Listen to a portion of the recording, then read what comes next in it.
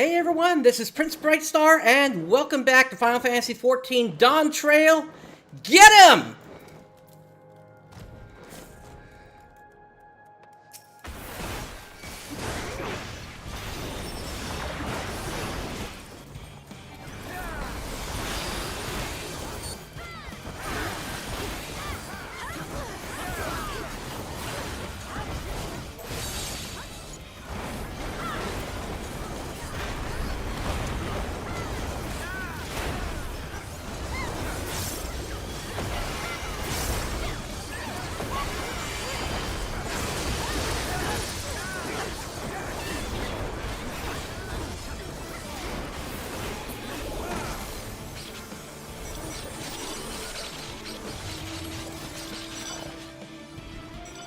How's that for an opening? Thank you very much to the Crystal Hunt community for what they do in basically taking down all the A ranks and S rank hunts in the game when they pop up, and organizing trains that make basically getting tombstones and all the different kinds of hunt materials very easy to collect. With that, we now have 500 of the tombstones. We're going to head over to Solution 9 here.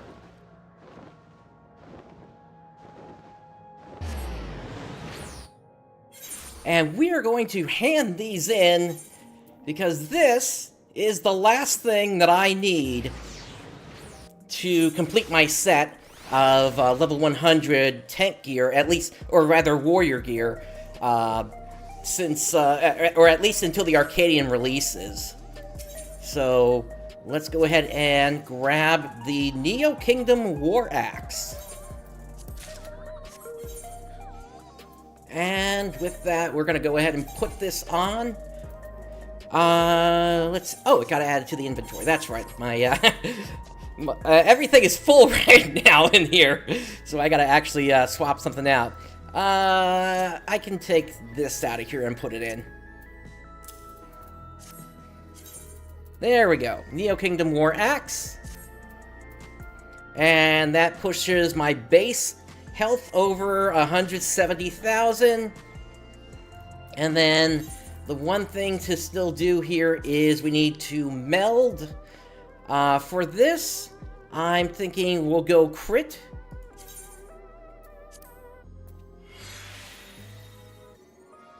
And then can I stick another crit onto there? I think so. And it's actually the perfect number.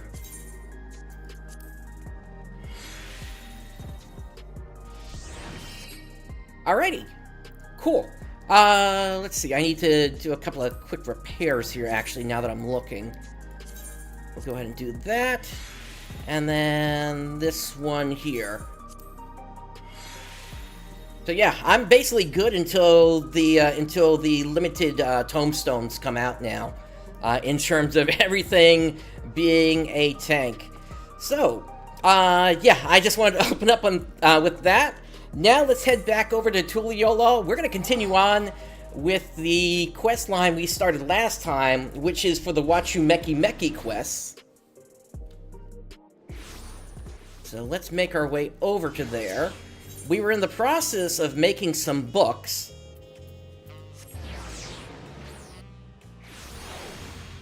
And also, I need to send my retainers out again real quick. So we go ahead and do that.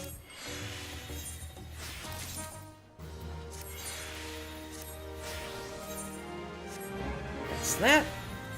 And then we need to complete this as well.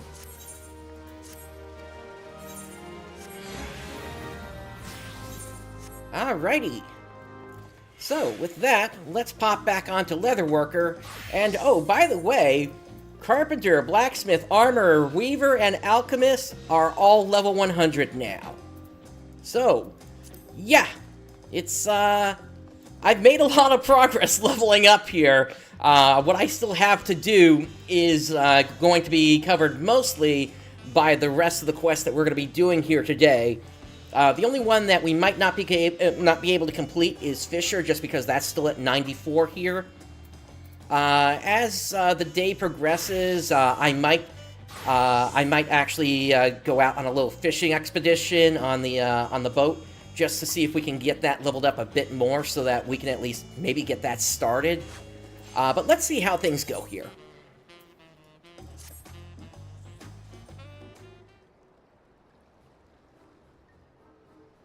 Ready for more work? I was just thinking about the wonderful job you did with the Pelu Pelu tome.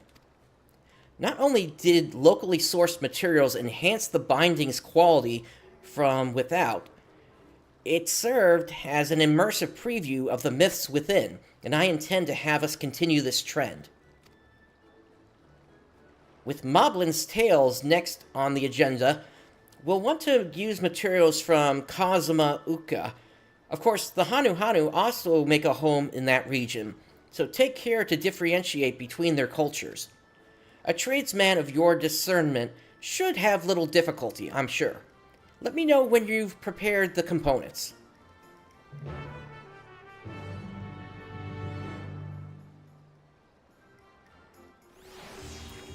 Alright, so let's see what we need this time. If we're to craft a suitable Moblin cover, we'll require materials that capture the spirit of Wachumeqimeqi. Alright, so Moblin cover components. And now we go into the crafting log. Let's see, Wachumeqimeqi, here we go. So I need Brax leather and ginseng leather. So, Brax leather, I do have one of those, but we're gonna need more. Let me see where those come from, because I think we might be able to farm those a bit. Let's see here.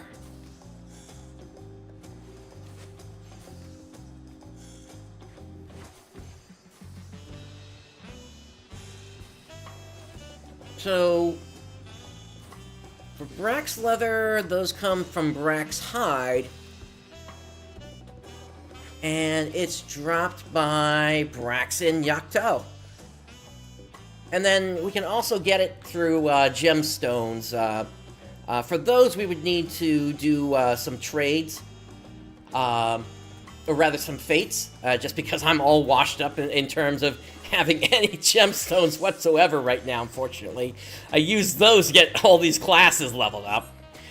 You know what? Let me check the market board real quick. Maybe there's at least a somewhat decent price on these, because if not, we actually might have to do some farming here. We're gonna need what do we need? 24 of them, I think. Yeah, it takes we're gonna need 6 of these, and for this we need. Oh wait, actually, I have Brax hide already.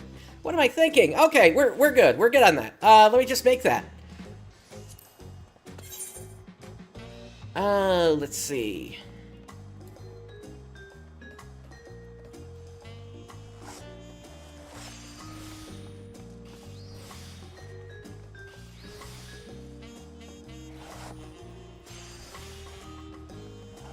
We don't necessarily need the highest quality on these, and in fact, I don't think I'm going to go for that.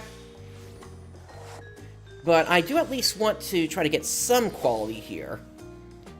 Let me go ahead and, from here, we're already at a 10 count, so I'm just going to go ahead and buy Regot. Just check the quality number. Yeah, we've already used innovation. Actually, I could go ahead and great strides this as well. And now, Byregot. There we go. That brings it up to max, and then we'll go ahead and waste not. And then groundwork. Oh, I need the veneration, actually. Alright, groundwork. And groundwork. There we go. No longer earning experience. Let me take care of that.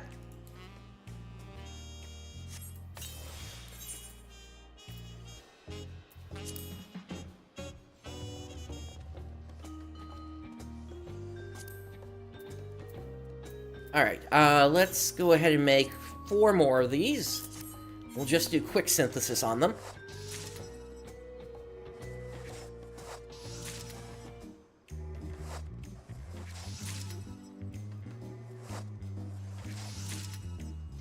There we go. That should give us enough. Alright, and now we need ginseng lumber, which I'm pretty sure I don't have at this point. Yeah, no, I don't. So, we need to gather this up. This comes from south of Many Fires, so let's head there.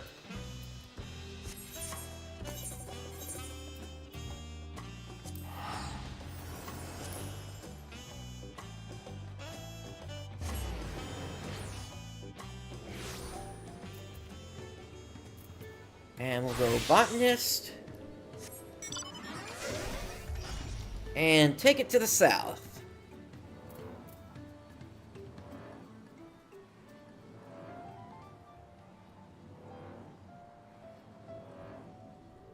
I'll try to do this in like 1 or 2 quick gatherings here.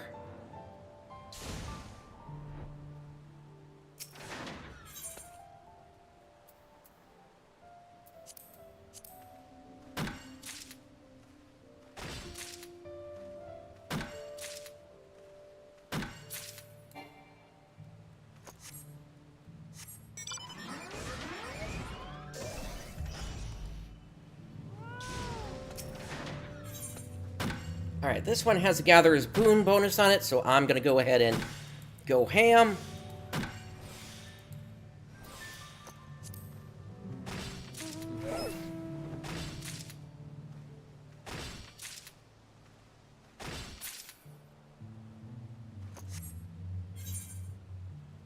Alright, that got us 26. How much does it take for each? We need 5 for each, so we need 4 more.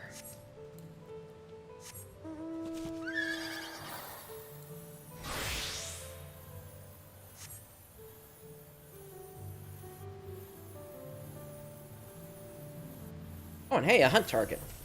Let's see. Guess I'll do this on my white mage.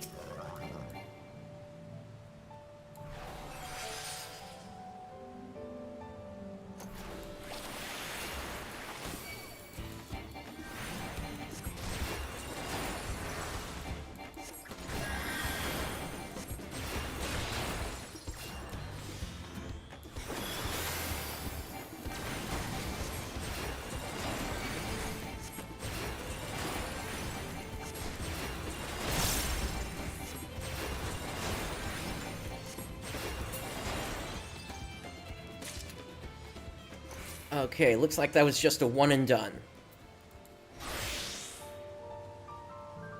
Alright, let's get over to that tree now.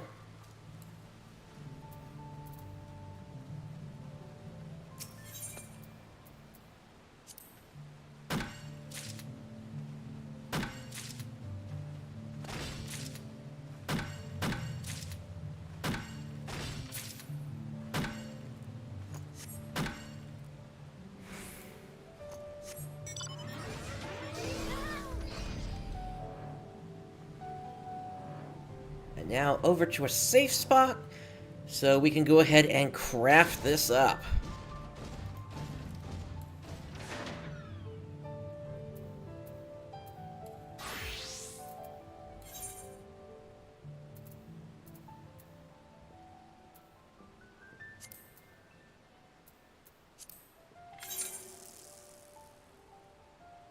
Again, we don't need like maximum quality on this.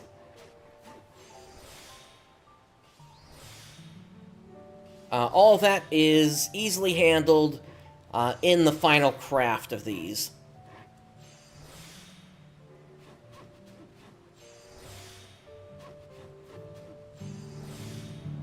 Oh, so I should be wearing my new gear.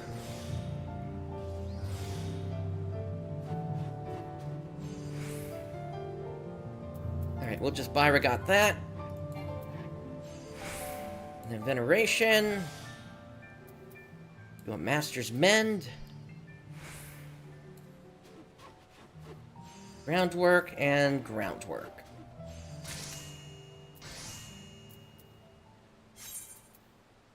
And we'll quick synthesis the rest of it. But yeah, I've got a new set of stuff I'm working on here. In terms of my crafting gear. It is partly complete at this point.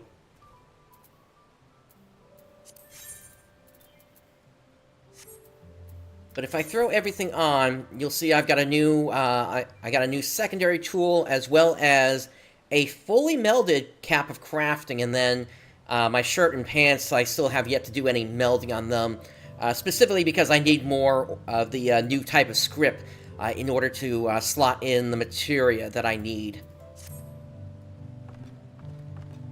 I suppose I could slot in older materia in the meantime.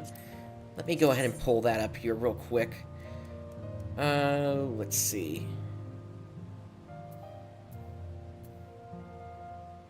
Yeah, that's the newer stuff. Where's the older stuff? Yeah, here's this. And this would just be temporary. But ultimately, I would want to get this stuff to the point where everything is overmelded. And the reason I want to make the push on that is because once you overmeld the set, the earlier that you do it, the more it's worth it. Because usually a crafter set will last you at least a year before you have to remake it. So like in the instance of this crafter set, I would expect it to last until around 7.3 or 7.4. Usually it's 7.4 when they introduce the final crafter set for the expansion. But anyway, let me go ahead and slot into here. Now, control is what you usually want to go for, since that's what increases quality.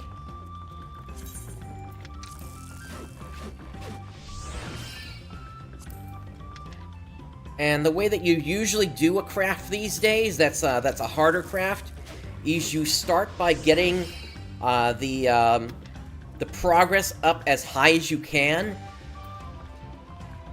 And in some macros, you're able to get it to 1 point away from finishing, and at that point, you don't need more craftsmanship.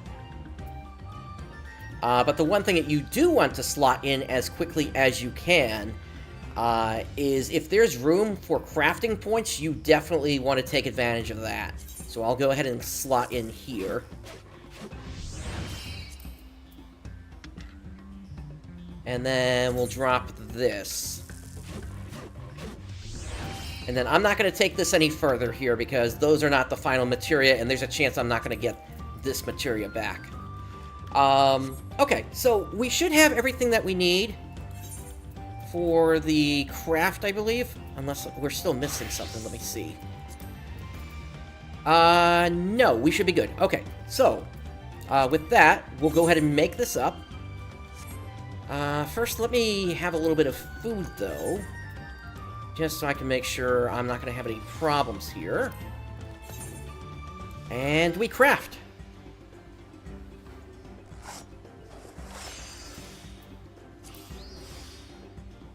Now, in the case of early level stuff, I usually go quality first over progress, just because it is so much easier to hit the quality level that you're looking for without running out of crafting points. And so that is this combination of macros here. This is the first part of it, where it's focused specifically on touch actions, which increase quality. And then this one focuses on the final portion of the craft, getting veneration out, and then doing groundwork, as well as delicate synthesis in case I need it to give it like one last point. And then this macro then also goes into the 80 durability stuff as well, but only when I really need it to. Okay, so that's the first one.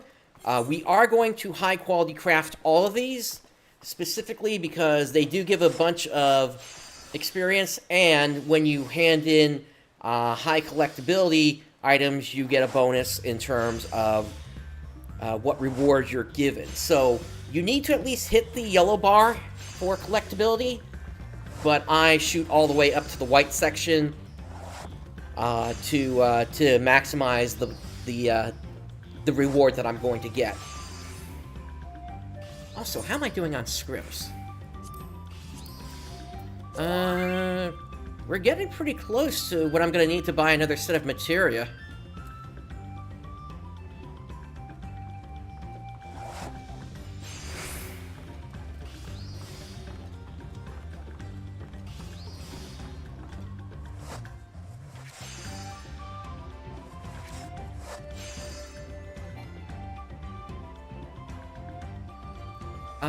Let's see. There it goes.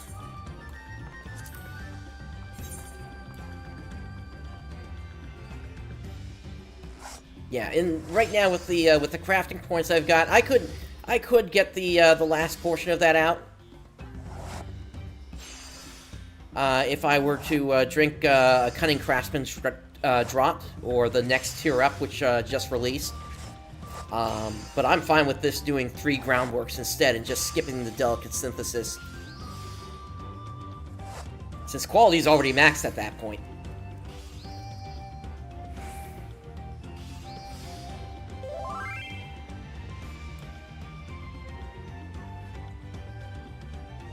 Just need to finish this one up, and then we got another 3 to do, I believe.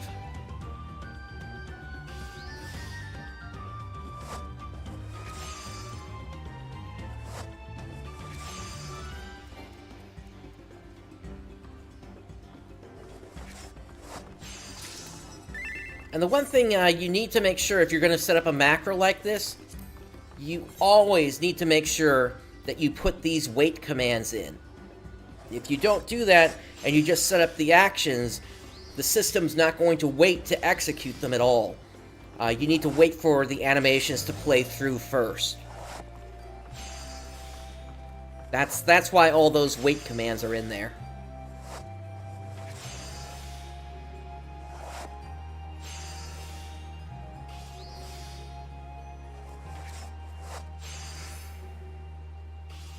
But yeah, I think the reward from this is going to get me close to 4,000, but not quite put me over 4,000 scripts here. At that point, then we'll make a quick stop off in Solution 9 to trade those in, and then we'll come back to then finish up the next part of the quest line.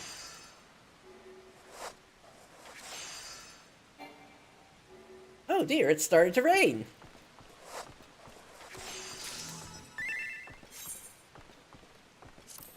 Okay, 2 more to go.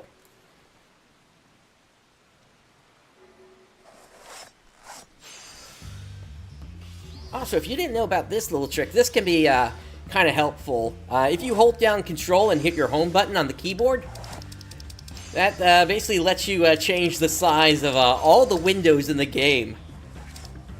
This is actually a little bit better for this.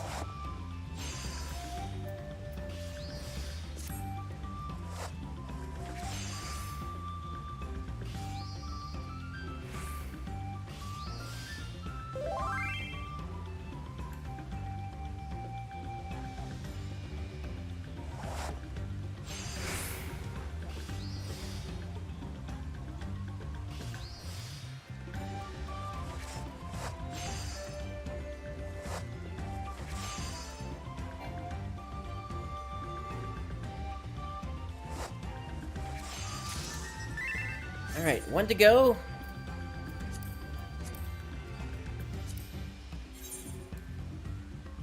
And this one's already starting out with some collectability since it's got 2 high-quality components in it.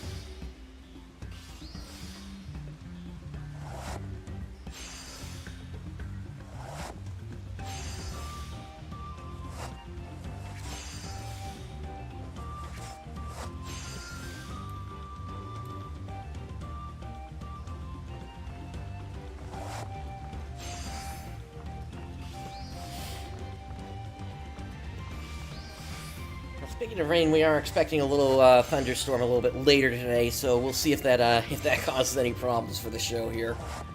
But that's still not happening for at least a couple of hours. Alright, we got the components we need. Let's head back to Tuliolo.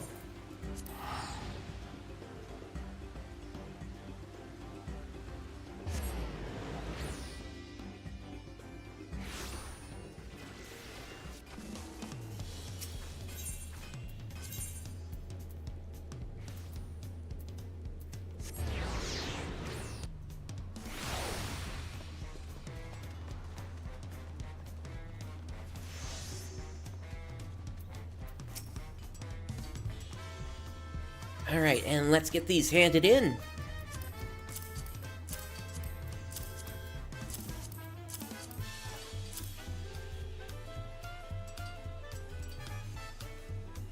Actually, this does put me slightly over on the scripts. That's fine. Alright, level 99 Leatherworker. Why, Prince, you've outdone yourself. Ginseng wood is an exquisite choice. I feel more eager than ever to start transcribing.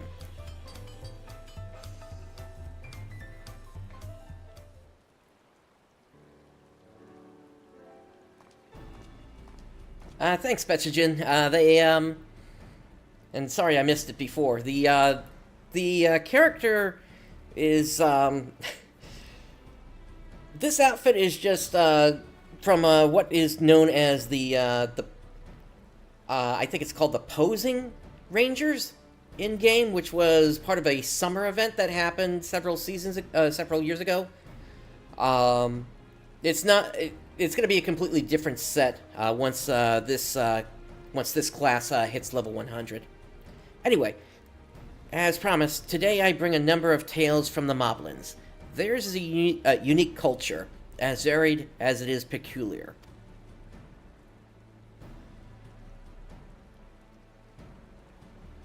Forgive me for interrupting, Zimoni, but won't you be seated? Oh, pardon me, I meant to say something earlier, but at the restaurant, we usually recite our stories while standing. Is that so? Perfectly fine, of course, just so long as you're comfortable.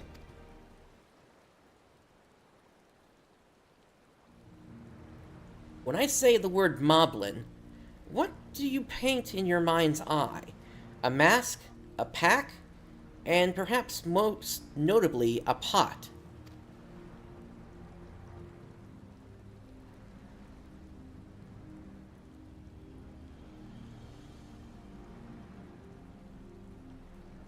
Once upon a time, a group of Moblins grew tired of wandering the countryside. They wanted a place to call home, and so they settled down in caves deep beneath the earth. They scavenged for what they needed and packed their necessities into large clay pots. Their new home was happy, and their pots were plentiful. Too plentiful. Soon their caves grew cramped and narrow. They took up their picks and dug deeper, hoping to expand their domain, and expand they did. Theirs would become one of the largest underground cities of its time.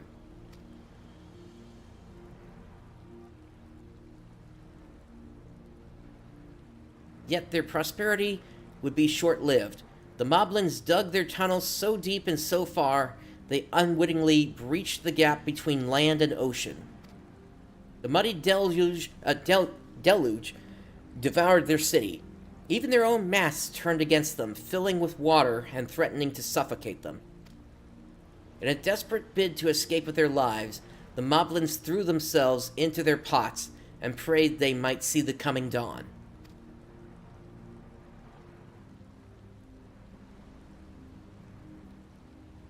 The pots withstood the terrible tides, and once the Moblins clawed their way to solid ground, they swore never to live beneath it. So, it was that they built a village in the jungle, fashioning their houses and workshops after the pots that saved both their lives and prized possessions.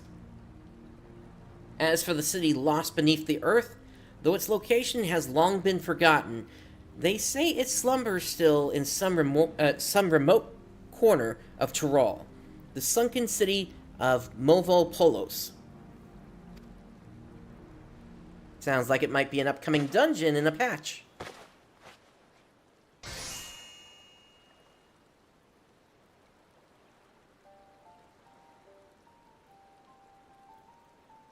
Incredible.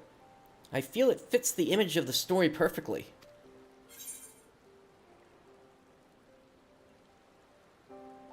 The desire for a safe and comfortable home resonated with me.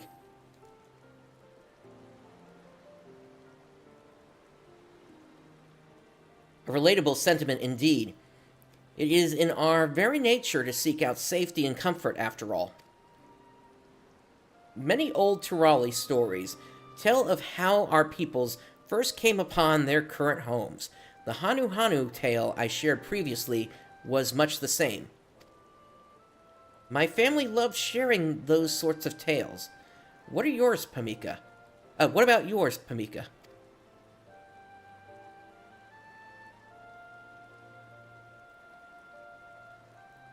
I was born and raised in Tuliolol, so I've never given my ancestry much consideration. I never thought to ask. How many stories have I failed to hear, and about my own ancestors no less? It seems I have my own digging to do. If there are untold tales out there, then I wish to know about them. And I would love to hear them, or even read them, perhaps. I've grown more confident in my letters these days, so I'm keen to practice with more stories. I hope you find what you're looking for.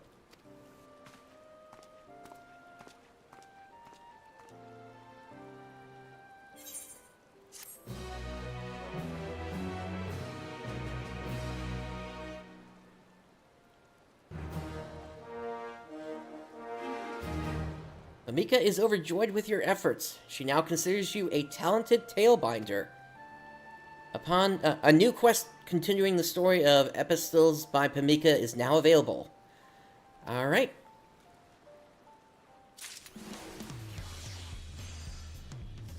So I believe this is where we start to get into the end game of this particular quest line.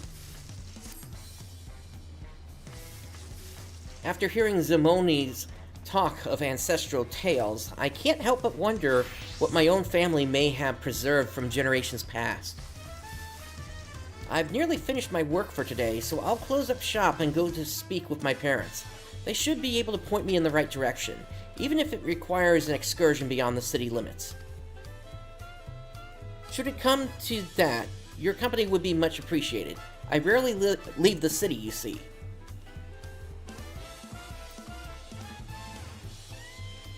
Thank you. I'll plan to meet you at XIV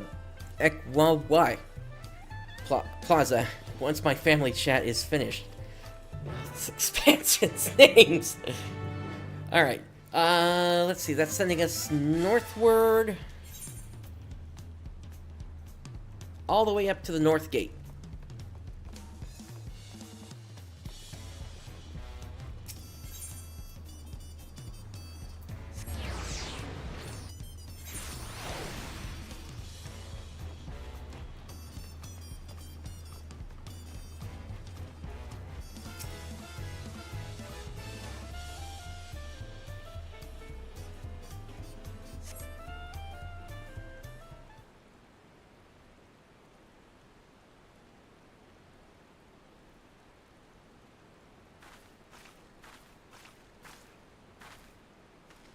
Apologies for the wait. My parents were happy to share what they knew about my ancestors. They said our family came to Tuliolol when the city was founded, so around my great-grandfather's time. We originally hail from Shaktaral, though beyond that, neither of my parents could say. I wondered if I might find some clues or mementos buried in the family storehouse, and as luck would have it, I chanced upon a mysterious stone tablet inscribed with glyphs. Judging by its age, it may well have belonged to my great-grandfather himself. We know he was employed as a palace attendant, but he never divulged more than his work than that.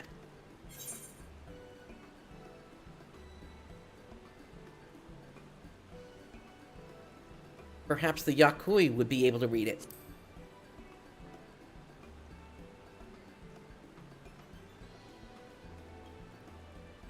Given the Yakui's history with both stone and pictorial storytelling, it would indeed follow that this tablet has some connection to them. Why don't we pay the Yakui a visit then? Perhaps someone will be kind enough to translate the tablet for us. Would you accompany me to Warlar's Echo, Prince? Wonderful, then let's be off. Alright, let us head to the Echo.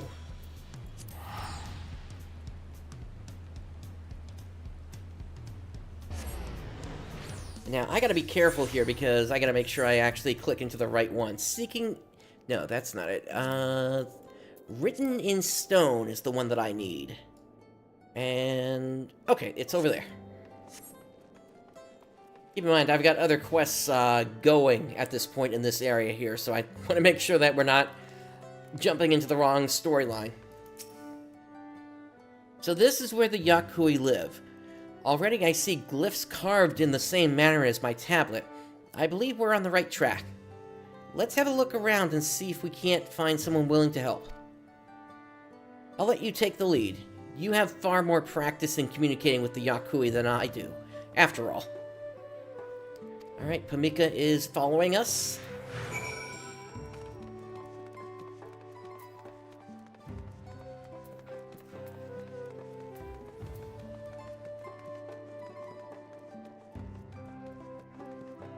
There were some previous connections, but this is the first time our character themselves has visited this continent.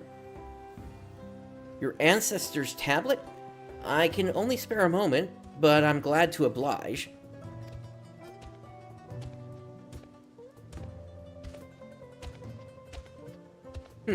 Relatively new, dated just 80 years past. The bearer of this stone is a retainer of the Dawn Servant, and may thus be accommodated as a guest. A residential permit, it would seem. In those days, the scars of war were still fresh. One could not travel as freely as today, so the tablet may have been a necessary precaution. Okay.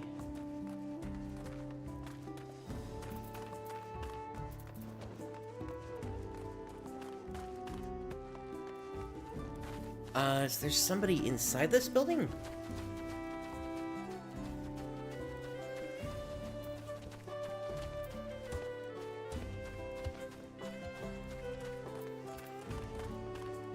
No, so then this side.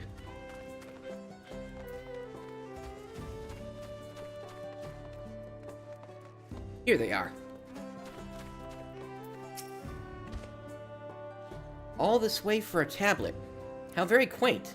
Fine, hand it over. There's one more continent to explore, and that is Mericidia. And then there's all the reflections of the source. There's still basically like 6 or 7 copies of this planet still out there to explore. We know of 3 of them at this point. One is the first, which took place, or rather, we went there during Shadowbringers. There's the 13th, which is the World of Darkness, which is both part of a raid series as well as the more recent post-Endwalker content. And then we've just learned about in this expansion yet another reflection, but we don't know what to call it yet. Anyway, from Tuliolol. Yes, well, let's skip the obvious parts. Here we have the creation of a new alphabet by a traveling man, a learner of Turali cultures. Makes sense to me, but that's what it says. Okay.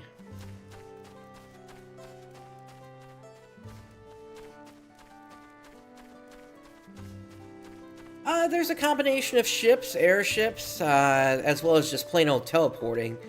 And then to reach the reflections, you literally have to cross the void.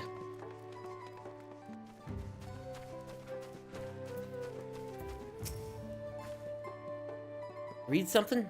Of course, but do keep in mind I'm in dire need of a nap. It looks like the original owner of this tablet shared your keen interest in our glyphs. He came here to hold council with our stonemasons. All Yakui learn to write, but they are the experts who etch our histories into stone. As far as what our guests learned from the stonemasons, I couldn't say. Too sleepy. Now to piece together the full story. My great-grandfather received permission to live among the Yakui in his capacity as the Dawn Servant's retainer. He was traveling the continent of Tyrol in order to create a new alphabet, and he expressed eager interest in the Yakui's glyphs. Since the tablet itself is relatively new, perhaps we can still find a stonemason who spoke with my great-grandfather 80 years ago. Shall we go and see?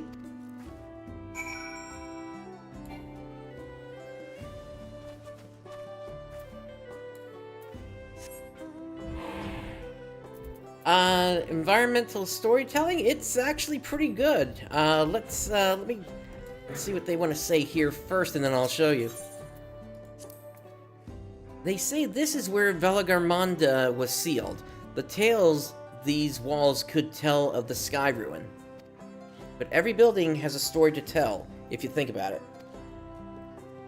Take ancient ruins, for example.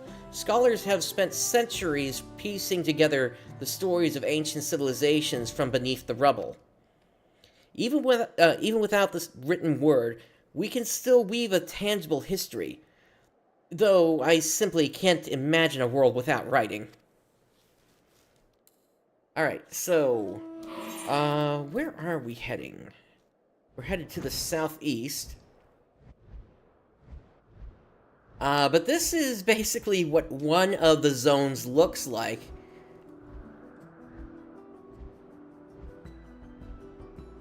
And over there we basically have some strikes from meteor-like things, and then over here you have a building where the roof has completely collapsed.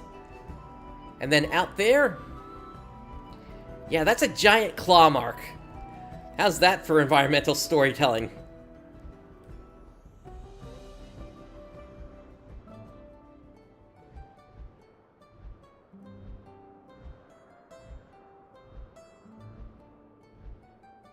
Alright, so the person we're looking for is right over here.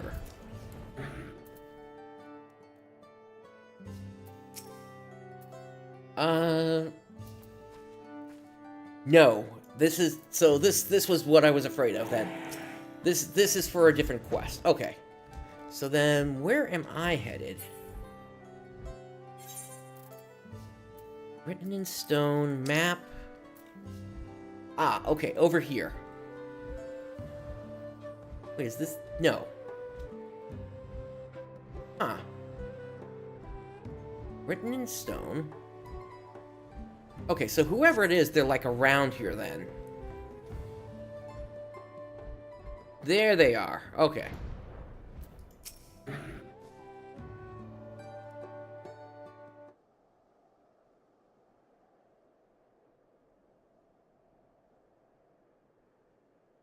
Why, yes, I have served as a stonemason these 80 years. How can I help you?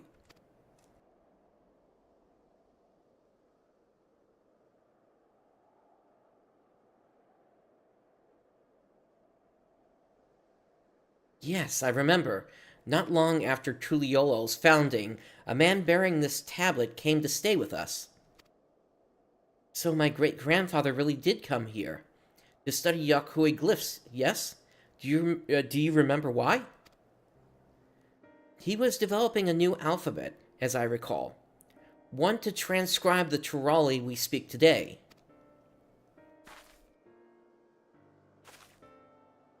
Back then, Gululjaja had only just succeeded in creating a united Tuliolol. Peoples from diverse nations amassed at the capital, and the ensuing linguistic misunderstandings carried no little amount of trouble. As your great-grandfather told it, when the common language of Turali was adopted, he proposed that a new alphabet be created to accompany it, and that the Dawn Servant turned him down in favor of adopting foreign characters. Not only that, but the Dawn Servant then ordered him on a journey of Tural, upon which he was to study the continent's myriad cultures, much like Wuklamot. After touring a number of communities, he stopped here to understand our ways. What he wished to learn wasn't simply how to read our glyphs.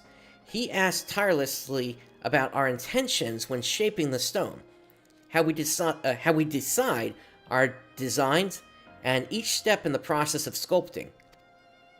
Then one day, your great-grandfather turned to us and said he finally understood the Dawn Servant's reason for rejecting his proposal. Soon after, he returned to Tuliolol, full of new confidence. I had no idea my great-grandfather had such direct dealings with Gulul Jaja. But I believe I understand why they both concluded a new alphabet wasn't necessary. Is that so? Then tell me, child, why do you think it is? Turali is a language that exists solely for purposes of communication. It has no cultural connection to any one of Tural's peoples. But a new alphabet would have been a communal creation, a new piece of Turali culture that might have had the power to overwrite others. Borrowing the foreign Eorzean alphabet allows Turali to remain a borrowed language, a language of convenience. By refusing to establish Turali as a language created by and for all Turali people, the Dawn Servant sought to protect our cultural diversity. That's why I think he rejected the proposal. After my great-grandfather traveled the land and arrived here to see your glyphs, he must have finally realized the full significance of his alphabet, and the beauty we might stand to lose because of it. This tablet must have meant a great deal to him. It seems you too now carry on your great-grandfather's discovery and his story.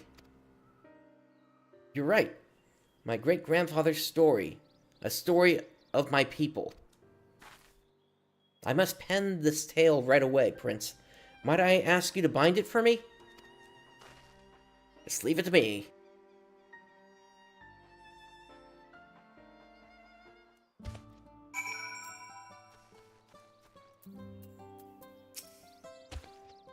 I want this book to represent the significance of my great-grandfather's connection to Yakui culture, so binding it with local stone would be preferable.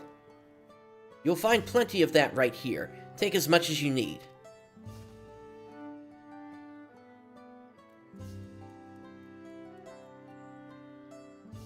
Thank you, that means a lot to me. Yeah, there are reasons to go back to older places, and in fact, the way that the game does it is that it has a roulette system whereby when you queue into it, you're potentially going to end up with players of any level, aside from the expert roulette, which is specifically for the most recent content, but things such as leveling, or trials, or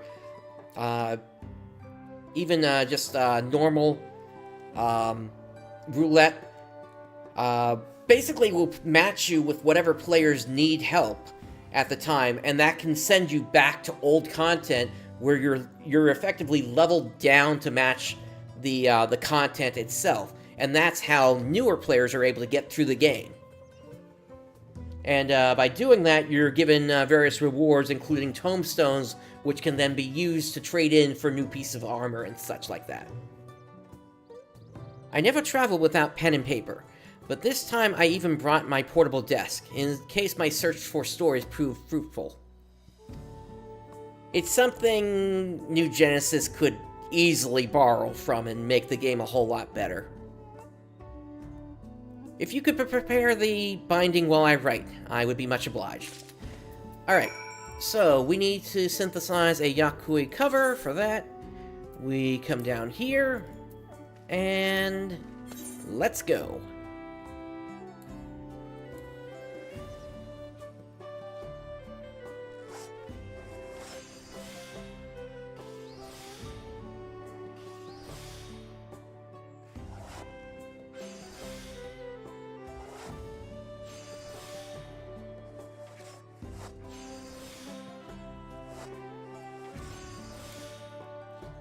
Alright, we can probably buy Regot from there.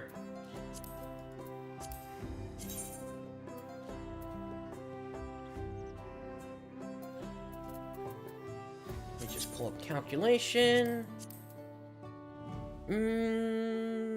Not quite enough. Let's go innovation. Now that gets us there.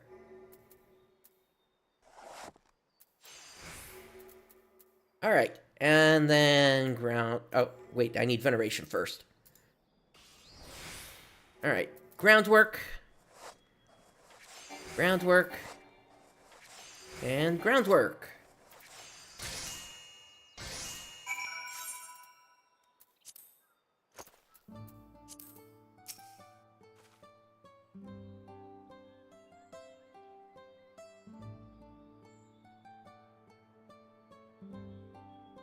Tiny person with ears. Oh, you're talking about Namingway. They are a Loporrit, and they are a minion that I have out.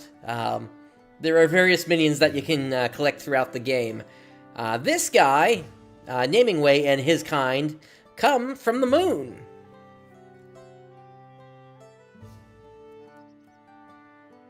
I want this binding to properly symbolize my great-grandfather's bond with the Yakui.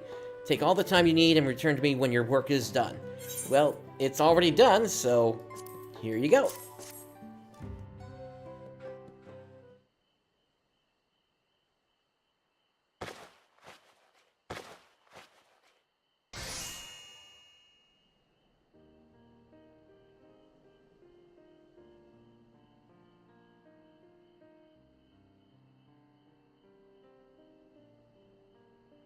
A written account of my forebear's story. A precious book indeed.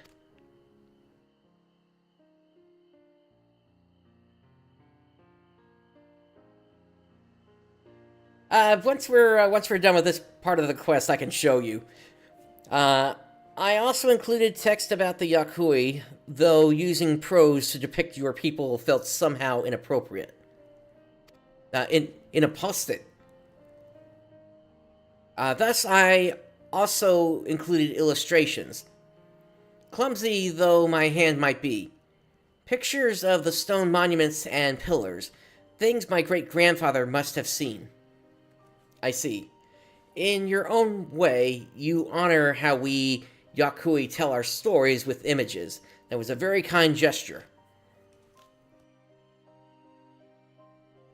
The written word cannot express all things.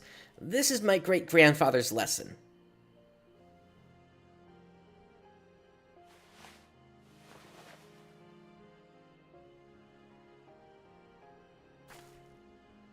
You have been most gracious in your help. Thank you. I return to Tuliyola with a lighter, prouder heart.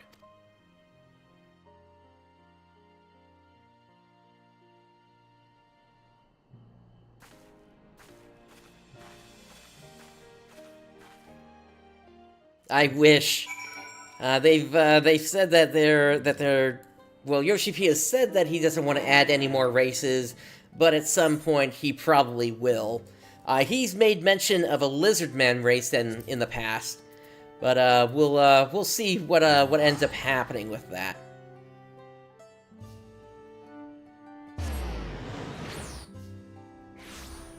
So, actually, let's go here first, so you can get a sense.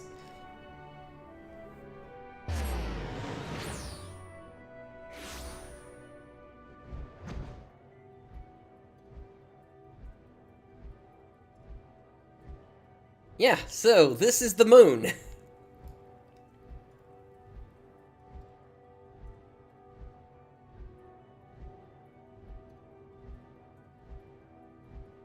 Big and vast, isn't it?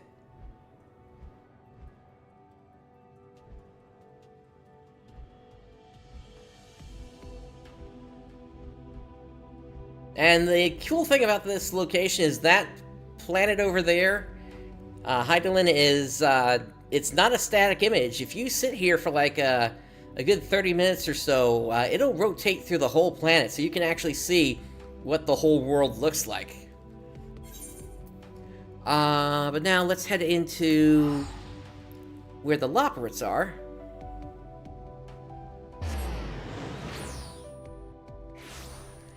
It was something that needed to be taken care of, I'll put it that way.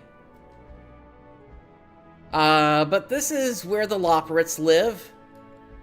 The moon is basically a spaceship, but the purpose for that no longer exists. And so, after all that happened, we got this here. Or rather, we helped them create this this little corner of their home here. This is part of what's known as a society quest series, whereby each little section here was developed over several weeks. But yeah, we've got a... there are Loporrit DJs. As well as radio hosts.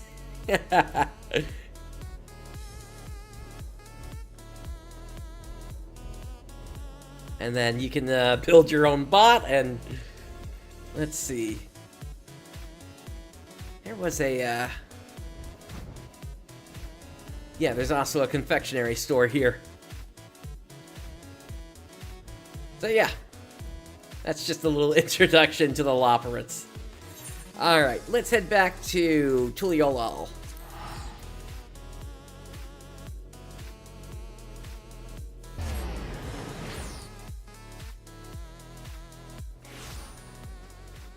There's also the cafe at the... actually, you know what, that might be fun real quick.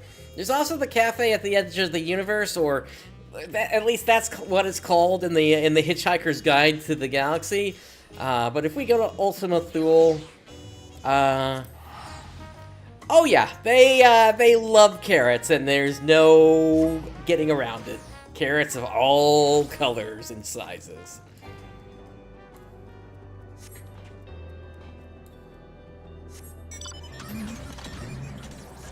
Let's see, we need to head up here.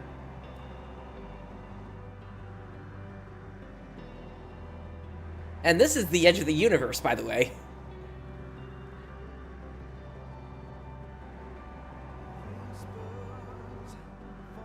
This is another location that got built over several weeks. This is called... oh, did the name not come up?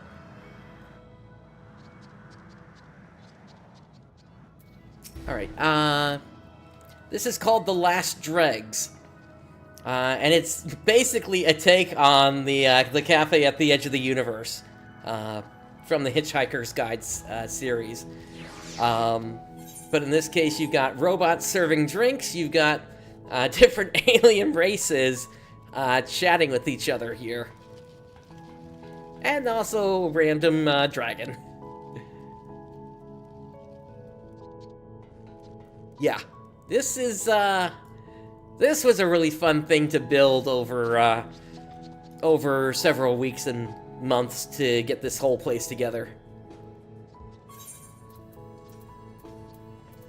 Alright.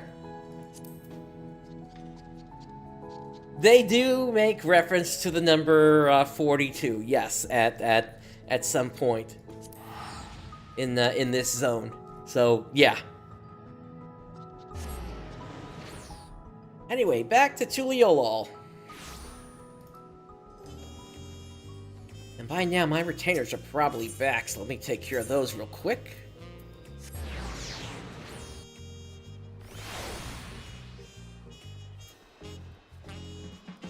Or actually, they might not be back yet. Let me see. 4 minutes. Okay, we'll finish up the quest line and then we'll, at least finish up this quest.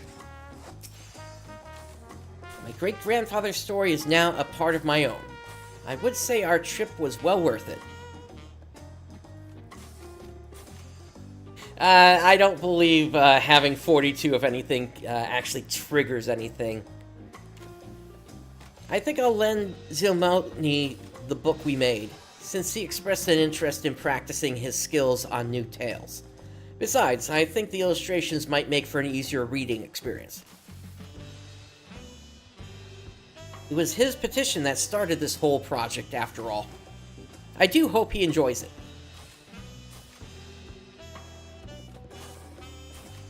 And I owe you my deepest thanks, Prince. Not only were you kind enough to accompany me to Warlar's Echo, but you gave me perhaps your most stunning cover ever. Now it's back to work for me. Until Zilmoni's next appointment approaches, I wish you pleasant crafting.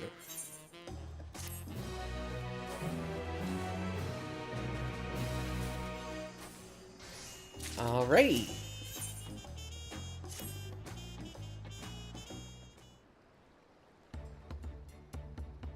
Prince, just the person I wanted to see. Our journey to Warlar's Echo gave us countless insights, don't you think? Into my own family history, the Dawn Servants' wish for this nation, and the myriad ways by which our diverse peoples tell their stories. I feel readier than ever to transcribe more tales for Zilmoni. Well, you two look happier than a pair of Ronique in the sun. Has something happened? Zilmoni, impeccable timing. I'm back from my journey of ancestral discovery and bring with me a freshly penned tome of family tales. Might I persuade you to read it? It would be my honor. No better way to put my reading skills to use. I also like to make improvements upon my writing. But I suspect it will be some time before I can pen anything like you can.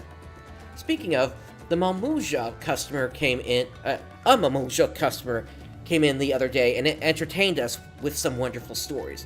Perhaps we can compile them into a book. Of course, we'll begin our preparations straight away. To cover our Mamuja tome, we ought to include materials from Yaktel.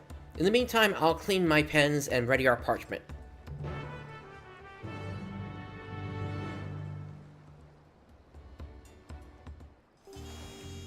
Alright, so I've got one thing that we need, but I need sarxanet cloth as well as dark mahogany lumber. Now, the lumber won't be that hard to get. That's just gathering for that. It's the cloth that's a problem, though, because for that... Oh, actually, no, we might be able to just gather that as well. Okay. Then gathering method? Okay, cool. Then... Ixbrax looks to be the closest place. Okay, this is gonna be easier than I thought.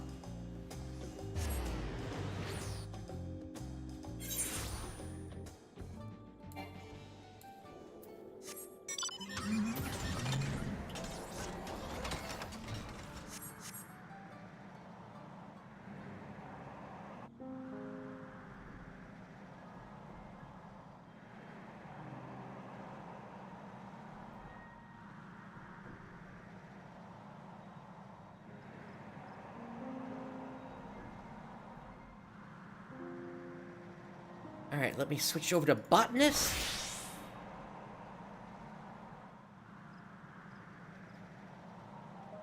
And this appears to be the first of the gathering points right here.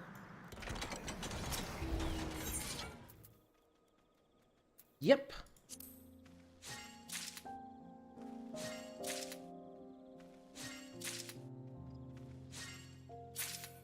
Now again, we're gonna need 30 of these.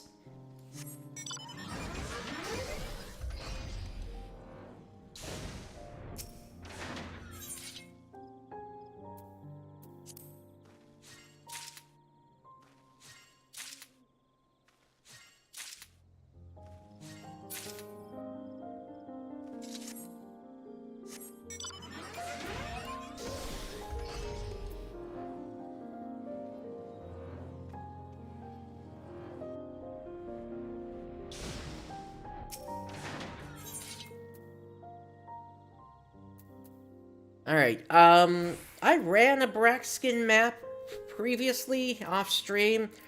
Rewards really were not worth it, if I'm being honest.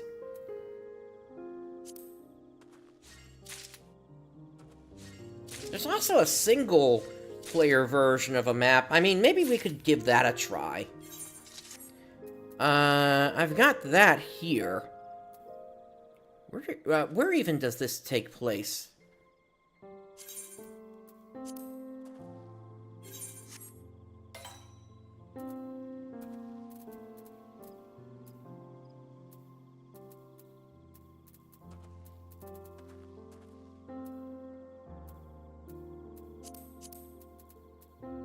This is in Cosmauca.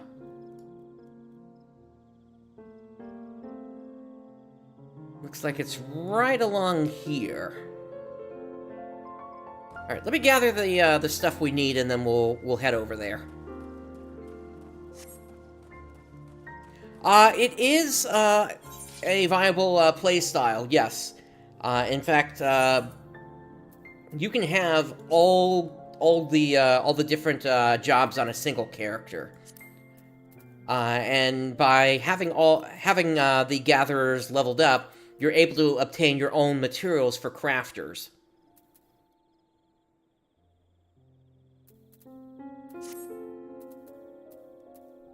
Alright, this one has Gatherer's Boon on, so I'll go ahead and go nuts on this.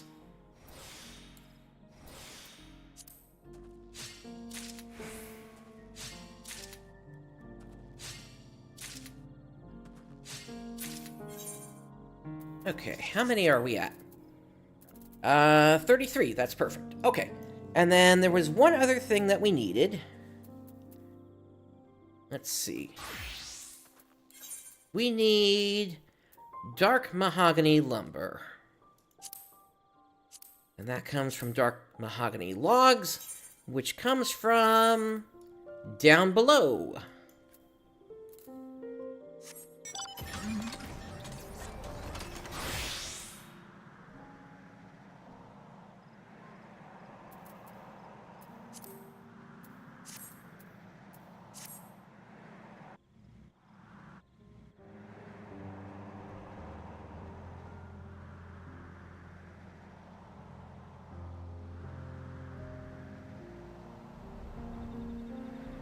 I think they're nice. I think they could stand to go a little bit faster than they do, but I mean, it's not that bad. It's definitely faster than just using a ground mount. And the thing about this game is every single mount can become a flying mount. There's no difference. So that leaves some of them looking kind of funny in the end. When they don't have any wings or anything like that, and yet they're just able to take off.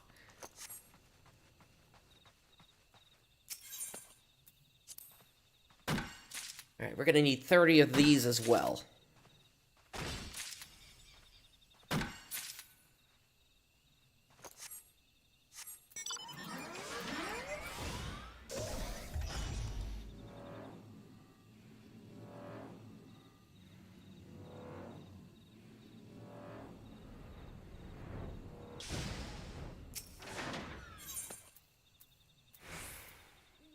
This one again has Gatherer's Boon. Let me go ahead and take advantage of that. I'll pop a High Cordial so we can get some gathering points back a little bit faster, but I still have to wait until I hit 800 here at least.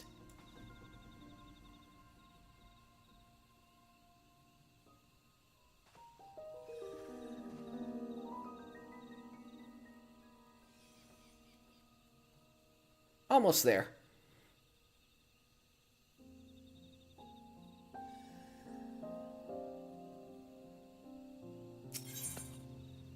Alright, so this boosts how many items are obtained from each gather. This increases the Gatherer's Boon bonus by 1, and then this adds an extra 30% to the Gatherer's Boon, which basically makes it 100% that it's going to happen each time.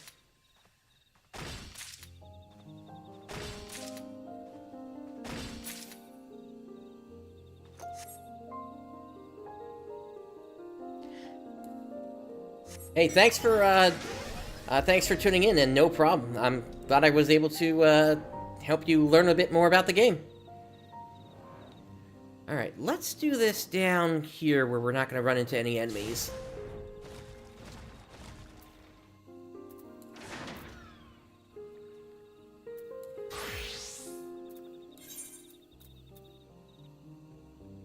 Alright, we need the dark mahogany lumber.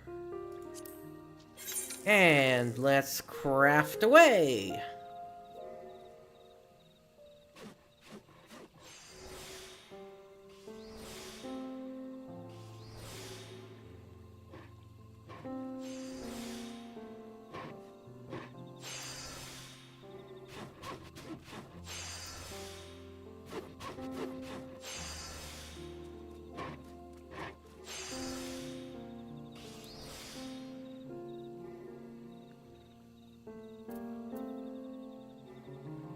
Alright, so, we don't necessarily need to high quality this. So, I think I'm just gonna push it through.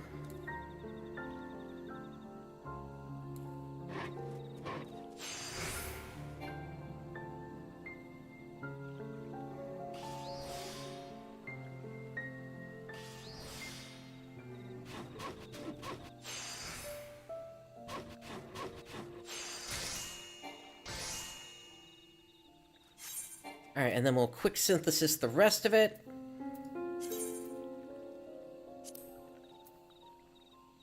Also, why am I still not wearing the new set? Let's get that on.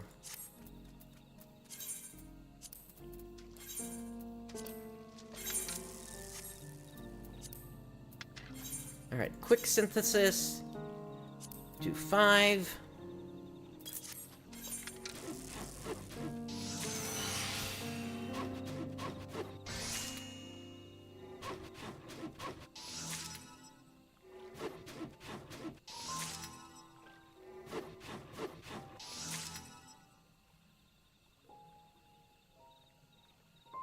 Okay. That's all of that. And then we go over to Weaver.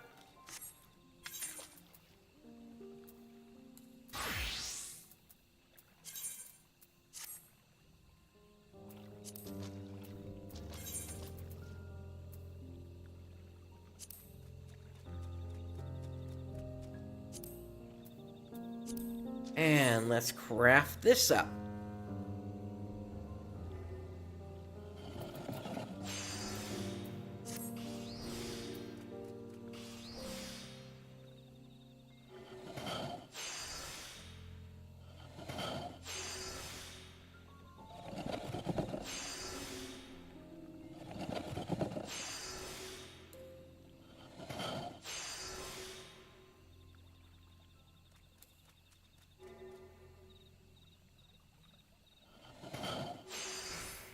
Should be good to finish.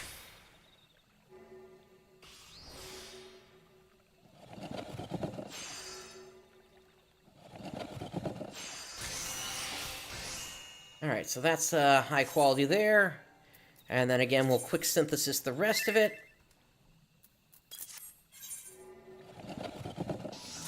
Again, I should be able to get all the quality I need when we do the final craft.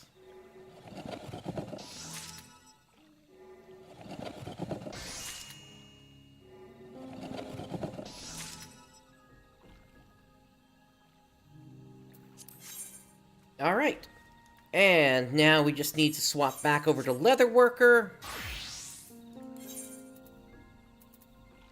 There's all the materials.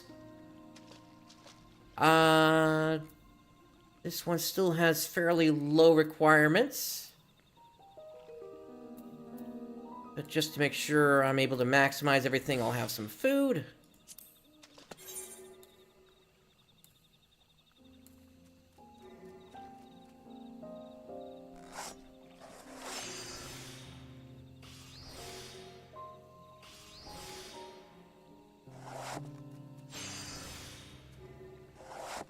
And again, each of these does need to be at the highest quality we can get it, so that we can get as much of a bonus as possible. And before we head back to Tuliolol, I need to drop by Solution 9 in order to pick up some materia from my, my maxed out scripts.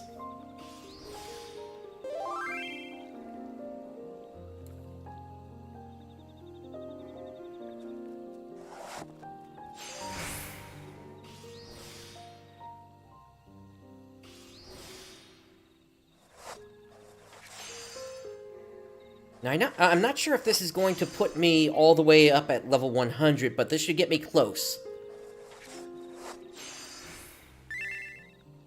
Okay, this needs one more tick. There we go.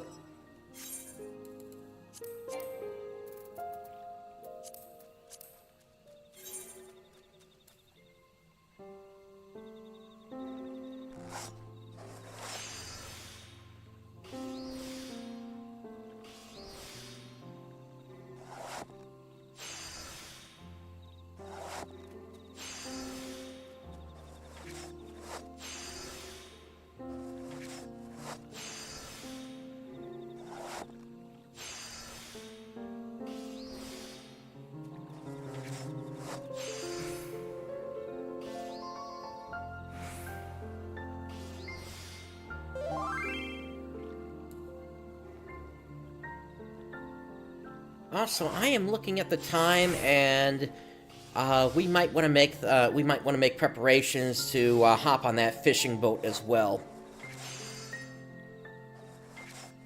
That's going to set off in about 13 minutes.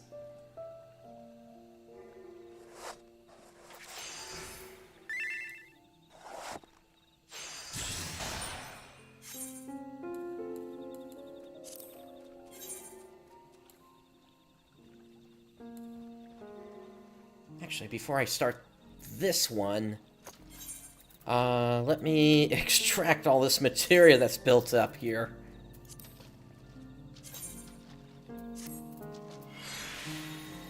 As mentioned previously, you want to do this in order to take advantage of once your spirit bond with your gear has finished spirit bonding. Once your gear is spirit bonded to 100%, that's when you're able to extract this materia. Think of it like each piece of gear has its own experience bar, and when it gets to 100%, you're able to extract materia at that point. And this is just free materia that you get from using the gear. There's no detriment to removing to extracting the materia. It has nothing to do with the stats that's on the gear itself. This is just free materia that you get as you use the gear.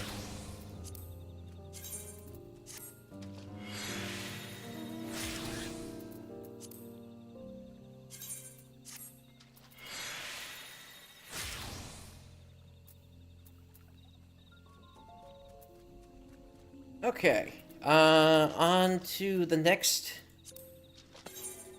craft.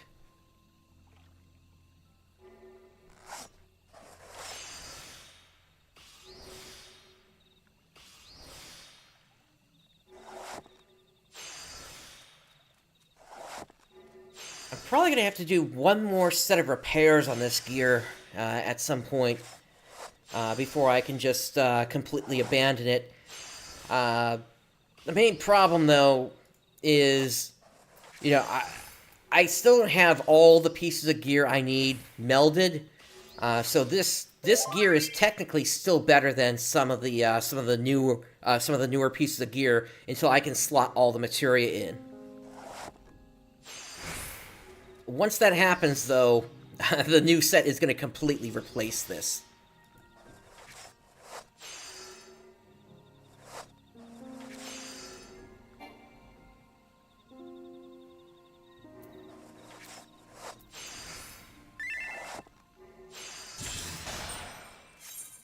Oh, another one just popped.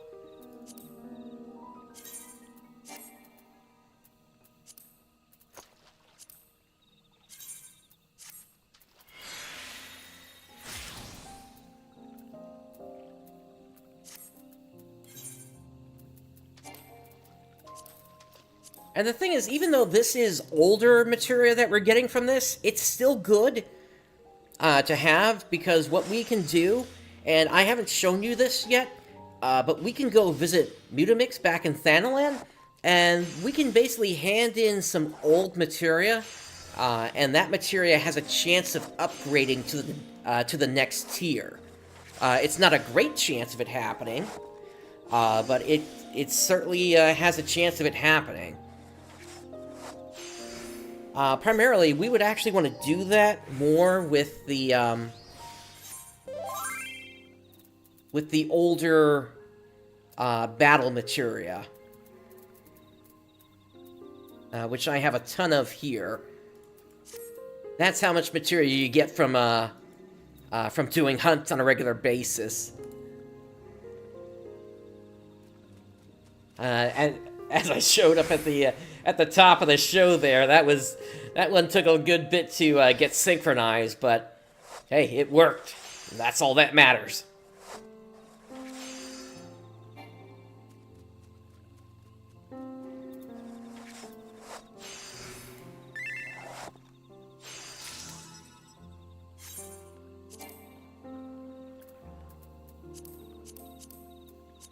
All right, 2 crafts to go.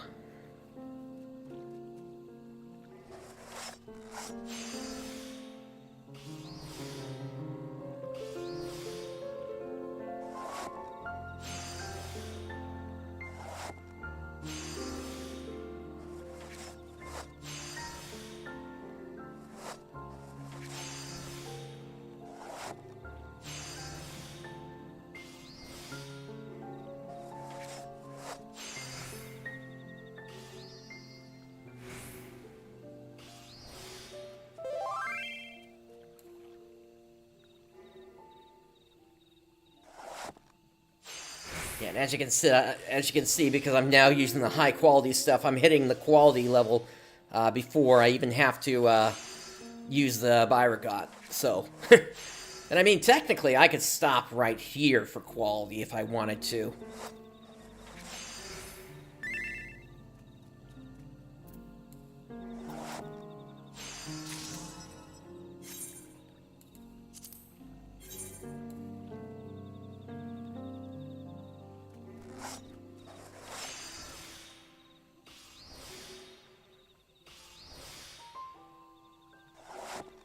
That would put the or rather the quality needed at 5,300. But again, I'm just easily bypassing that. In fact, we're good to move on to the next step now. Don't even need to hit that again.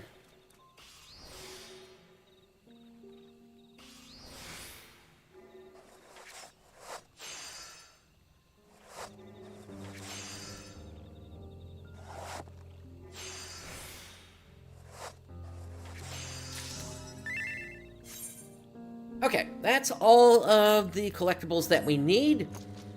At this point now, let's make our way over to Solution 9 so I can trade in these crafter scripts. Otherwise, I would be unable to collect any new scripts here, so... Let's see where I am in terms of my collection, because I need a ton of materia to finish my set. There's no way around it. Having a stack of like 300 is like the minimum required to put together a set of gear, especially when you start talking about overmelding the final slot. That's when things get crazy, where it's possible you might use like upwards of 50 materia just to get something to slot in.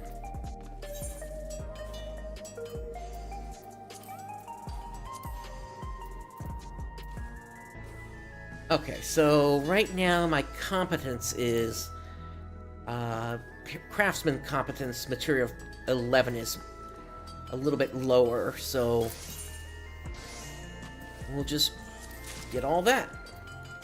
Alright. And then let me check in with my retainers real quick.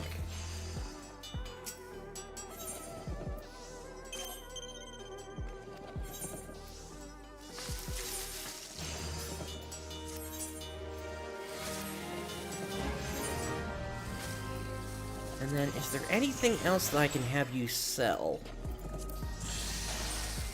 I mean, you got stuff.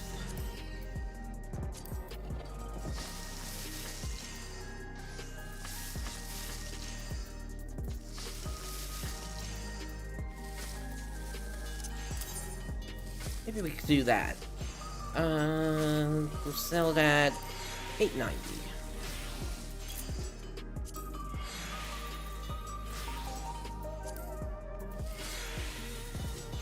Oh, what do you know? I had some dark mahogany already. Not enough for what we would have needed, but I did have some.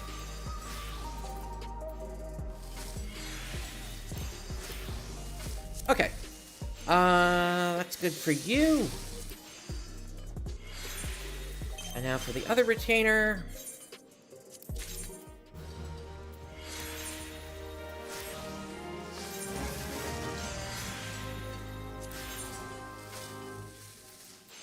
Now, what can you sell?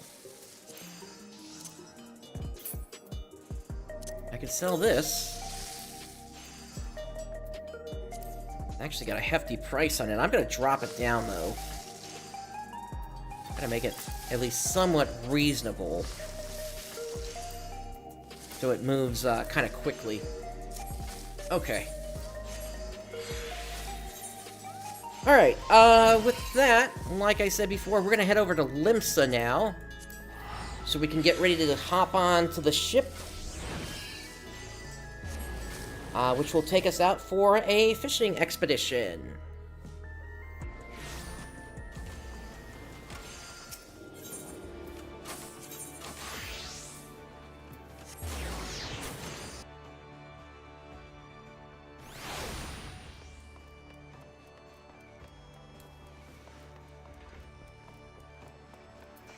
Alright, so this is gonna pop in about 2 minutes here. So we just gotta wait for the thing to actually pop up here. So we just gotta wait here.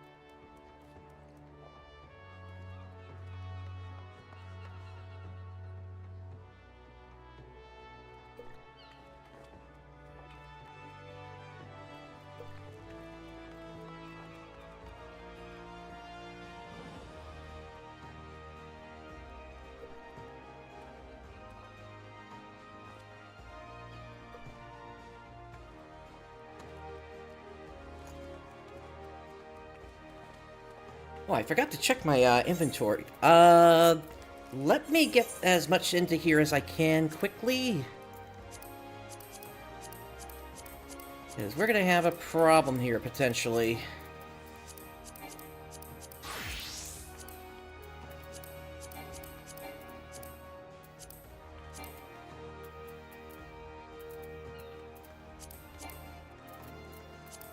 Alright, sort that. Okay, we've got about 4 rows to work with, about 19 slots. We'll hop on board.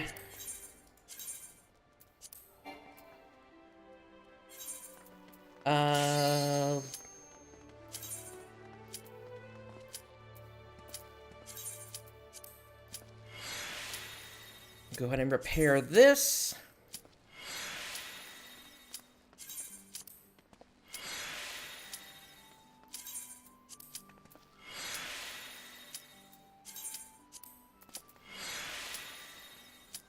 There we go. Okay.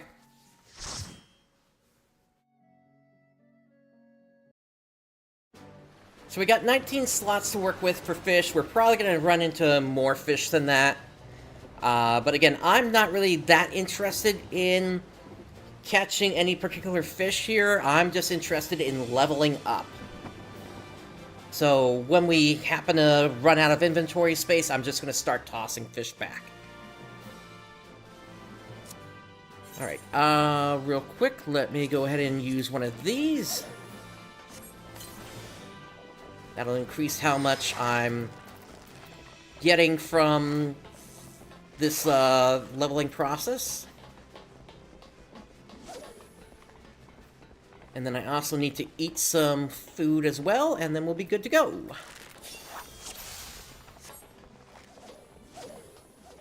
Alright, food.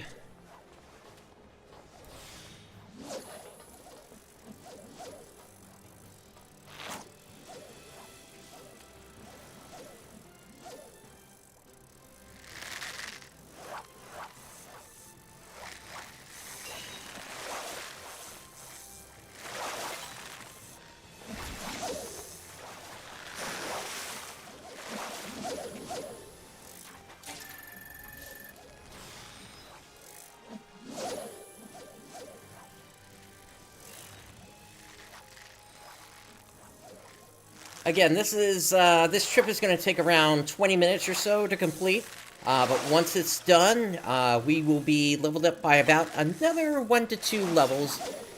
If it's only 1 level, then we'll be at the high 95 for experience.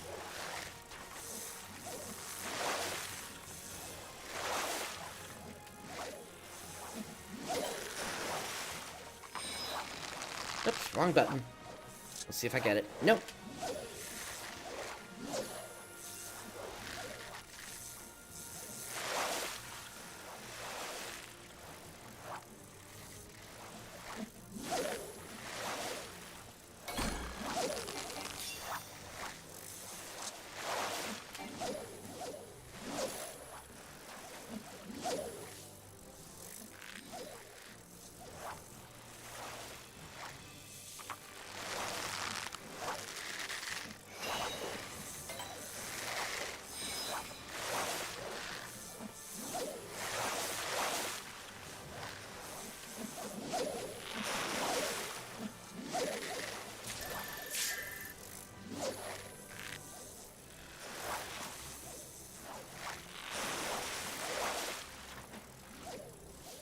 But this really is one of the best ways to level up fishing in this game.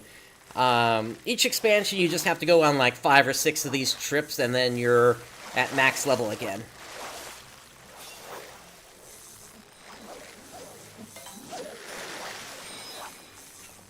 And then it just lasts you through the rest of the expansion as long as you get new gear.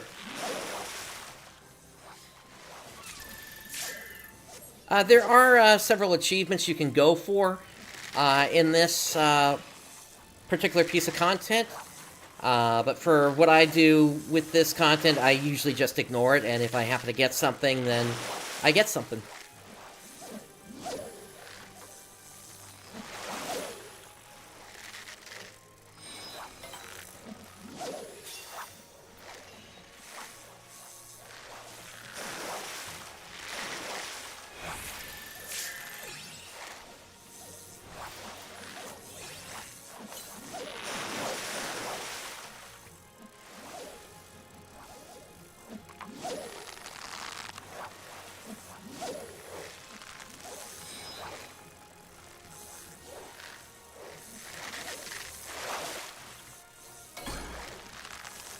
But yeah, having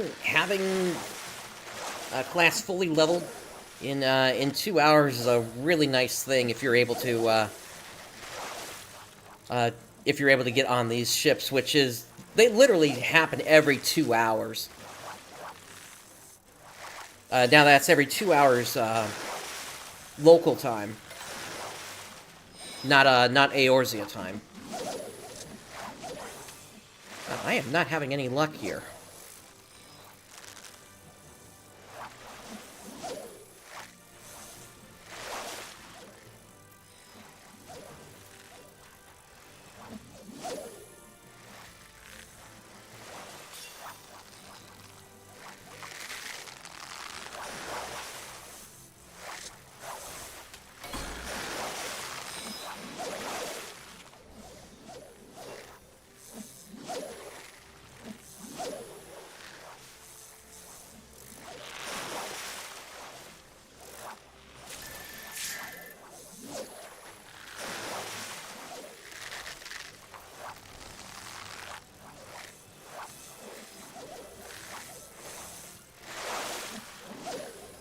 think we're starting to hear the thunder from that incoming storm.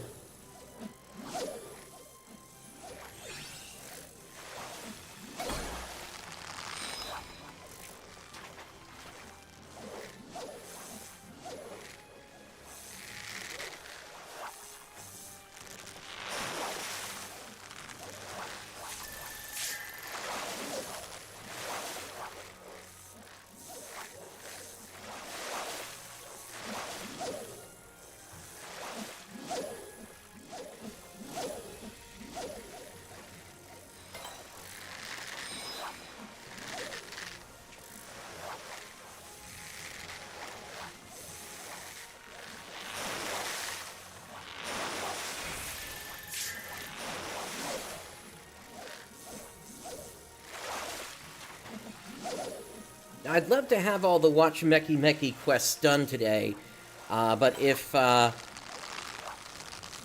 not able to get everything done, then that's fine.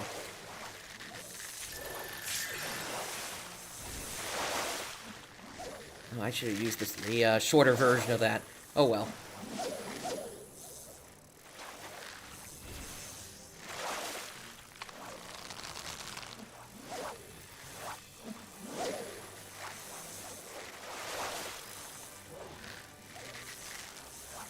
Fishing is a bit of a balancing game between how much gathering points you use versus the use of the cordials as well as the Thaliak's favor.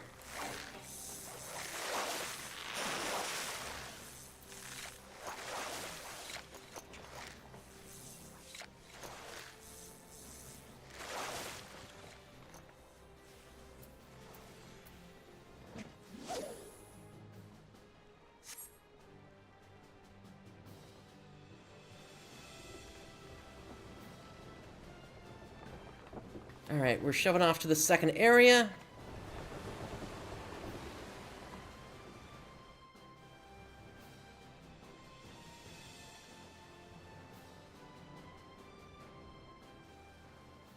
I can see some people are using the Emperor's New Glam.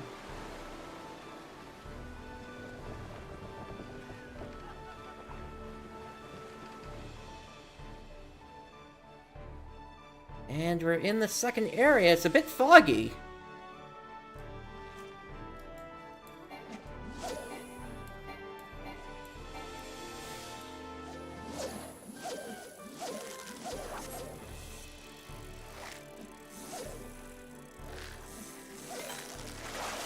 Oh, you know what? I should turn on my snagging now that I think about it.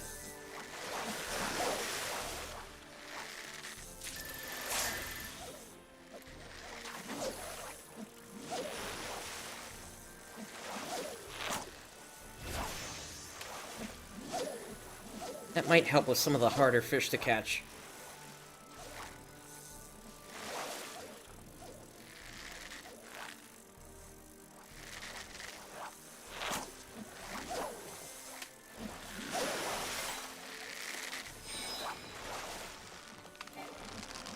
I think I'm gonna toss some chum in with this one.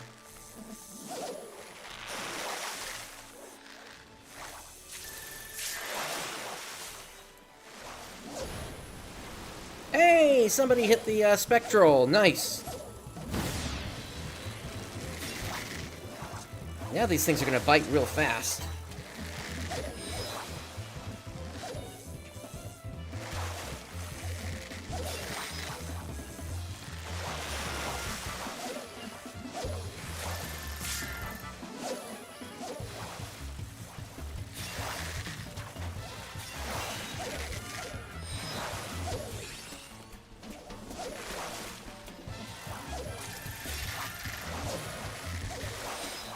Yeah, you want to try to get a spectral in each area if you're able to.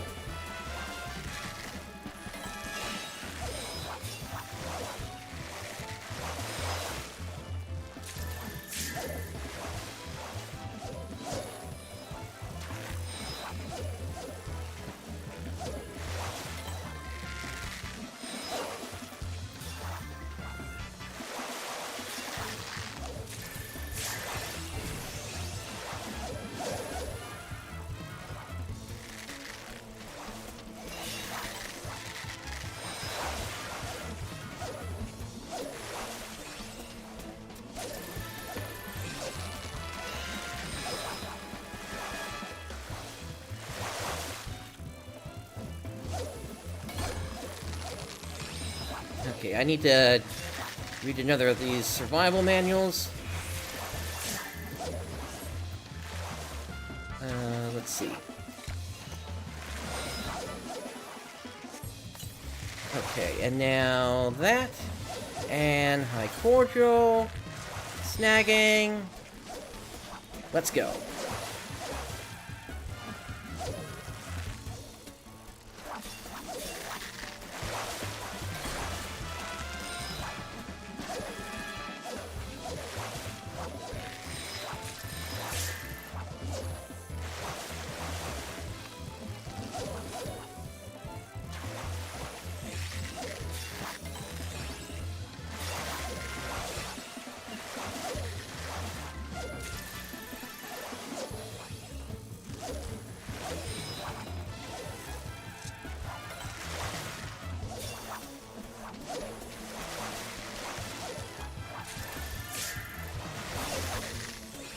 Almost at level 95.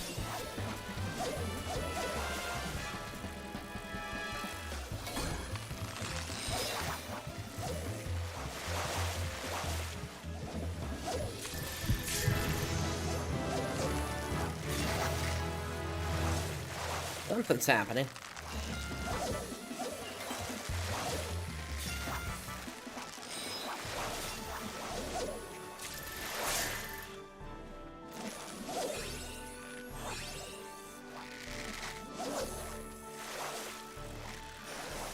Alright. So we'll see if we get the Spectral in the final area. But we still got another about 2 minutes 40 seconds to go in this area.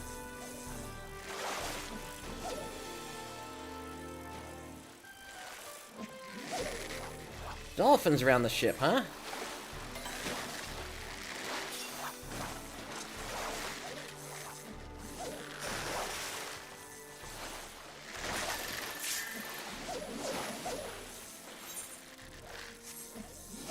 Starting to run out of space. Hopefully I can make it to where we need to weigh anchor, and then I can sort my inventory.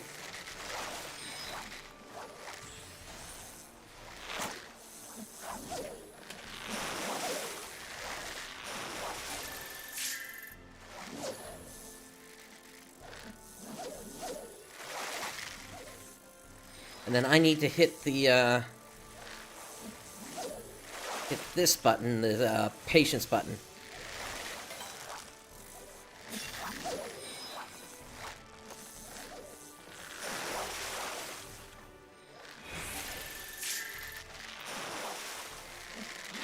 I don't think mooching works here, but let me see.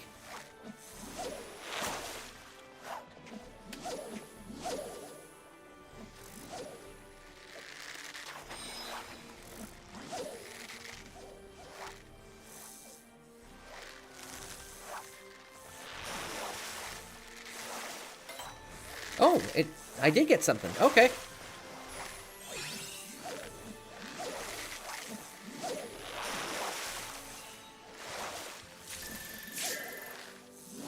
Alright, we're about to weigh anchor, so I'm not even going to push that button.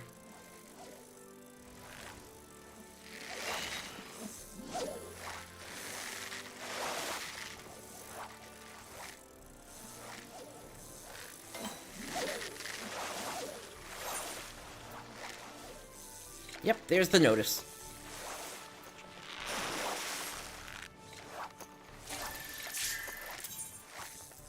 So just toss what I can. In the time that we have.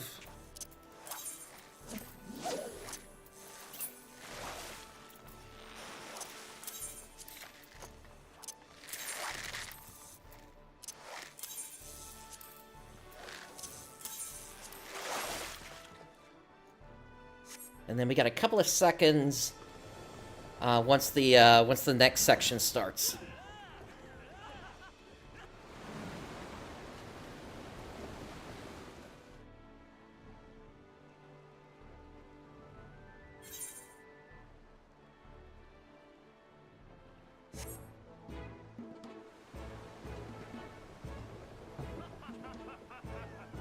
And yeah, this scene cannot be skipped. Everybody is synchronized to the start. Oh, we're by, Old Charlian. In, well, not Old Charlian, the,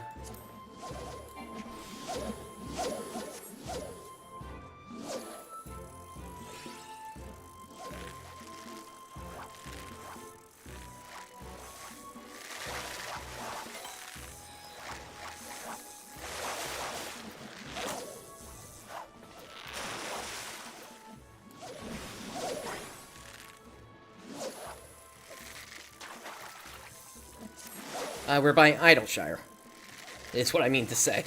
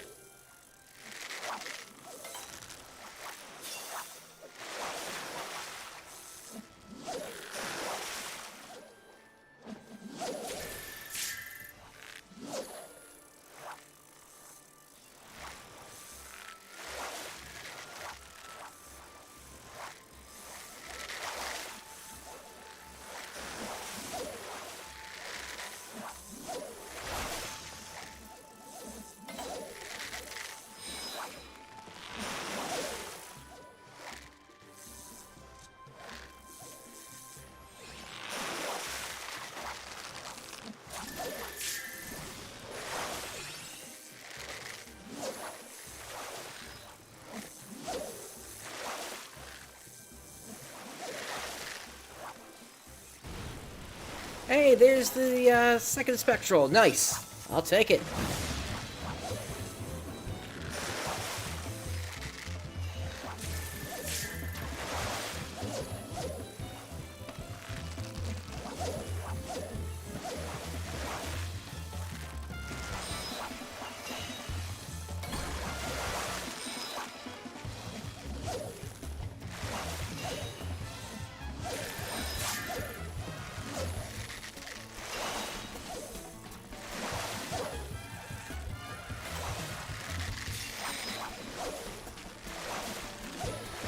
Oh, that quartz hammerhead was worth a lot.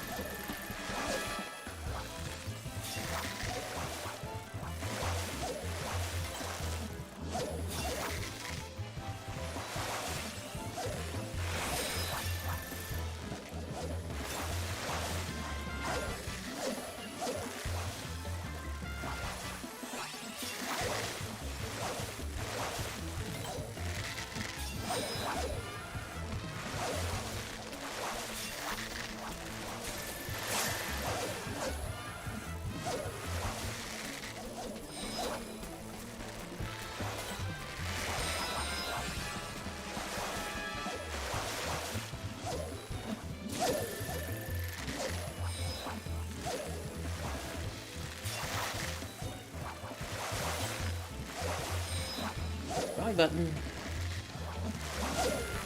Still got it, though. And we're running low on inventory space again.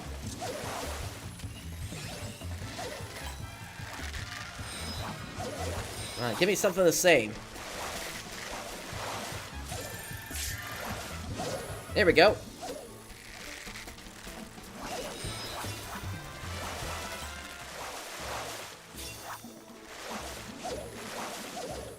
Alright, Spectral is over.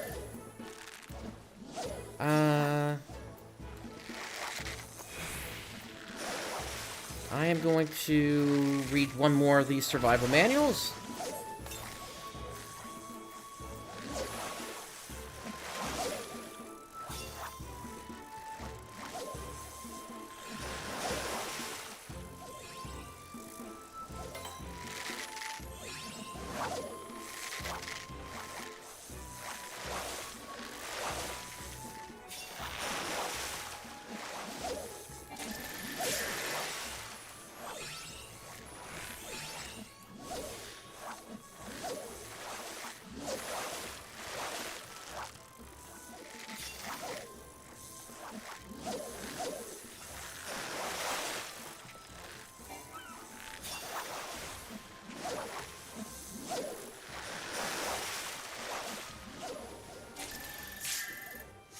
we got seagulls.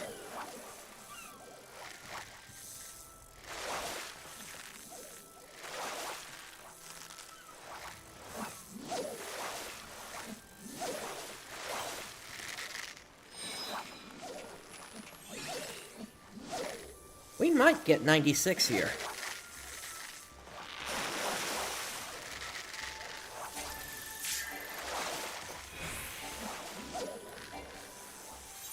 If my inventory hadn't filled, that is.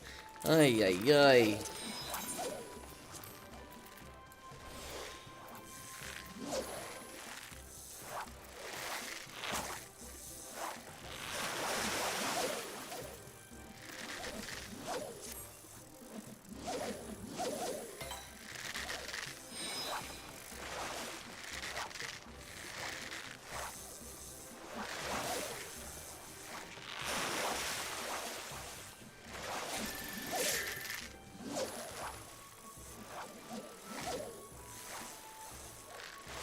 If this is a large fish, this should be the last one we need for 96.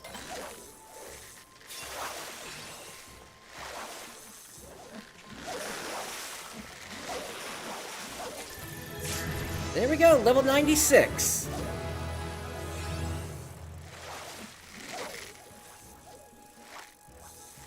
I will take that.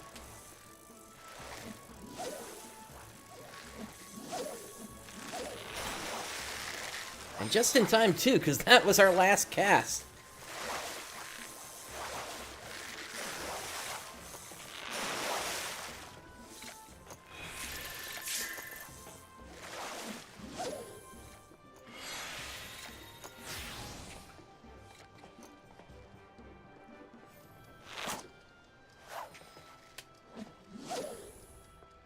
Now, there's still the matter of doing the actual quest line. We'll see where we get to today with the rest of the Wachumeqimeqi, and then I'll probably do Fisher last, and that way we'll have time to get into one more of these sea voyages, and then we'll just use the quest experience for the rest of the level ups we need.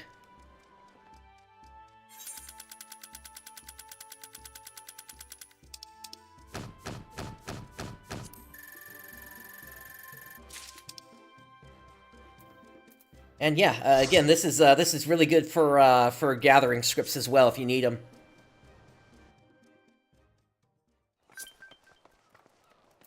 All right, let's see. We need to make our way over to Tuliolol.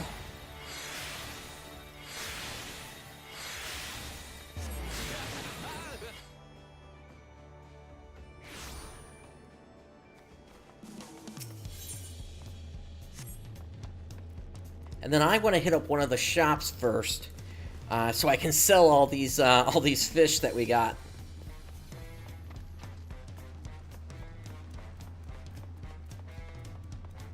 Nope, not the mender. Here we go, merchant.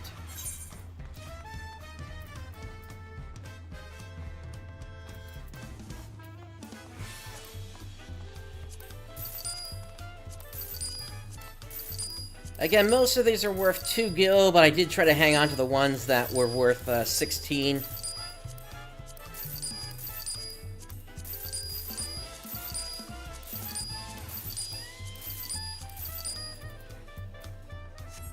Alright. And with that, let's head over to the Wachumeqimeqi quests.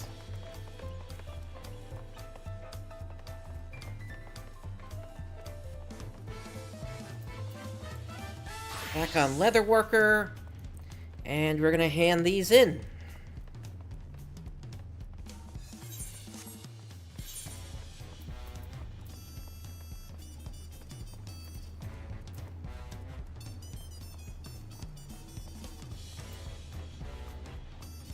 Oh, household cleaning supplies. This was from or not yesterday, but the day before.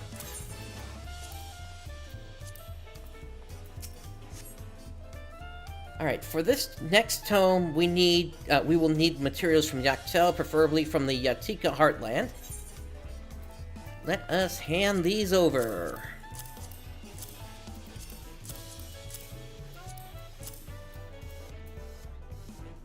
I think that gets us to level 100. Tougher than leather, 10. 5 points. What detail you've achieved in your craftsmanship. Forgive me for saying so, but your treatment of these Yachtell materials is the most impressive I've seen thus far. Bravo.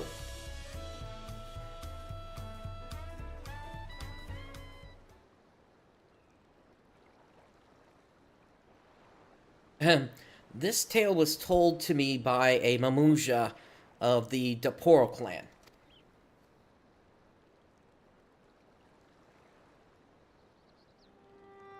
The Daporo, Daporo. I'm still not even sure if I'm saying that right. Daporo. Yeah, that's the best I can do. Have long been known for their skill as mounted warriors. But their mounts were not only meant for warfare. This is an age-old story passed down through generations and generations.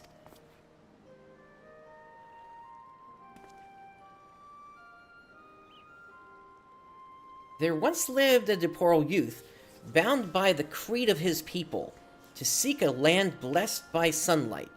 For this elusive paradise, they searched endlessly, fought endlessly. Compared to his warrior friends, however, the youth was ill-suited for battle. He and his Rivra were entrusted not with weapons, but a cart with which to deliver parcels. Would that I could ride a winged mount, the youth thought. Upon it he could breach the thick canopy of the forest and gaze upon the splendor of the sun.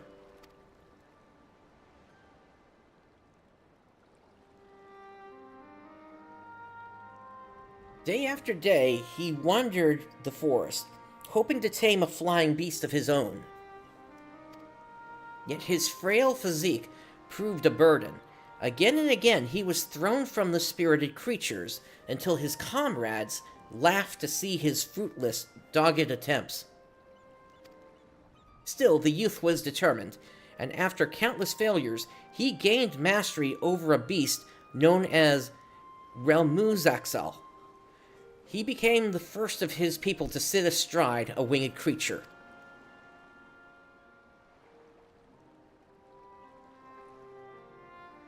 Right away, the youth went to his aging parents and taught them how he had achieved his feat.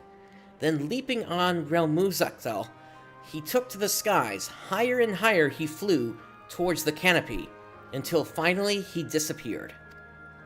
He never returned home again, but it is said he found the land of sunlight his people searched for. The techniques he left would be learned by all Daporo, and to this day it is not uncommon to see riders upon winged mounts, basking in the sunlight upon the winds.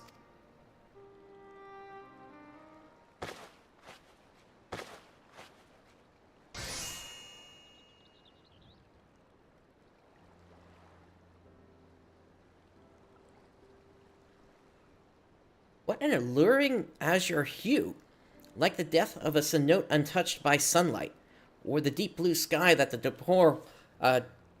Daporo youth yearned for. A complicated and beautiful color. What sort of impression did you get from the story, Prince? I was glad the youth's valiant efforts paid off.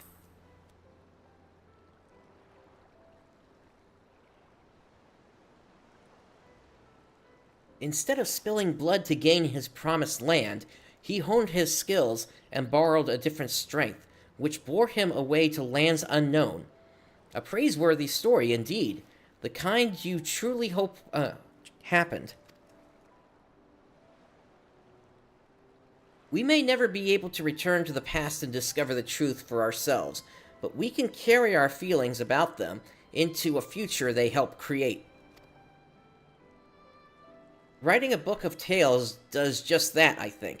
It entrusts our hopes and feelings to those who follow after. In other words, if no one carries on those hopes and feelings, they might be lost forever. The stories that I've told and you've penned They are each filled with the history and aspirations of their respective peoples. But my people have not a single written record. Our oral tradition is utterly unknown to those outside our community.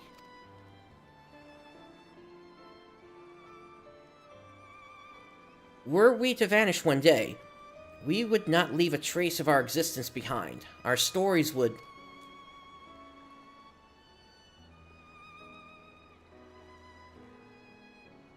Demoni. That's why you're making these books, right? Pardon me. My shift starts soon, so I should be off. Thank you for the lovely book.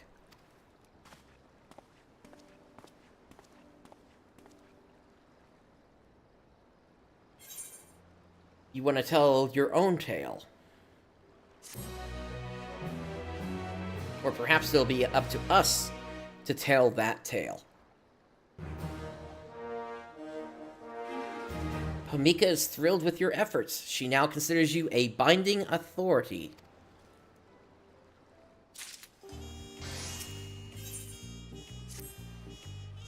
Oh, Prince, Zumoni seemed troubled after our last session, didn't he? He hasn't said a word about his next commission, and I fear he may have given up on our bookmaking endeavor. At first, he seemed so excited about sharing the stories he heard at Zabalyav-Tai. I wonder how his recitations there differ from our transcription sessions.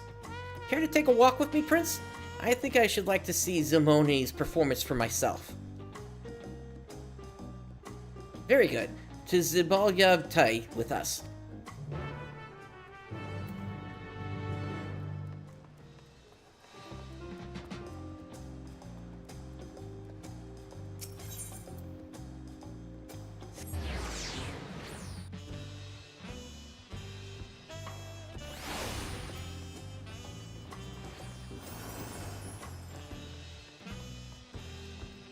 Alright, inside we go.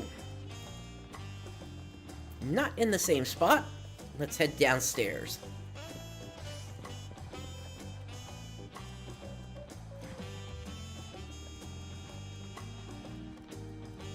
There they are.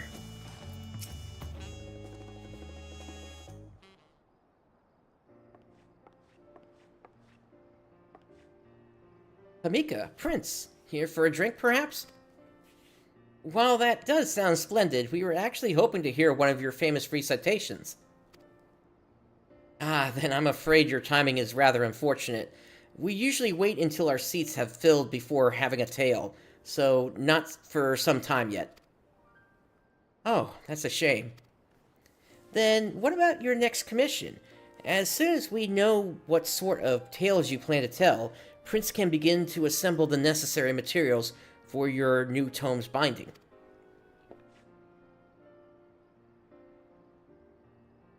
About that. If you have no further tales you wish to share, far be it from me to insist. Don't worry, I still have plenty to tell. The thing is, when I learned of your discoveries, I decided I wanted our next story to be something from my home. Our tales are completely unknown to outsiders. Should our oral tradition ever reach its end, our hopes and history would vanish with it. Which is why I would preserve what I can with the written record.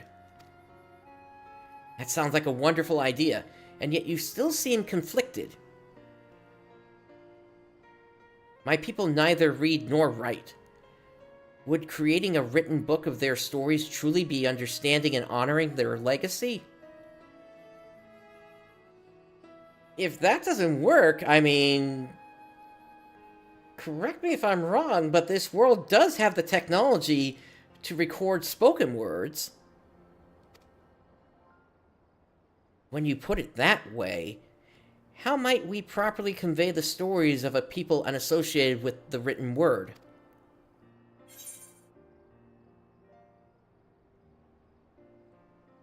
Or a picture book, that could work too. I don't know, I think I still like my audio recording idea. Take a page from your great-grandfather's book, Pamika.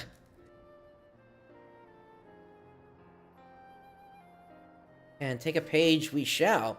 I only just finished illustrating a book about the Yakui. You don't need to know our written alphabet to read a story from illustrations.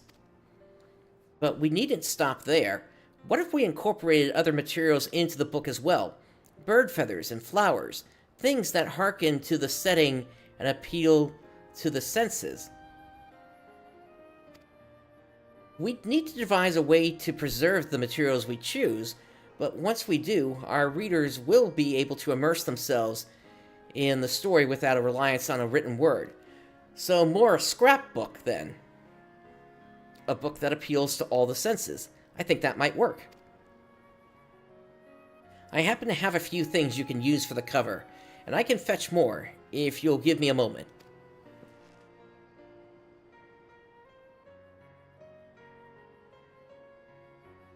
Then let us all reconvene back at my stall. Once you have components for our cover, deliver them to me, and we'll hear Zimone's tale.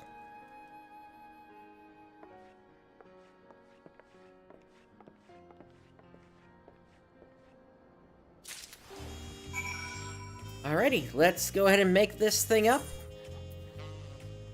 Let me get on my new gear.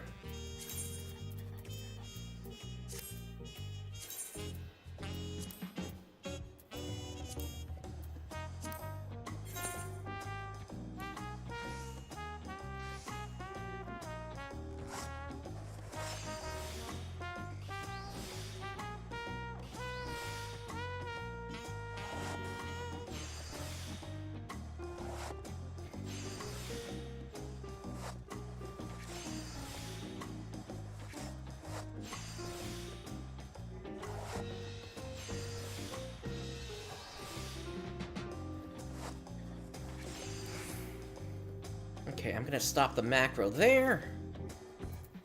And we're gonna go straight to... Well, first I'm gonna take advantage of what we got here. Innovation is going.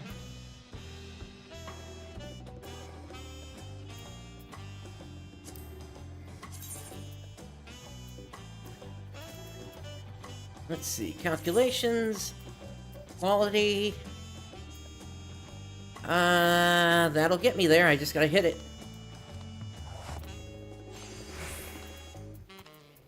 Alright, and now... we'll do veneration, waste not. Groundwork. Groundwork. Groundwork. Groundwork. And groundwork. Alright. Back to the stall we go.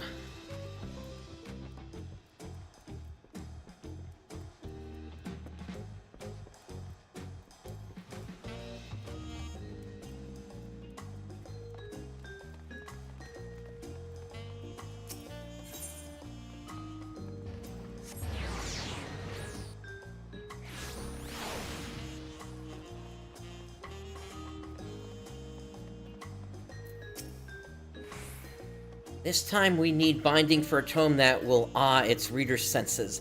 Do you have something ready? Here we go. I'm speechless, Prince. These will make our finest cover yet. Of that I have no doubt. Now let us hear Zimone's story.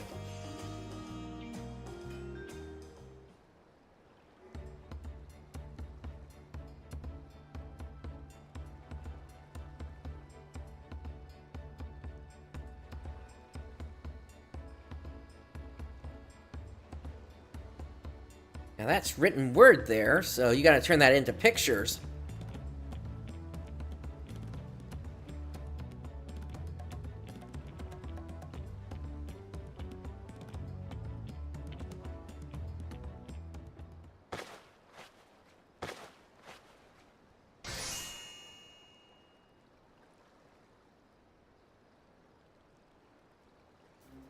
That's still written word. What an amazing tome you've made. Careful script and illustration. Okay, so it's a combination then. Pieces of the natural world as they feature in my story. Reading this will be an unforgettable experience for anyone. I can't wait to take this home and show my family. I'm sure they'll be proud to see our stories reflected in such art.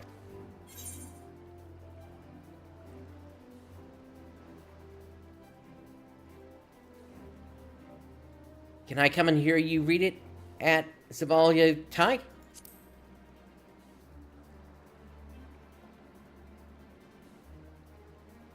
Of course. That was my intention from the very start. I feel more confident than ever in my letters, so I plan to read aloud from this gorgeous tome, as opposed to reciting a memorization. In fact, I'd say our evening regulars will be flooding into Zabalia Tai soon enough. If you'd like, I can save a table for you. That would be splendid, Zimoni. We'll be right behind you.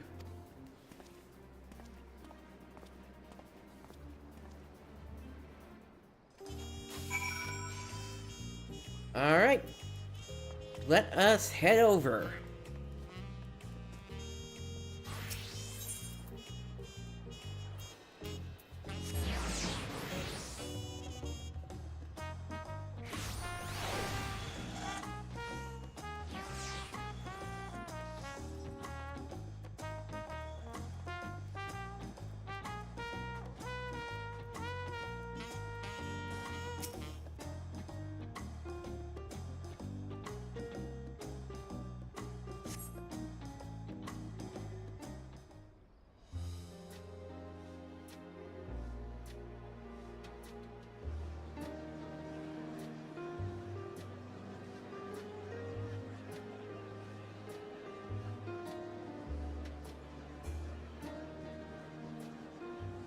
Can you hear that? People are telling all sorts of tales around us. A haven for storytellers indeed.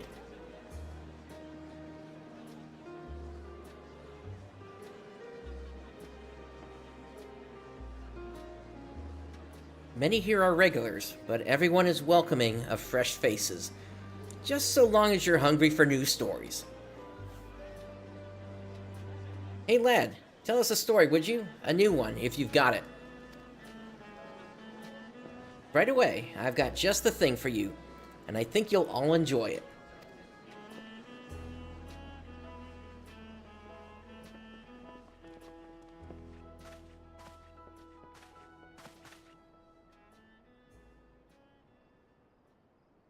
You said you were going to have the book with you. Tonight, I would like to share something personal with you all.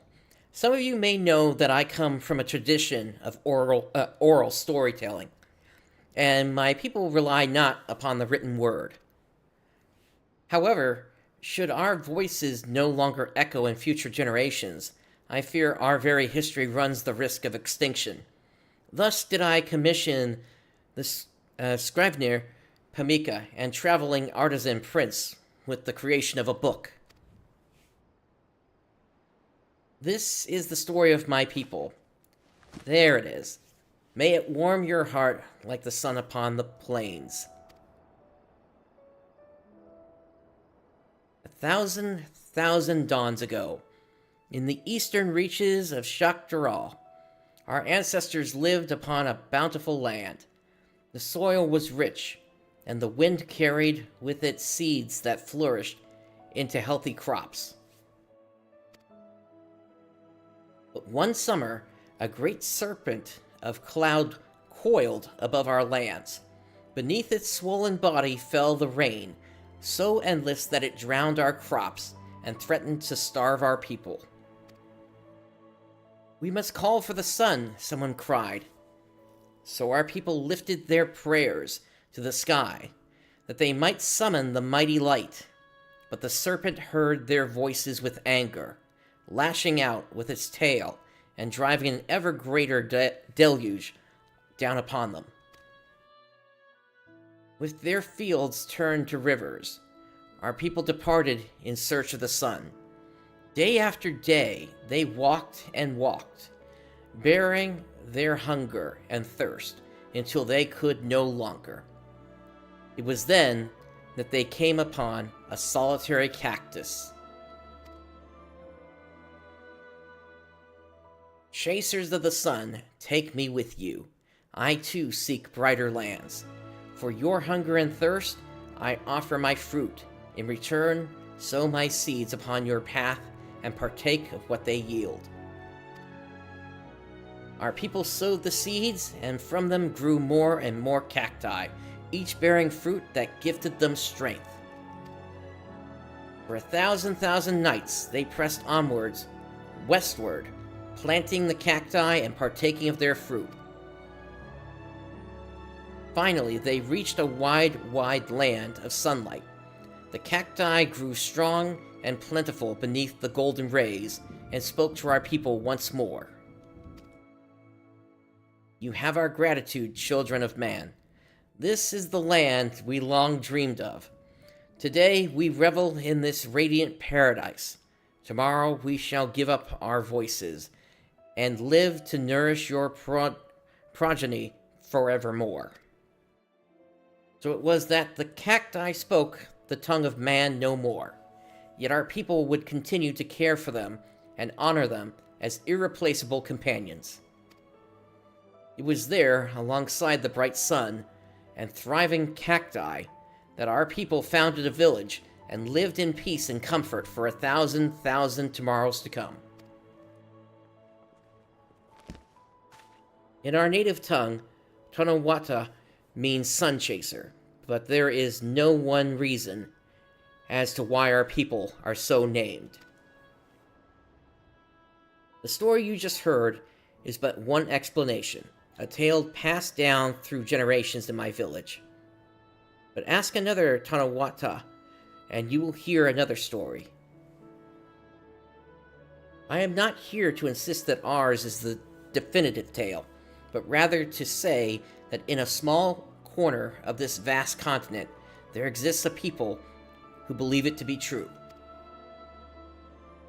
It is my hope that our stories are remembered by many, and our words carried forward into the future. Thank you.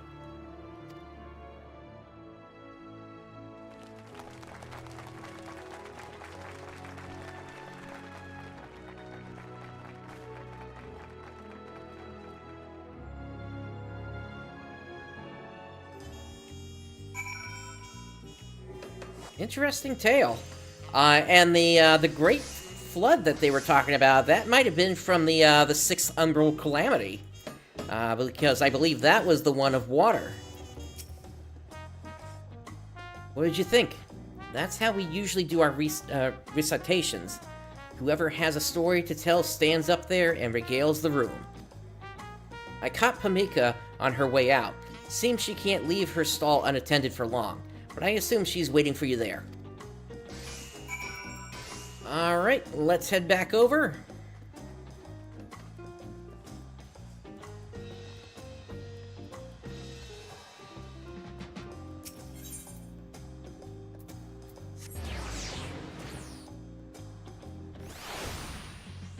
So let me do a quick check on my retainers. Okay, they'll be done real shortly.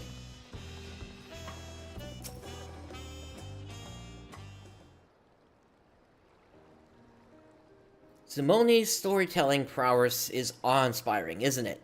He set the scene without flaw. I truly felt as though I was journeying along with those cacti. Words are so peculiar, aren't they?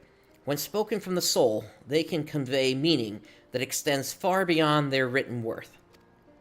My experiences with you and Zimone have opened my eyes to the true duty of a scrivener.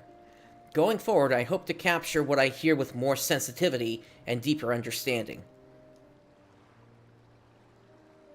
It's not a matter of simply writing down words. It's about preserving the spirit with which they are spoken, just like we did with our books. My abilities have their limits, however, so for the tales I cannot bind alone, I hope I can count on you, Prince.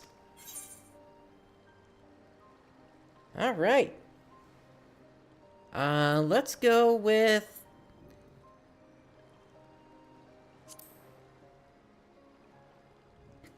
the first option here.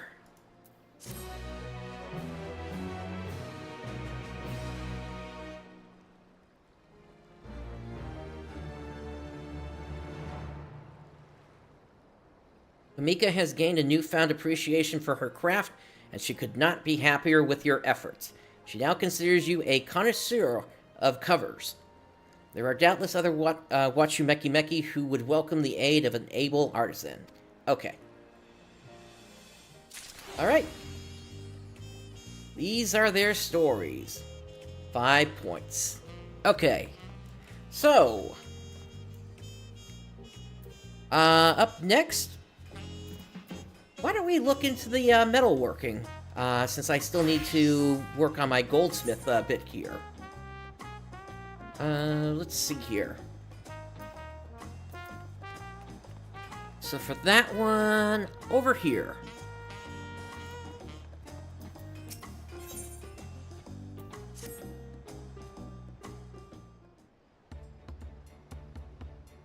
Ah, must be my lucky day. You're Prince, the artisan roughly roped in, aren't you? It's a pleasure. Name's Ralsaj, and I'm the proprietor of this here shop. From pots to knives, if it's used on the daily and made of metal, I smith it.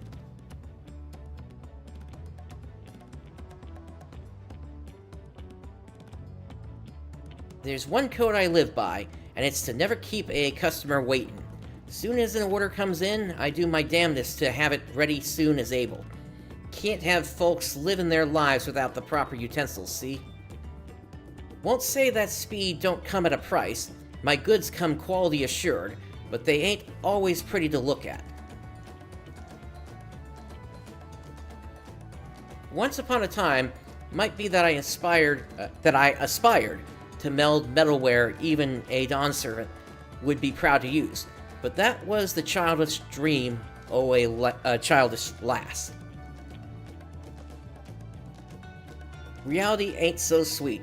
Better to leave the fancy fineries to the moblins. I ain't ashamed to admit their craftsmanship knows no equal. But I ain't ashamed of what I do either. Knowing that my goods are needed is what gets me up in the morning. What I'm trying to say is, I win my custom by providing fast and reliable service.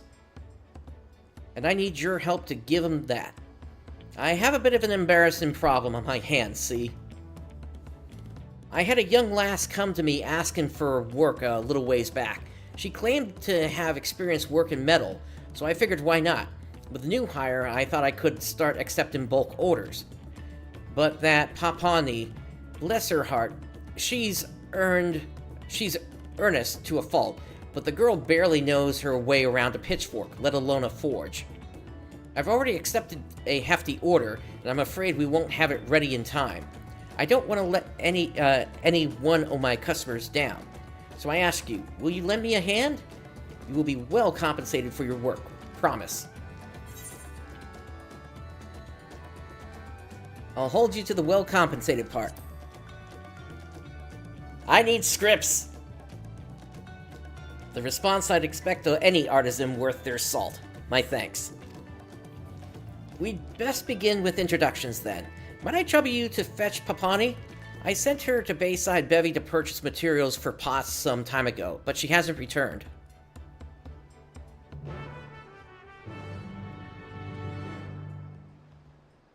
Alright, let us go find them. They are on the other side of town. Retainer should be up. Okay, in just a moment then.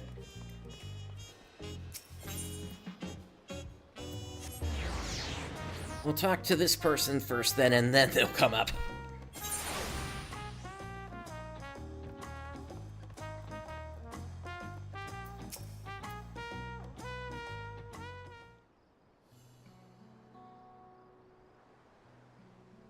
Wait, you're one of the Third's promised companions, aren't you? You may not recall, but we actually passed by one another in Earthenshire. I'm Papani, a former potsworn. I'm honored to finally meet you. Gosh, do I miss how the Moblins spoiled us artisans. They provided every luxury you could imagine. A cot fluffier than alpaca fleece, platters of delectable food. Best of all, they took care of all the cleaning, letting us focus wholeheartedly on our work. Alas, the storm left them short of supplies and help hands.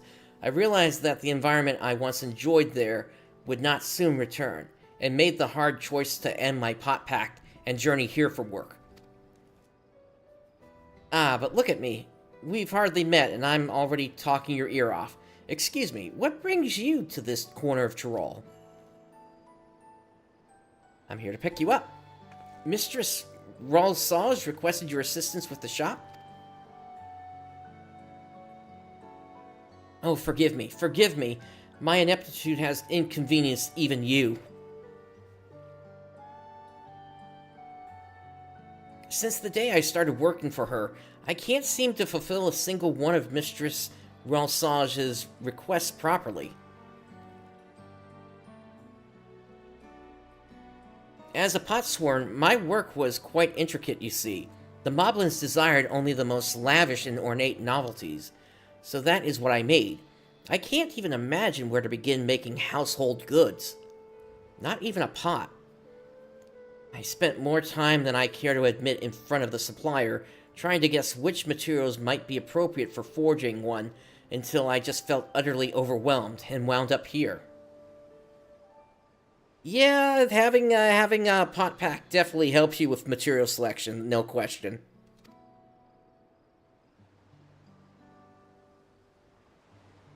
Ugh, confounded by a pot. I'm no artisan, I'm a fraud.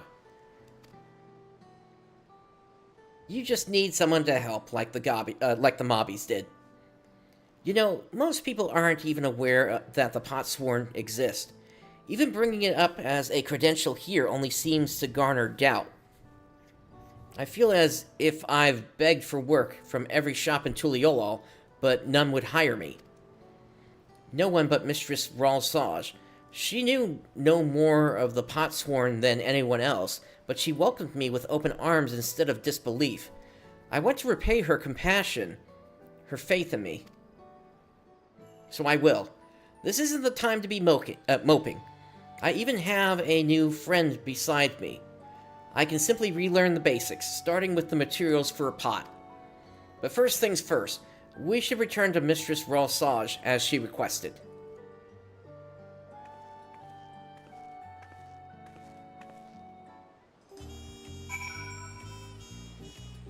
Alright, let us head over.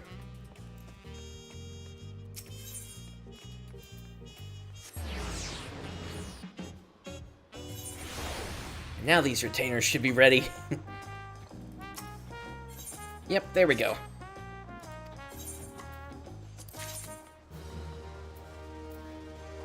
Just so I know, where are you in terms of level?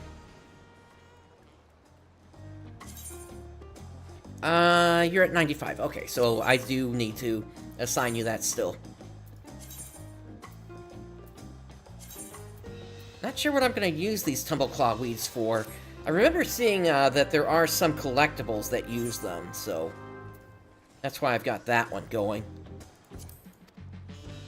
Or maybe it wasn't a collectible, maybe it was just something that I needed to craft.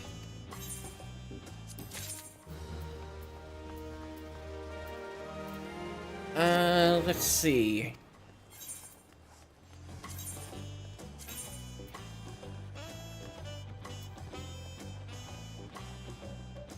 And for you, it's basically the same thing. I probably have enough of that ore for now. Yeah, I'm sitting on like 200 of them.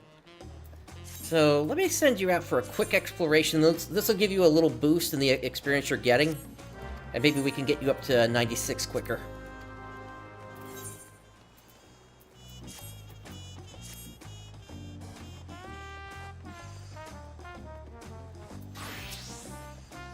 Thanks for bringing her back, Prince. To think Papani didn't even know the makings of a pot. But that can come later. Now that you're both here, I'd like to discuss the bulk order we have lined up. I'll fill you in once you're ready, so just give me a shout.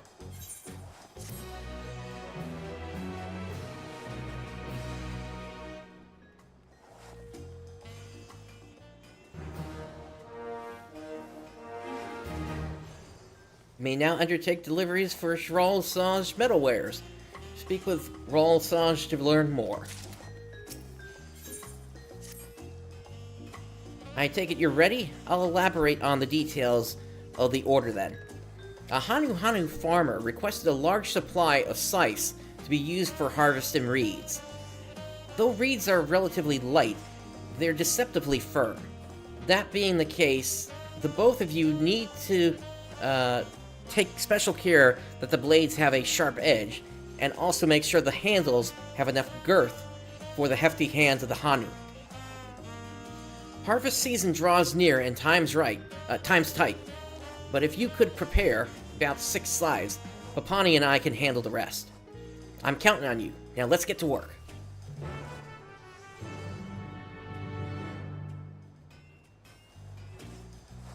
Alright, we may now undertake deliveries for Chiral Saj metalwares. Alright, so let's take a look at what we need. Wachumeqimeqi. Oh, I've got the materials already. I just need to get them out. Integral lumber. Where do I have that?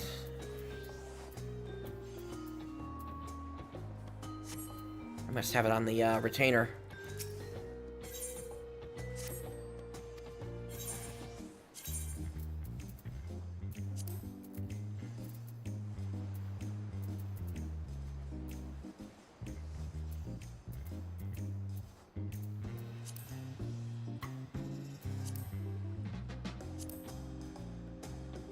Unless I sold it at some point.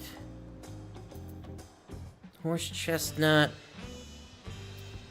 ironwood, red pine, palm.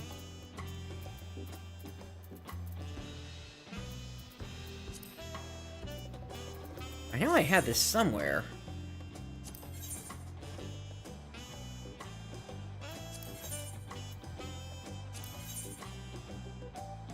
Okay, there it is. Yeah, it didn't actually sell, so I can just scoop that up.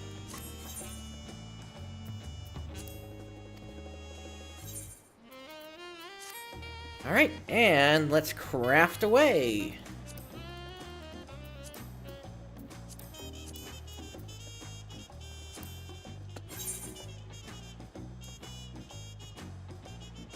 Again, we need 6 of these.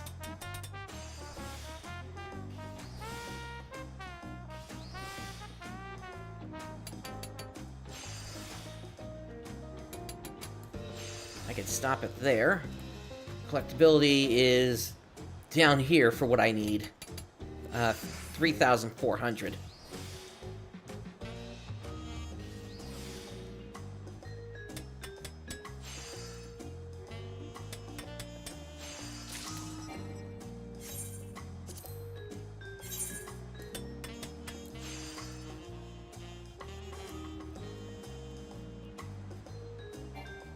I didn't mean for that to go. Still. That's why I usually try to hit the stop macro button before I start another one.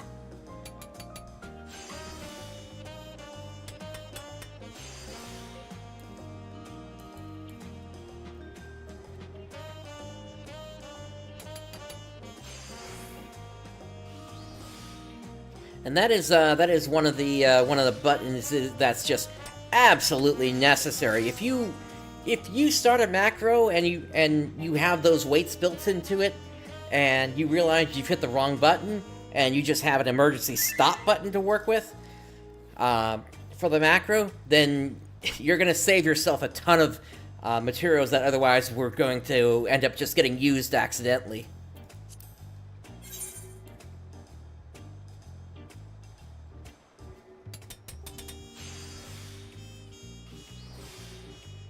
But yeah, I usually put a 3-second wait time at the start of every macro, so that way, if I need to, I can just hit that stop button.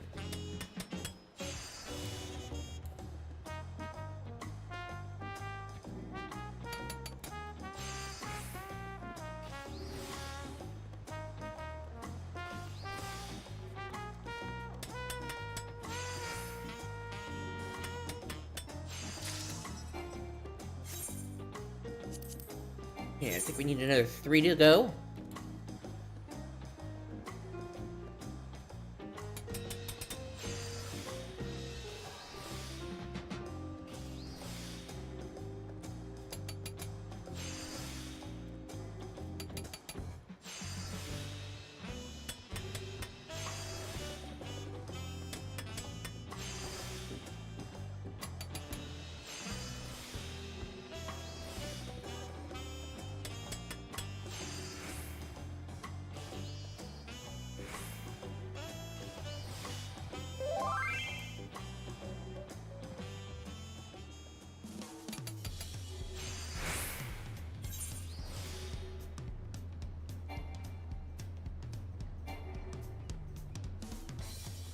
Whoops.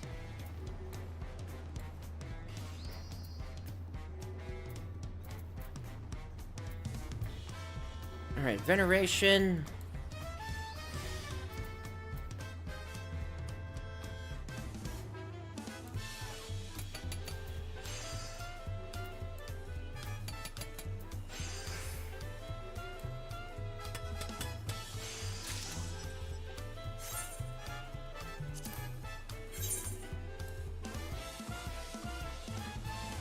Alright, 2 more to do.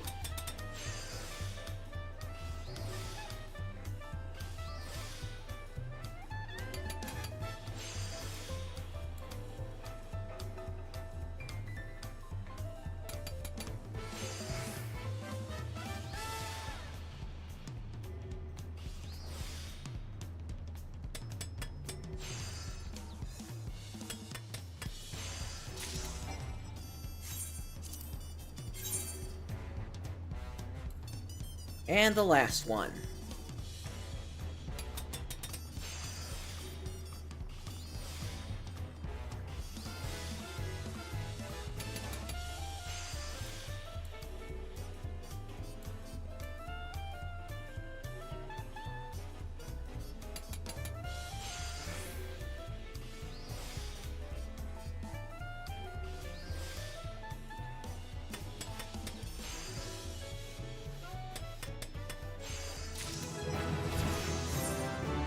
Alright, Goldsmith is level 98 now.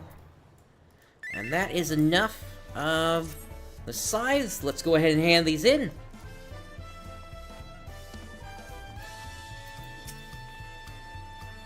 The sooner we can have those scythes ready, the better.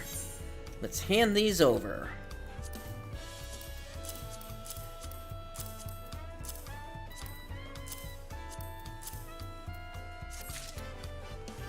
Thank you, this is fine work. Even better than what I hoped for, in fact. You must be an artisan of some renown abroad. In making your first successful delivery, you have begun to earn Ralsage's trust. Deliver the items Ralsage needs, and deliver them often to improve the prospects of Ralsage metalwares.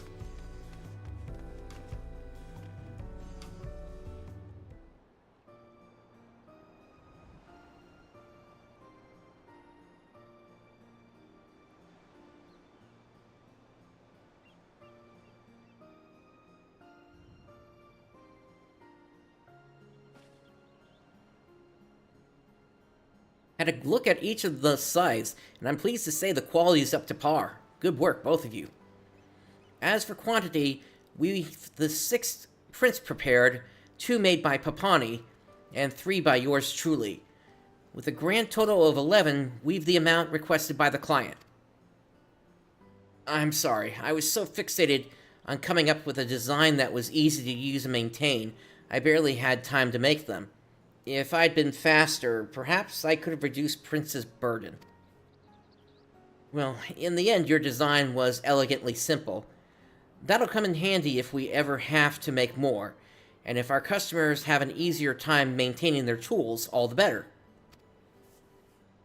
I'll inform the client that the scythes are ready to be picked up. Won't be a moment.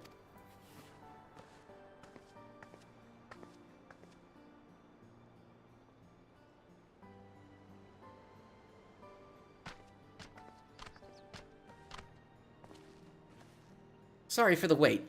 I have the scythes you requested here.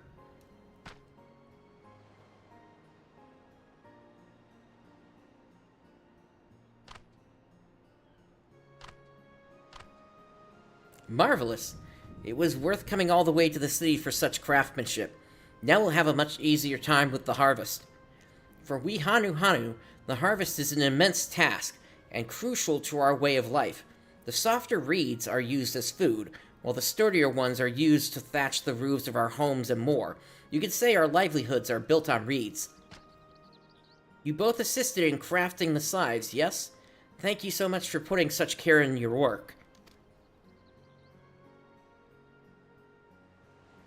Oh, stop it. It was our pleasure.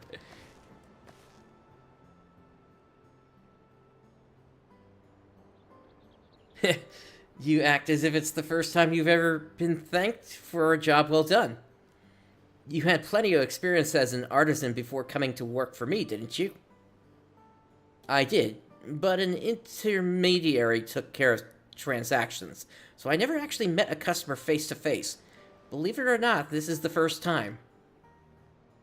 I must say, the feeling is amazing. Really, really amazing. In fact, I should be thanking you, miss. Oh dear, she really is as sweet as you said, Rawl. I see why a long-time loner like you would speak so fondly of your new hand.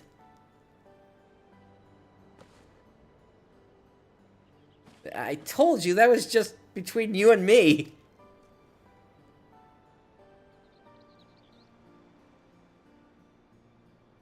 I'll be letting everyone back home know that Chiral Saj Metalworks is the best place to buy their supplies. You'll be hearing from me again before long. I appreciate it. Do come again soon.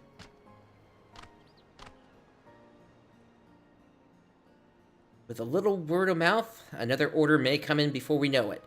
That said, Papani, you clearly still need more practice with craft and the essentials. And until she has a proper handle on things, I hope I can continue to rely on your help.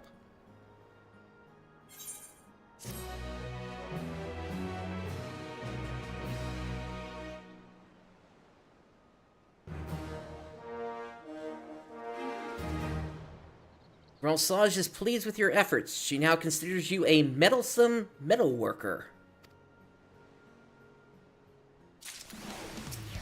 Alright, on to the next one.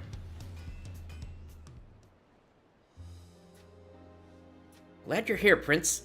Thanks to our last client, word of our efficiency seems to have spread, and a new bulk order has come in. I trust I can still count on your help?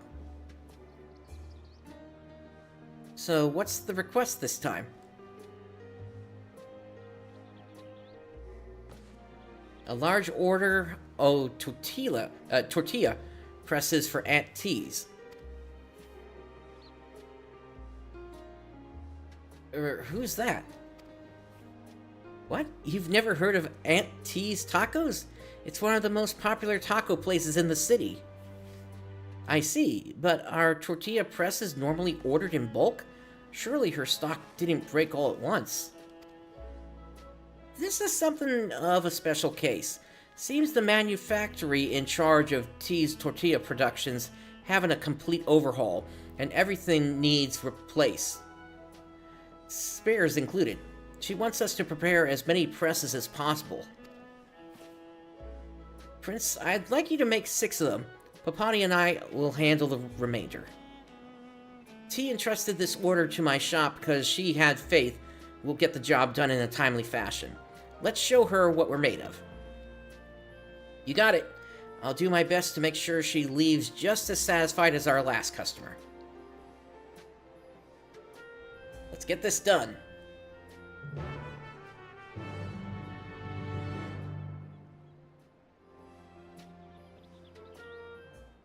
Alright, so let's see. Tortilla press. I need lar ingots and I need mountain chromite ingots. So I've got the ruthenium, so we don't have to worry about that. Lar, I think I've got some raw lar. Let's see. But I need high durium sand. Where do I get that from? That comes from Labyrinthos. Okay. And then, do I have enough lar? Let's see.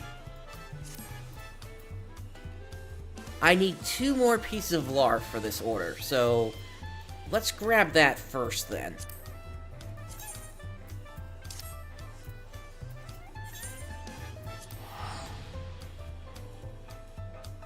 And then we'll make our way to Labyrinthos.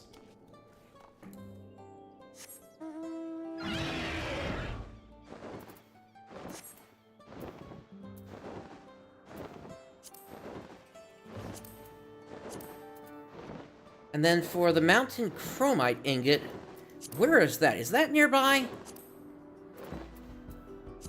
Molybdenum ore, and then mountain chromite ore. Where is that? Okay, so I should hit both of these at the same time then, the Lar as well as the mountain chromite.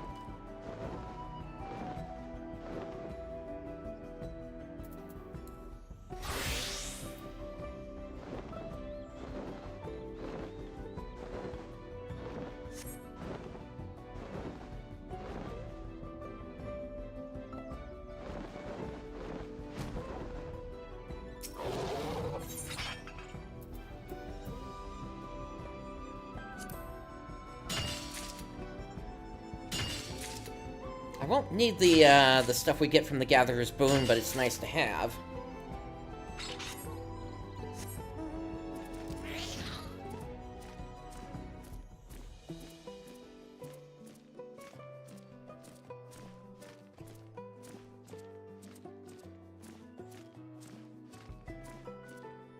Alright, now we need to head down the mountain.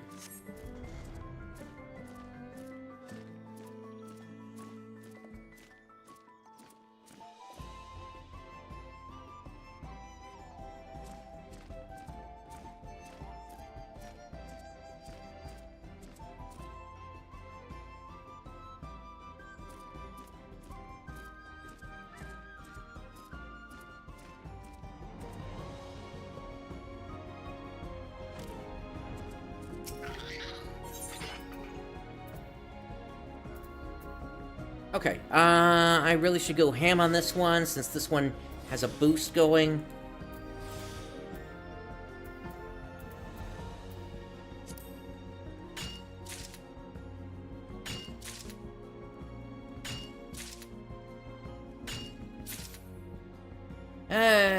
What bad luck on the Gatherer's Boon for that.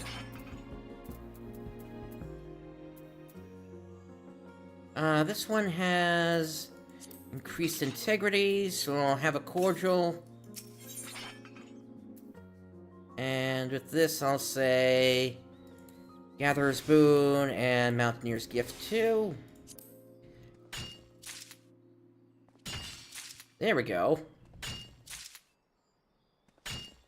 Wow, okay, something is messed up with the RNG right now, because that's really messed up. That I should have gotten at least 3 Gatherer's Boon strikes there. So okay, this is gonna be we're being affected by bad RNG right now.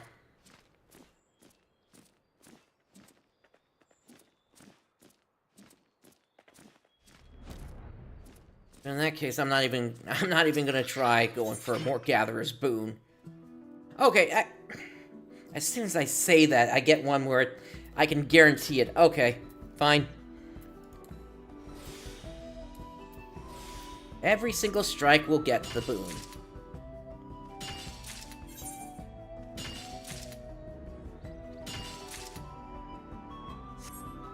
Alright. Hey, Revisit proc, nice. Revisit is the new one that's in this expansion, which basically restores all gathering points, and basically makes it so that you can go into the same node again.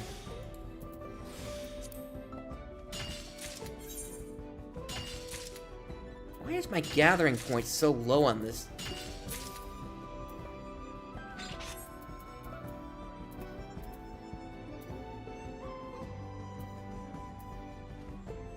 Oh, it's because there's no gathering points on this here. On the new pickaxe, that's what's going on. All right. How many do I have at this point? Bring up the craft, and then. Oh, we got plenty now. Okay. So we just need this ore.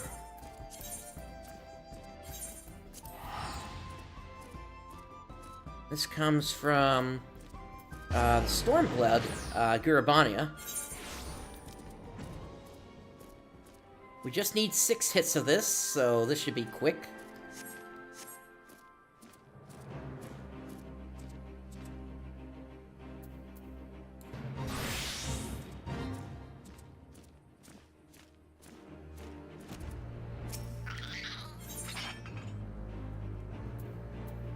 And this has a 100% chance of Gatherer's Boon, okay.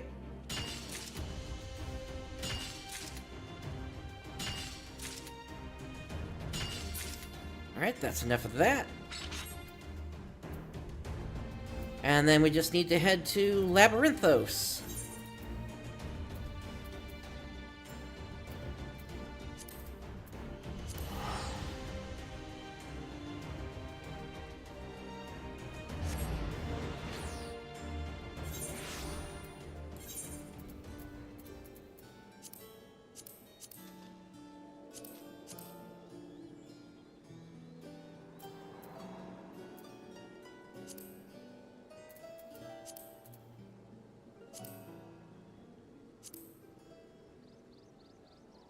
Wasn't I needed again?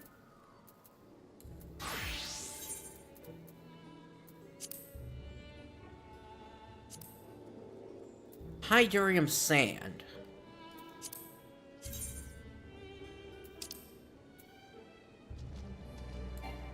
Okay, so it's above me. And again, we just need 6 of this. And then we'll be able to put everything together.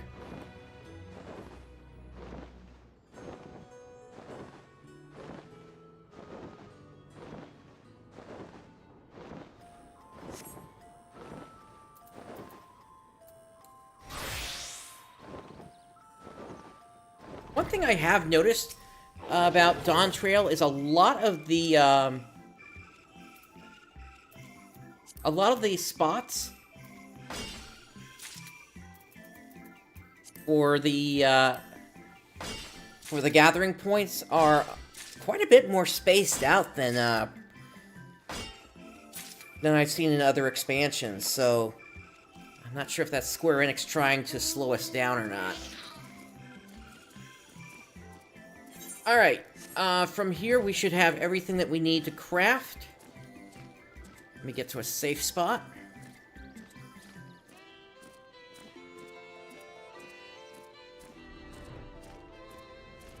This'll do.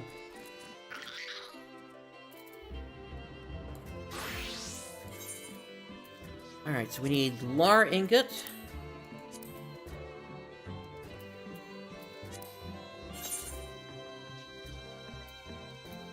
We'll just do this real fast here. I'm not even gonna try for quality. Okay, the RNG is really bad right now, so I'm just gonna go for guaranteed stuff now.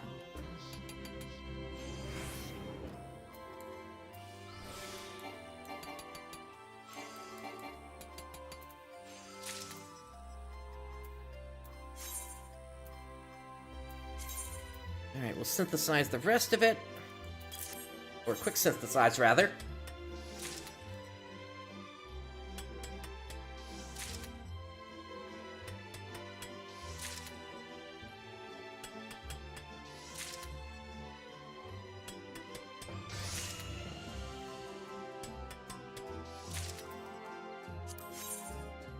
Alright. And then the next thing we need is the Mountain Chromite. And for that, we need to switch to armor. Or armor, rather.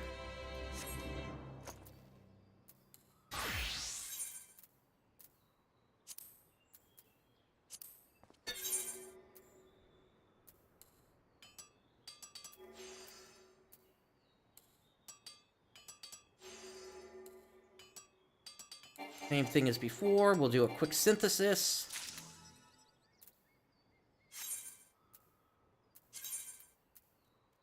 Get all 7 of them.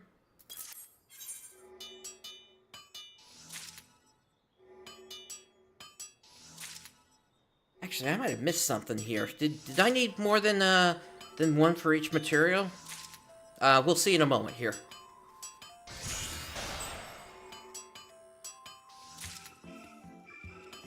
I have materia ready.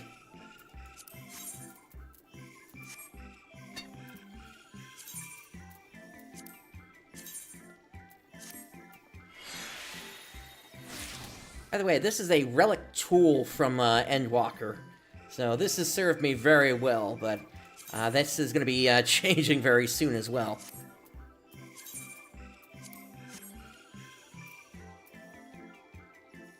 Okay, back to Goldsmith.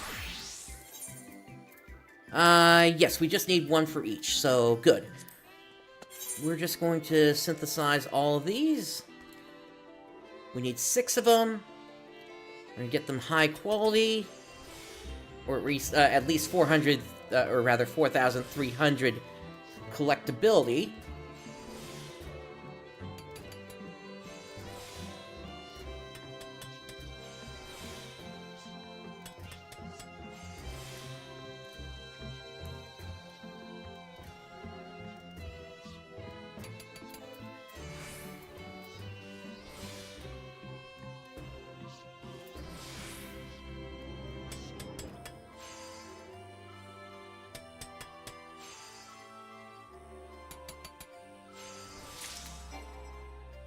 Alright, that's the first tortilla press.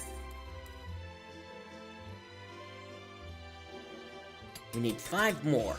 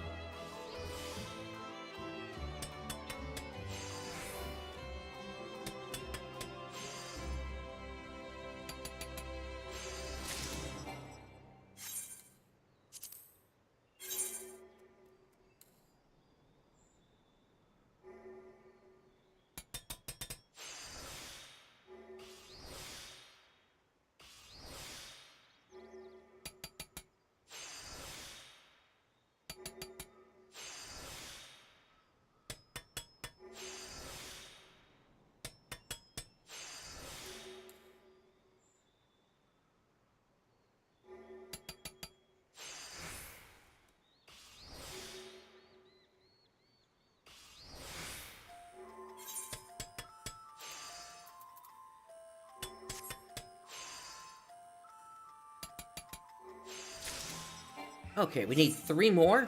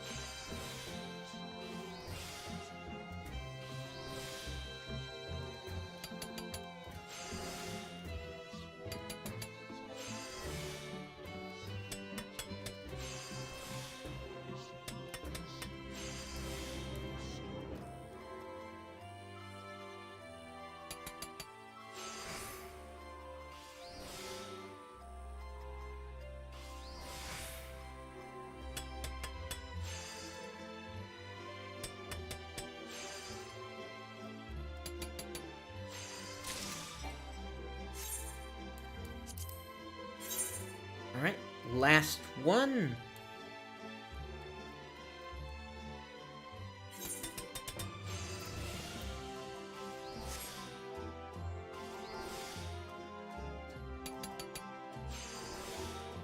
And then when we get back, I do want to sort my inventory since we are starting to get close to when we're going to need to do another fishing expedition.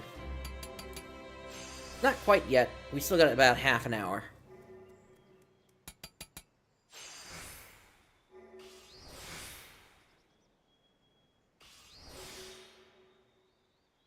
But given that I'm probably going to take my lunch during that trip, I want to make sure that we're not going to run into problems again. Alright, that should be everything for the tortilla presses. Let's head back to Tuliolol.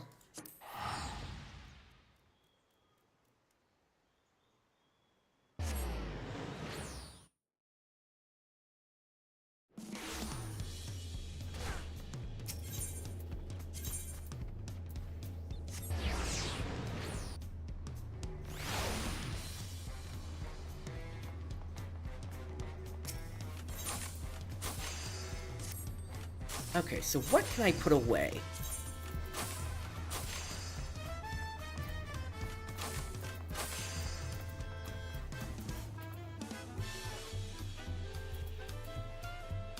I could probably put my glamours away for the time being.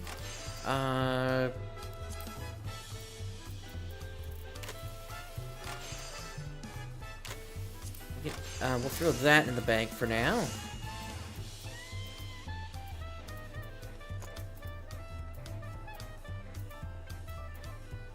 Trying to find the older stuff.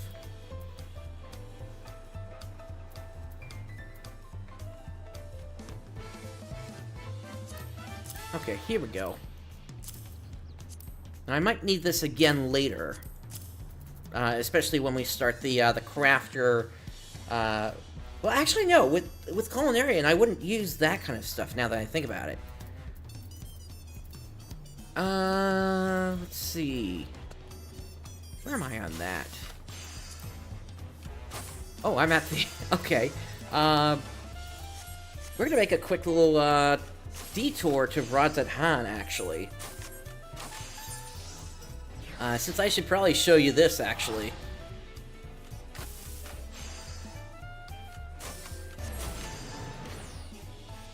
So, for the relic for the last expansion... basically, it was all about getting a whole bunch of tomestones together and trading them in for these materials here. Now, I've got 3 stones of the first 3 here, so I just need the Cosmic Crystallite, and that will give me yet another of those relics. So, real quick, let's hop over to Dark Knight, and we're going to head to... the High Crucible. And we're going to start handing in these materials so that we can get a weapon out of it. And, yeah, you might be wondering why this guy is basically naked aside from his underwear. If you don't know what the Manderville storyline is, it basically takes the logic and physics of this game and throws it out the window. It is one of the craziest set of quests you will ever find in this game. Wholly worth it, and at some point I would love to take you all through it. In fact, there's going to be a new set of this expansion as well, so there will be the opportunity for us to do that here. But for now, all you need to know is the relic comes from this guy, and we just need to hand in the different stones to get them. So we're going to undertake this as a Dark Knight. And we're just going to skip through the text here. And hand the first set of stones over.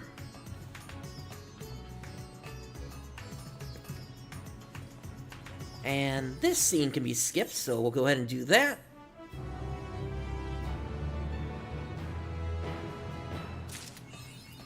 And then hammering it up, Manderville... Zweihender? I guess that's how you say it. 10 points, I think. Next we're going to enhance the weapon.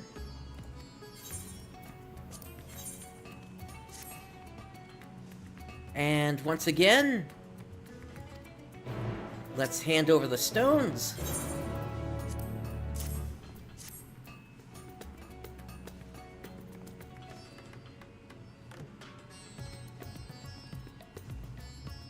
This scene can also be skipped.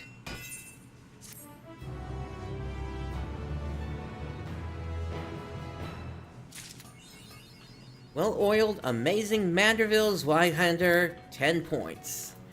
Alright, and then Reforge. This is the third step.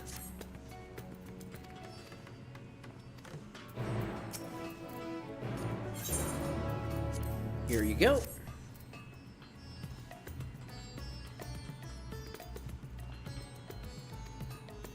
Alright, now this cannot be skipped.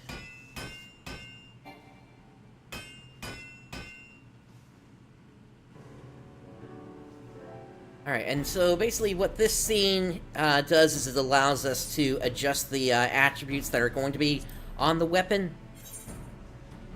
In this case, I'm going to go critical, and then determination, and then tenacity will be the last stat.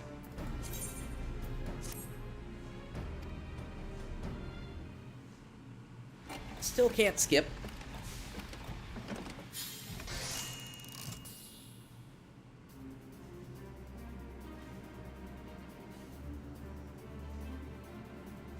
It's got a cool glow to it.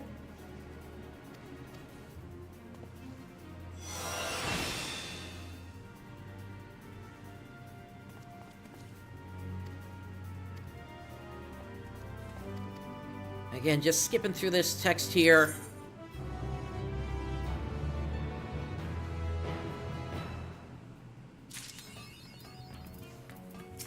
And then there's one final step here, perfect weapon. And doing this frees up 3 slots in the inventory. Because I'm not lugging around those stones anymore. But then I have to get more poetics in order to get weapons for my healers as well as my DPS together. Now I do have it for White Mage, Dragoon, I think Dancer, and then I want to say Red Mage, but the rest I still need to get. Alright, so again, we'll go crit rate, determination, and tenacity. And this will be the weapon I level up with to get my Dark Knight to level 100. I've already got one for a Gunbreaker as well. And there we go! That's the finished weapon.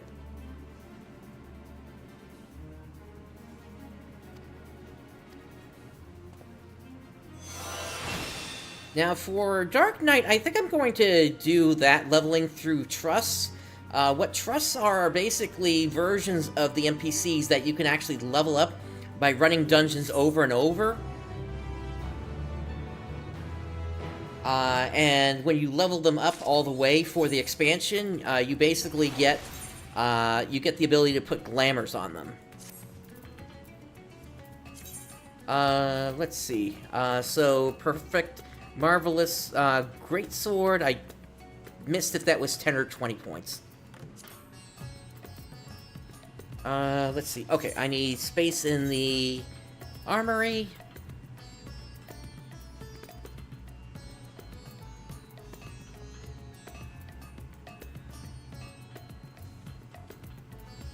I can take this out. Okay. And now, put that on.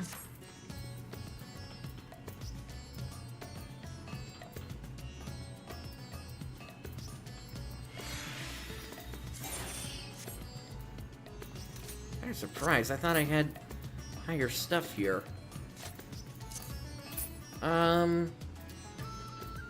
Oh no, I know what happened. I gave it to my retainer, that's why. Okay. But yeah, there's the weapon. So, good to have that ready to go. Let's head over to Tuliolo.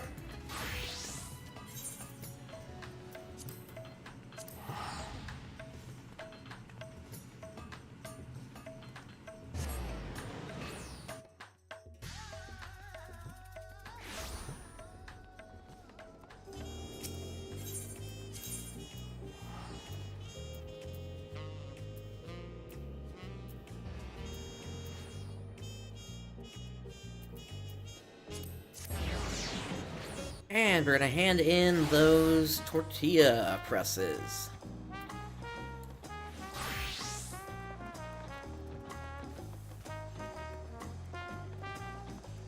Now, Shadowbringers and Endwalker also had quests like this. I think I'm done with Shadowbringers, and I've got maybe one quest left for Endwalker I need to just complete at some point.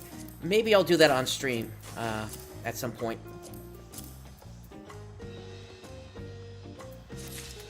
Alright, that almost gets us to level 98. Ah, finished already, have you? There's just the right amount of weightiness to it. And the surfaces look perfectly flat. I dare say T will steal whatever competition is left with the tortillas she makes from these.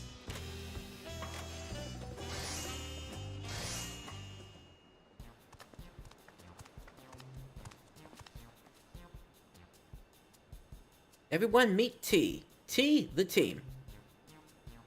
Hello, hello. I'm T Sol, the proud owner of Aunt T's Tacos. It's lovely to meet you all. Your lightning-fast work with the presses is an absolute godsend. I can't thank you enough. We'd only been using hardwood presses at the manufactory till now, but I can't tell you how many times I've had to order replacements. The things seem to break at the slightest bit of force. Having metal presses will be a huge relief. I promise you these can take a beating and then some. Oh, I don't doubt that. And seeing as you've proven yourself a woman of your word, you'll be the first person I come to for my cooking supplies from now on. Now then, I must be getting these presses to the manufactory, so I'll excuse myself here. Do be sure to visit my store next chance you get. Would be a shame if you didn't get a taste of the tortillas you had a hand in making.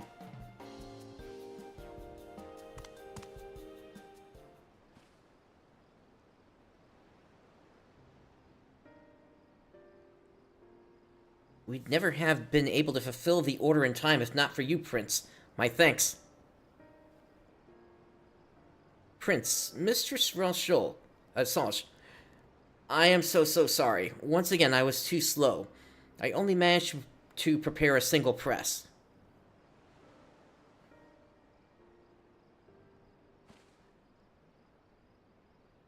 Papani, you put your heart into your work, I can see that.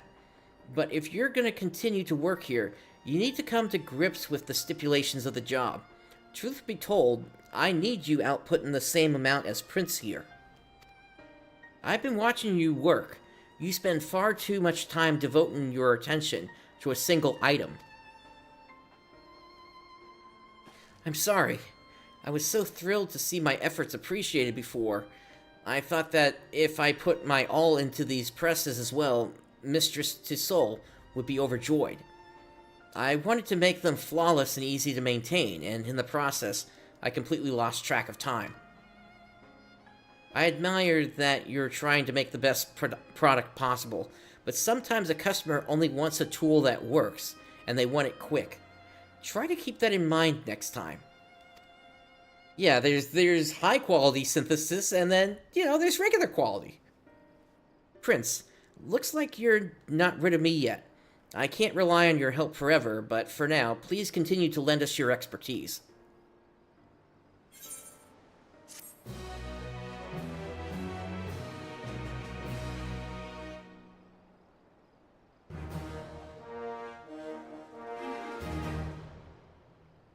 Sange is delighted with your efforts. She now considers you a marvelous metalworker.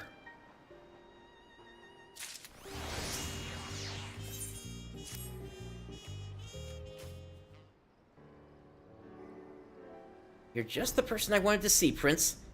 An urgent order came in. Our clients this time, a traveling Papelu peddler, who needs as many lightweight lanterns as we can make before she departs the city. While she'll use a number of the lanterns herself for her travels, I understand she intends to sell the majority of them to folk back home. I'll need you working at a brisk pace today. Yes, ma'am. Will the lanterns be used on alpaca back, or will they be carried by hand? It's just that, depending on how the lanterns will be used, Their intensity, size, and practicality ought to be considered. A slave to the minutiae as ever. Very well, I'll instruct you as we work.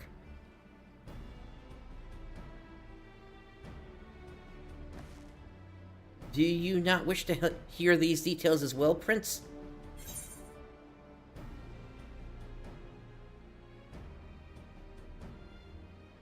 Nay, I need only my intuition and the menu I select my product from.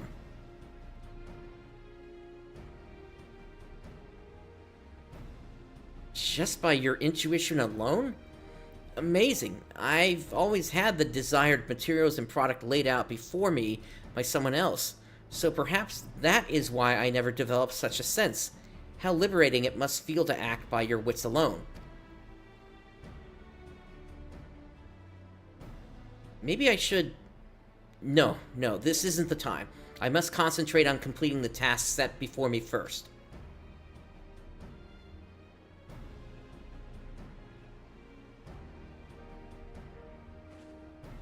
I'll help her to get started. In the meantime, I need you prepping those lanterns as soon as possible. If you can craft at least 6, we should be in the clear. I got it.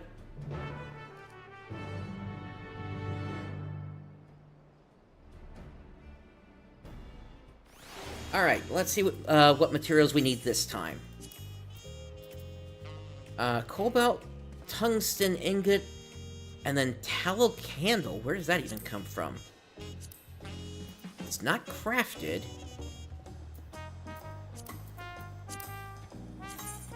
It's not gathered. Okay,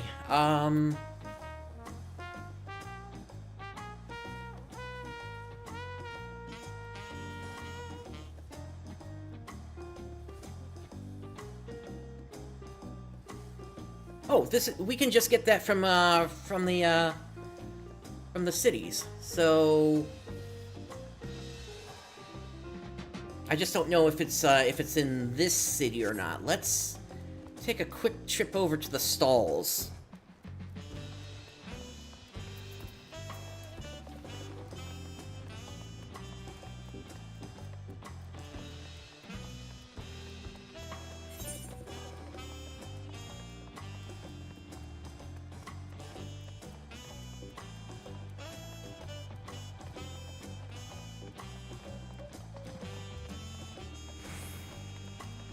Probably be under the independent merchant here.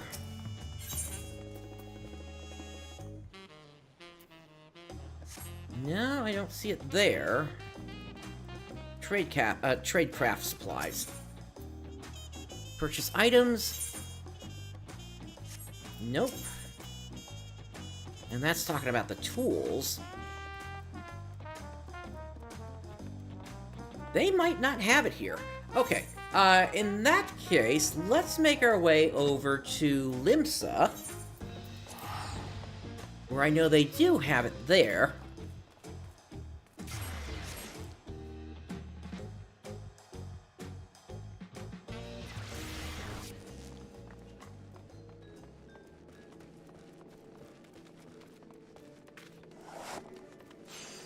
Limsa, we're looking for Engerand.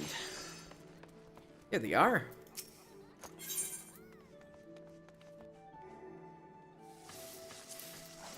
Six of them should do. Alright, and then we need more lar ingots.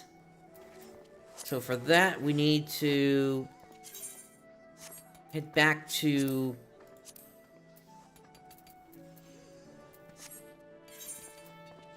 Urkupacha.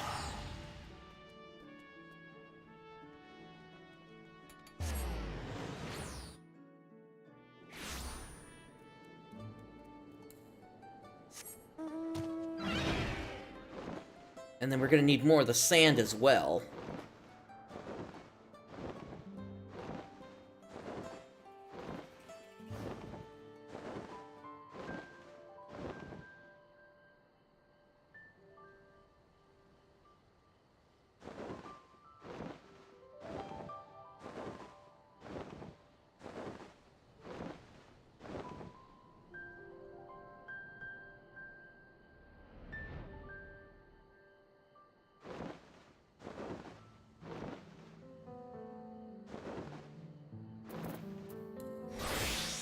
need to be on my gatherer for this. Here we go.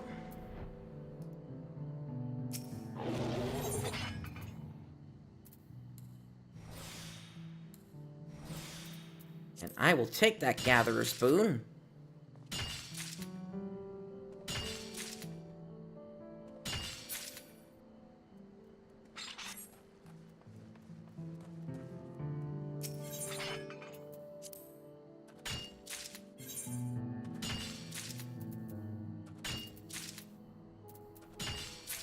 You just need 30 of these.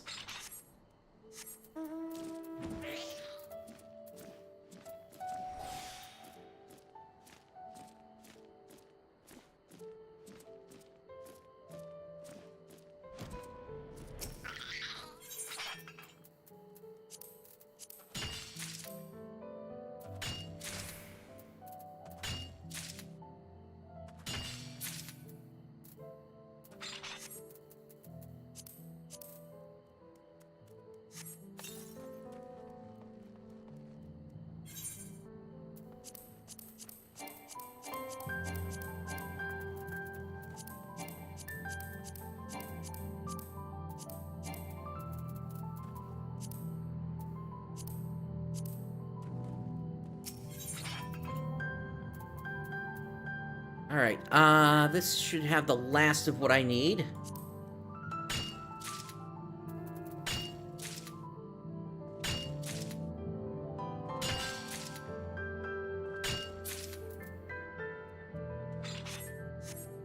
Alright. And I'm looking at the time here. As I mentioned before, I said I wanted to take my lunch while we were going to be on the boat again for fishing, so we're going to make our way over to Limsa again. And then I am also going to go ahead and prep that lunch, and then we'll hop on the boat as soon as I get back. So stand by, everyone. I will be right back.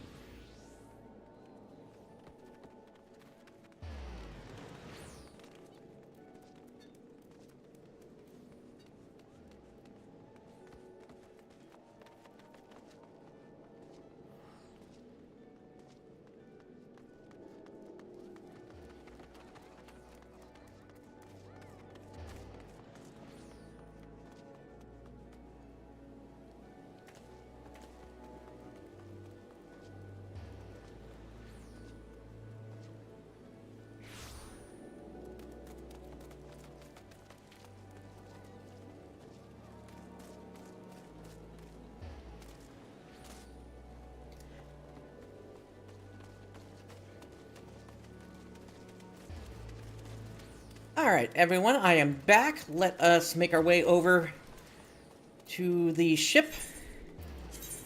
It's actually time to hop on it right now, so hopefully I still make it.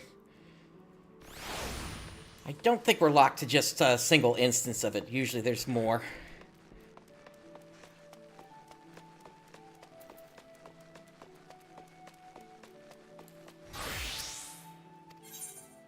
Register to board.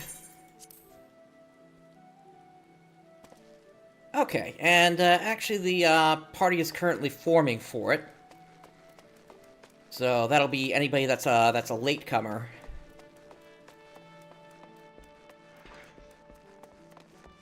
While we have a few seconds, I'm gonna drop by the retainers. Oh, never mind. It's up. Alright, and yeah, so we're gonna do this, and then we'll continue on with the rest of the Wachumeqimeqi.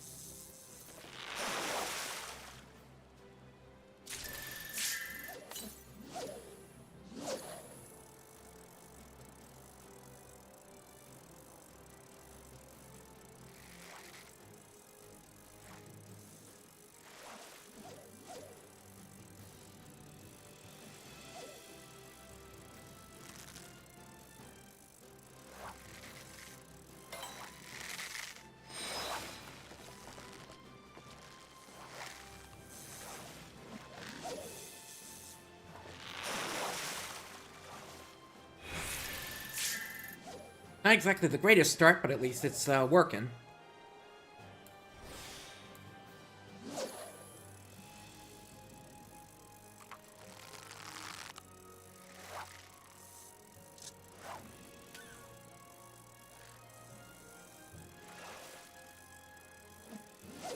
We got seagulls coming in.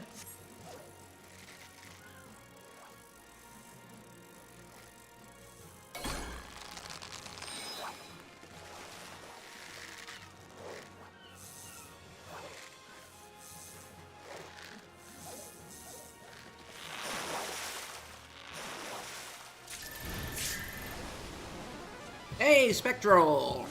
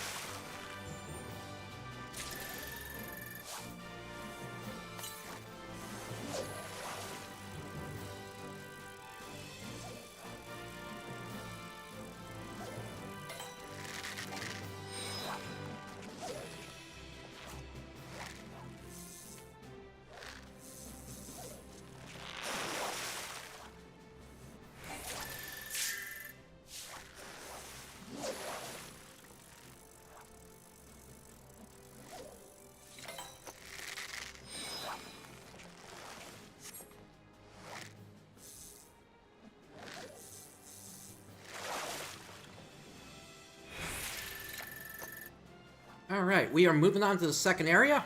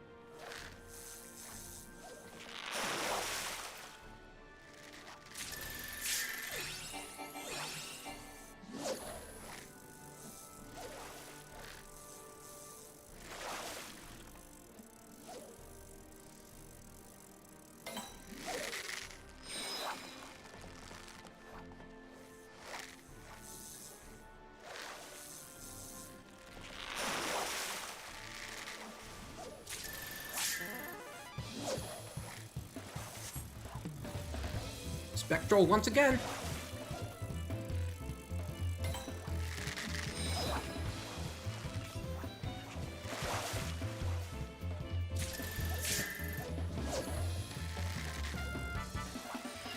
Something I've never seen before is getting 3 Spectrals in a row on the same ship voyage.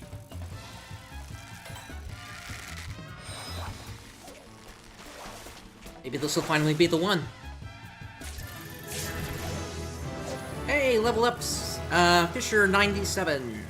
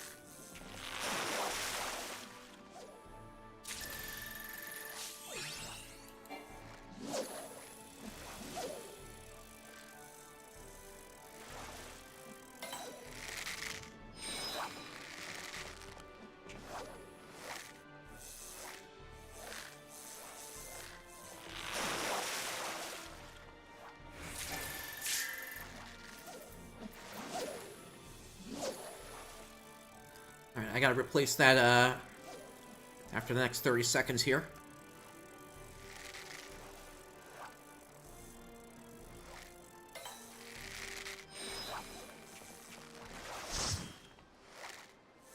Ooh, somebody left.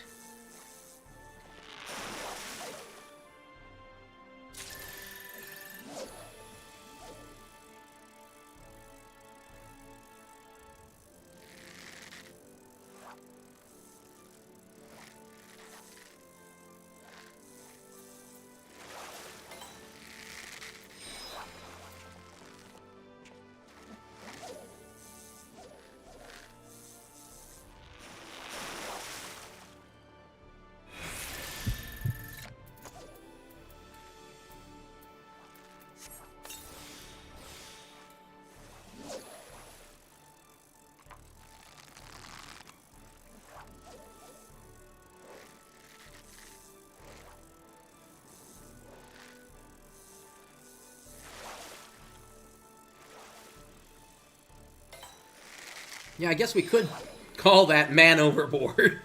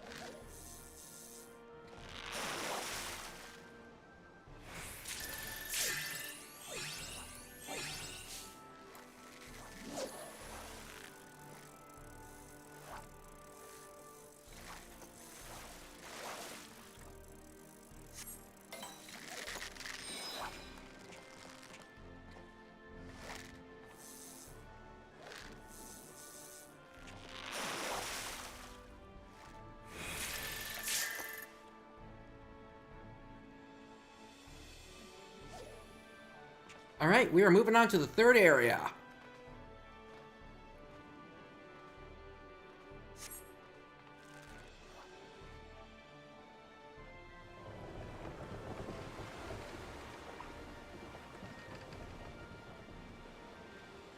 I'll be pushing to get to level 88. Or 98, rather. If I can do that, I think we'll be good for the quest line with the Wachumeqimeqi.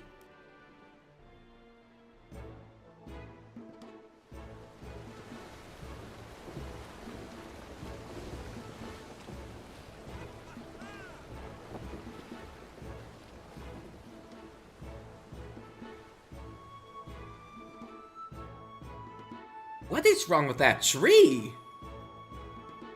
Look at the textures! They're all messed up!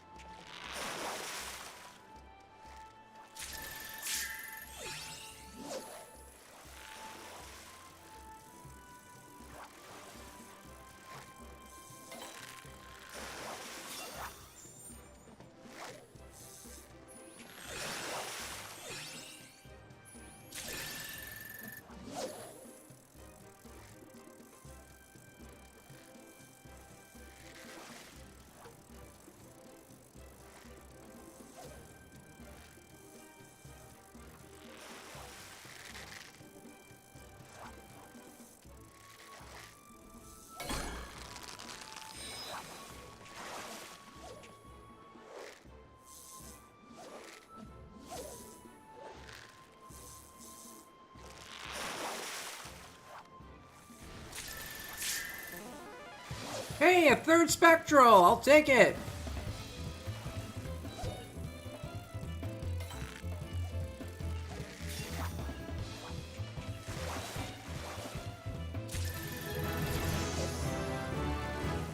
And that's level 98.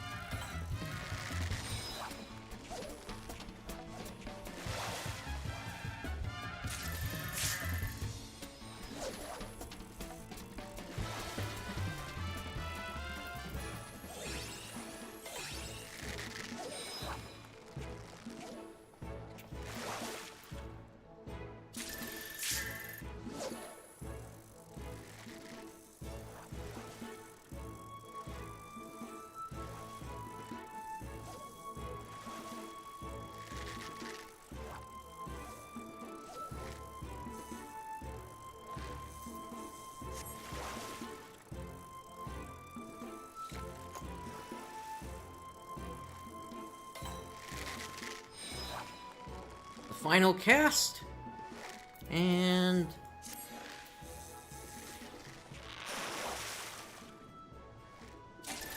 Alright, we'll see what we get.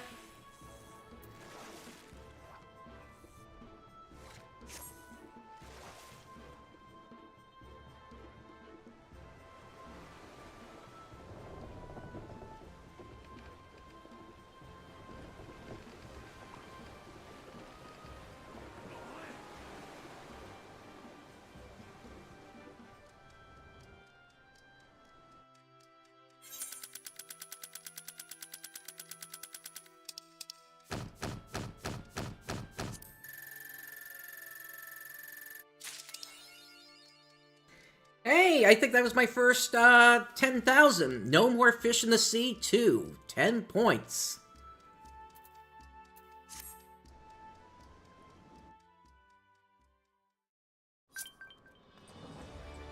All right. Well, that was time well spent. We are almost halfway to the Fisher, or we are halfway through Fisher 98, so yeah, we're going to have plenty of experience now. Definitely did not have enough before at 96.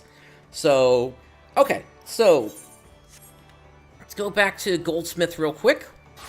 And let's see what else we needed. So, we need to make up Lar ingots. We also need Cobalt Tungsten.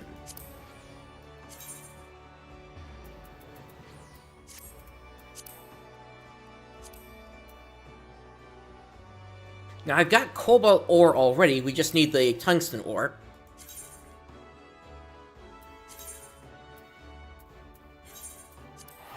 And for that, we head to Ikbrax.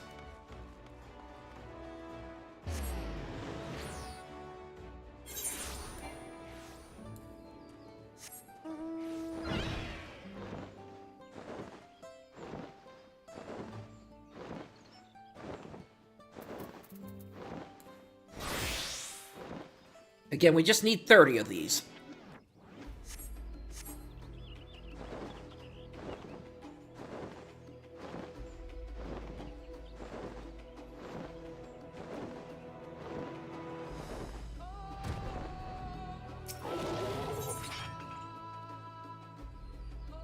This one affects gathering yields, so I should go ham. I need to let my points recover here.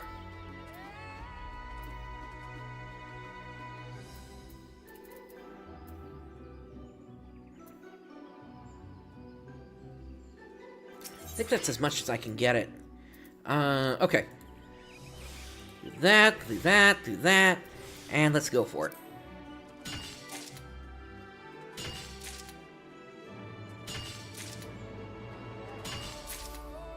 That's a really good start. We just need 6.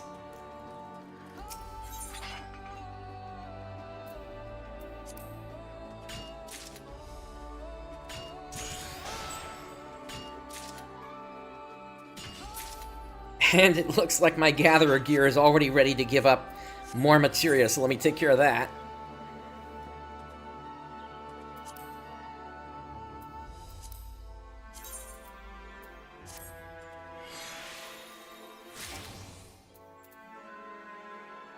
Oh dear. Okay, let me get the last of the ore, and then we're gonna hit the shop so I can sell those fish.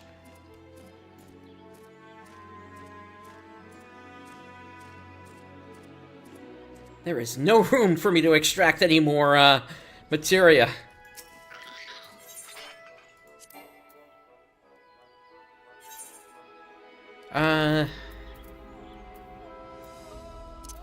Get rid of you.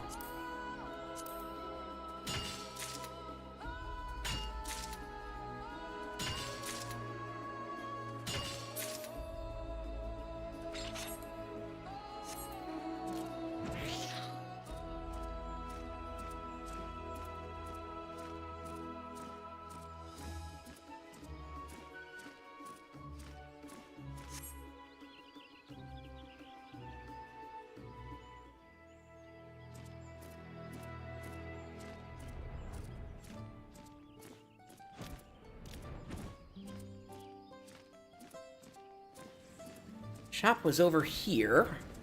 Here we go.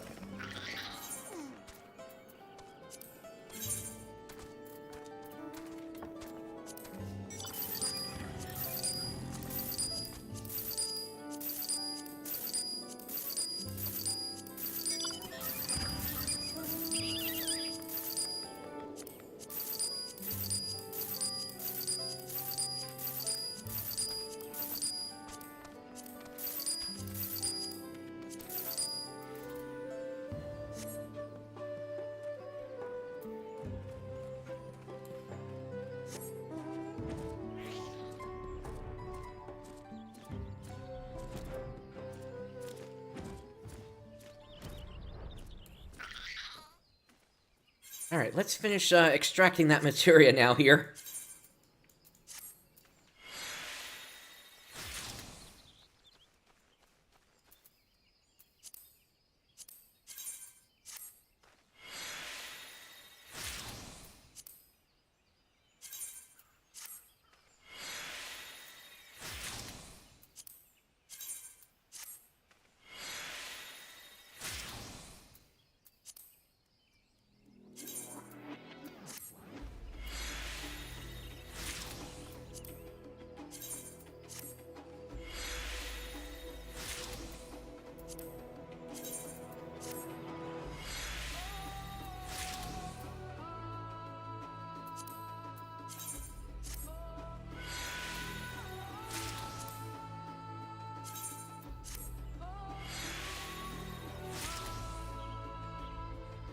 Alrighty, and now we should be able to just get crafting here.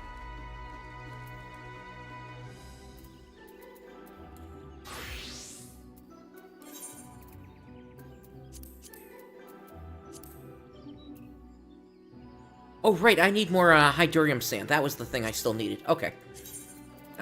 So back to Labyrinth, or... yeah, Labyrinthos.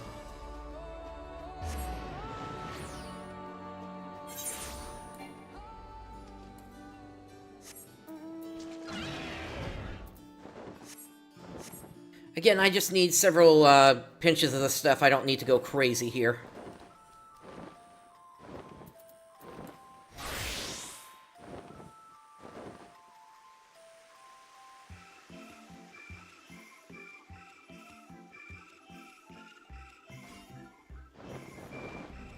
Although you are a hunt target.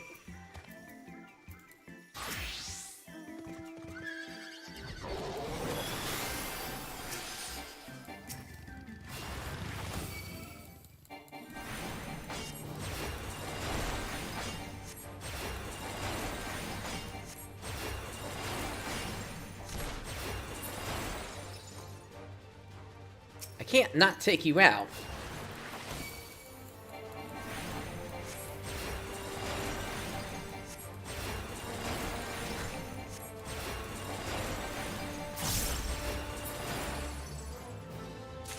There we go. A little bit of experience for my trouble and some nuts.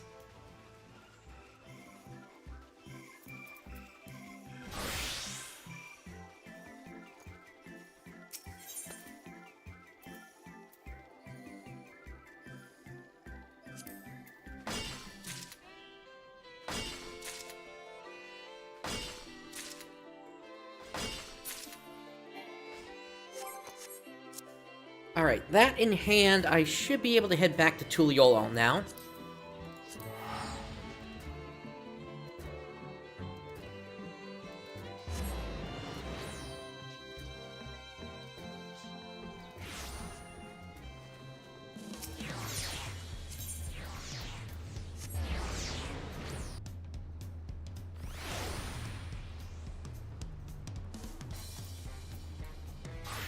First, we need to craft up the lar ingots.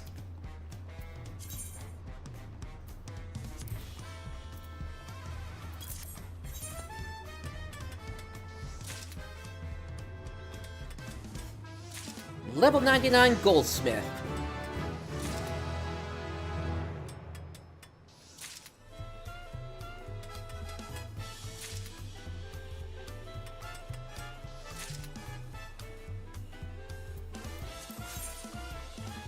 Okay. And then next, I think I gotta hop on armorer.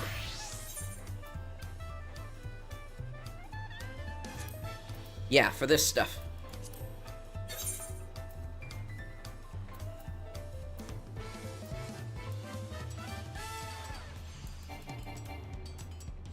Again, I don't need this stuff high quality. We'll take care of that during the craft itself. Oh, okay, got it. Good thing I had some extra.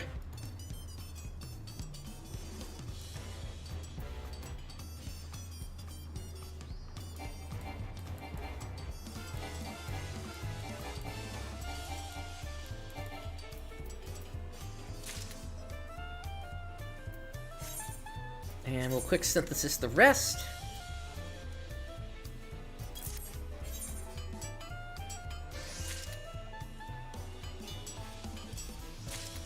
What do you know? I got a high quality anyway.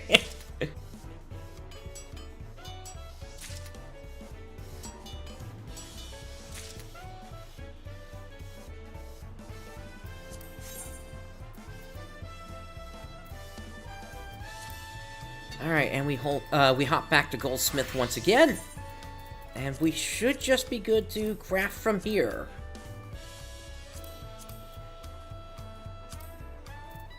Yep, here we go. Oh! I need more cobalt! It's not just one, I need two of them. Okay. Alright, back to Ikbrux then.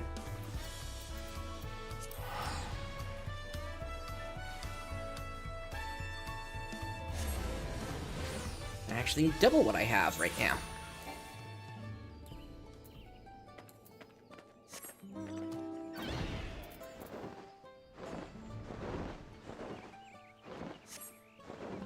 So, another 30 then.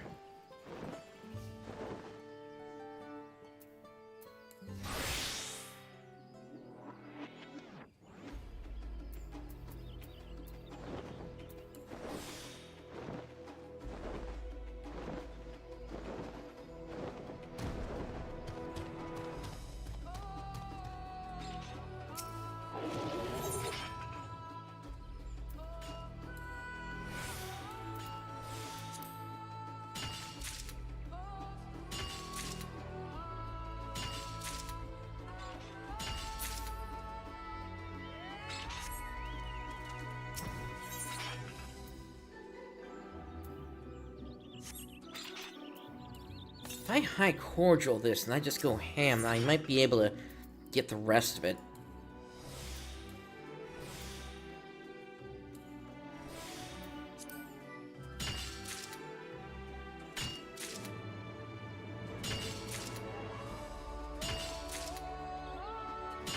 I think I got it.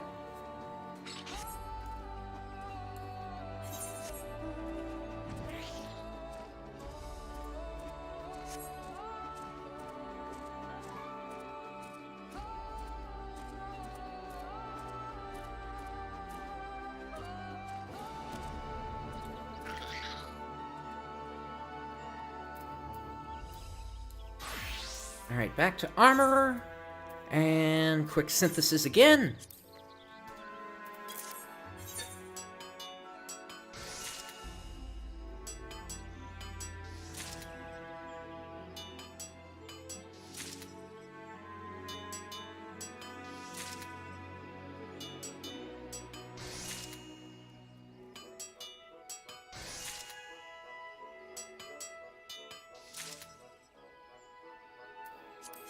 What is my luck with those high qualities?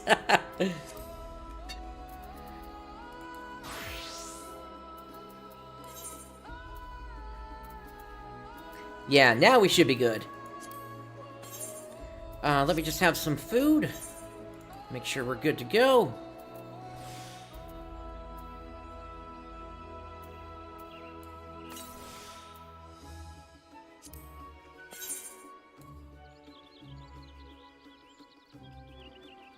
And again, we need to make 6 of these.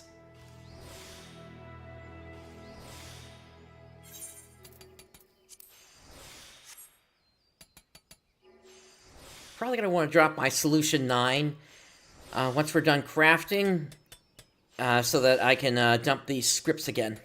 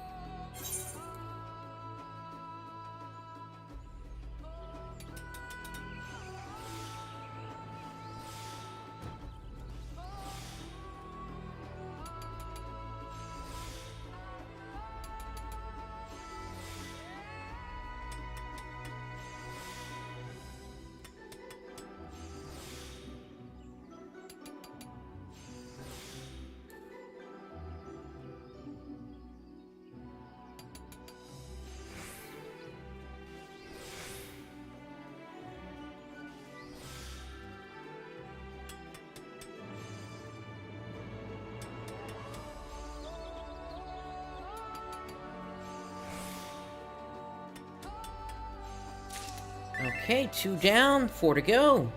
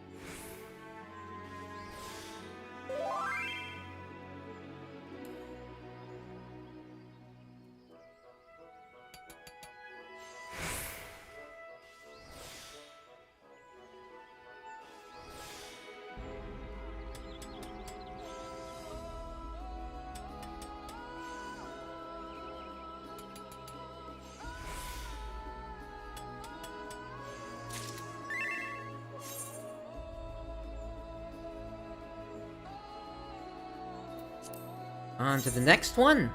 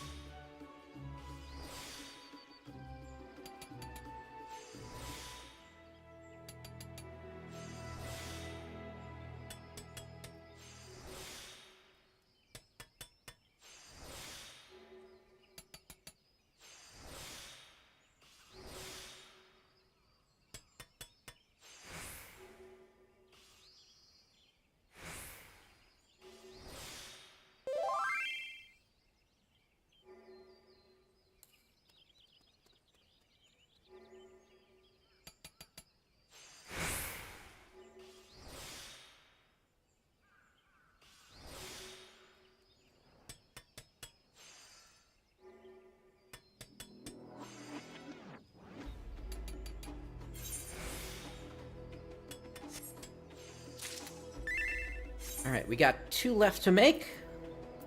I gotta dig into the high-quality cobalt tungsten now.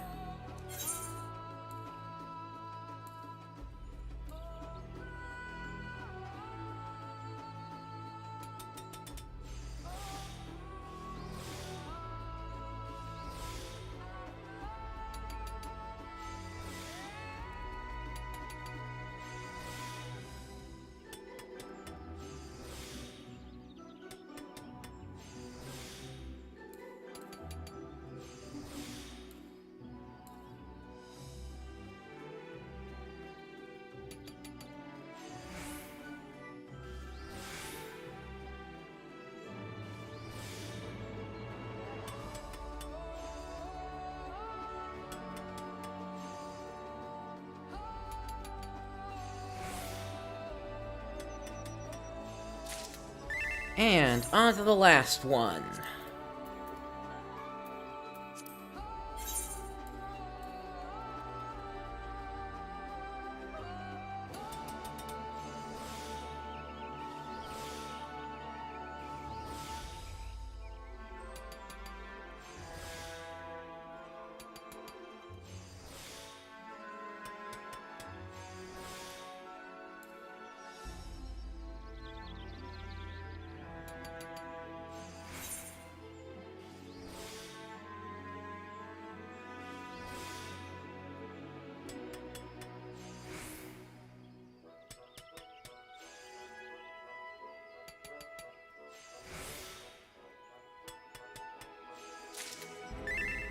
And with that, let's head back to Tuliolo and hand this in.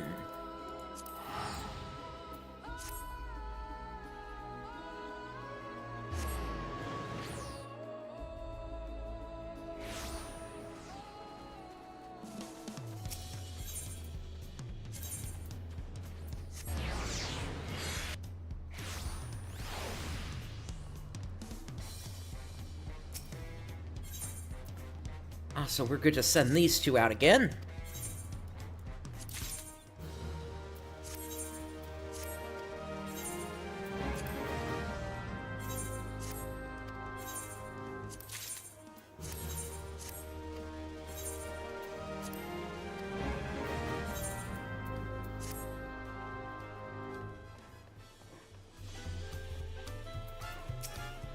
Alrighty. The client will be departing before long. But I know I can count on you to have those lanterns ready. Let's hand them over. Oh, that's right. We gotta hit up elsewhere in town or Solution 9. I saw earlier there was a script exchange. Let me see if I can find that.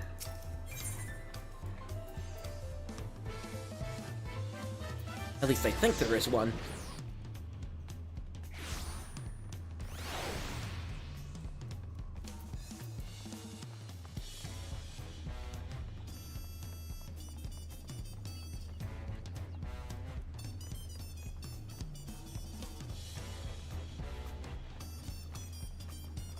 Is there one?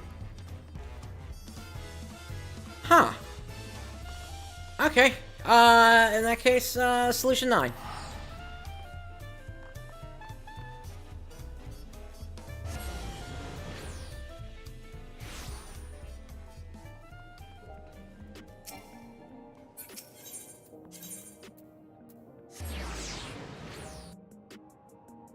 I absolutely know there's one here.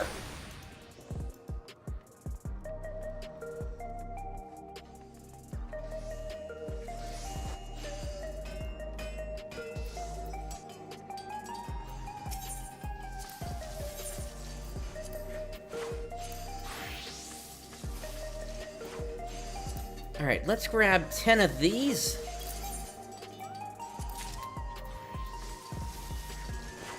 And I think that puts everything at 50 now.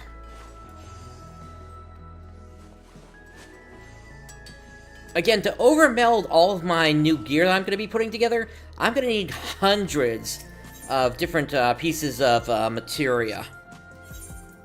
Although more control than anything else, so I guess I'll start working on building that up.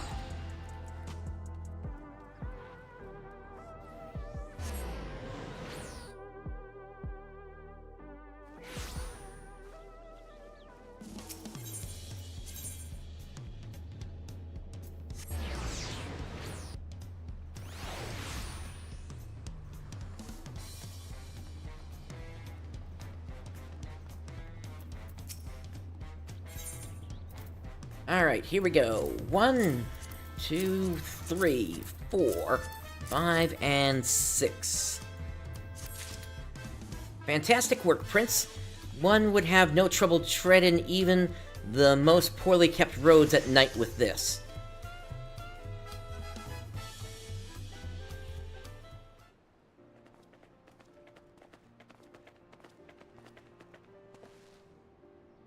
All ready to set off, then?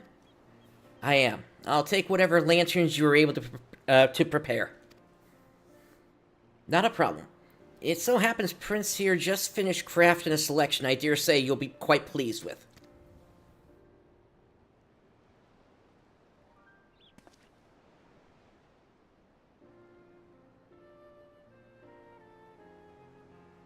Splendid, simply splendid. My thanks for preparing these in so short a time. Not a problem.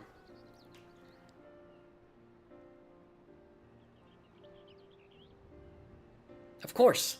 For a merchant like yourself, time is money. I'm pleased we were able to be of service. Oh, the pleasure has been all mine. Now, I best be setting off. I wish you all continued success.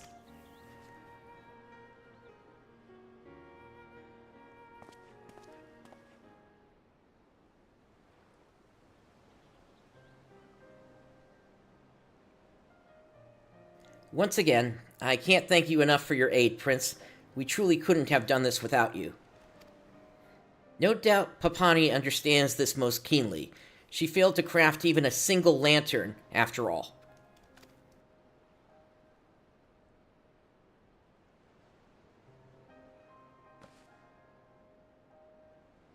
I told you this was an urgent request. Surely you can imagine what might befall a merchant traveling without a lantern. Damn it, Pawnee. You know my code. Never ever keep a customer waiting. If you want to work here, then I'm begging you, pick up the pace. I'm so sorry. It's not like Prince... I can't make something of quality at the speed you require. Yet I also cannot simply forsake all else for speed. I want the things I make to be just right for the people who use them.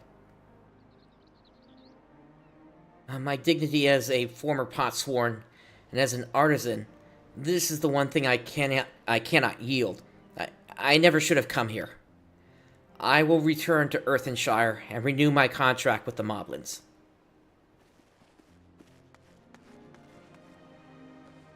Papani, wait.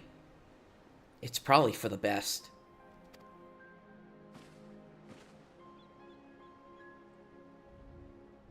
Moblins? Potsworn? What was she talking about?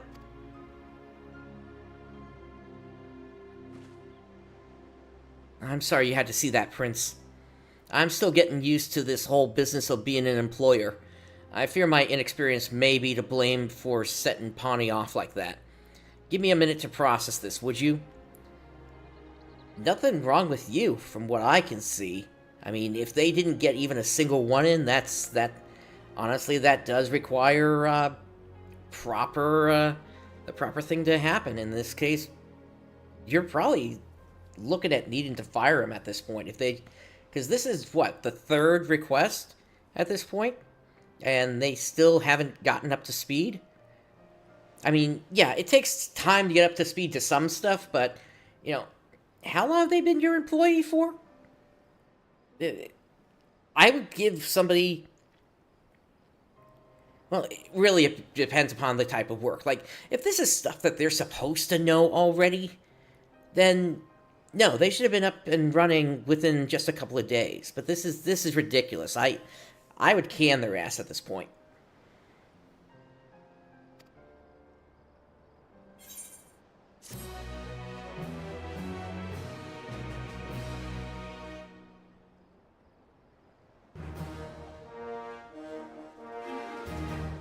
Ralsange is overjoyed with your efforts. She now considers you a metal miracle worker.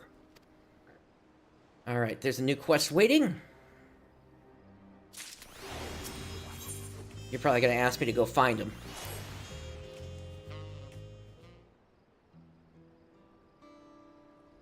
I appreciate you being here, Prince. Could really use someone to talk to right now. Don't even know where to start. Should I chase after Papani or leave her be? I hope you don't mind if I ramble a bit. Might help me clear my head. Thanks. Might not be obvious, but the truth is, I think the world of Papani. When she first came to my shop, she was like a pup that lost its bark. Head hanging, ears drooping, and all. But that pup had determination. I could see it in her eyes when she told me she wanted to work here. She meant it. And I'm curious... Something about that doesn't add up, because they said that they had tried other places trying to get work, and nobody would take them. And really, the whole reason they had to leave the Moblin village was simply because one of the workshops had been damaged. So, you know, how long has it been? Has the workshop been replaced, or rather fixed at this point? If that's fixed, then, like, you know, there's nothing wrong with them going back. I knew then, and I know now, her devotion to the craft is the real deal. Ain't no denying it, but the fact is, her approach is time-consuming, and that runs counter to the core tenet of my shop. That said, I'm the one who decided to run things this way, and the reason I did, well, let's just say I lack the talent to craft items at a pace I'm comfortable with.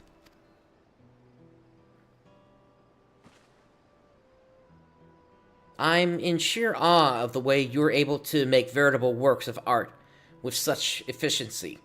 You're leagues above someone like me. Everything I know about metallurgy, I learned on my own. And I'll admit that is a decent point, but if that's the reality that you're coming to, that even you can't match my speed, then you and Papani together still are not going to be enough. You're going to need at least another 2 or 3 staff members just to reach the level that I've been able to achieve. And that's just a fact. And that's not saying anything of, you know, who's going to handle day shift and night shift and all that sort of stuff. Like, if I'm being serious in this situation, we need to talk about, you know, how long it takes to actually produce each item and coming up with, you know, an actual timetable that you want your staff to be here when you want them to take their breaks. Basically, stuff that would be done through a workforce management group. Now, granted, your shop is just you right now, but this is probably still a discussion that you would want to have with someone.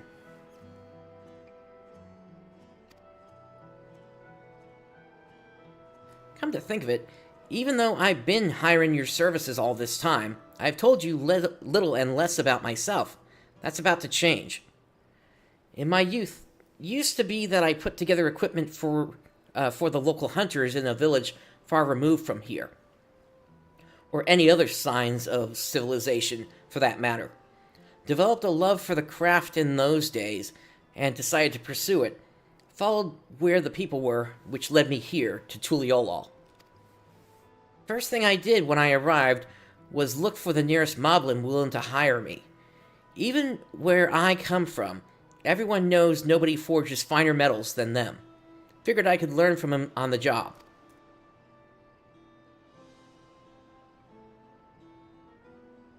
I pleaded with them till they finally offered me a chance, on the condition that I moved to Cosmauca.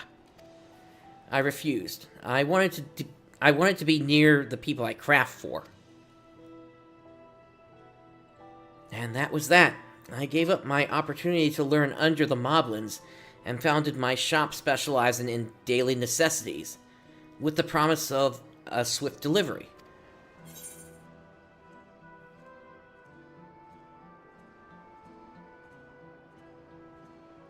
The moblins are masters not of metallurgy, but caretaking.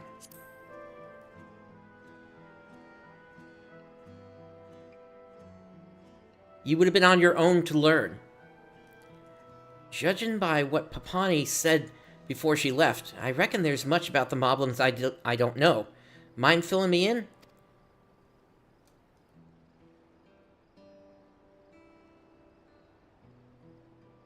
So that's the way of it, eh? All this time, I thought those metal marvels were made by the Moblins themselves. When they agreed to hire me way back when, must have been that they wanted me to move so I could learn under the other Potsworn in their care. Potsworn like Papani, who had never been thanked by a customer once in their life. She said she was going to return to the Moblins and work for him again, but she must have cut ties for a reason. Not so sure her former employees will take her in so easily. They said it was because one of the shops got destroyed. So, I'll admit, I'm worried about her. I want to see if she's alright, and I want to see what sort of environments the Moblins prepared for artisans like her. Would you mind tagging along with me to Earthenshire?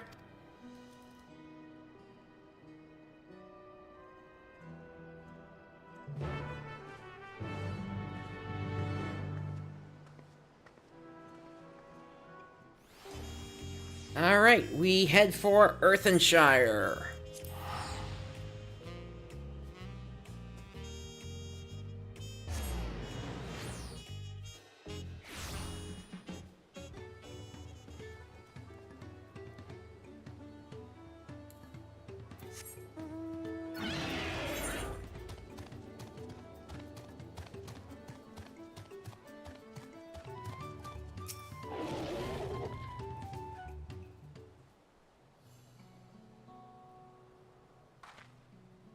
So this is where the Moblins and the Potsworn live.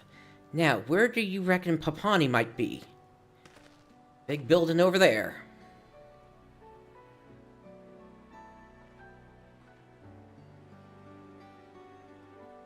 Is that so?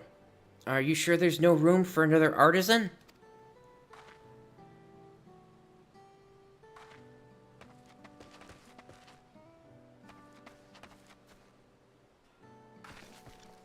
My goodness, Mistress Françoise, Prince, what are you doing here? I didn't want to leave things between us as they were, and Prince told me about the Potsworn.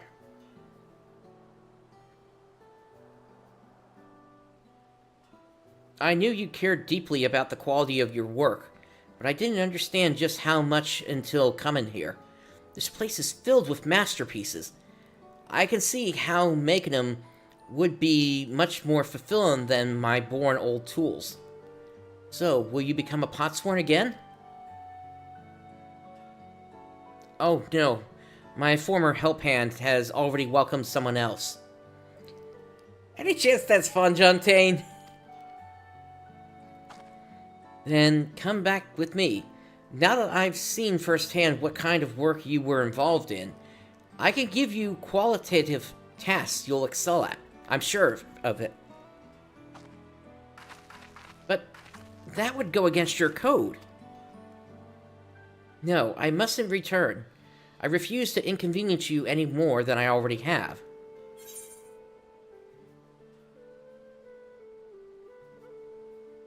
You both need to talk this out properly.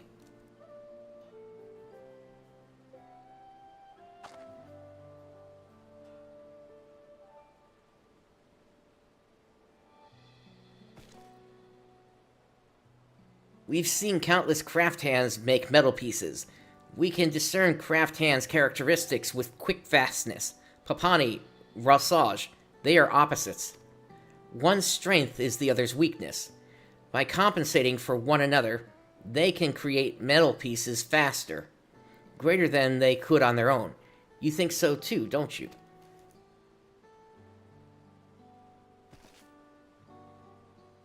Why not put the idea to trial test?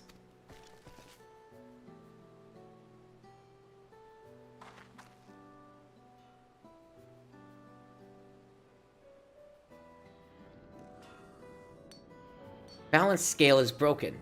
Needs repair. Fulcrum is no good. Very unstable. We cannot check true weight of anything. Please help me fix. Rasage prepares materials. Papani sees to the finishing touches. Prince helps these two work together. You got it. Instead of crafting individually, we simply handle the tasks we specialize in. I'm willing to give it a shot, and we certainly can't abandon our friend in need of capable artisans here. What say you, Papani? Yes, of course. Then I'll get started on preparing the components immediately. Give me a moment, would you?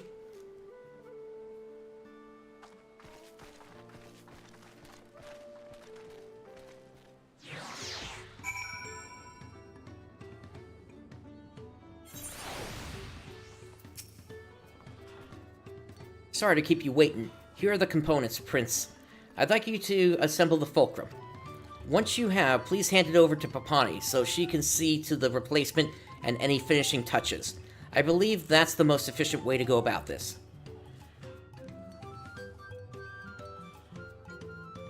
Should you run out of components, just say the word. I have plenty more on hand. I shall examine the damaged scales and consider what other adjustments may be necessary in the meantime. Pray let me know when the fulcrum is ready. Alrighty. Fulcrum, create.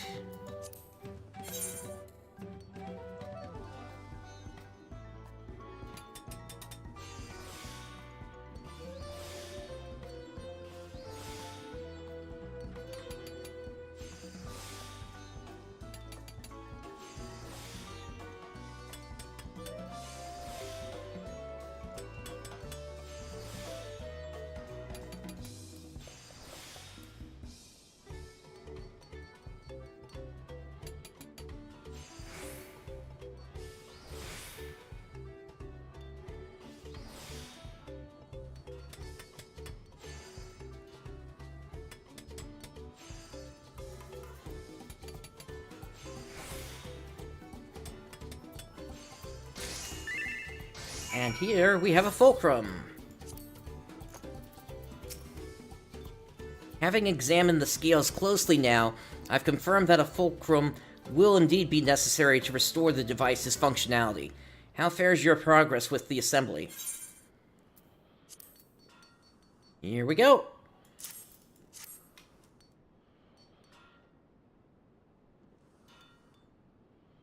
Oh, this is magnificent. I shall replace the broken fulcrum with this one immediately.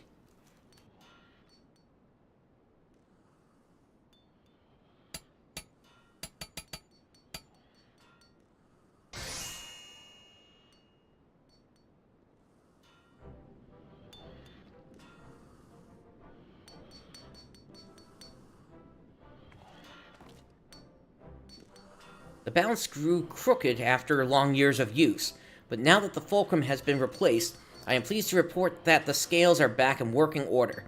I also noted some stiffness during my examination, so I applied oil to ensure it functions as smoothly as possible. Marvelous, it's like new. Now I can measure true weight with quick fastness again. Such wonderful, efficient work. From heart bottom, thank you, craft hands. It is I who should be thanking you. I truly do enjoy the feeling of interacting with patrons directly. We take pride in providing the perfect place for creators to create. That's how we know each craft hand requires different environment to thrive. If Papani requires environment where she is heart bottom thanked, then that is where Papani can do her best craft work. She should hold on to such a place and never let it go.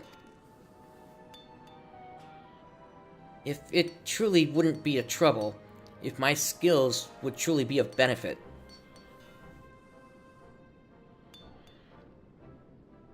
Then I wish to work with you again, Mistress Robsage. You're the artisan I aspired to be, but could never become, Papani. When I first opened my store, I yearned to forge metalwares that would be revered by all. But I wasn't good enough.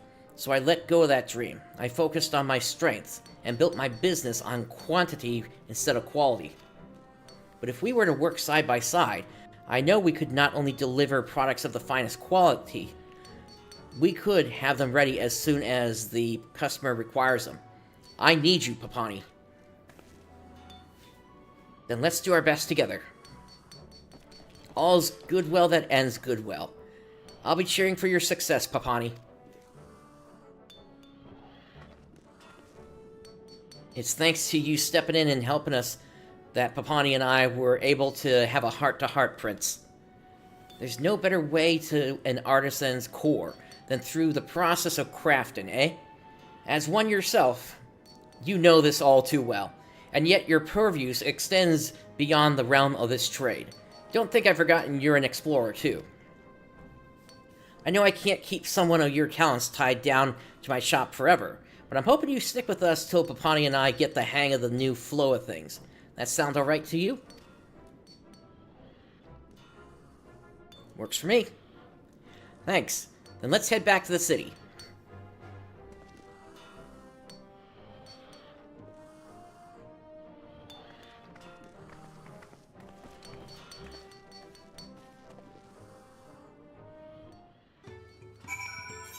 Alright, back to Tuliolol.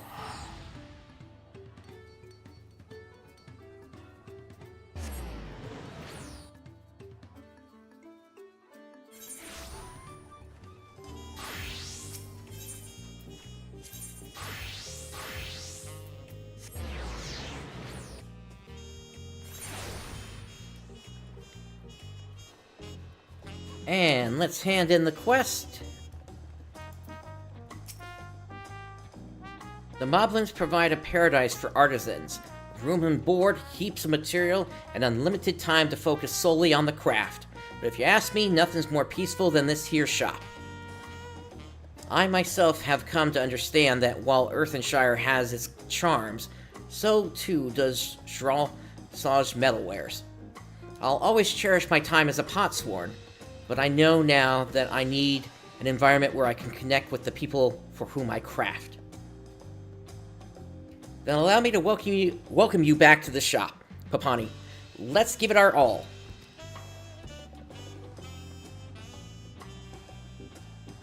Papani and I will need to discuss our crafting process from here on out. Give us a few minutes, would you?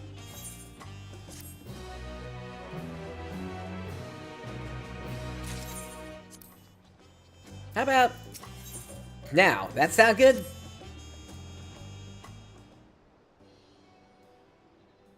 Good to see you, Prince. Papani and I've just finished discussing how we might go about using our strengths to complement each other. We came to the conclusion that together we can craft first-rate metalwares, the sort which I've never would have considered crafting in the past. As a result, I decided to accept a special order. I heard through an old acquaintance that a palace seer was looking for an artisan to craft a censer for the ceremonial practices. Told him I'd be happy to oblige. It'd be a trifle to craft were it a simple censer, but seeing as it's for ritual use, I believe it will require delicate and precise ornamentation. Which is why Mistress Ralsage and I have decided to split up the task thus.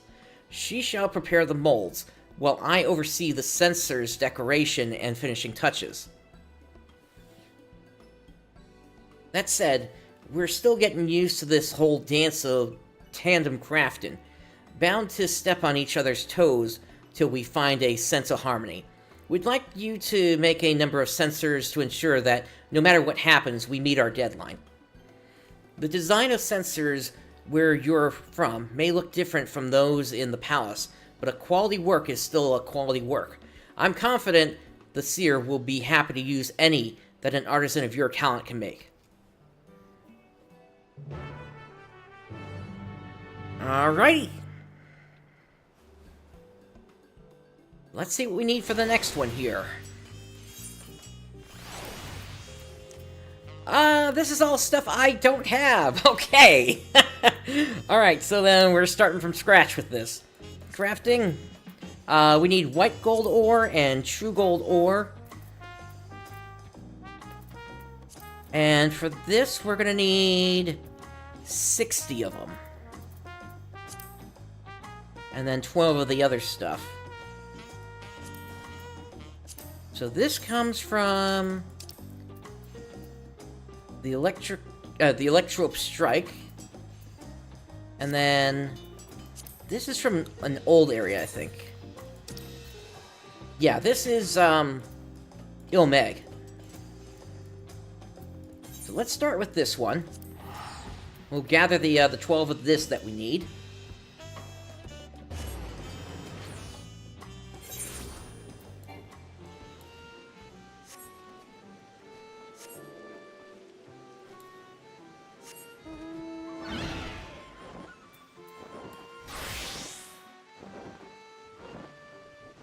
Rainy day on the 1st.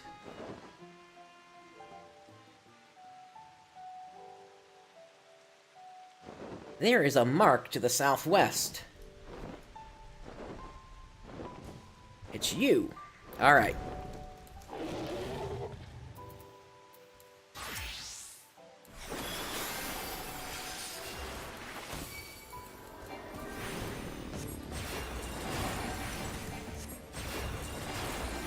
And also, those flower baskets are marks as well.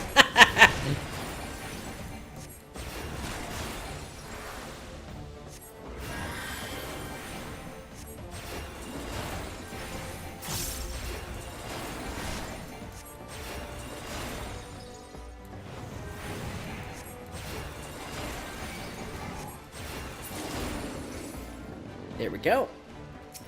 Let's grab the flower baskets as well.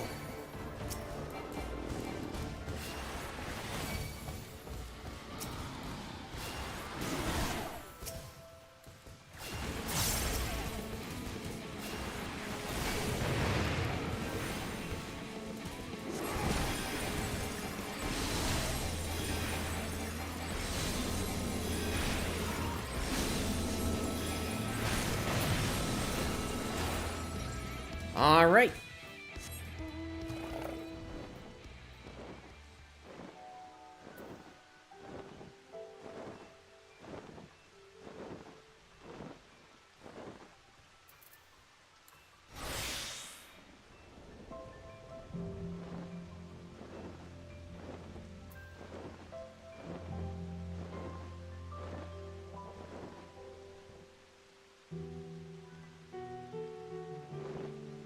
So again, we just need 12 of the ore here.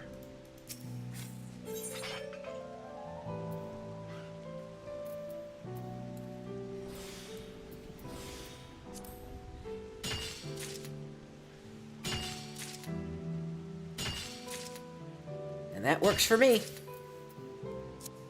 Alright, next. We need to head to Thunderstrike. Or, Electro Strike, rather. And we need 60 of the ore.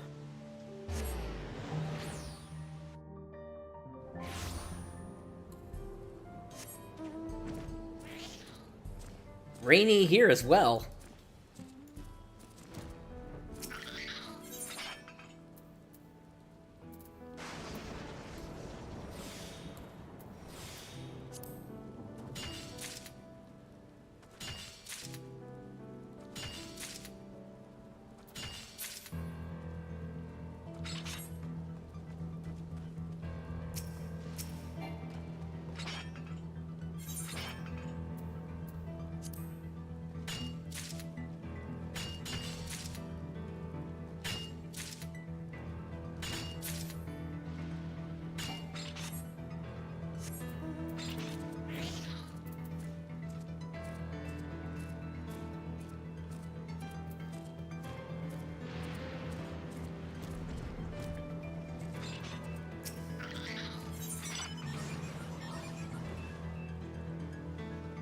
This affects the number of gathering attempts.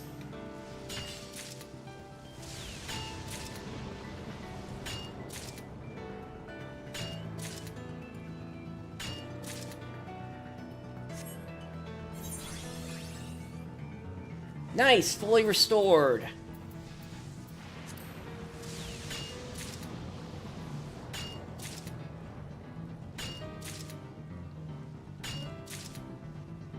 I'd rather hold off until I get one that's either 6 integrity or it's got the bonus extra one.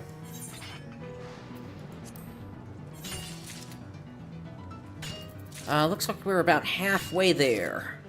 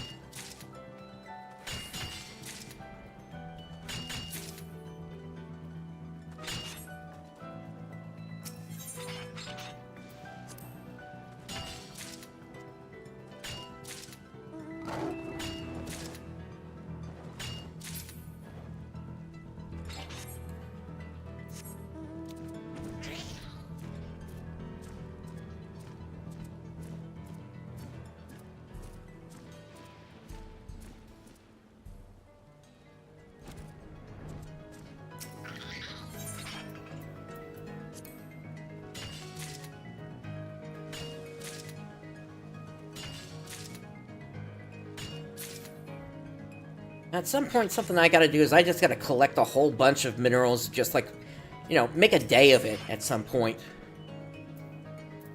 Alright, let's go ham on this. We'll see what we get.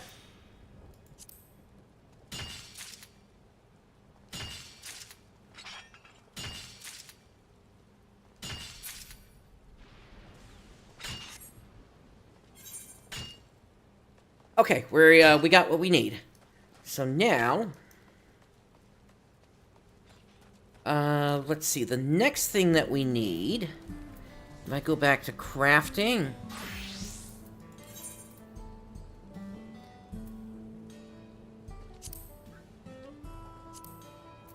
yeah, we're good there. Next is the titanium gold nugget. For that we need titanium gold ore. Wait a minute.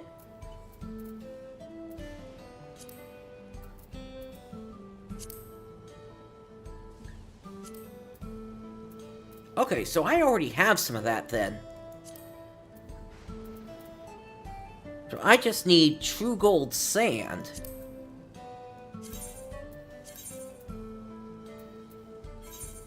And that's back on the first. And then the last thing we need is just some cinnamon.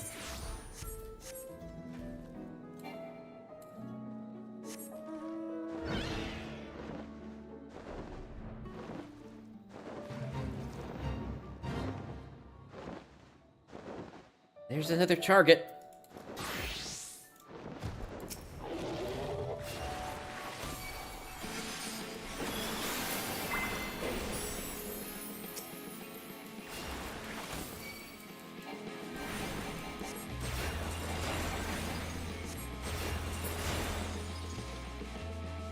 Obviously, it's not a ton of experience I get from this.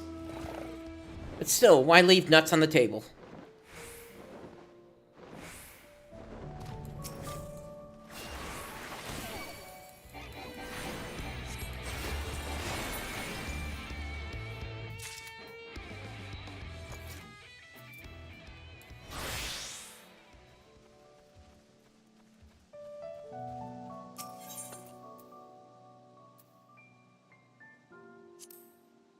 That should give us enough.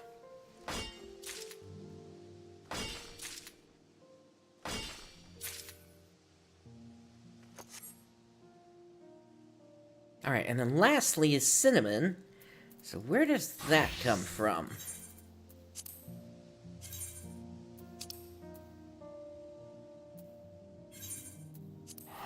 North Shroud, okay.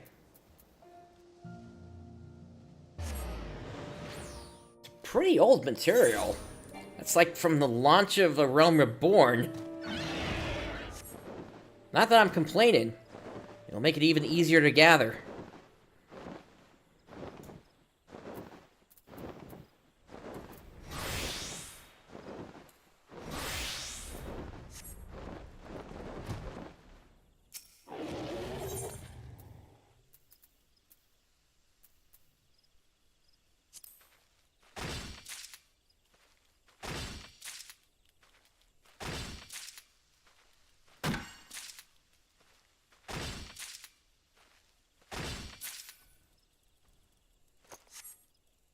Alright, time to put this all together. Oops, wrong button.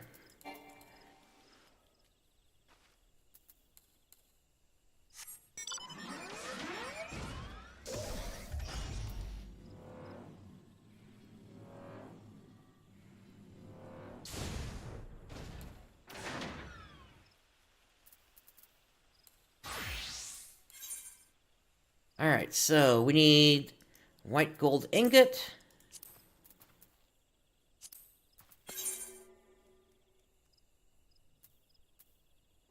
For this, we'll quick craft them.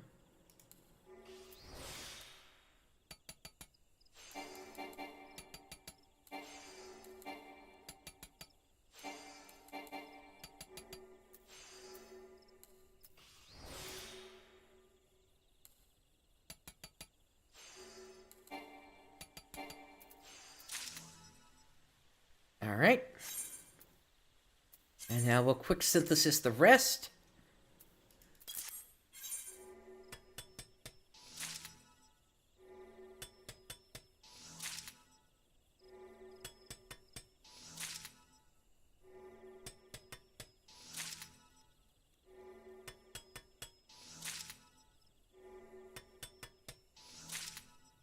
Did I get 60 of the right thing?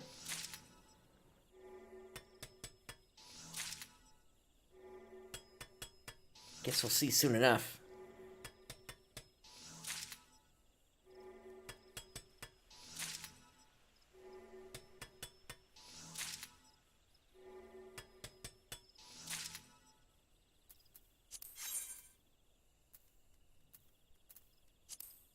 Yes, I did. Okay, good. And then we need to craft this up. This I need armor.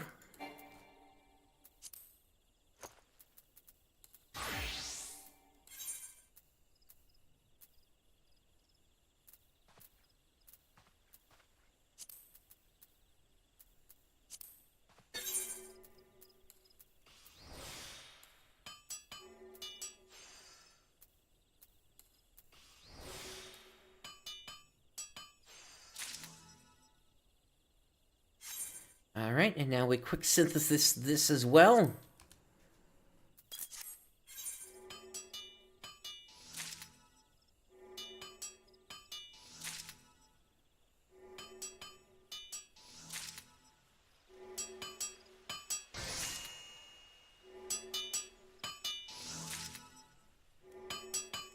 Alright, all my equipment is breaking, but that's no problem.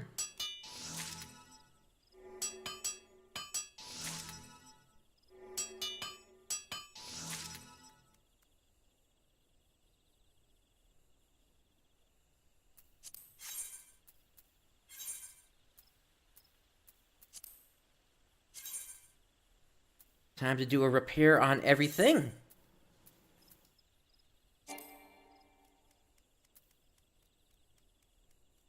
Oh, I can't while I'm crafting.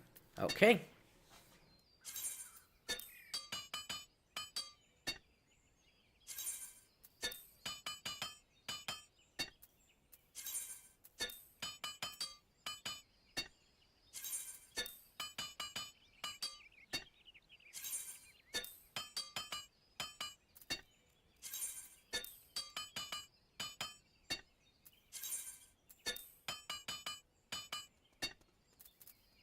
Okay. So now, I should be able to switch to Goldsmith.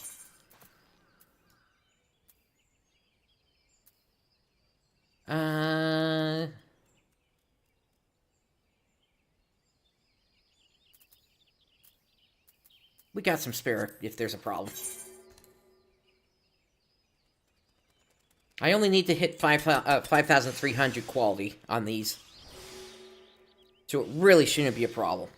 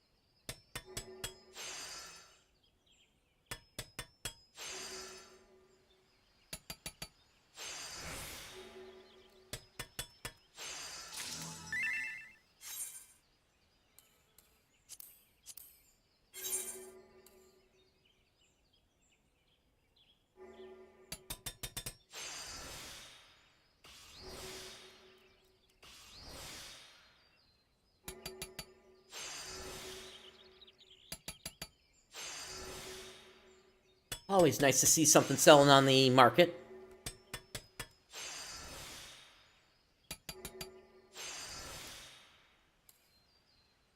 Let's finish this up.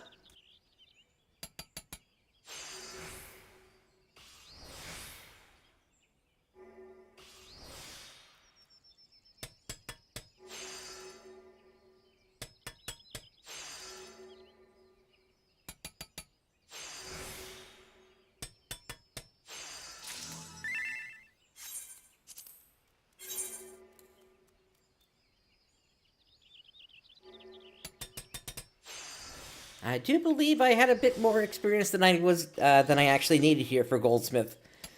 But these hand-ins will still get me to level 100 regardless. Hey, something else sold as well.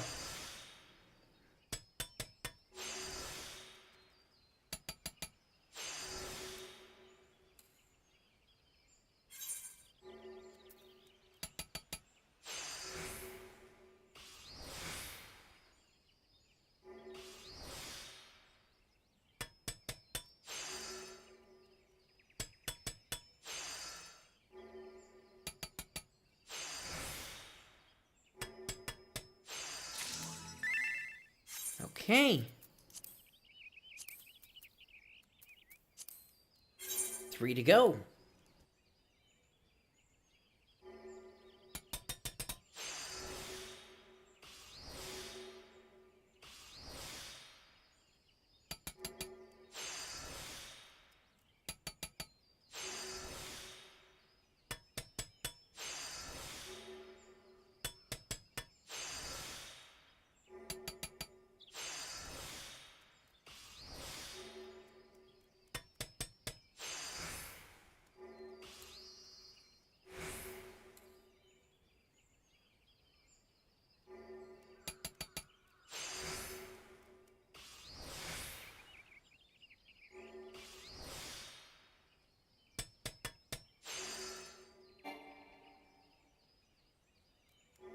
Whoops, I'm out of crafting points.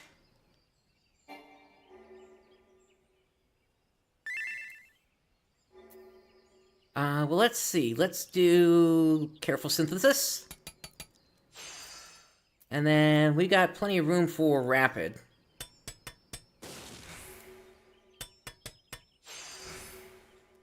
Nice. And that gets me enough for another careful. And one more. Okay. 2 to go.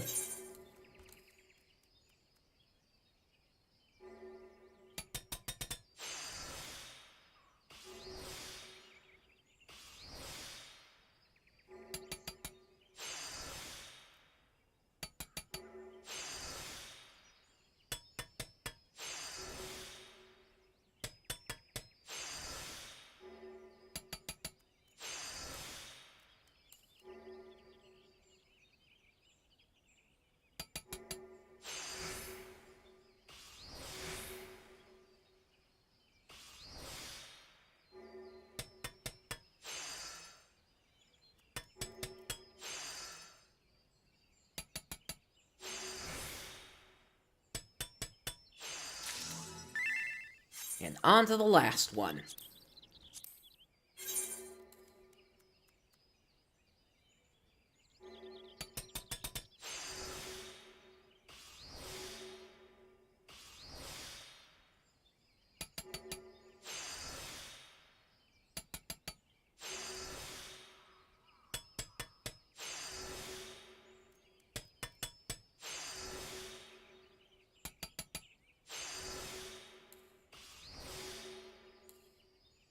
And let's finish it up.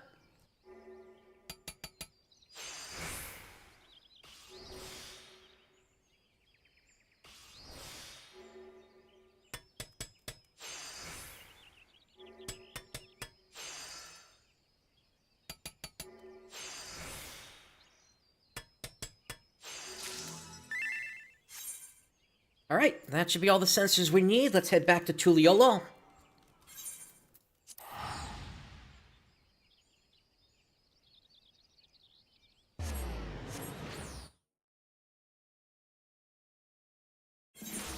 I should check it on my retainers, see where they are.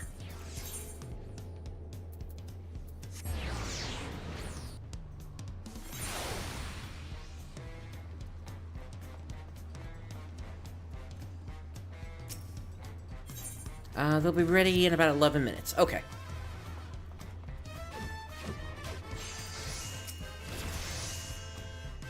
Counting on you for those sensors. As they're for ceremonial use, they'll need to be not only easy to employ, but elaborate in design as well. Alright, let's hand these over.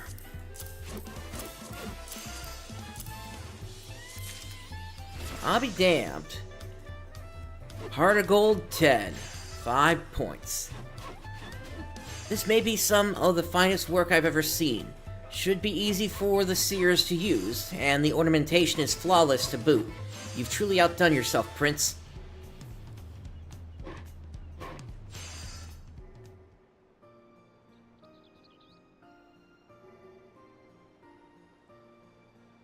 The quality of your work sets an example any artisan would be a fool not to follow. As always, I'm grateful for your help. For a blessing, Papani and I were able to find our rhythm, and prepared a few sensors ourselves. Indeed, if we work together, I've no doubt we can fulfill any request that comes our way. Still, to think you were able to prepare so many on your own, I'm thoroughly impressed. Goes to show how diligently you must have honed your craft before crossing the salt here. I've learned a great deal from seeing your work. Any road, I best get these delivered, lest I tarnish the good name of my shop. I'd appreciate it if you both wait here. Shouldn't be long.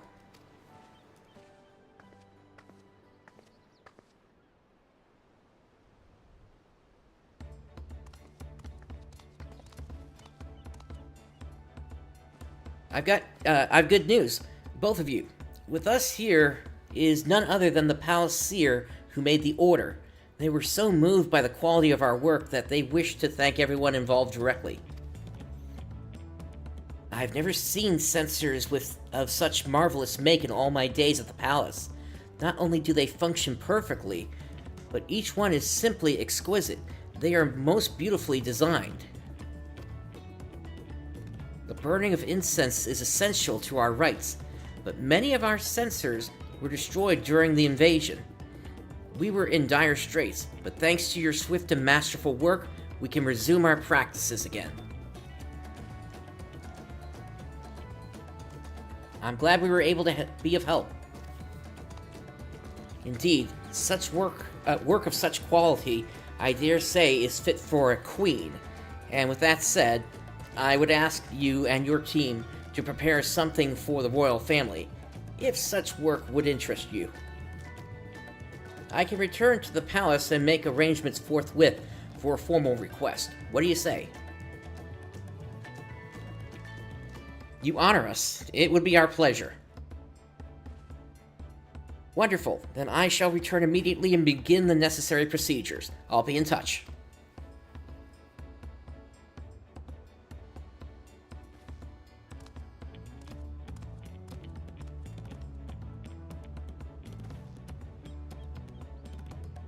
If the royal family themselves use the metalwares we craft, wouldn't that make us purveyors to the royal court?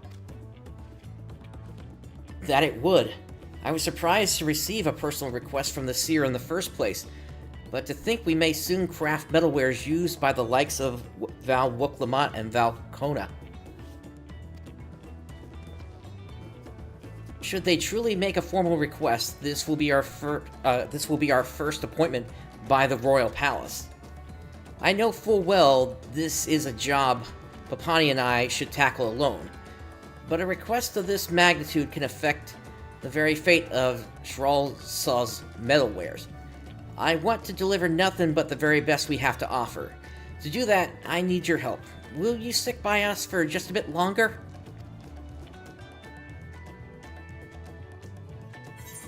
You realize I'm the third, right? Or I'm a supporter of the third? So it's interesting that you're still asking me for help. Shralsaw is just thrilled with your efforts. She now considers you a master of metal. Alright, being level 100... Let me get things on.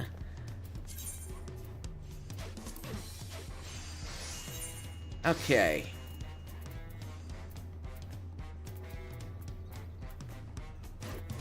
Okay, good. Let's do the last quest then. Prince Papani, I've received word from the seer. They wish for us to meet them near the palace, where they'll reveal the full details of their request. Papani and I'll head there first. Once you're ready, join us at the arterial climb, Prince.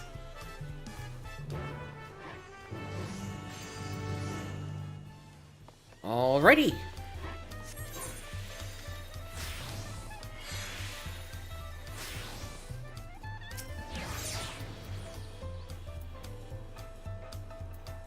It's kind of in the middle of nowhere, if I'm being honest.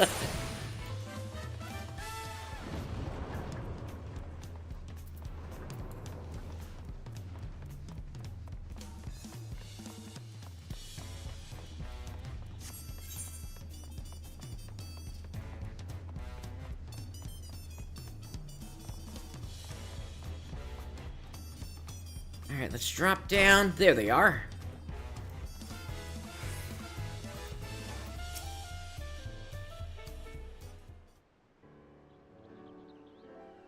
Welcome, esteemed artisans of Shralsage metalwares, and thank you for coming. We can now discuss the request in an official capacity. May I begin? Of course, we're quite eager to hear what exactly will be crafted. Allow me to inform you, we wish for you to construct a pair of solar reflectors. Forgive me, I've never heard of such a thing. May I ask what it is? Certainly. 'Tis a tool which reflects light, focusing it on a single point for the purposes of starting fires. Think of it as a curved mirror of sorts. I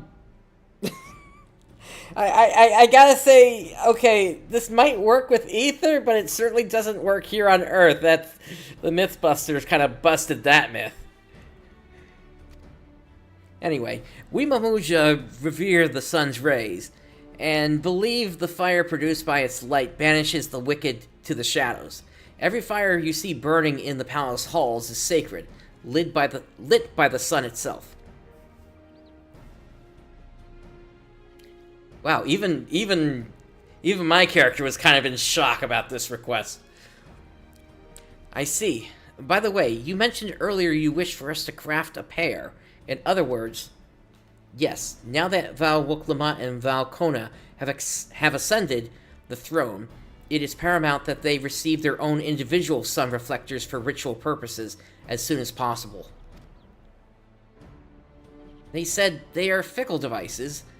Even the slightest imbalance or deformity in their construction can result in a complete lack of functionality. What's more, cloudy weather extends the time it takes to produce a flame exponentially. While it may appear simple in design, in practice it is anything but. Only the finest artisans can be trusted with so delicate a device. Will you accept our request? We'll make the reflectors for you, alright? I stake my honor as a craftswoman on it.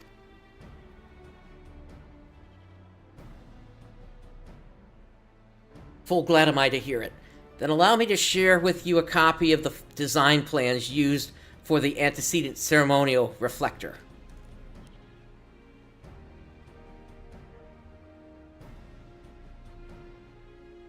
Yet know that this is to be used as nothing more than a reference, for this reflector was made for the late Dawn servant, Gulul Jaja. We expect an altogether different design from you, one befitting the new Dawn servants. Understood. Leave it to us. We'd best return to the shop forthwith and discuss our approach.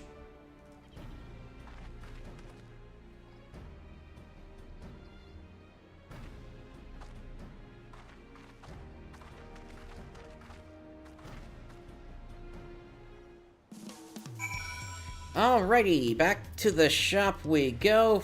We can just drop down from here.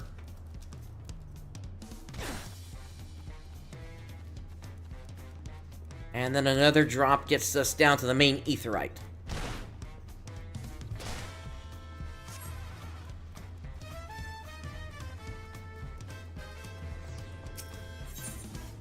Ethernet. Back to the shop. How we doing here? Almost ready.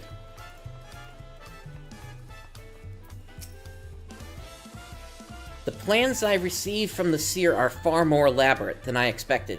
Makes me wonder if the person who drafted them was a potsworn.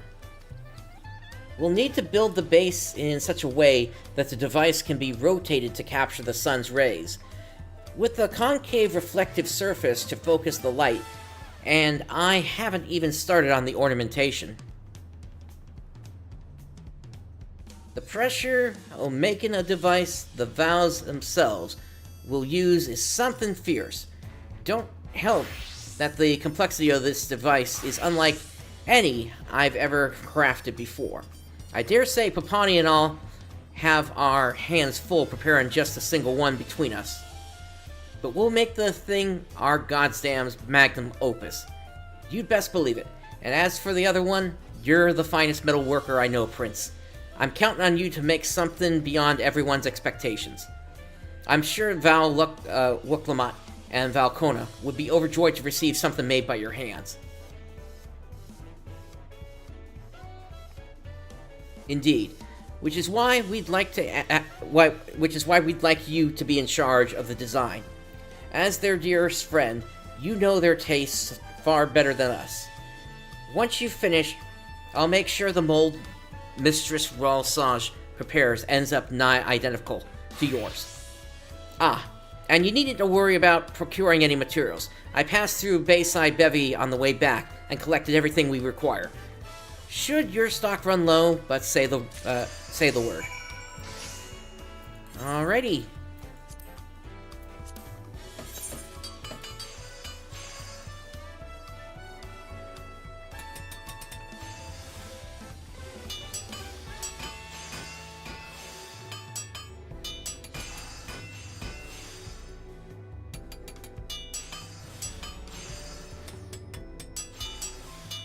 Yeah, these are the easy ones to take care of, because you don't need to go hunting for materials.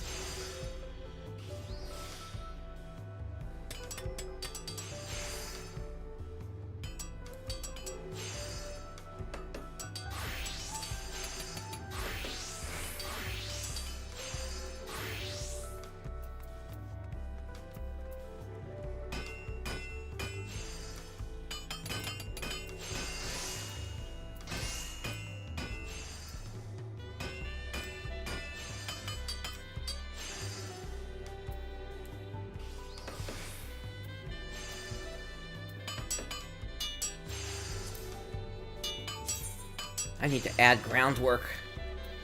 Here we go. Groundwork. Let's go. Waste not one. And then groundwork.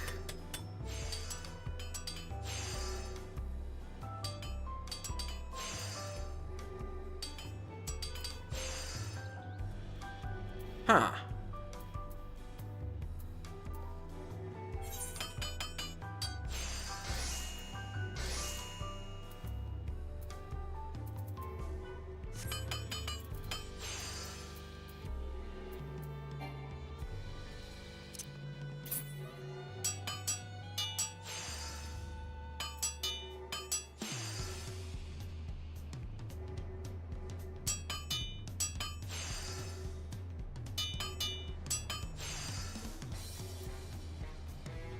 Alright, that gets us 610.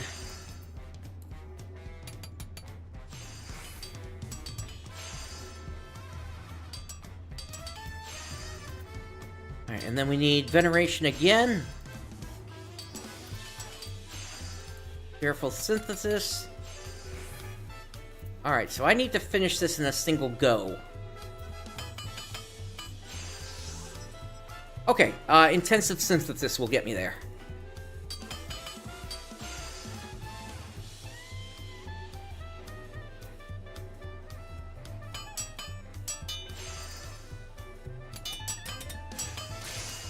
Bingo!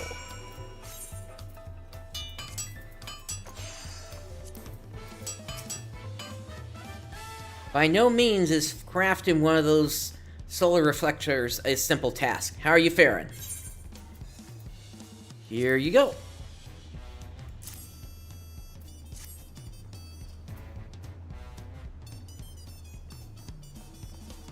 You've already finished? And the device has every ounce of the sort of quality I come to expect from you. It so happens I just finished tending to my portion of the reflector. Pawnee is currently seeing to the more delicate touches. As soon as she's finished, we'll set off to the palace.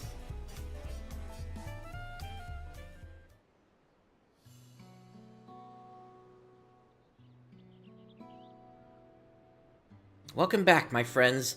I trust these are the requested reflectors?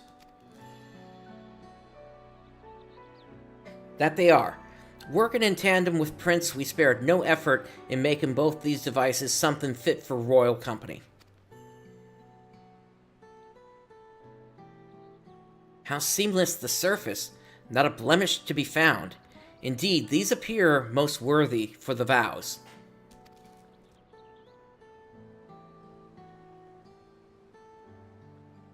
Yet appearances are not everything. Above all else, they must perform their function. Allow me to evaluate whether they do so.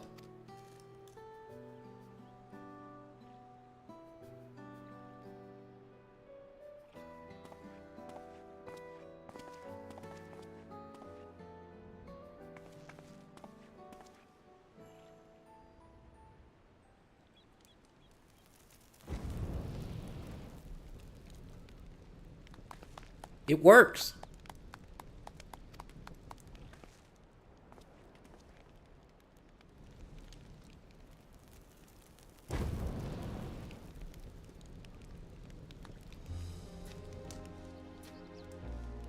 To think they should both light a flame so swiftly.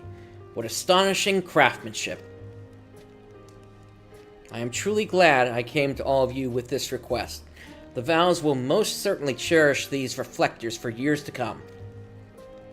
If it pleases you, I would secure your services in a more official capacity, Mistress Ralsage.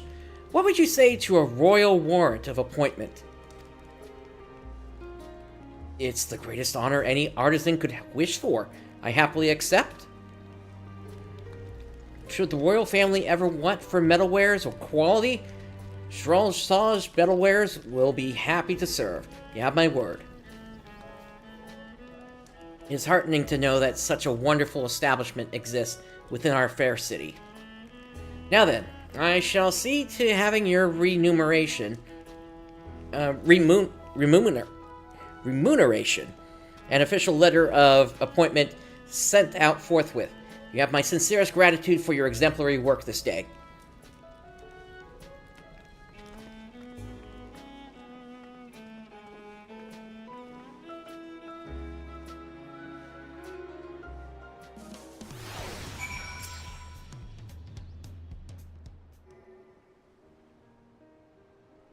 I can't thank you enough, Prince. We never could have come this far without you. Even when Papani left, I can't say I would have mustered the courage to go and see her if you hadn't been by my side. In my ignorance, I believed my main selling point was speed, and speed alone. But thanks to both of you, Ralsage Metalwares will soon receive a royal warrant of appointment. I can't express to you both just how thankful I am. Oh, Mistress Ralsage.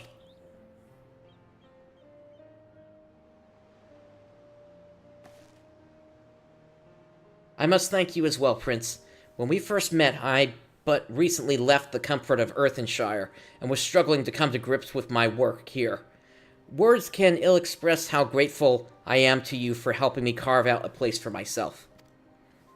From this day forth, I will continue to leverage my strength in making the metalwares our patrons need.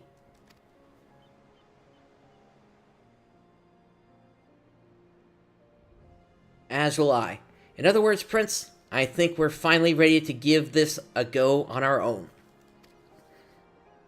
Ralsage Metalwares will become a shop that not only excels at delivering products to our customers with speed, but at a quality they won't find anywhere else.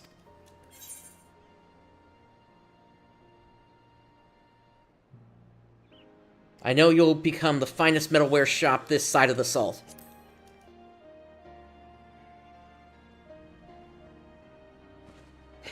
I appreciate the vote of confidence, but Pawnee and I'll aspire to become metalworkers like you. Thank you for everything, truly. Know that you'll always be welcome at Trollsaw's Metalwares. Alrighty, let's go with Control.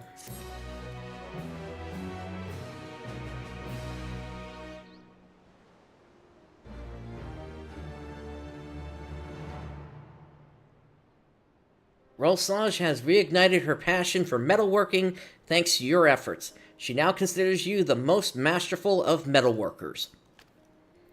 And once again, there are doubtless others in Wachumeqimeqi who would welcome the aid of an able artisan. Alright, since we put all that effort, and bonds forged in fire, 5 points. Since we put all that effort in earlier in the show, why don't we go ahead and take care of the Hanu one here. Dona Hanu, you need a fisher.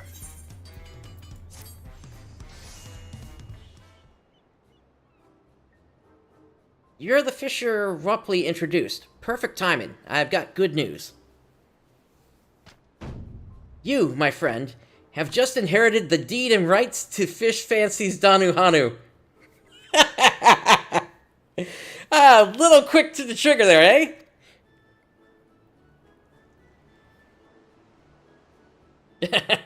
I just, lad, I just. It's just, my little shop here's seen better days, and I worried old Danu Hanu run out of tricks to keep her afloat. Fish Fancy's Danu Hanu doesn't deal in your everyday mackerel and haddock, you see. No, we deal in danger, drama, dreams. Our fish are outstanding in their waters. Fancy catches all. Of course, not everyone shares our taste for the exquisite. The average trolley wants something familiar on their dinner plates, so local fishers tend to throw their fanciest hauls right back into the ocean. Can you imagine dismissing a fish simply because it's got too many teeth or has eyes in concerning places? Needless to say, I snatch up whatever odd catch the fishers can't untangle from their nets and sell it for myself. With little result, I'm afraid. I spend my days floundering, and not in the fun way. I've all but resigned myself to mongering for the masses, but I feel like meeting you here today is a sign to keep chasing my dreams. Assuming you're here to help fish me out of my troubles, that is. I guess.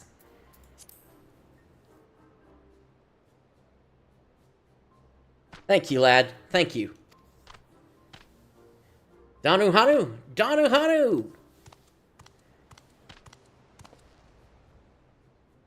Might I borrow you for a moment? There's a man asking about a fish down at the pier. I like the sound of that. Seeing as you're officially my partner now, why don't you come along? The pier's just there.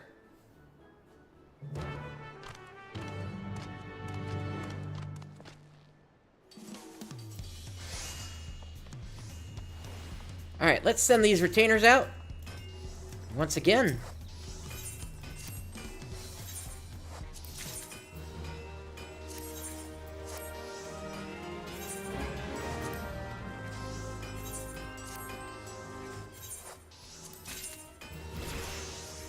Hey, that's a level up for them. Alright.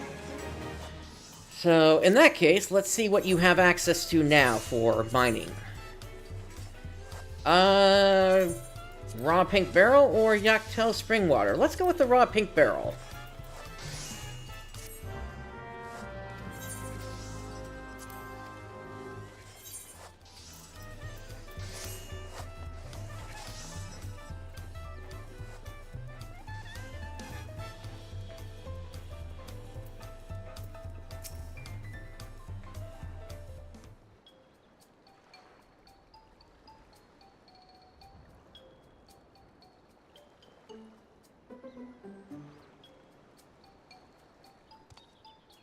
This lad here is in search of an unusual sort of fish. I reckon you'd be the one to ask.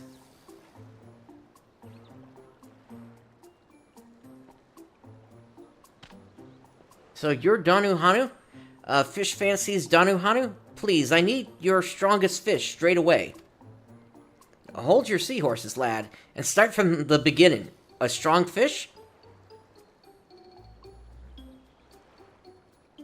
100 pardons. I didn't even introduce myself, did I? I am Pashenin of Wachumeqimeqi. Of the Wachumeqimeqi.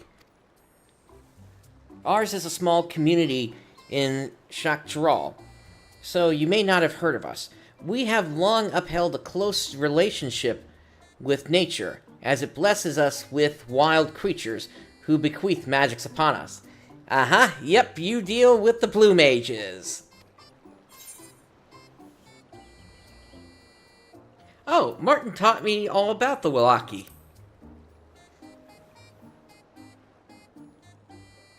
Oh, you know Martin.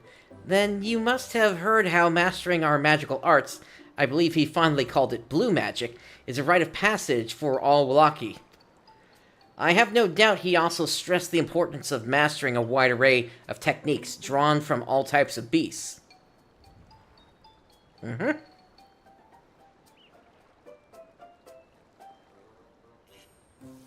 Unfortunately, despite my every effort, I've only been able to grasp one technique, the manipulation of piscatory energies to form phantasmal fish. Well, at least you have a way to interrupt everyone.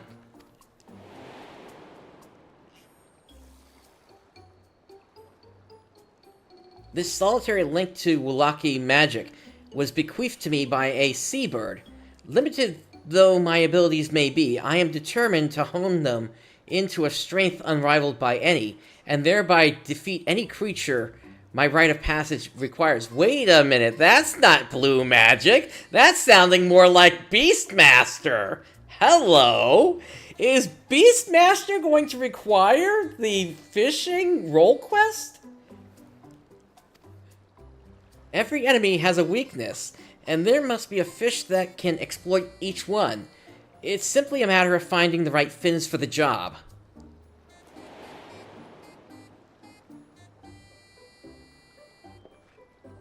Which is why, for my first trial, I seek a strong fish, one capable of felling a giant leathery toad. Well, that's about the most thrilling thing I've ever heard. You're a godsend, lad. A dream come true. You had to introduce the joke there, didn't you? He says he needs something strong, bold, brave, a fish that isn't tilapia. Come on, it's back to the fancies with us. Once I've thought up the right fish, I'm counting on you to go and catch it.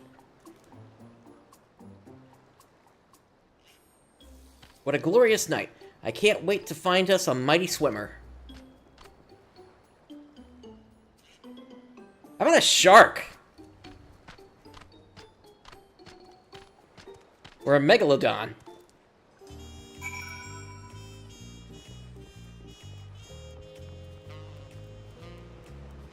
Or I suppose if you want something really special, we could try finding Nessie, but...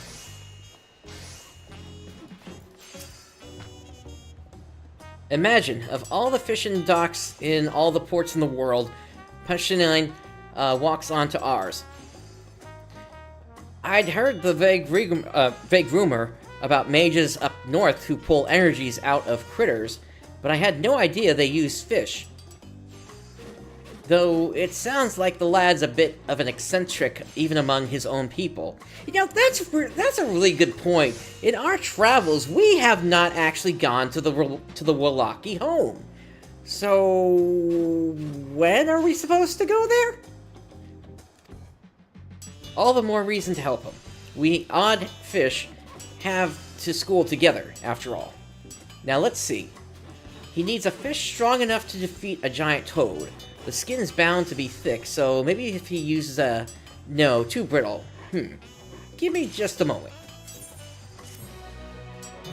Like I said, I should fish up a shark or a megalodon for him.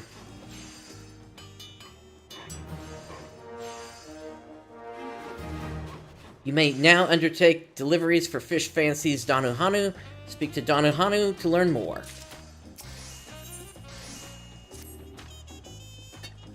But of course, the answer's obvious. Prince. I can call you Prince, can't I? Passionate doesn't need strong, he needs sharp. To wit, the King Puffer.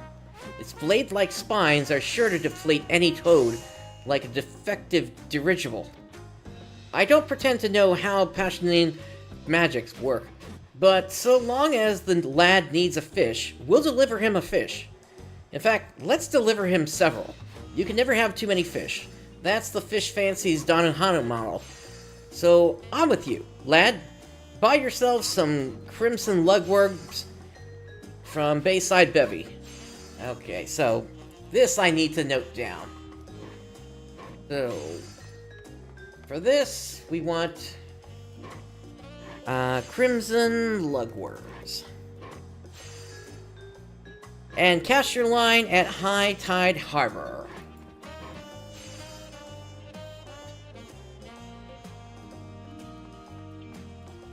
As soon as you've reined in some kings, hurry back. We can't keep our friend waiting.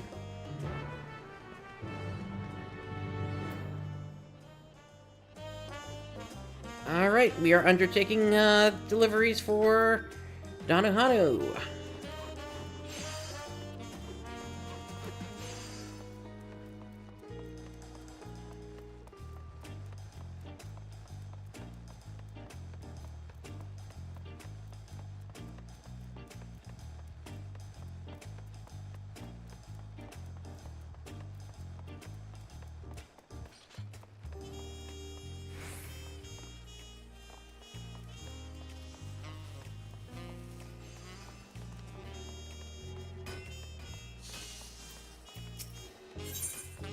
Alright, Crimson Lugworm. Let's try, I guess, 10 of them, and then we'll see where we get.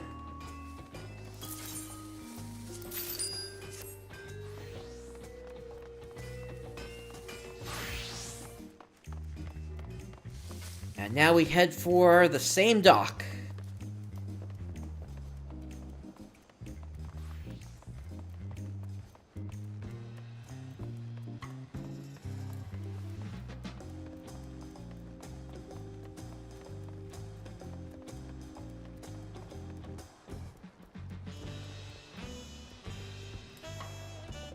This should work.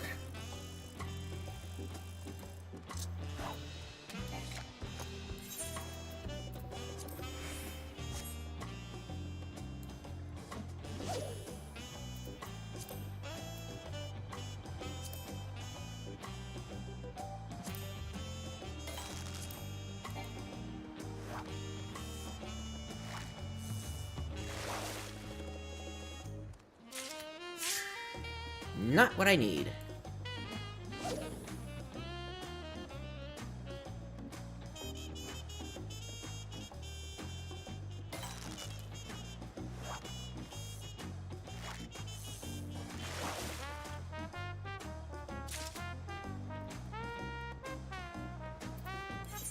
Oh, we are gonna go through this bait real quick then.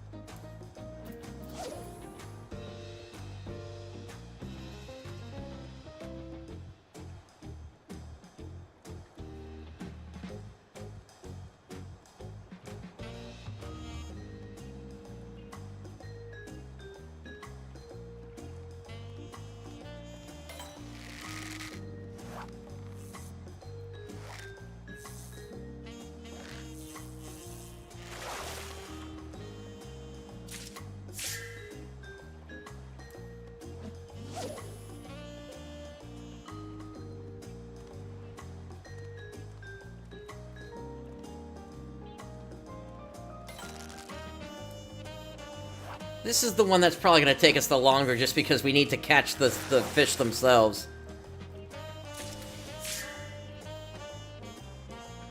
Still nothing of what we need.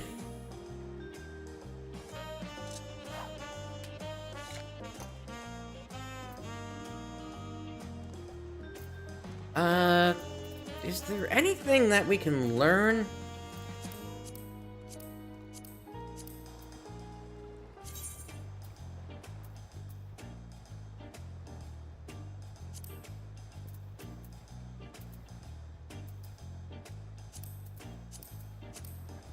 Yeah, unfortunately, we can't see details of fish we haven't fished up before. Let's do this. Let's go fish eyes.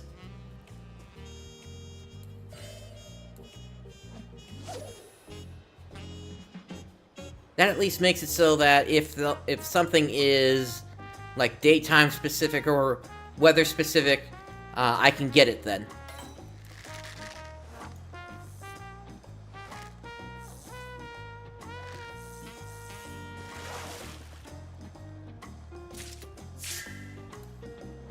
Well, there's the third kind. So where are the king puffers?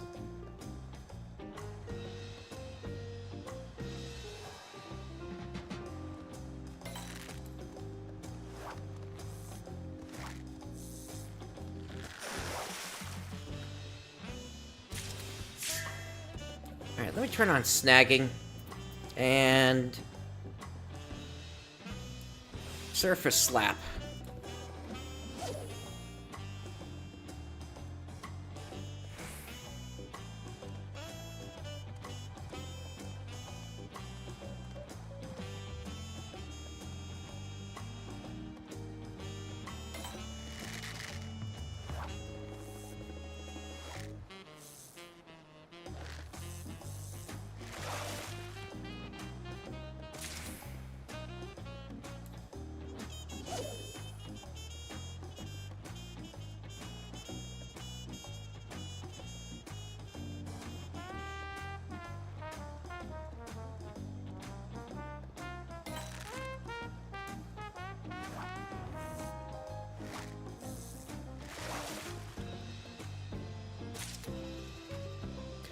Oh, wait a minute.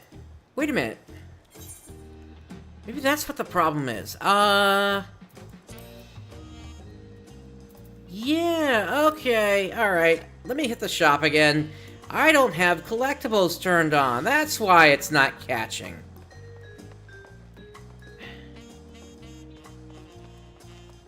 Alright, I need more bait. But now at least it should start showing up.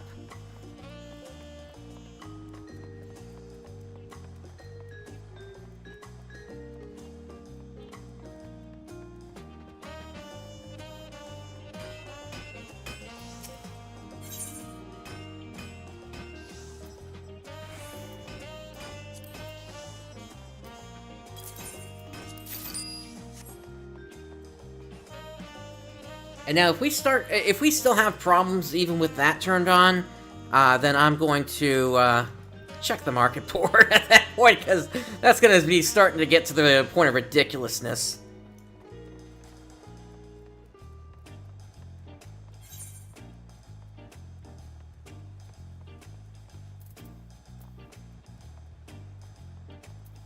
Oh, also, I need to put these boots away. Let's see.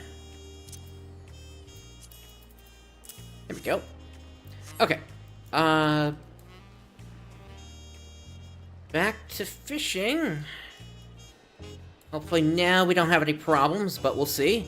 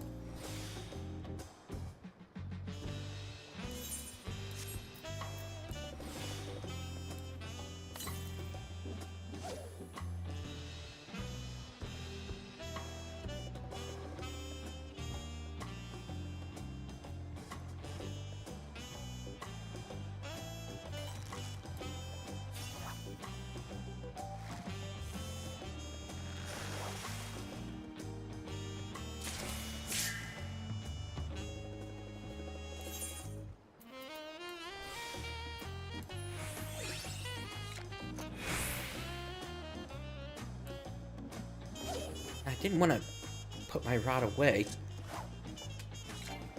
Okay, I get what happened.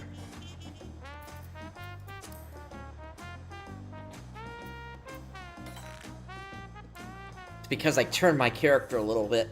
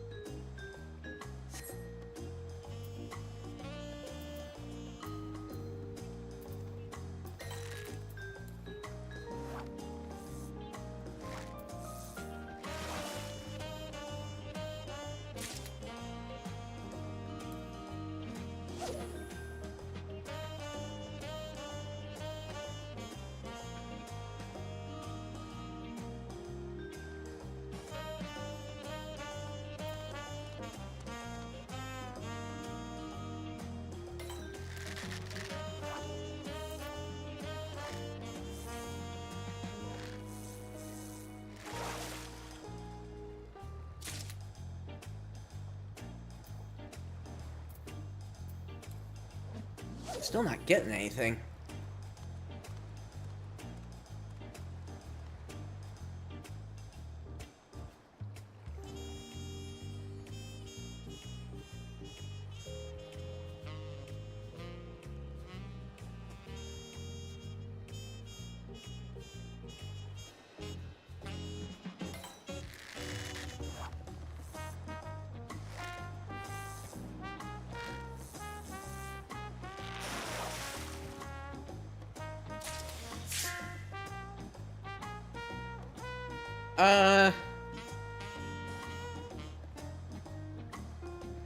Something tells me I'm still missing something, because that should have been the last of the fish in the harbor. Let's see.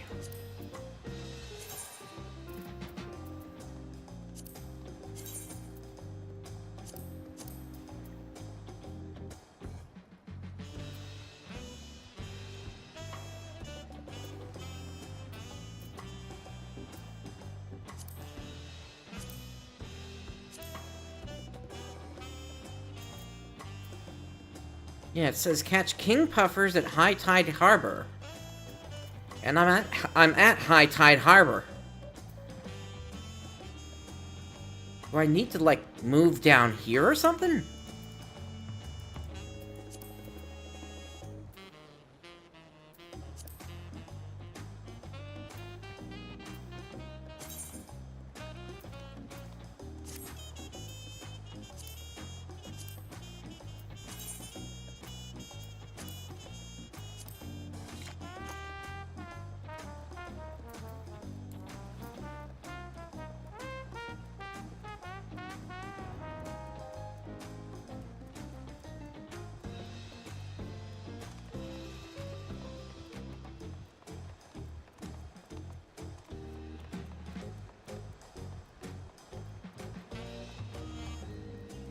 I guess let's try over here.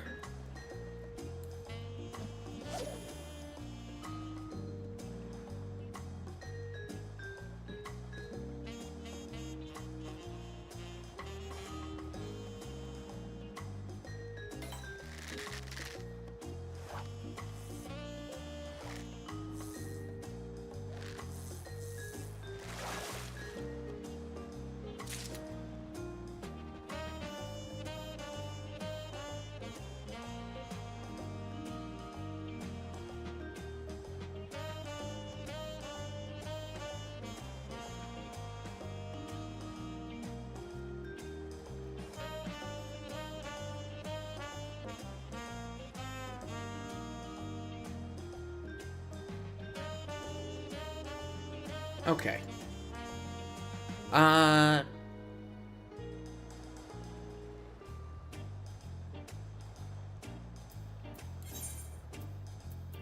Okay, again, Crimson Lugworm is on.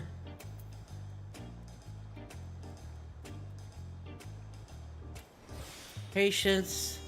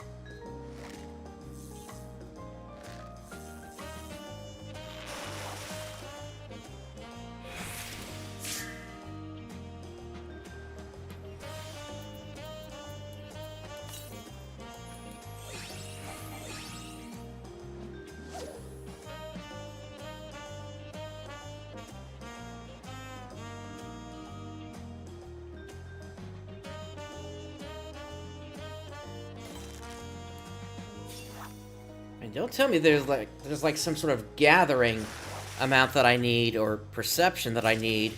I mean, this is... I'm using a set that's aside from the fishing rod, this set was good for you know, catching or rather for gathering some of the hardest stuff in Endwalker.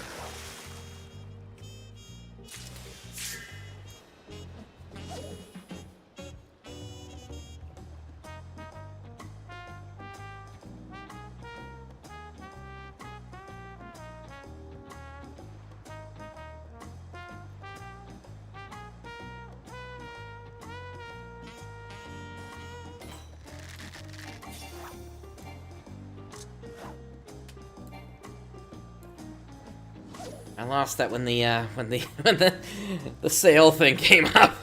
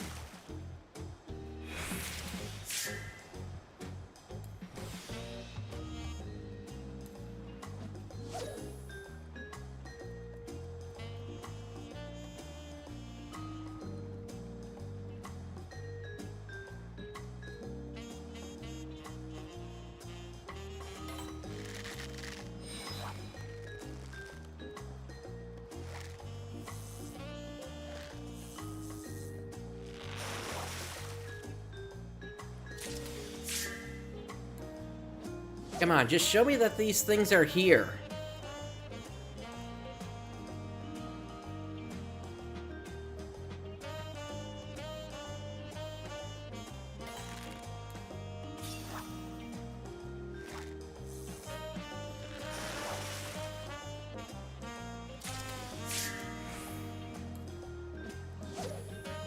I'm turning off snagging just in case.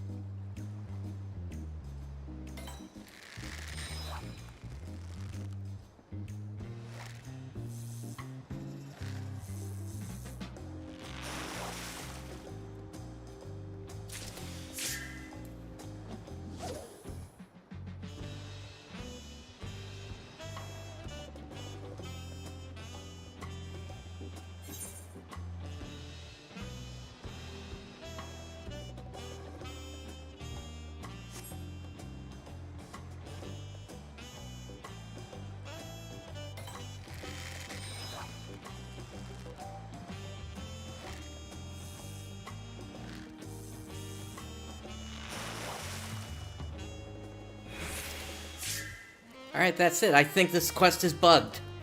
So, let's check the market. Let's see if anybody else has actually managed to find these things. Well, actually, no, I won't be able to do that because you can't sell collectibles on the market. Okay, in that case, real quick, let me like check the Reddit or something because this is ridiculous at this point.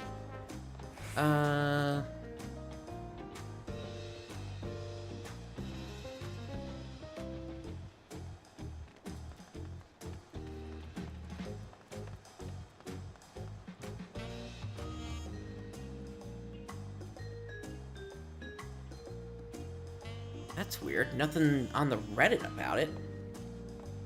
Do I maybe have a buff up that's caused this? Truth of Oceans. What is Truth of Oceans again?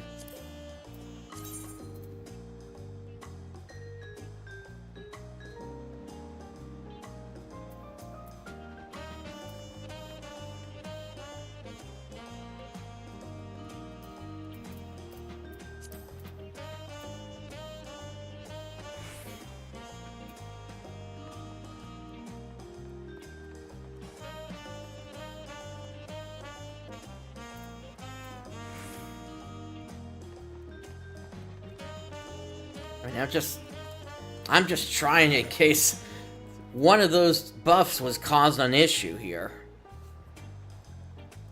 Let's do patient.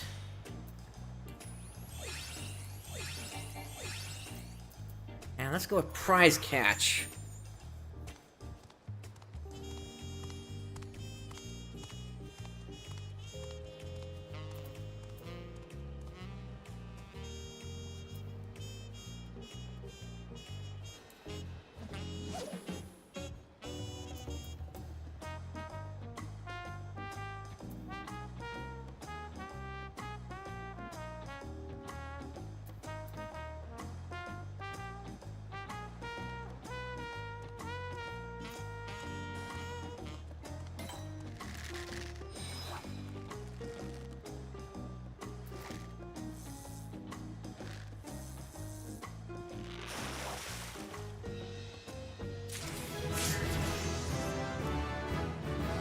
That gets me to level 99.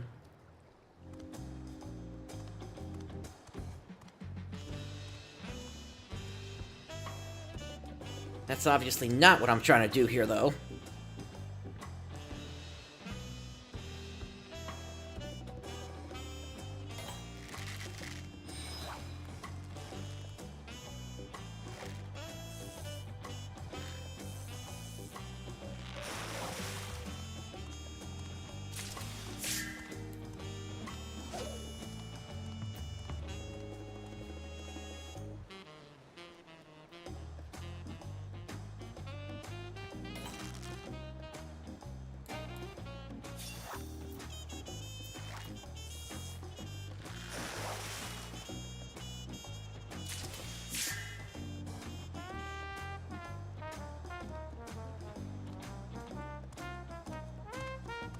Alright, just a moment. I'm checking a couple of things here.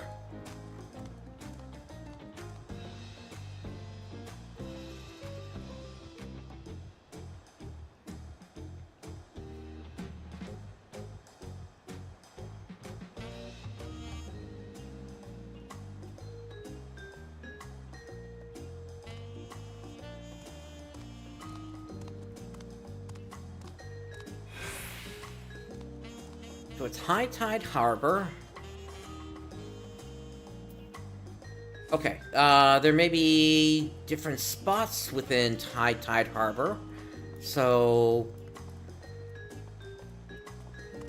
let me go exactly to where this is saying I should go.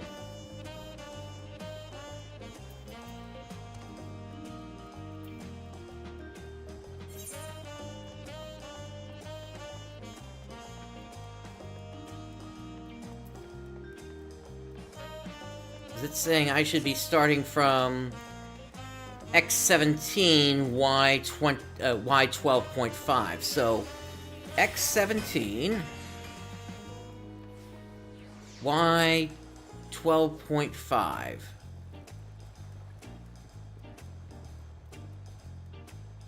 So right here.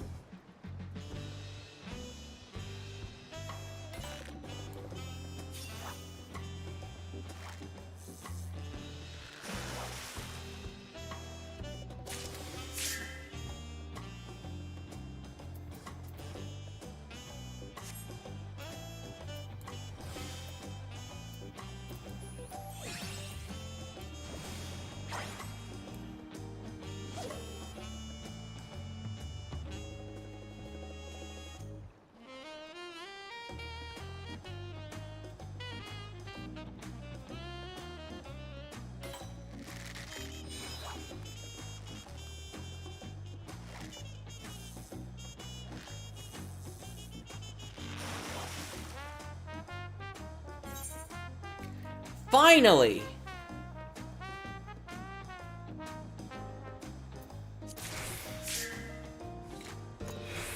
Alright, I need more bait then. That is ridiculous how much it took for me to just get one of them. And they just said, go to High Tide Harbor.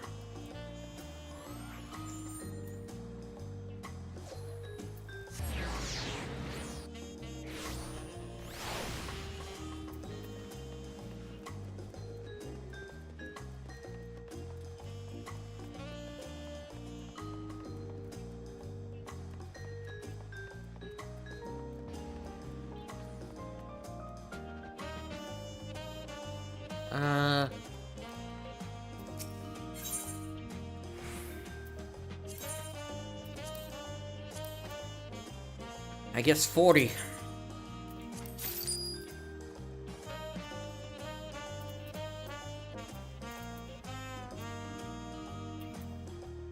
Now, where's the one I caught?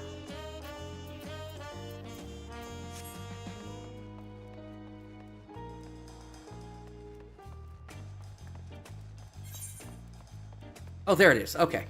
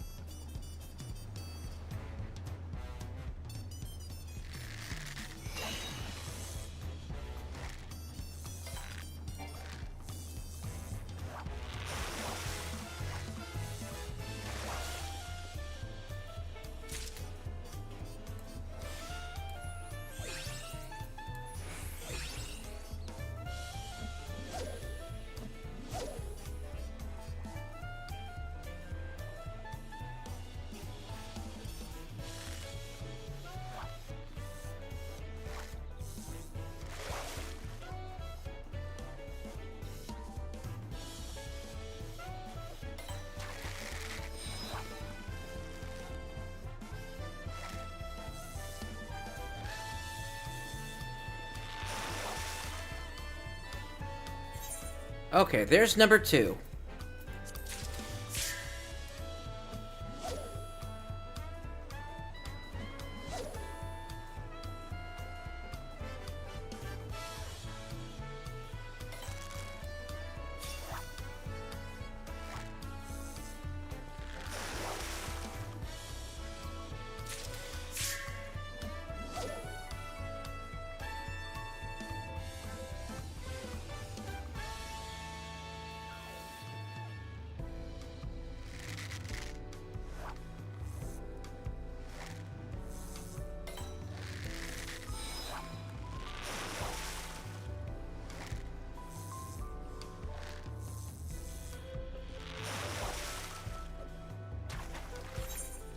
That's number 3.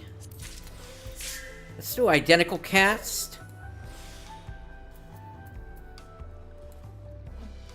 That'll force him to show up again.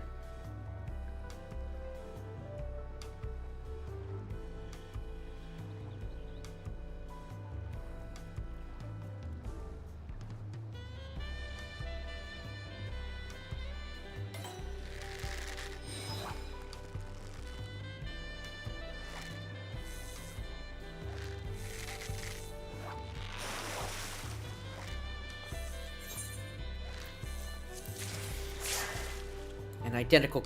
Oh, actually, we can't identical cast again.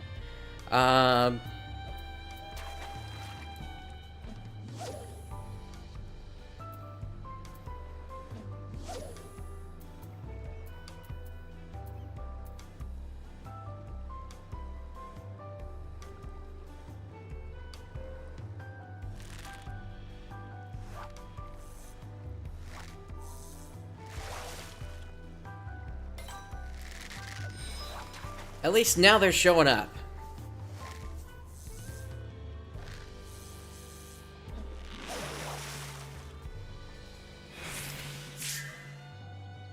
Okay. Let's see.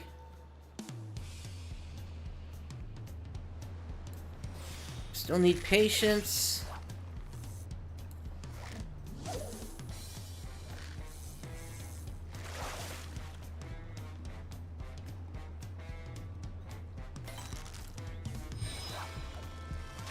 Wrong cooking method. Looks like it worked out anyway.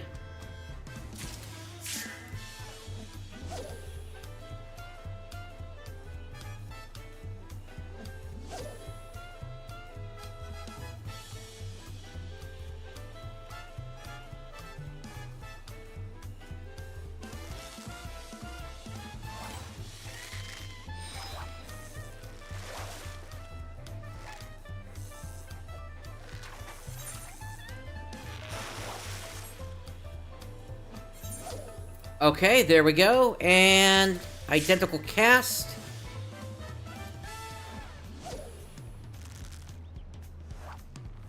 And this should be the last one.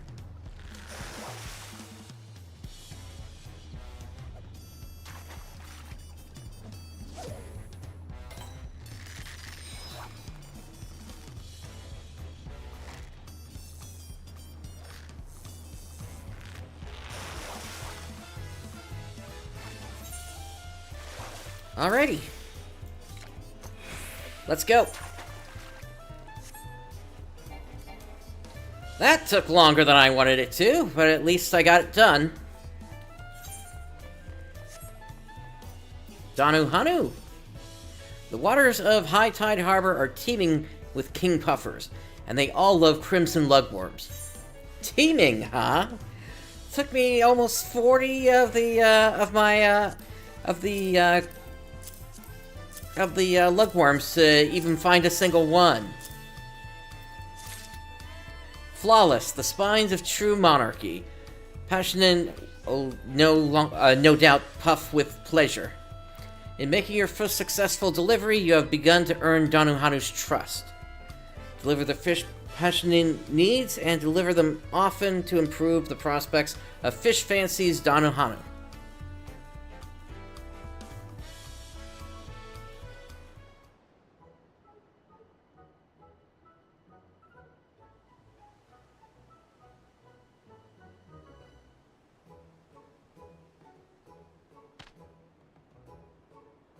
Behold the majesty of a king. Though don't let this winsome roundness fool you. King puffers are notorious net wreckers, a menace dead or alive. What an incredible specimen. I've never seen anything like it. Then may I partake? Of course, lad. These fish are your first, to use however you like. You said you're pulling magics out of them, right? How's that done exactly? By eating every piece of it, spines and all. Isn't there poison? Meaning no disrespect, but you'd best rethink that notion, lad. You try to eat the fish, and it'll gut you from the inside. It's the only way I can acquire my magics. Rest assured, I've come prepared. As I mentioned previously, my only grasp of Wachumeqimeqi magics is upon the slippery and scaled. Where the rest of my brethren must master many techniques, I must master many fish. The method is simple. I eat a fish in its entirety, and then I can call upon it at any time. Most Wachumeqi can only summon a single species, you see. The more I eat a particular fish, the stronger our spiritual affinity grows, so I am prepared to consume as much as necessary. Your death wish. In all seriousness, eat up. If that's the way you're going for it, and then show us what you learn. To this end, I have spent many a moon studying the culinary arts, that I might prepare any and all fish for complete and pleasurable consumptions. Any fish? Even fancy ones? I sell the occasional anchovy for my customer to munch on while they browse my better beauties, but if folk are only looking for a feast, then we make them the fanciest feast they've ever seen. Pashnin, you've got to teach me how to cook.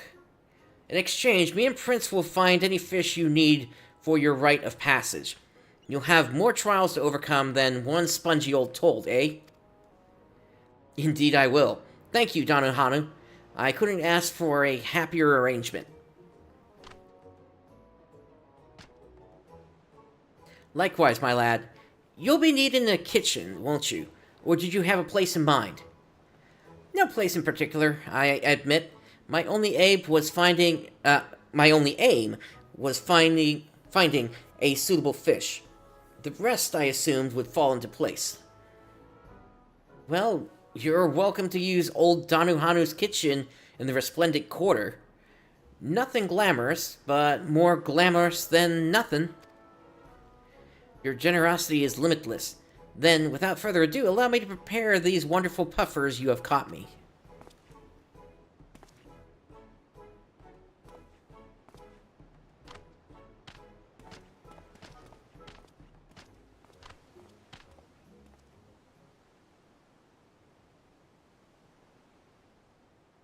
And there you have it, a king puffer soup garnished with deep-fried spines.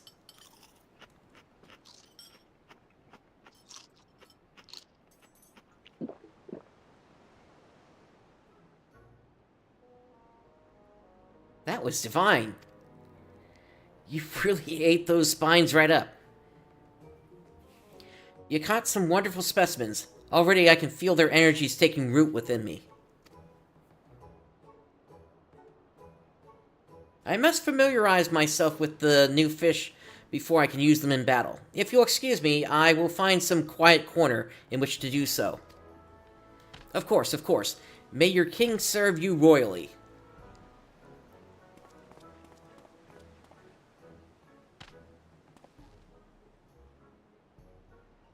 Now, I suppose we wait.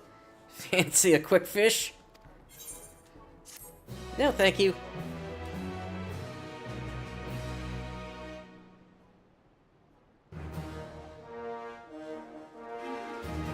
Danuhanu is pleased with your efforts.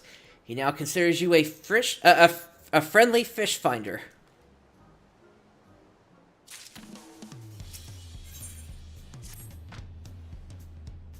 Pashnin should be back at any moment, I'd wager. At least I hope so.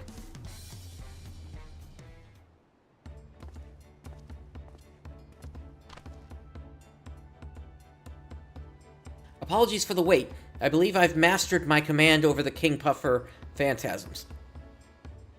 Their spines were able to pierce a wooden mannequin with ease. They should go right through a giant toad. My rite of passage will demand much of me, however. I will need an arsenal of fish before attempting it.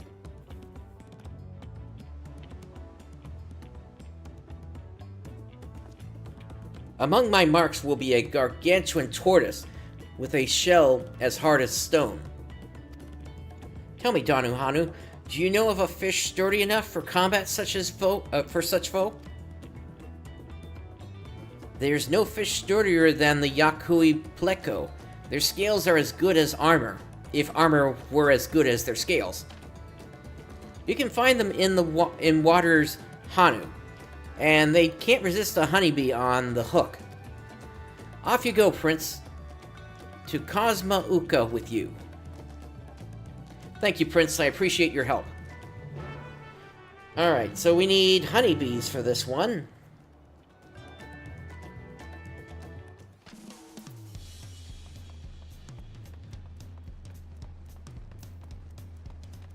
Alright, in this case, I'm gonna use the same source I used last time here, because this was ridiculous how specific I needed to be for my location. Let's see.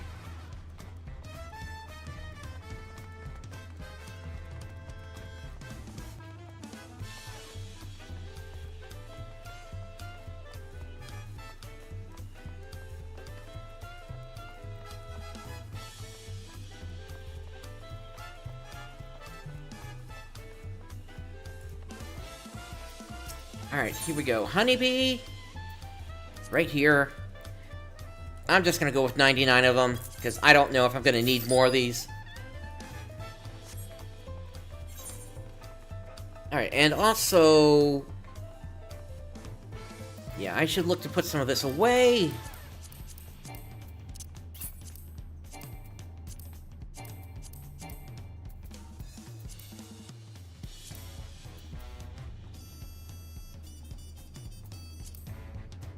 Okay. Cosma Uka.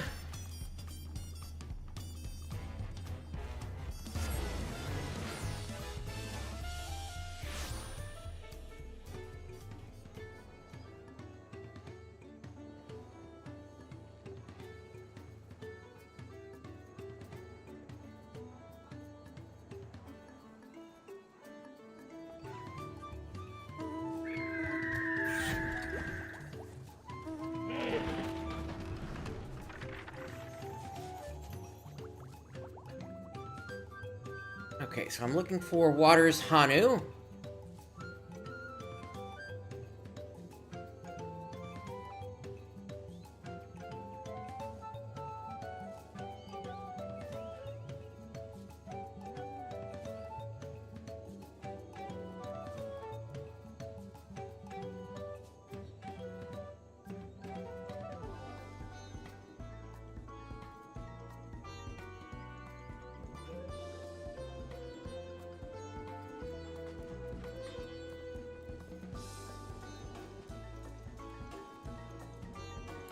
I wonder if they mean right here.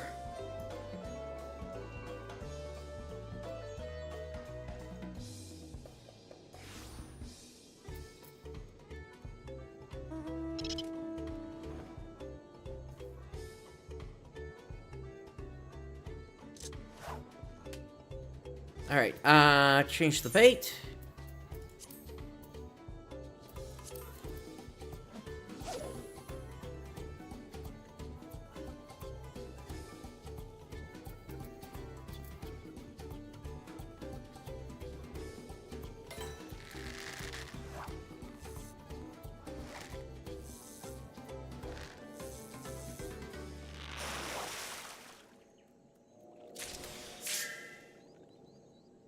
Okay, yeah, this is Waters Hanu.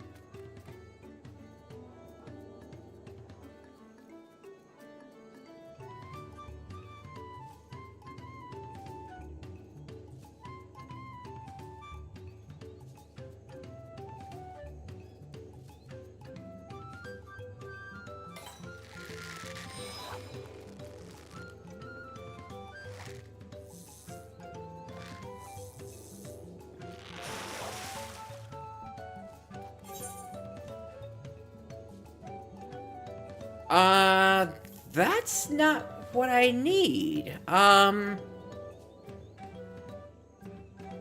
mean, I'll take it, but... I need Wachumeqimeqi.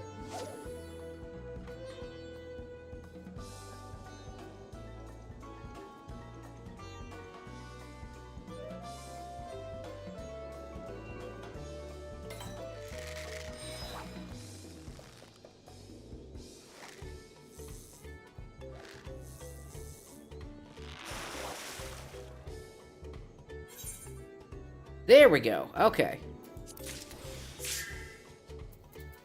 Identical cast.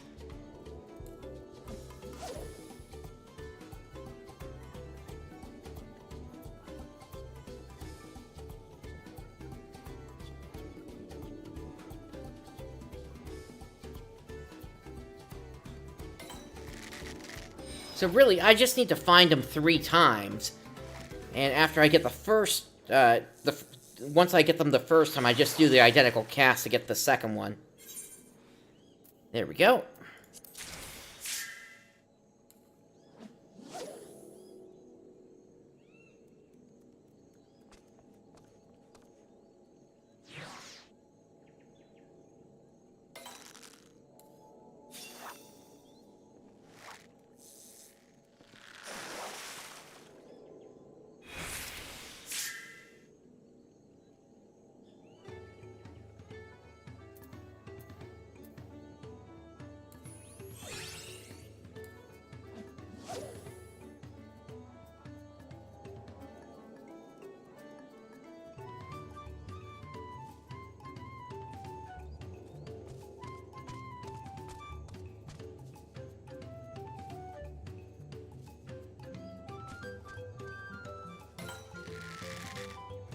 If I had realized it was going to be like this, I wouldn't have gone on that second ocean trip for fishing. I would have just started us from here. All right, identical cast.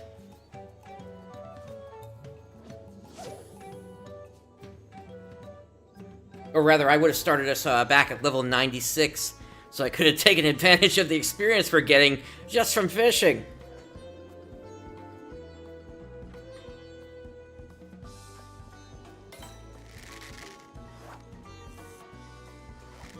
I mean, at this point, I'm not really even concerned about collectability, even though I might not get as many scripts as with the other one. Still wish I could identical cast multiple times. That would make this so much easier.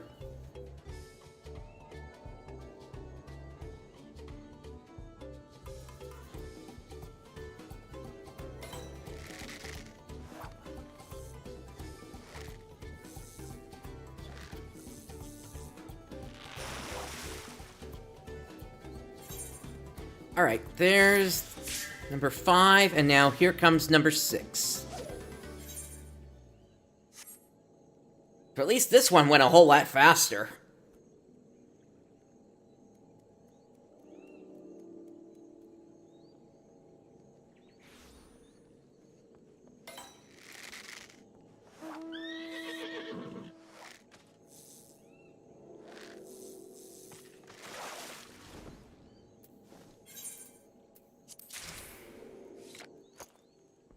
Alright, back to Tuliolol.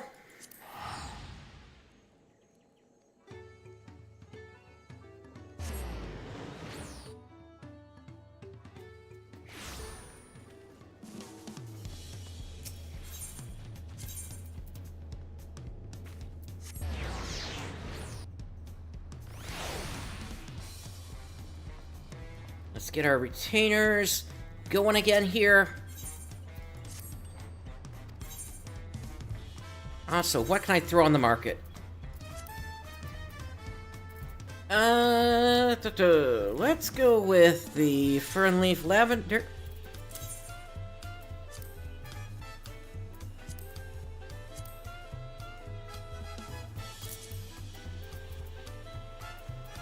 How about the Amitrine?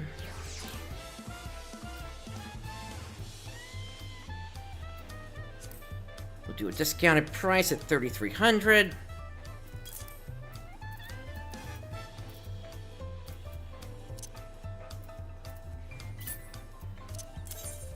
Dynamis Crystal. Discount to 480.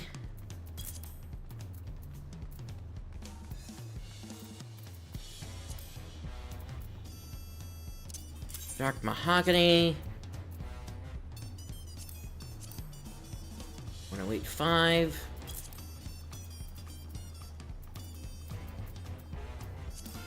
I think I've got that in my bag. Mountain Salt.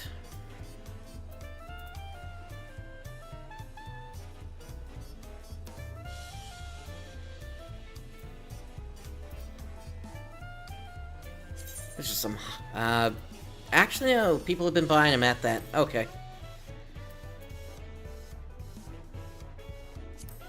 You know what? I'm gonna hang on to food just in case I need them.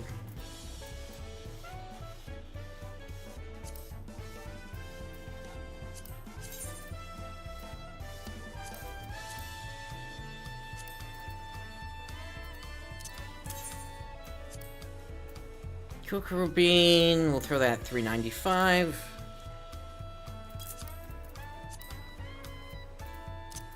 Dwarven cotton, $4.95.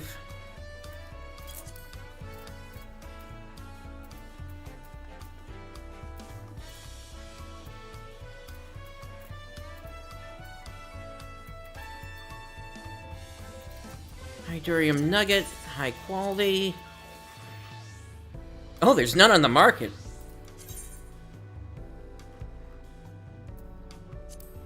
That lets me name my own price.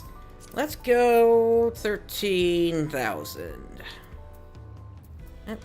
Well, maybe that's a little high. Let's go 3,995. Okay. Complete that. And assign. Alright, and now for you. We'll complete that.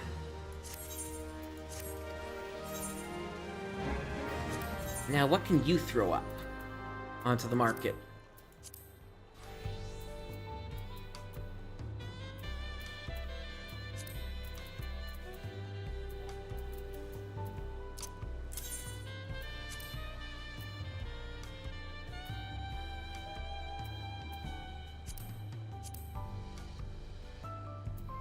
Let's do a stack of 20.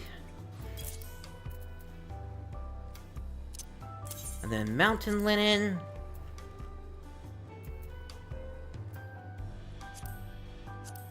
Five, 9, 7, 8.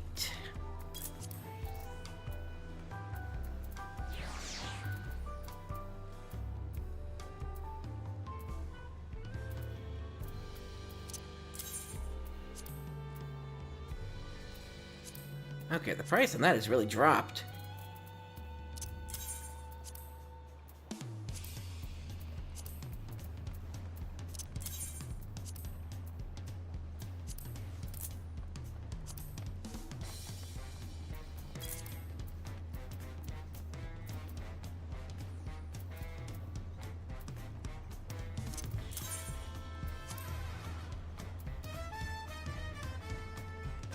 Ton gold fire sand, high quality.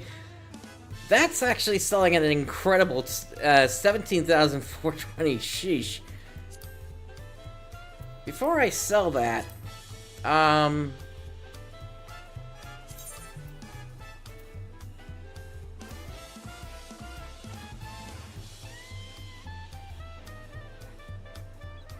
yeah, this is, I think, something new. Let me see real quick.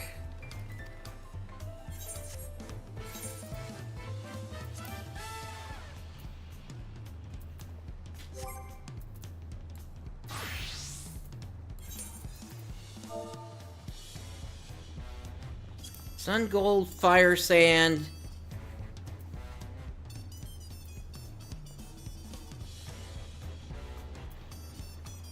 Oh, this is...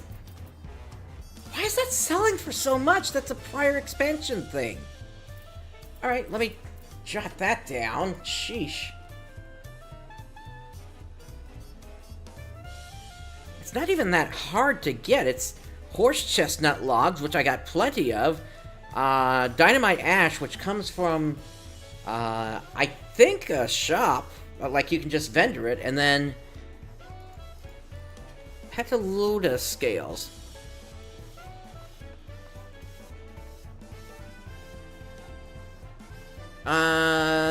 They are dropped by Petaluda in, Elpis. As well as, you can buy them for, gemstones as well. Huh. Alright. I'll have to see what I can do to, take advantage of that, but not right now. In the meantime, I got distracted. I guess we're good for now. Oh, wait, no, we're not good, because I was trying to clear some space to throw some stuff on the retainers.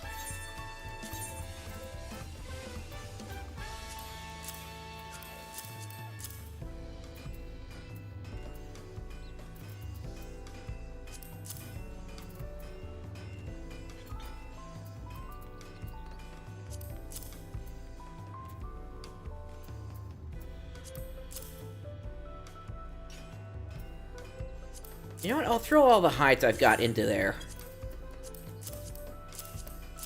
At least I'll know where they are if I need them.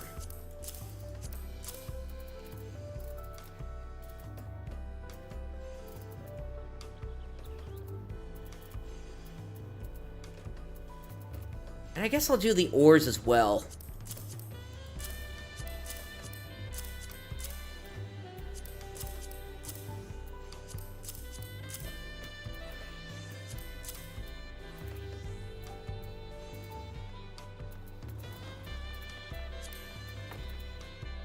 Actually, not that ore. And not that ore.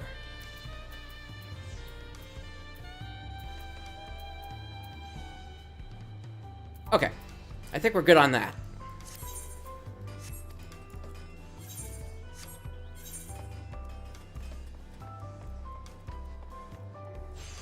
Alright, Danu Hanu. Switching to Fisher. This will push me to 100. The Yakuhui plecos we need should be swimming in waters Hanu. Cast in some honeybees and soon you'll be swimming in Yakuhui plecos.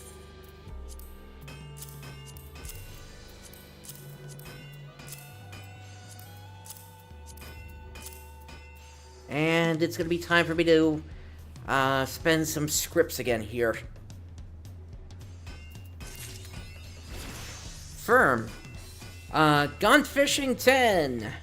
5 points. And then we've got some new lures. Firm, very firm indeed. If I didn't know better, I'd say you just handed me solid ore.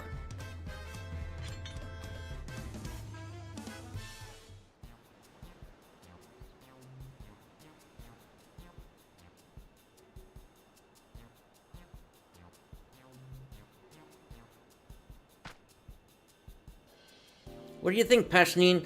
Prince outdid himself, if you ask me. By neither beak nor talon, as we say in Okanu. Nothing cracks a Yakuhui pleco without its say-so. Perfect. I dare say I shall need a chisel.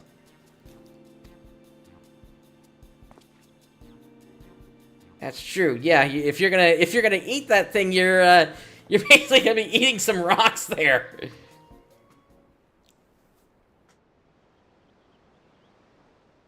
Just look at all this plump meat. Enough for me to get the energies I need and then much more. Would you both care for a bite? The softer part's here.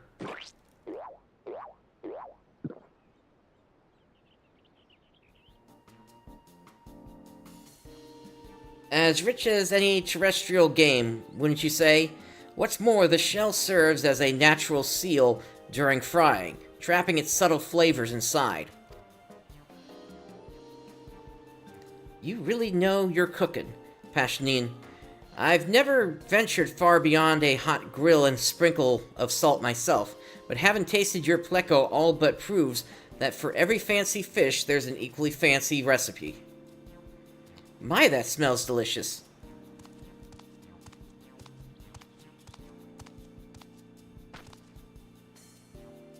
Your fish wouldn't happen to be for sale, would it? I came to market on another errand, but that aroma is simply to die for. My apologies, ma'am, but that fish is already spoken for. Nonsense. I have partaken all that I require, so you are welcome to the rest. As for the recipe, it's really quite simple. First, you shall need a small chisel.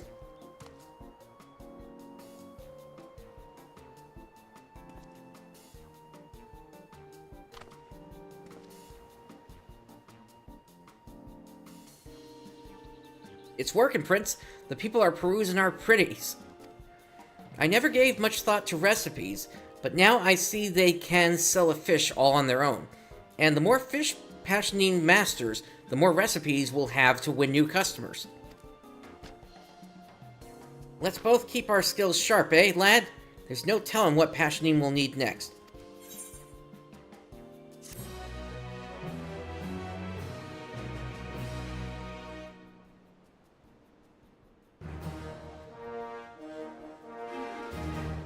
Danu Hanu is delighted with your efforts. He now considers you a firm fish finder.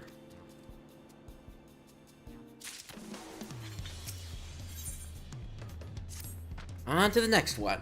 Prince, I have good news.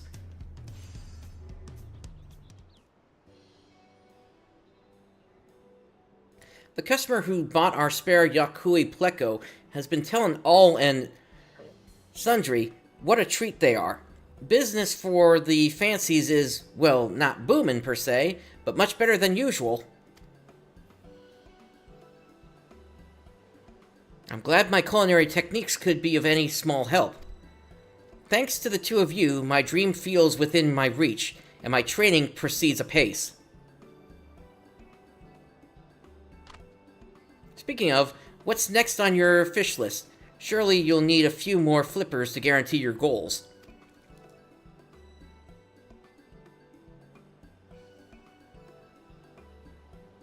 The next mark in my rite of passage is a gigantic crocodile of inordinate strength.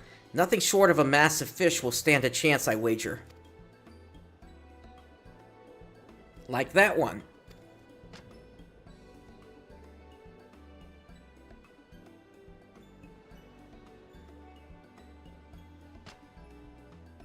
The Piraruku. A discerning eye you've got there, lad. Those beauties are the svelte swimmers of Urkapacha, packing 10 tons of fish power for every ounce of flesh. The Urkapacha. Pelu fishies are known to throw their rods should they hook one, unless they thirst for a swim downstream. I'd offer you that fellow in the tank, but he's the face of Fish Fancy's Donhanu. Of all our offerings, Core Piraraku sells surprisingly well, likely due to its sheer volume. But Prince here will catch you another one, a bigger one. The fisher who snagged that big boy is Karvarhur the First. Said it went wild for honeybees. Someone with your arm should have no problems reeling in a few. Probably. You know how to swim, right? Just in case?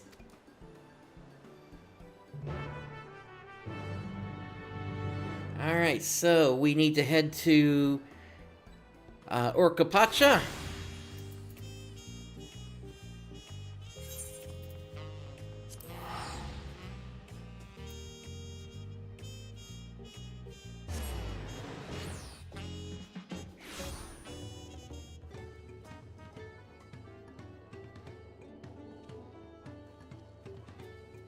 Alright, let's see.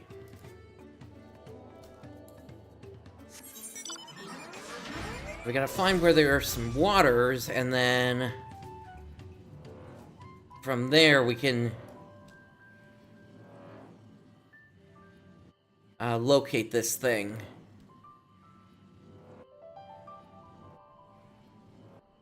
I mean, is it possible that it's down here?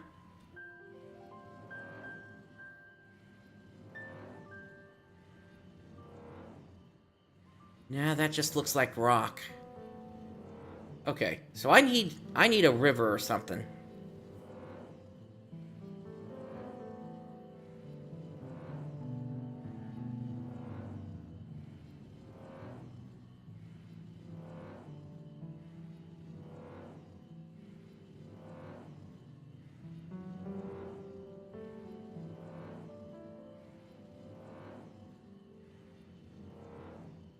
Oh, okay, it's showing up on the map. Okay, that's helpful.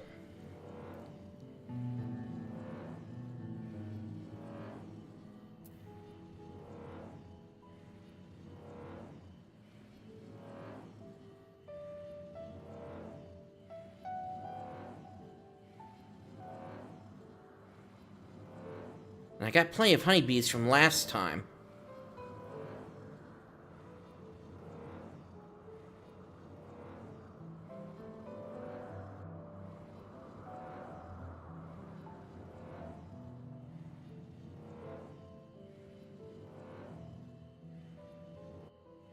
Okay, so somewhere in here.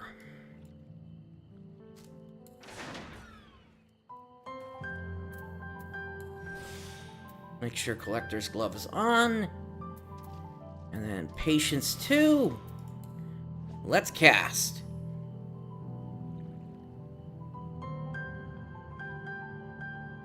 Looks like the hunters are going again. With all the instances that are available, they're finding upwards of, like, I think it's 40 marks to hit during a hunt train.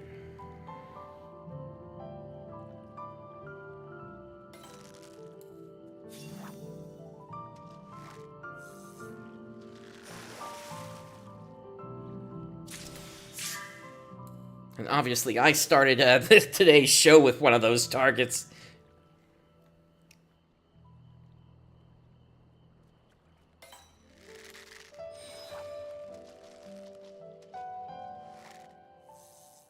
But that can run for an hour or longer, as it is right now.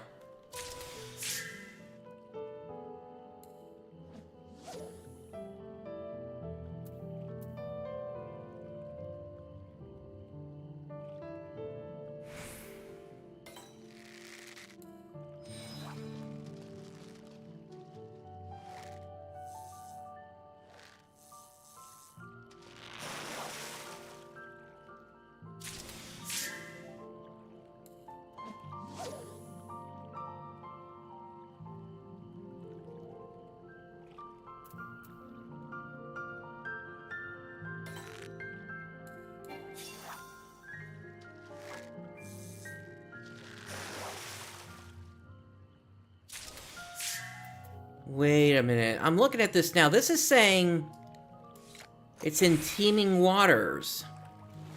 Okay, that's different. That means I actually have to go down and spear it.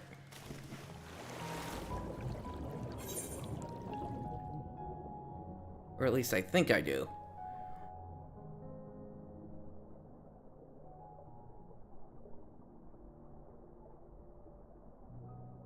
Let's see how this goes.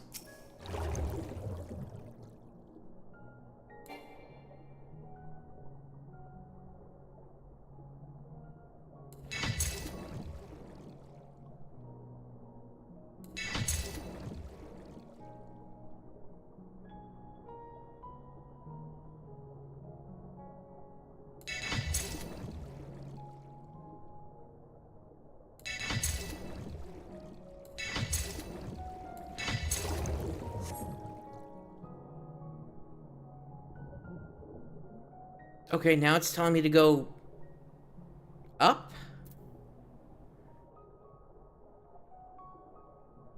Wait, I'm confused, so...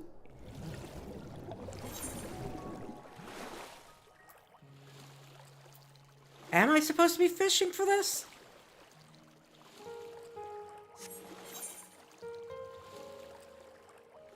That was really confusing, because it pointed me down first. But now it's saying to come back up here. Weird. Alright.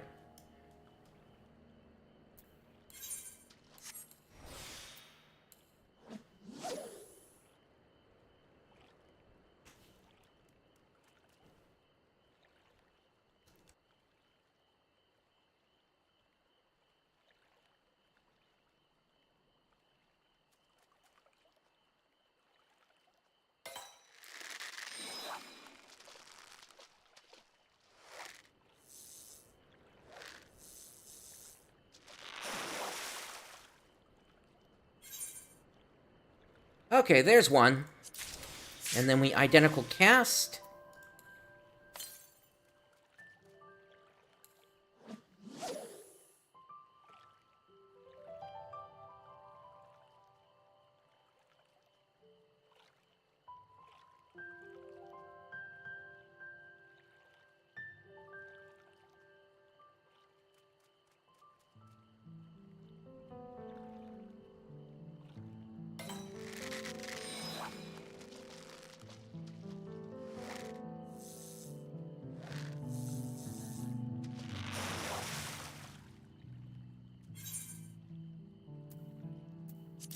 That's number 2.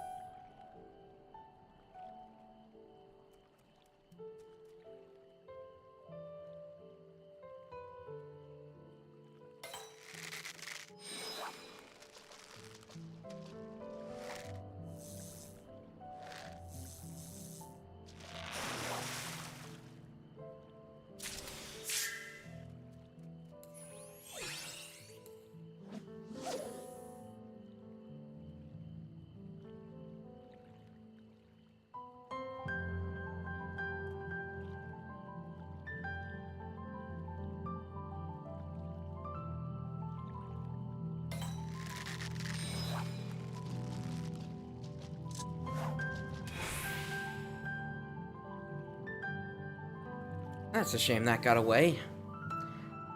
Alright, I need to let my gathering points rebuild just a little bit here.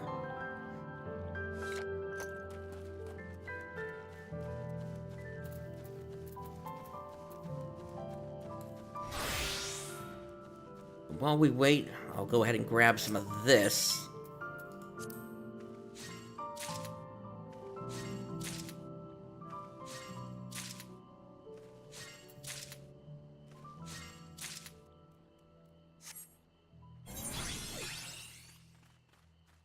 Hey! Okay, that's one way to rebuild it in a hurry.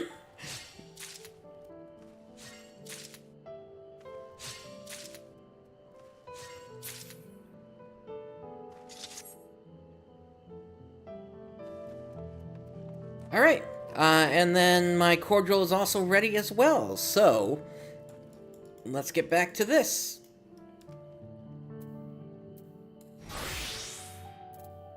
Alright, so patience 2, and let's cast.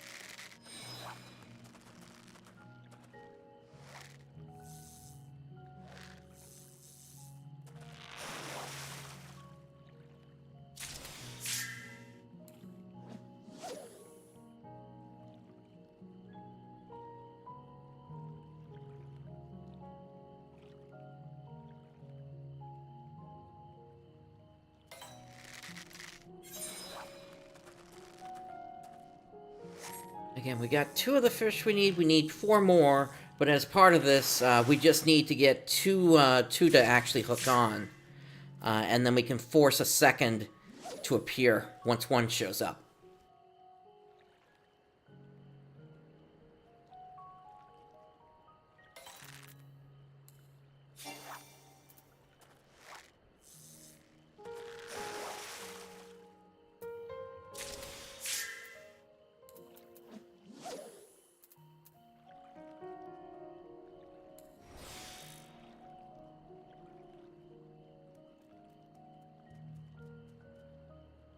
Let's see what that does. This is the new level 100 ability. Attracts large-sized fish to increase your chance of landing one. Occasionally guarantees you will land a large-sized fish.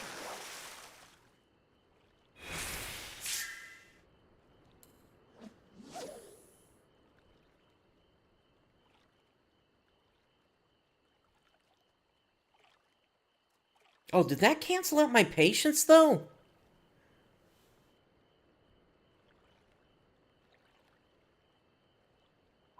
No, it didn't. I think my patience I think the buff for that ran out.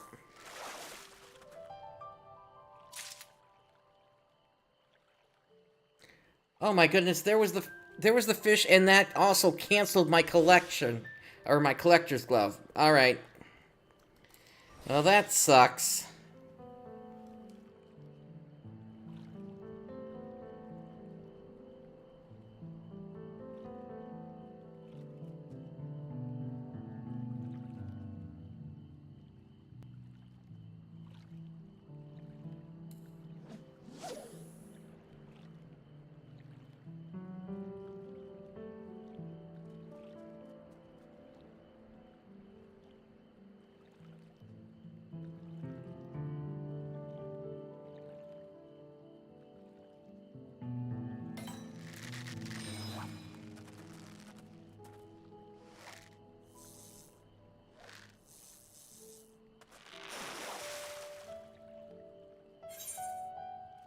Alright, nice. There's the third. And now we identical cast to force the next one.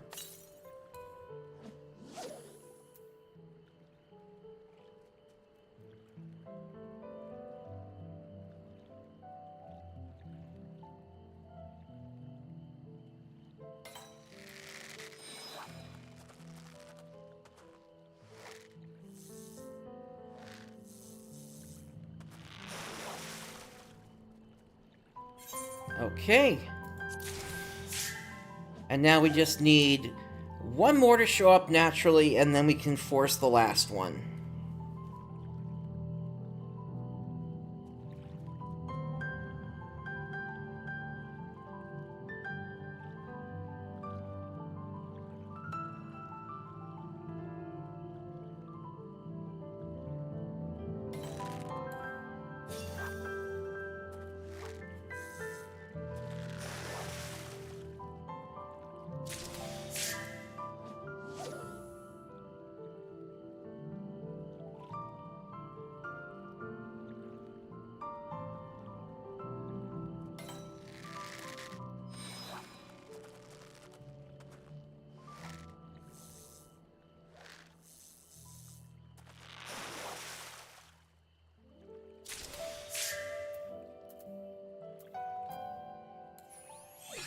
Alright, my patience 2 has just run out. Let's reactivate it and get back some gathering points.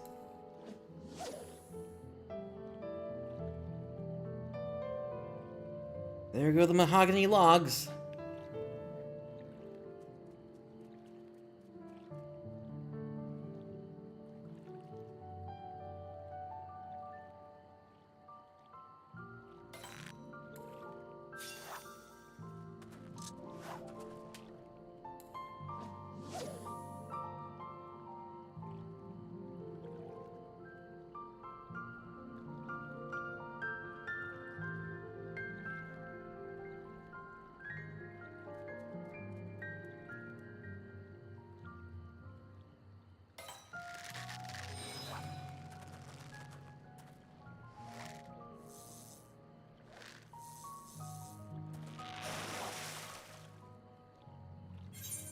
Alright, that's it. Let's force the last one.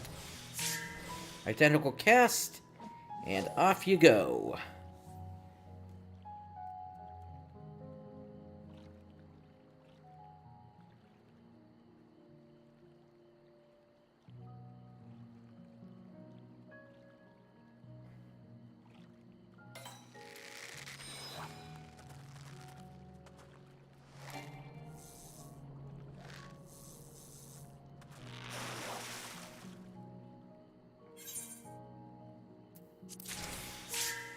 Alright, let's teleport back to Tuliolol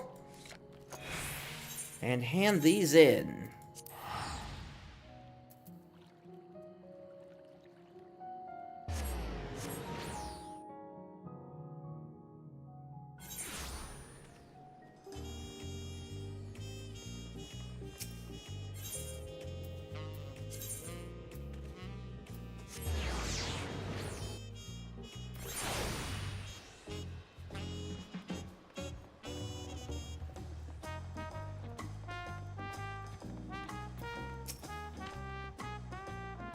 Hauling in a fish the size of your own body is a fisher's fantasy, isn't it? Pack your bee bag and go and pull us some Ruku from around Karvarhur the First. I got him.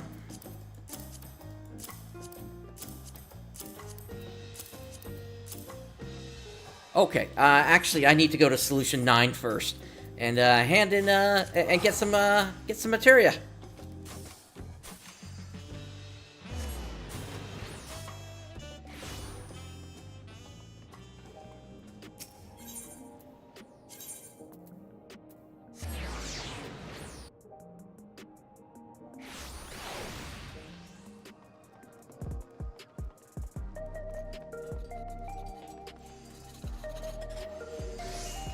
To the script exchange. Alright, we're gonna do materia, purple, And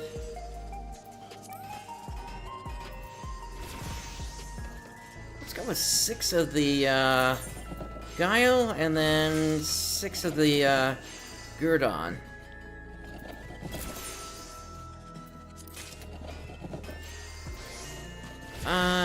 That leaves us with 1, or enough for 1 more of each. There we go.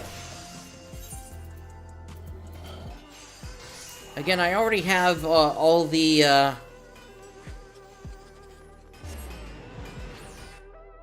I have all the books that I needed at this point.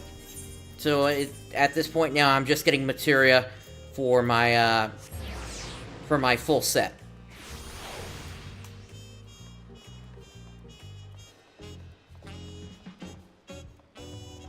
All right, let's hand this over.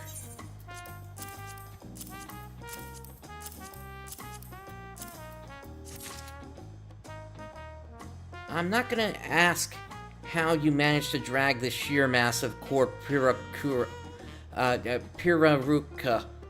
all the way back to Tuliolal. I'm not gonna ask, but I would love to know.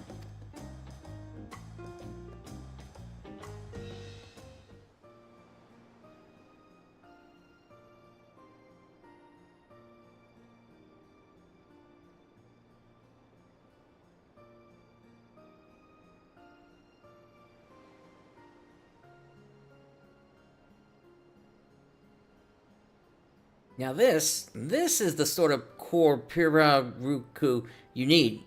Pashneen. Smooth, shiny, and enormous.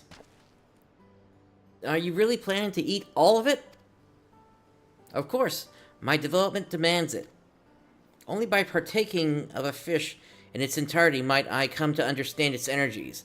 This applies doubly so for fish of such prodigious body mass. Despite its size, however, I can tell its meat has a mild flavor. A sauce of aromatic herbs should pair well, and I dare say the head will have plenty of fat to lend a savory taste. You can tell all that with just a look? Now that's loving thy fish. But old Danu Hanu won't be outdone. I'll learn your recipe and pass it on to everyone who buys a core Piraruku. Just wait till the Pelu Pelu get a taste of those aromatic herbs, eh? They might start keeping a firmer grip on their rods. It is my hope that by creating a delicious dish, I might pay respect to the life of which I partake. Preparing and eating this fish will take some time.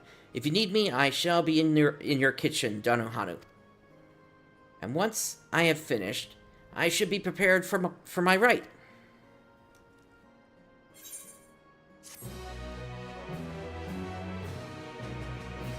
Can't argue with all the high cordial I'm being given. Danu Hanu is overjoyed with your efforts. He now considers you a oh my goodness, that is a tongue twister. Fortitudinous fish finder. A new quest continuing the story of Fish Fancy's Danu Hanu is now available. Okay.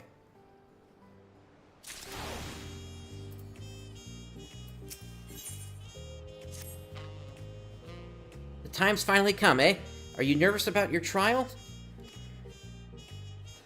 The prospect of testing my skills in battle is daunting, but so I must if I am to prove my worth as a Wallaki. Besides, I carry with me more than phantasms of the aquatic. Your wisdom and Prince's tenacity will also steer me true. In keeping with Wallaki tradition, one of my brethren will witness my rite of passage. It is a hunt that will take me across the land, but my final stop will be in Uyuyub. I would be honored if you would come and meet me there, that you might see what I have accomplished. The honor would be all ours, Pashaneen. Prince will go on ahead while I close up here. Good luck.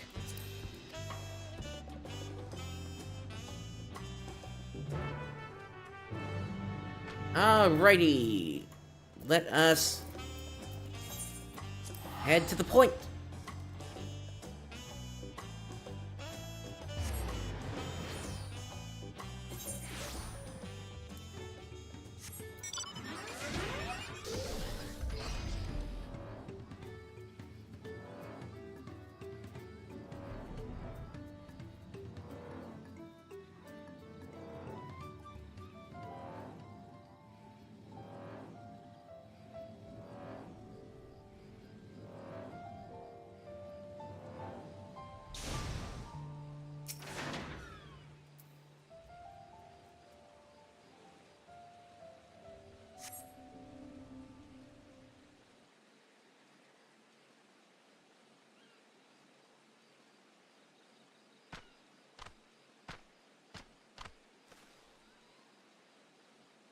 We must be early. Hunting is time-consuming work, even by traditional means. Might take a tad longer when you're fighting with fish. You made it. I hope I didn't keep you waiting long.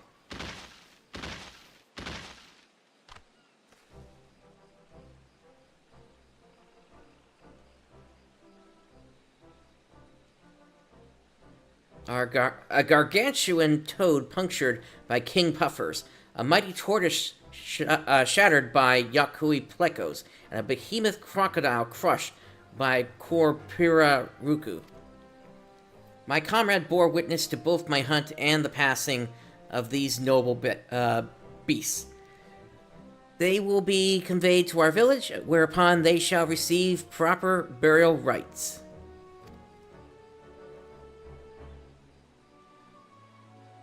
So you're headed home then? Past your rite of passage with flying colors, as we knew you would. Not yet. There is another beast I must defeat before I can be accepted as a true Wallaki. Greater and deadlier than the rest combined, a carnivorous tree with the body of a beast. I know I ought to have told you sooner, but I'm afraid I have no idea how to slay it. Surely even fish have their limits.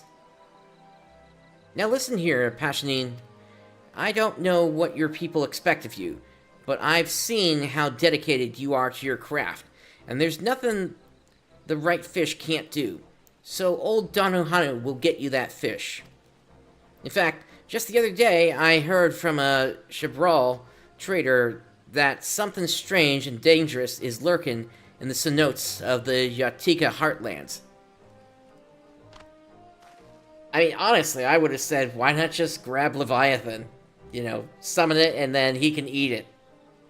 But leave this one to me, Prince. I was a bit of a fisher in my youth. I think I can handle one simple catch. But didn't you just say it was dangerous?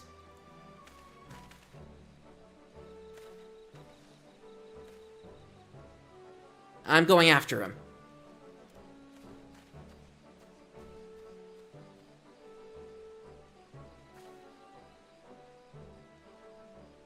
Passionine has always struggled with our people's arts, but few Wallaki rival him in persistence. There was a time he felt ashamed of his limitations, but the young man I saw today was confident in his abilities. I imagine we have you and the Feathered Fellow to thank for that.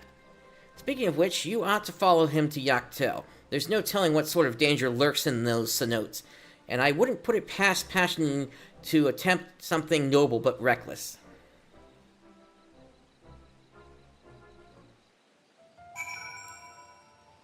Alrighty. To Mamook we go.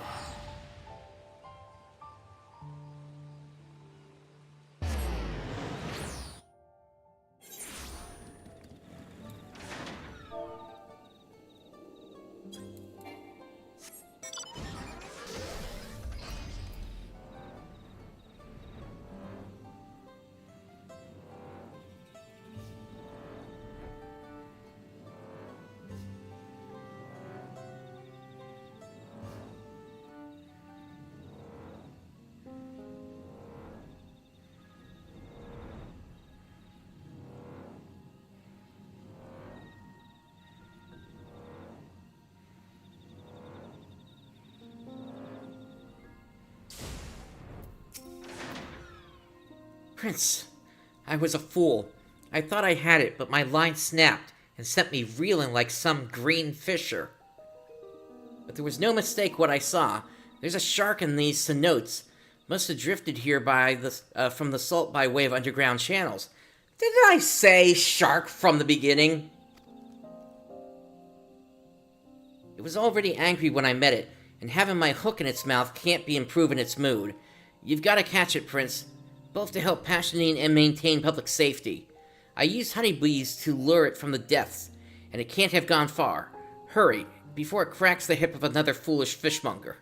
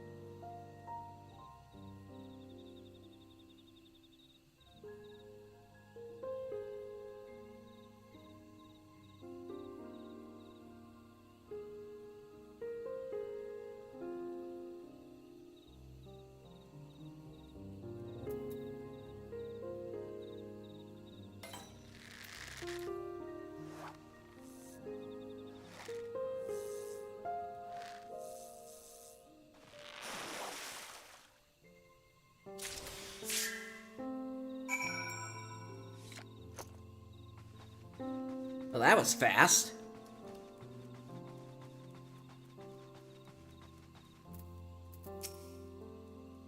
You're back. Did you get that piece of carp? Here you go.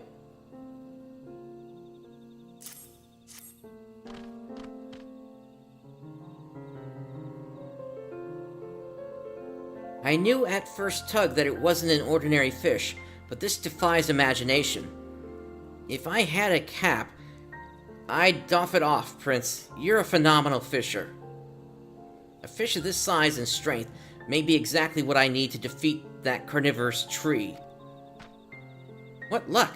Finding one of these in open ocean would have been a trying task, but now you've got everything you need to face your final challenge. Anyway, we can talk more back at the Fancies. A man needs to be surrounded by his favorite fish if he's to make a full recovery. Oof.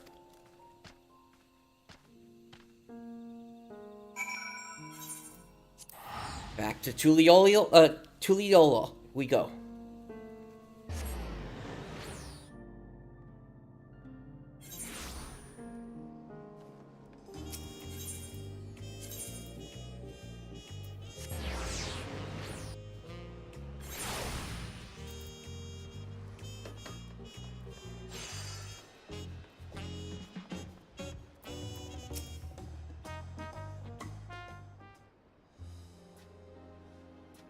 Home at last, but at least now Pashanine is ready.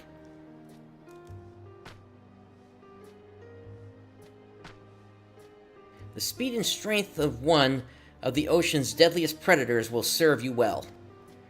Only you'd best make a meal of it soon. Nothing's quite so stinky as a slain shark. Before I do, I must know something. That a shop dealing in rare and unusual fish should even exist feels miraculous to me, like an answer to all my prayers. Yet you have far exceeded the demands of a fishmonger to assist me, even to the point of personal injury. Why?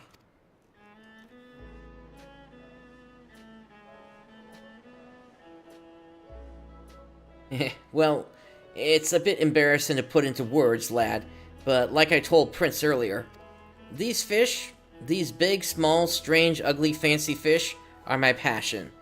I'll never tire of seeing what sorts of bizarre creatures are swimming around out there. But where I see beauty, some folks see danger. What I consider fascinating, others consider a nuisance. When something like a cenote shark floats into a populated area, more likely than not it gets exterminated on principle. Unusual catches get discarded as worthless all the time. Their worth is dismissed simply because they're different, and that ruffles my feathers. It's our responsibility as fish lovers to honor our catches, each and every one. Only it takes more than simply loving a fish to convince others of its value. It takes a deep understanding of everything that fish has to offer. And that I learned from you, Pashanine. You're the reason Fish Fancy's Danuhanu might one day become the shop that gives odd fish a place in markets everywhere. So don't you worry yourself about old Danuhanu, lad. Keep your eyes on getting through that rite of passage like the proud Wallaki you're destined to be. Now go on and eat up. That beastly tree isn't gonna topple itself. Thank you. I won't let you down.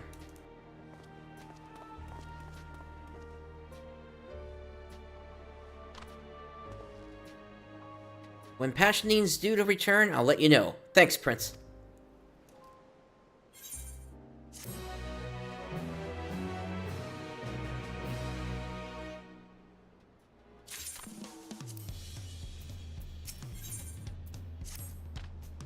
Any moment now, and Pashanine should be back with news.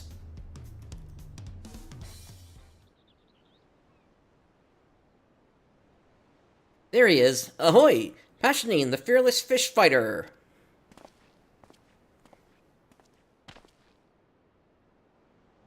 Pray, do not call me fearless, Danuhanu. I fled from that vile carnivorous tree, and come here now in disgrace.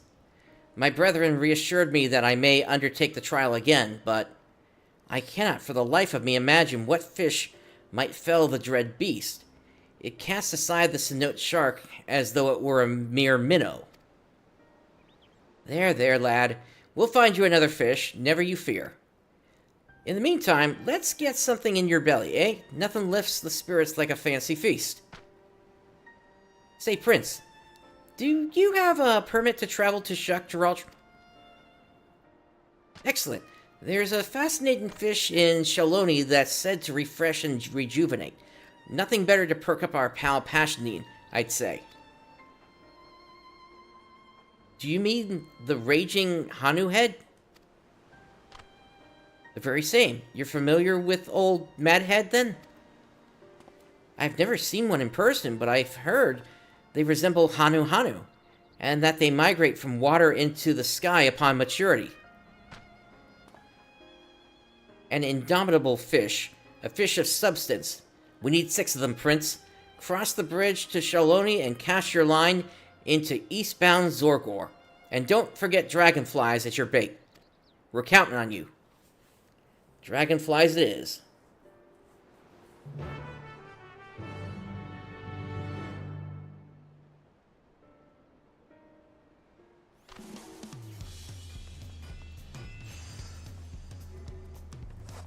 Alright, let's keep this going. First, we need some dragonflies.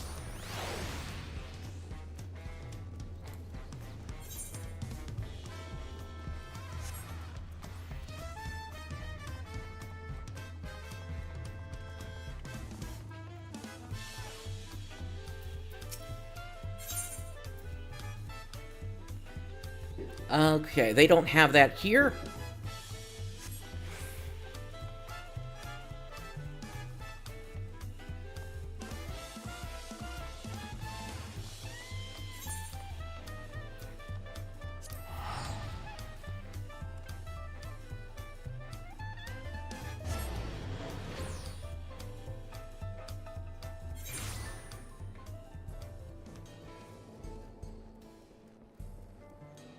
Let's see if they have it at this merchant here.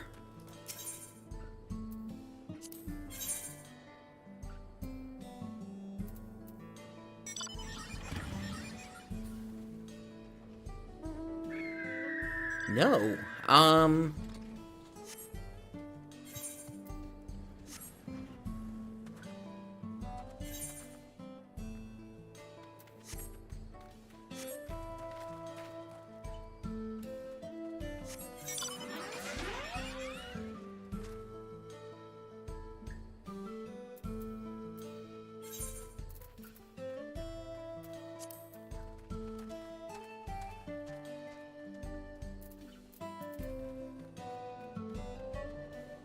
Let's see here.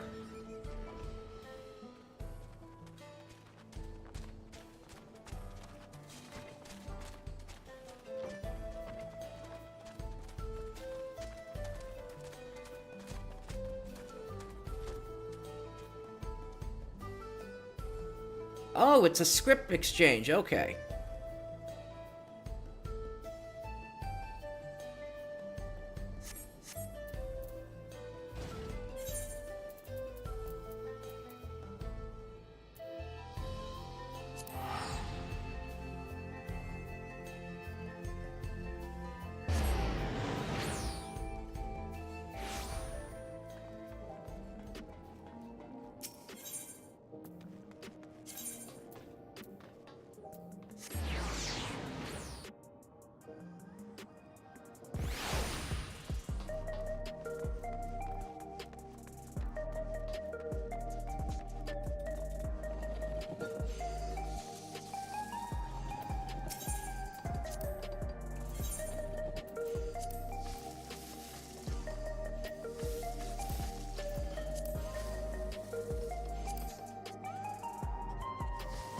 There it is.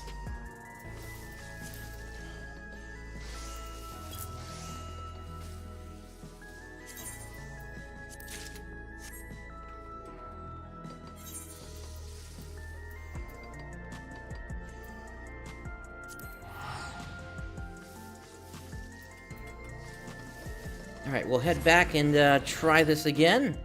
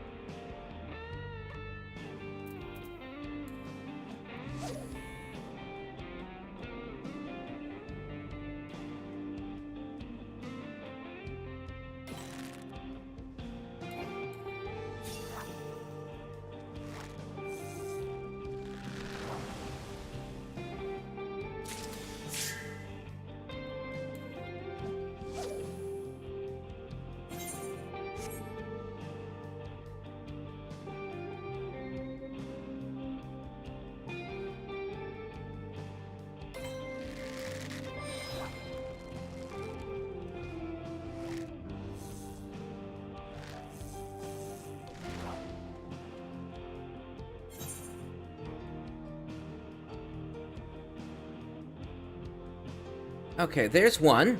And we'll do an identical cast for the second.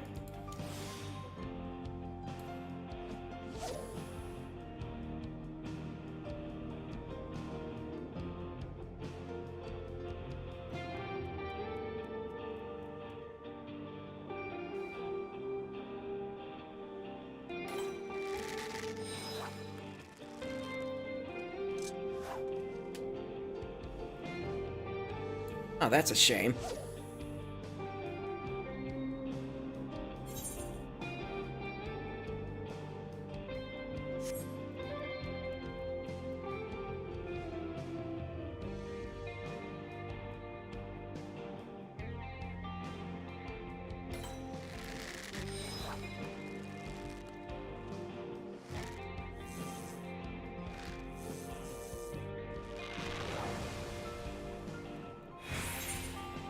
Okay, there's another.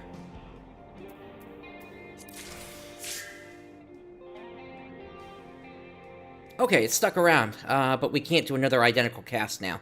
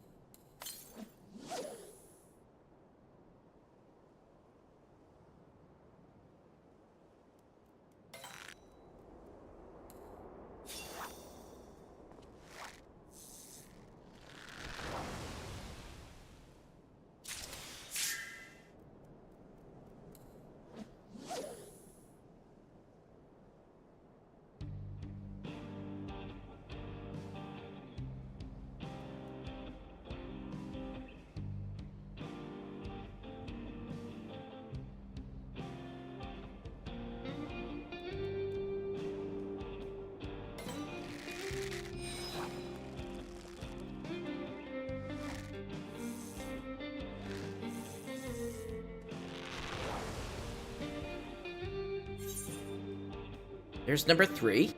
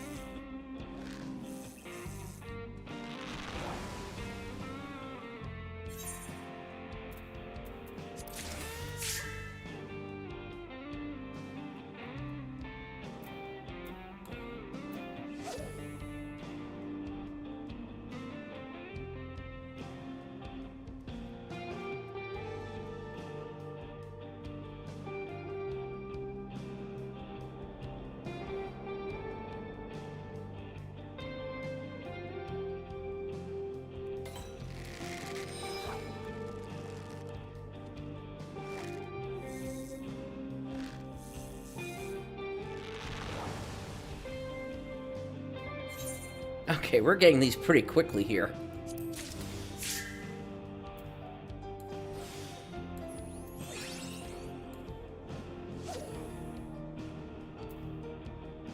Yeah, that was crazy how that first fish went.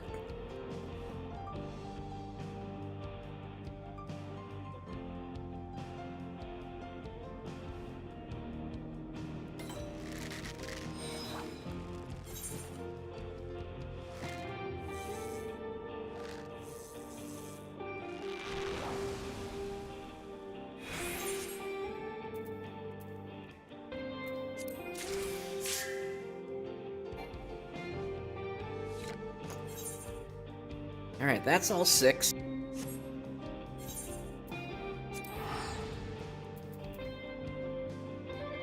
Back to Tuilolon we go.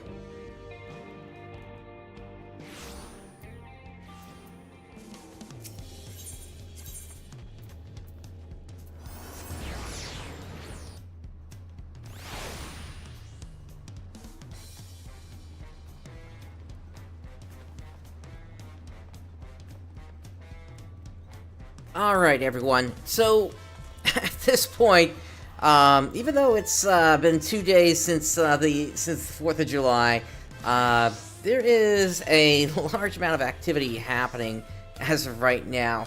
Now, I want to give this a chance to go by, and to hopefully continue the show. So what I'd like to do is I'd like to take a good 10-15 minute break here to see if things calm down outside.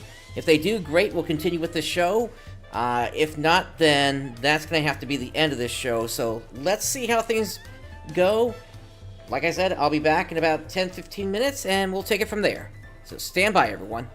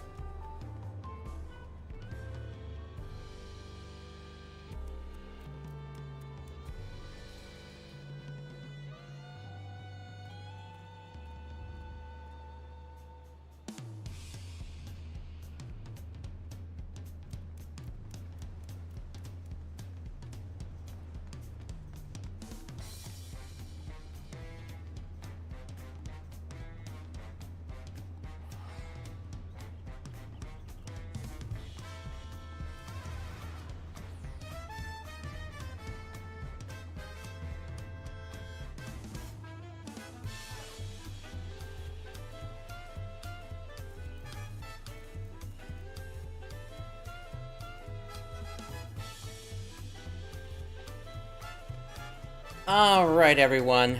So the main thing that my microphone was picking up appears to have stopped at this point. There are still some other things going off, but my microphone doesn't seem to be picking those up from what I can tell. So I think we're good to proceed from here. But if I start to see problems again, then I will close things off. But at least for now, we should be good to continue the show. So, let us speak to Danuhanu and hand in these fish. What could be better than having a fish twin? Toss a dragonfly or two into eastbound Zorgor and reel us in some raging Hanu heads, Prince. Well, I got those right here for you.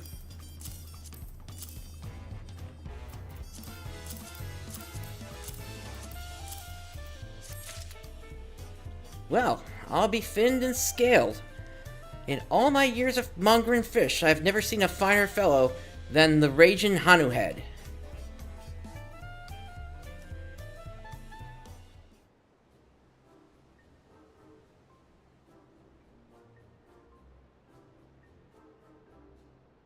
I don't see the resemblance. Remarkably rotund, yes, a fine resemblance indeed. I first heard about the raging Hanu head from a traveling Pelu merchant. In virtue of our close ties to nature, we Wallaki are always keen to hear of new and unusual creatures, you see. Apparently their eggs are laid in freshwater lakes, but once hatchlings reach maturity, they leap into the clouds by way of the waterspouts created by hellsnow sharks. At first I thought it odd that a Shaktarali fish was named for a Yaktarali people. But perhaps a traveler like that merchant found its shape reminiscent of a people who left an unforgettable impression, and so fondly named the creature. Be it of Shaktaral or Yaktaral, that's a fish that'll soothe your spirits and strengthen your resolve. I'll leave the cooking to you, Pashnine, though don't mind me studying your technique as you do.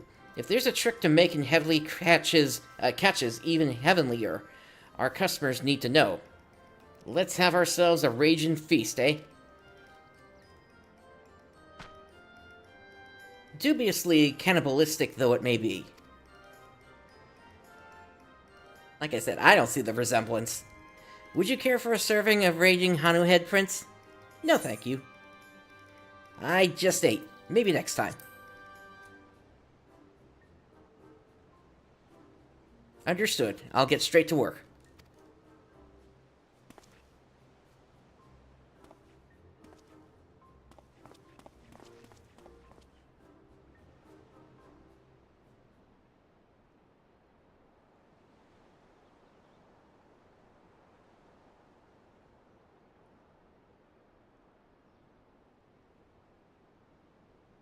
Here we are, raging Hanu head soup.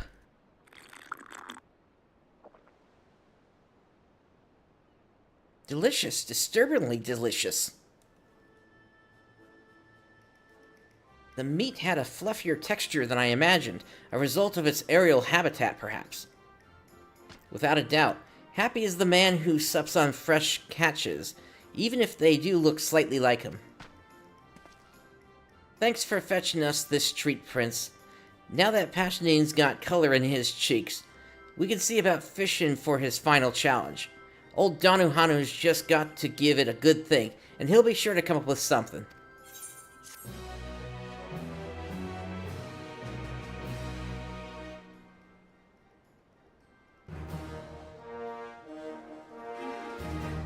Danuhanu is thrilled with your efforts. He now considers you a phenomenal fish finder.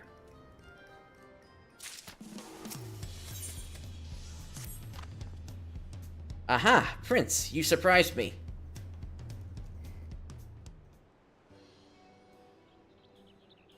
I'm feeling much improved in both body and spirit thanks to you both. I'm glad to hear it, lad. Ready to take on your trial again?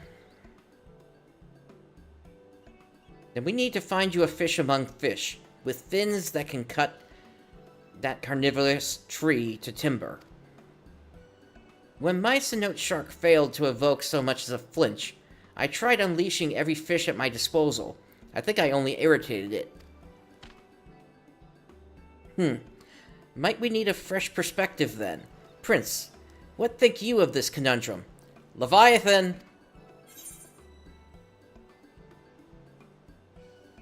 Sounds like brute fish alone isn't going to work.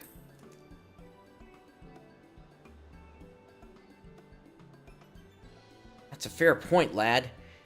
We've been choosing based on might, but there are plenty of ways for a fish to finish first. For instance, in Yasla, or Heritage Found, was it? They say lightning energies are thick in the air. Any fish that thrives in such a habitat should be brimming with power. The power to paralyze even the sturdiest beast. Are you up for the journey, Prince? Of course you are. You're an ally to all things aquatic. Now, I don't know the area half as well as a local, so once you arrive up north, ask around. We're looking for big, bad, and shocking.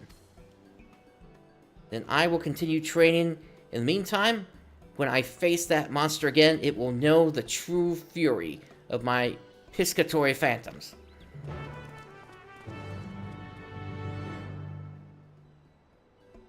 Those in the outskirts in Heritage Found should know plenty about their local fauna. Ask around and see what you can discover. Alrighty.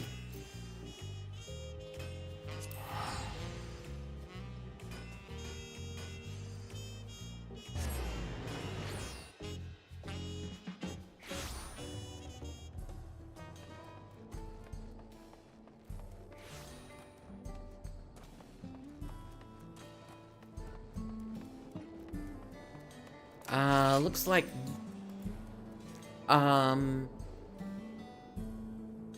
they might be from the quest I was on previously. I don't know if they're actually the right ones for this.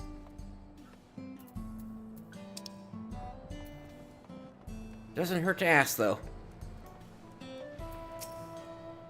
Lightning aspected fish? Well, you come to the right place. I can't remember where exactly, but I once saw a dorsal fin that was crackling with energy. Got shivers just looking at it.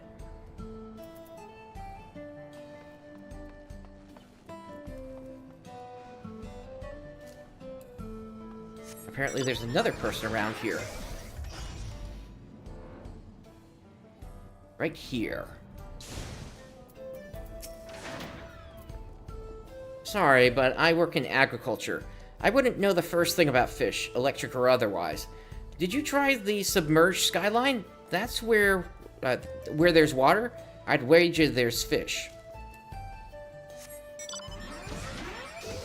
So, close to Alexandria, or former Alexandria, rather.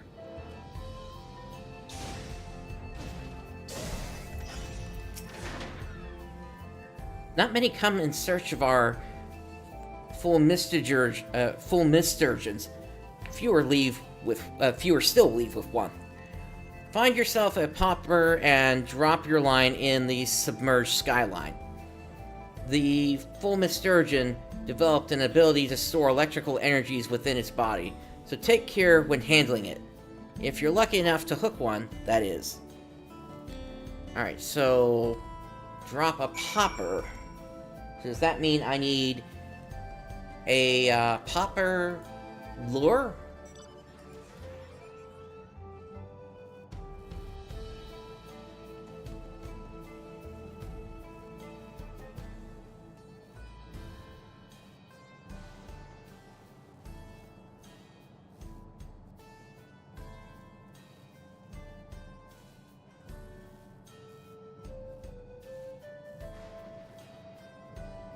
Looks like it is available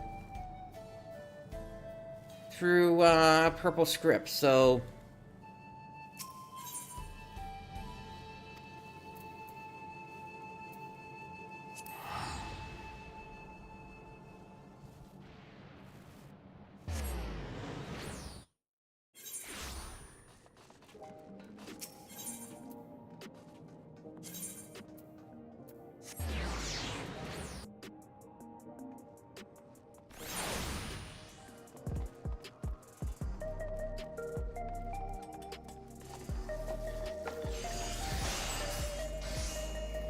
Let's go ahead and get this popper.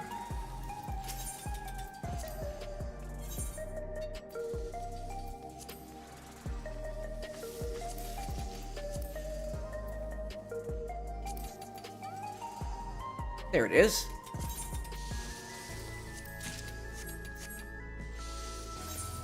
And then we head for Electro Strike.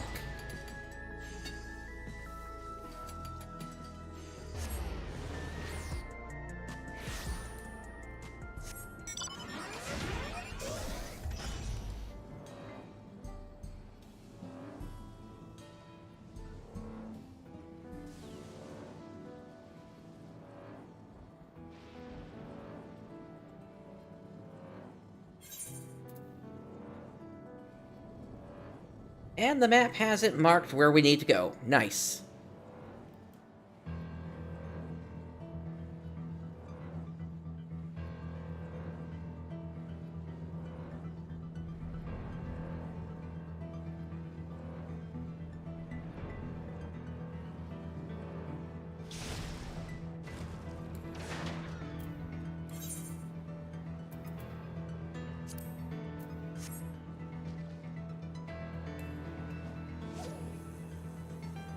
Mark has been detected.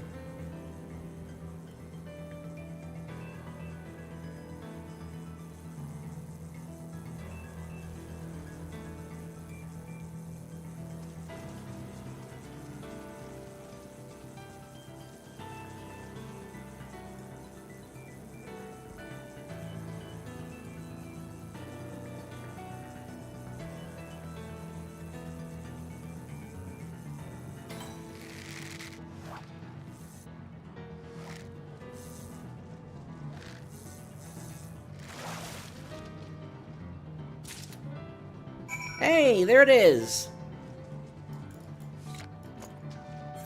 And back to Tuliolol.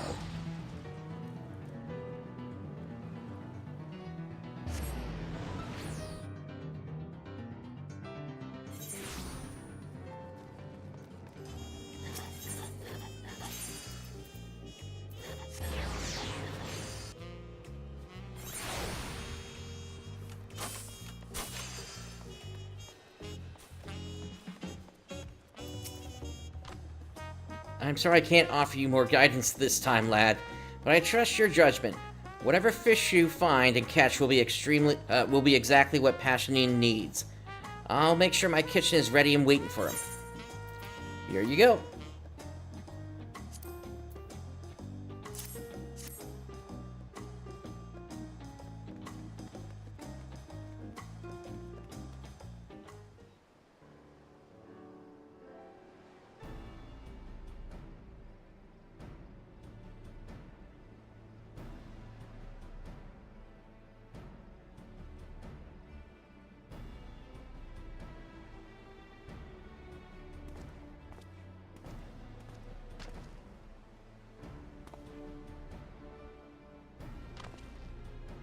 Now this is an electrifying catch, Prince. A bolt from the blue.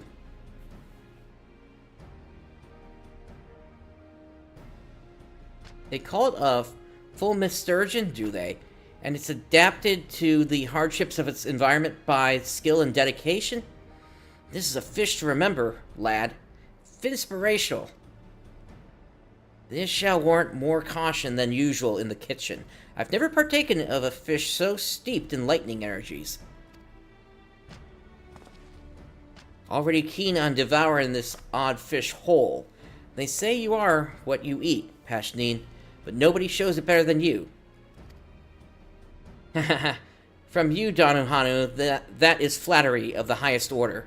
I will gratefully partake of your fish and attempt my trial once more. I hope you will honor me with your presence on the day. This time I will succeed. There's not a place I'd rather be, lad. I mean, it makes sense. A bolt of lightning that slams into a tree from the sky literally can split the thing in two.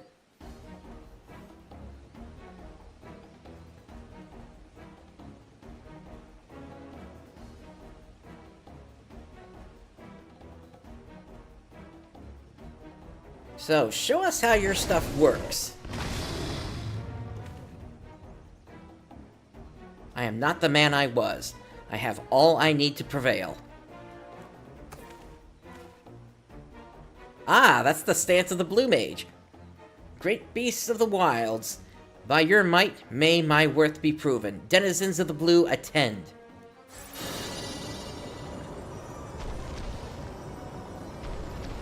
Full force.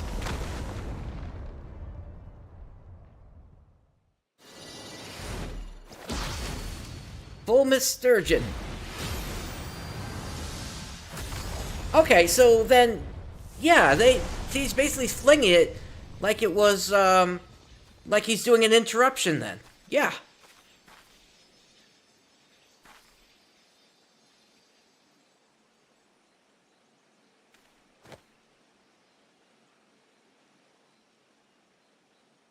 Great beasts of the wilds, I pay homage to your sacrifice. By your might has my worth been tested, and by the fates may it be measured true. Rights will be bestowed upon your body, and by your strength shall I protect our natural world. Remarkable, lad. Well done. Danuhanu, Prince, this is all thanks to you. I came to you as a frantic novice, begging for fish with which to prove myself. And now here I stand, a worthy member of my tribe, confident in my command of sharks and sturgeons alike. How can I ever repay you? Show me how to do that. Honestly, I'm a blue mage as well, so please, show me. I'm pondering the same, Passionine. How can I ever repay you for the recipes, for teaching our customers the flavors of fancy fish? Thanks to you, our piscatory pals have a place in the market. Fishers are bringing me all sorts of catches now, finding value where they didn't think to look before. Soon, Fish Fancy's Danuhanu won't just be that queer little stall in Wachumeqimeqi. Will be the preeminent dealer of unusual aquatic specimens from across the continent. A place where even the oddest fish are welcome. So hold your head high, lad, and take your place as a full-fledged Wallaki.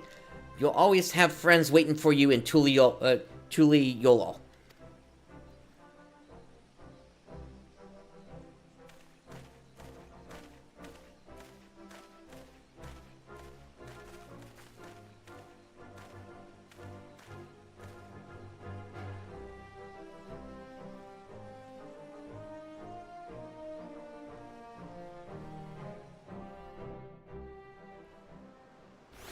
Alright, let's hand this in. Fish Fancy's Danuhanu, she lives, lad. She pulls a humble profit, and Pashnine's gone and achieved his dreams. You stood by us every step of the way, Prince. We both have been lost without you. I hope you enjoyed your time at the Fancies.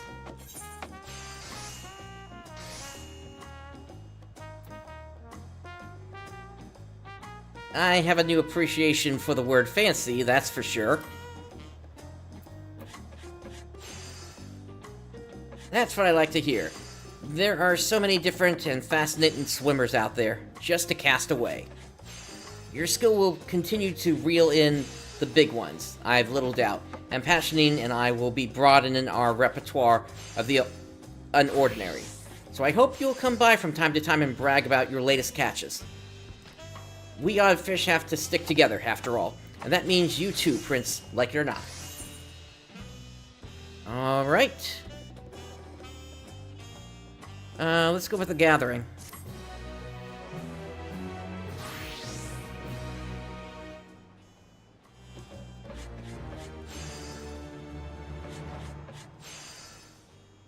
Fish Fancy's Danuhanu has navigated its way to profitable waters. And Danuhanu could not be happier with your efforts. He now considers you the fanciest fish finder. And once again, Forever Fancy, 5 points. With that, we have one final one to look at here. Let us Switch to Culinarian.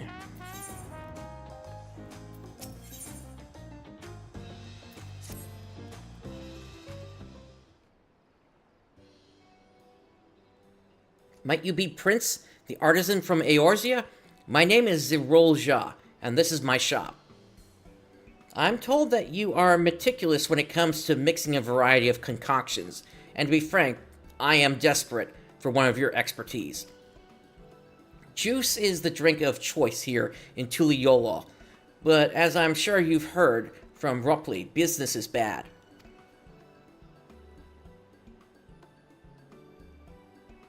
It wasn't always so. When I first opened my shop, profits were steady and customers were eager for the fresh, local juice I offered.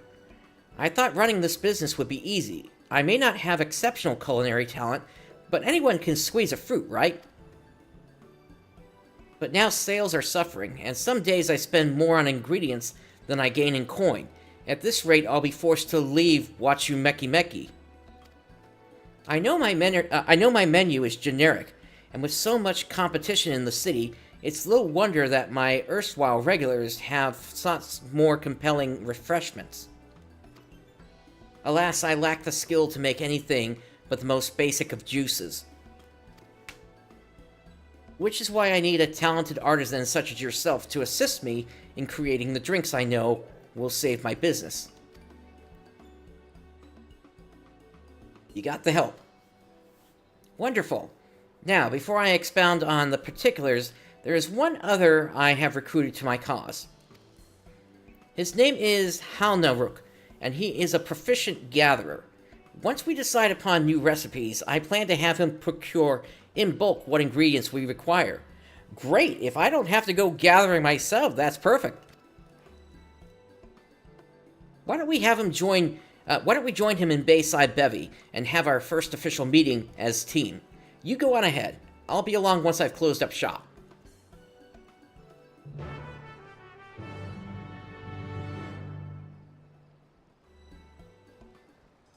Alright, so we need to head to Bayside Bevy. That's going to be over there. Let me check on the retainers before we go. Alright, they are complete, so once again, send them out.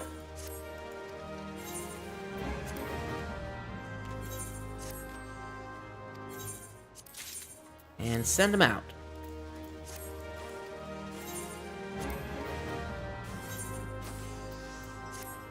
Okay.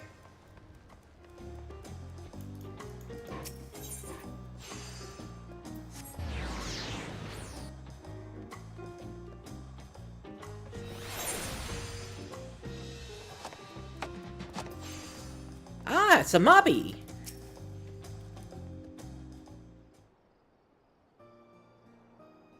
What business has a lowlander with Halnaruk?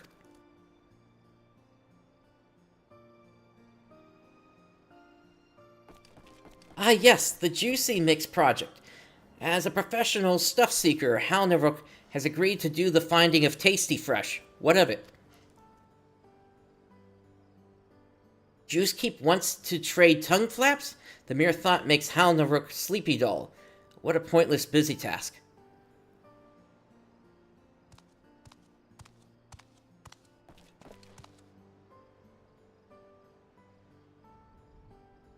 Apologies for the wait. Now that the whole team's acquainted, I suppose I'll get straight to the point. To improve my shop's financial fortunes, I need your help in creating some original juices. That is to say, juices that promote the health and well-being of each and every Tuliyola resident. While fruit is an excellent source of vitamins, the diverse peoples of this city have unique dietary and nutritional needs. So using both culinary and alchemical techniques, I plan to offer a variety of refreshments bespoke to citizens of all shapes and sizes. By developing drinks both delicious and singularly nutritious, my customers are sure to remember why they love Zirolja Juicecraft. Shirolja. Besides, The people are still reeling from the recent tragedy, and though healthy beverages may not amount to much, they may yet help lift some spirits. Prince, I trust a professional culinarian like yourself will have no trouble drawing out irresistible flavors from healthy ingredients, yes?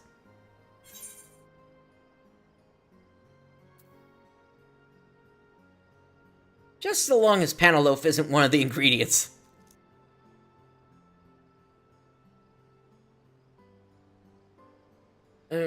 Well, I can't speak to your experiences across the salt. Rest assured that no fruit of that name grows in Tyrol. I look forward to tasting your work, Prince. Should you have any questions about our local produce, don't hesitate to ask. As for you, Halnaruk, your job comes after we've created a viable recipe and know exactly what ingredients we require. I'm afraid that means you'll have to wait, unless you'd like to participate in recipe creation as well. Your opinion as a moblin would be invaluable, and you would, of course, be compensated in addition to your gatherer's fee. No, Halnaruk has no deep thoughts on Juicy Mix. Oh, alright then. In any case, let's head back to the shop, shall we? There's work to be done.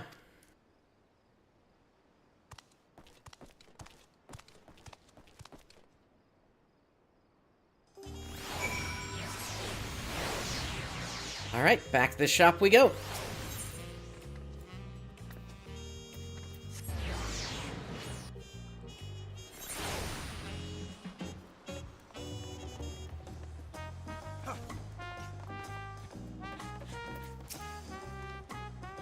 I just want to reiterate how deeply grateful I am for your assistance.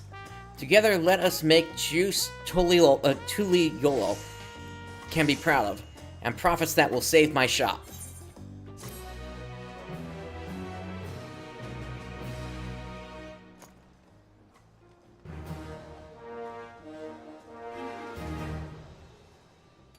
You may now undertake deliveries for Shirolja Juicecraft at Wachumeqimeqi. Speak to Shirolja to learn more. For our first juice, I'd like to try mixing up a blend for my fellow Mamuja. Tuliolo gets far more sunlight than our native lands, so we find ourselves prone to dry, itchy scales. It can be sheer torture some days. Luckily, the Cherimoya fruit harvested upon Urkapacha may offer a solution. According to Pelu Pelu merchants, regular consumption does wonders for dry skin. The only complication is that, in appearance and texture, Cherimoya very much resembles Mamuja scales. Hard to garner appetite for something that looks like a piece of your body. If it were any other fruit, I'd think to extract the liquid from within, but not only is most of Cherimoya's flavor kept in its pulp, its nutrients are as well. Perhaps you can find a way around this conundrum, Prince? See if you can't make a Cherimoya juice both healing and appetizing to Mamuja. Now, I'm afraid I don't keep Cherimoya on hand. The sight alone is enough to make me queasy, but I've seen it for sale in Bayside Bevy. So we'll be testing for flavor and efficacy, both. So make a big batch if you can. 6 glasses or so. Thank you and good luck.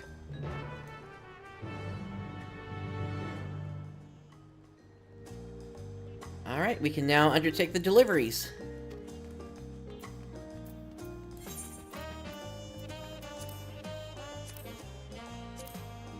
Let's see here. There we go. Alright, Halnaruk. I need coconut milk, Cherimoya, and Birkadan sap. Get on it. Halnaruk? Is Juicy Mix done yet? Halnaruk is bored. I just told you to go and get me the stuff.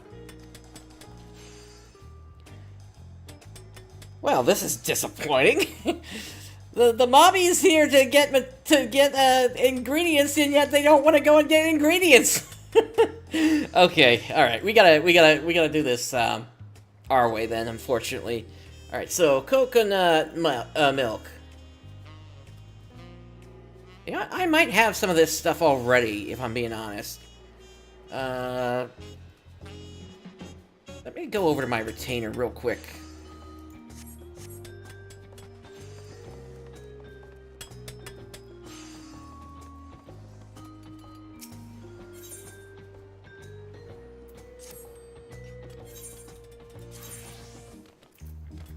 Let's see.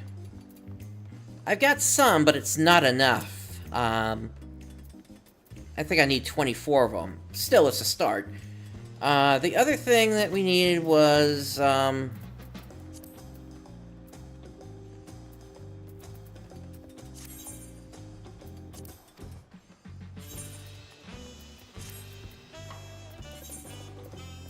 we need Birkenun sap, which I think I've got somewhere around here.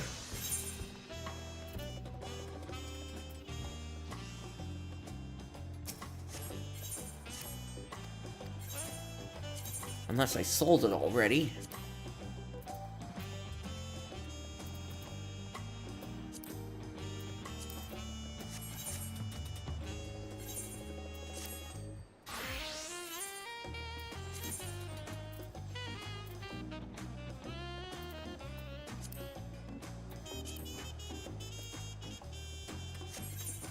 Yeah, it looks like I might have gotten rid of it. Alright. Well, let's go ahead and grab that cherry moya, and then we'll figure out the coconut milk and the Birkenun sap. Again, these are gathered, if I remember correctly. I think the coconut milk is in, Thavnarian, and then the Birkenun sap in the first. Don't quote me on that, though.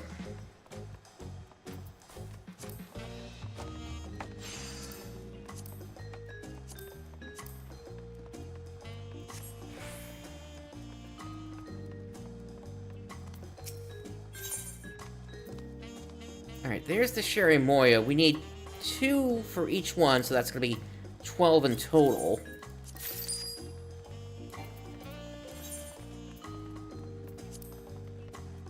Alright, and then... okay, coconut milk.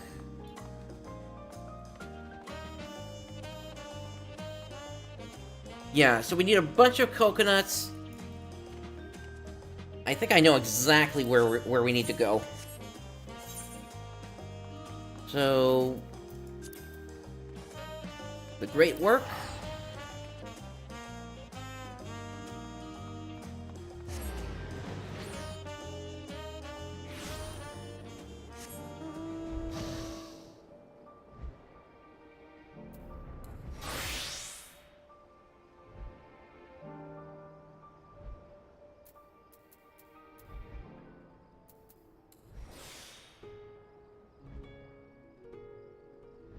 And they should drop from here.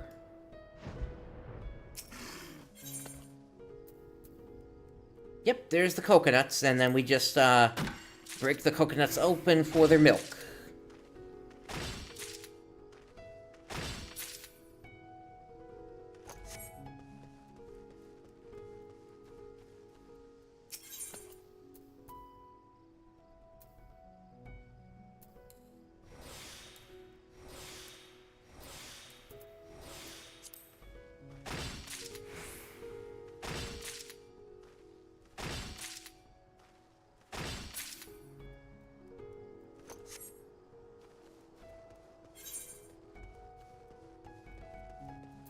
Alright, so if I need 24 and I've got 15 already, then that means I need 9.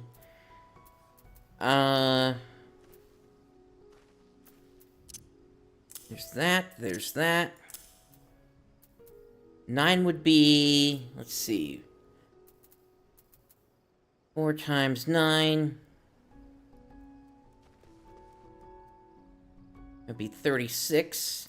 So I need one more set of, I need 2 more coconuts.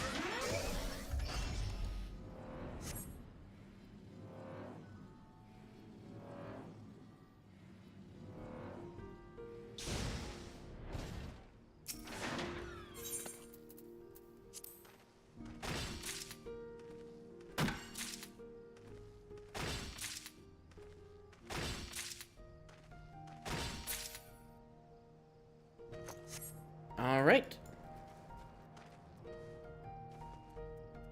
No enemies around. Let's craft this stuff up real quick.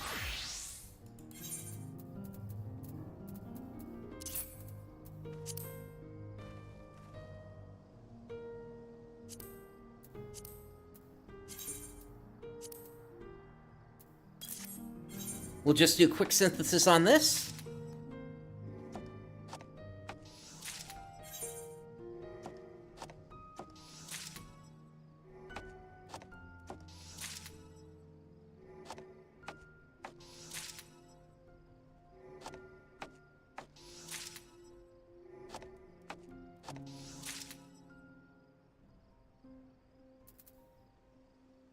Right, I forgot.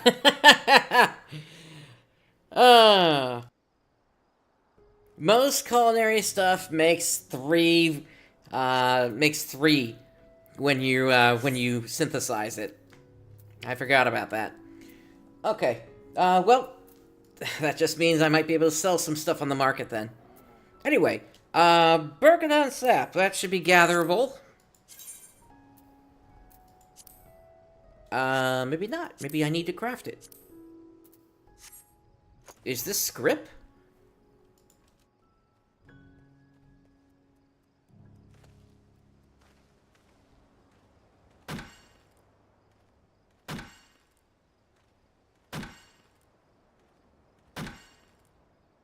It drops from Bergadon in Labyrinthos, but I can also get it through,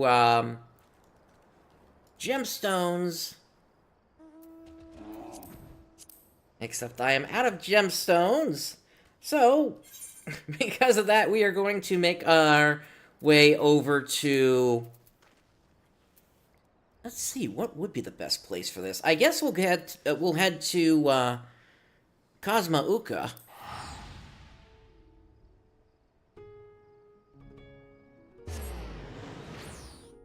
And we're gonna have to run a few fates here. Actually, who's even...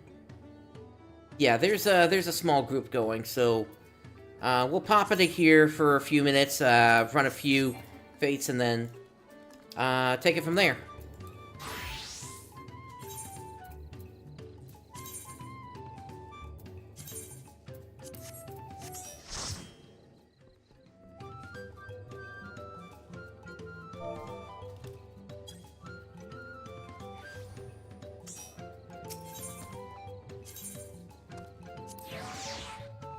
Alright, instance 4.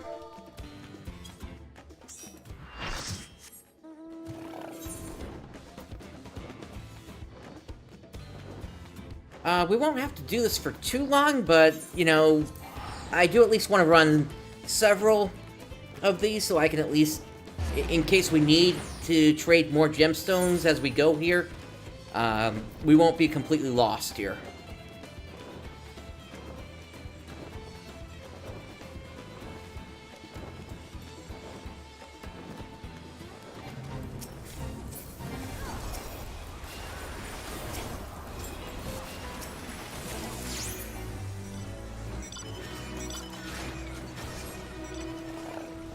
Well, that's 2, but we need more than that. We're probably headed over to the west here.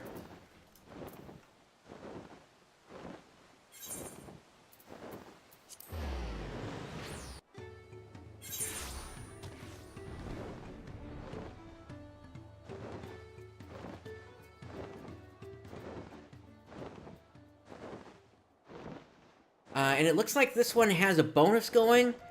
Plus, we just got a Twist of Fate bonus as well.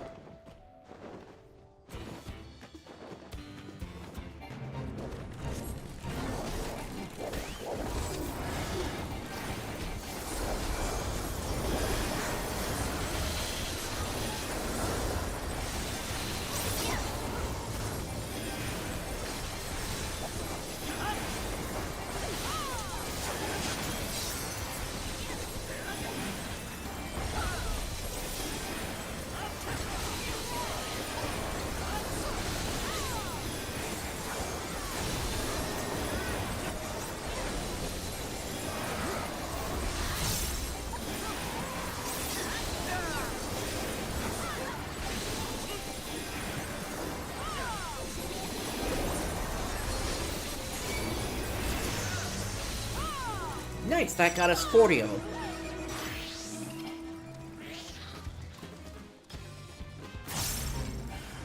Oh, it's a chain. I'll take that.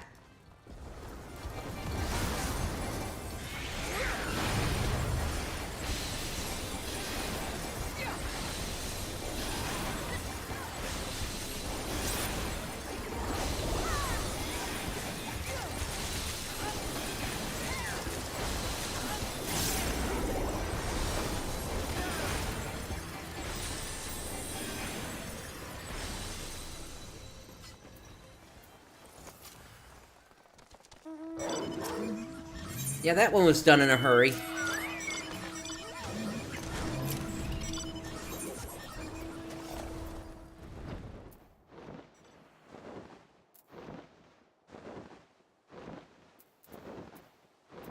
Looks like that's the only one available for the moment. So, there's this one spot on the map apparently I never uncovered, so let's head to that real quick.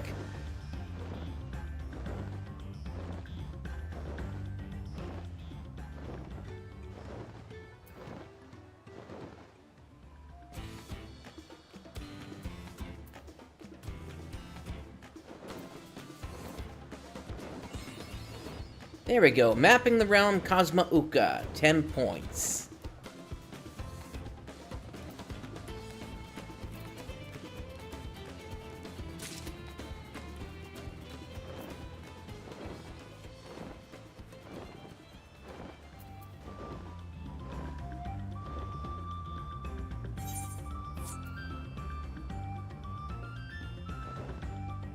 We are not headed to Radzat Han.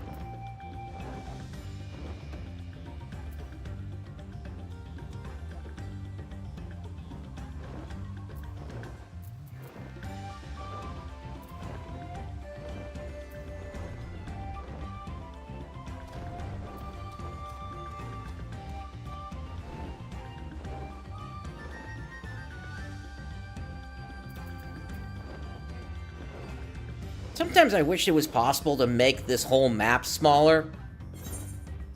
I mean, I know about stretching this, but I mean, making this smaller, but also being able to still see the whole map at the same time.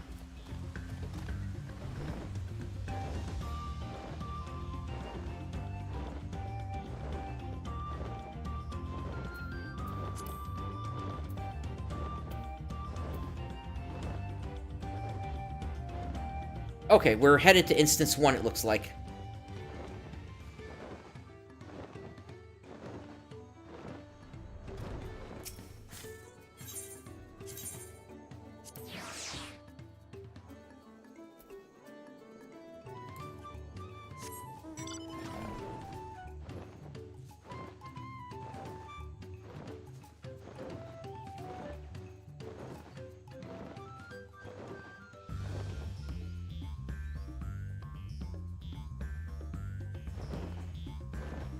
And then after this, there's another that just popped in the lower left corner. That looks like a boss fate.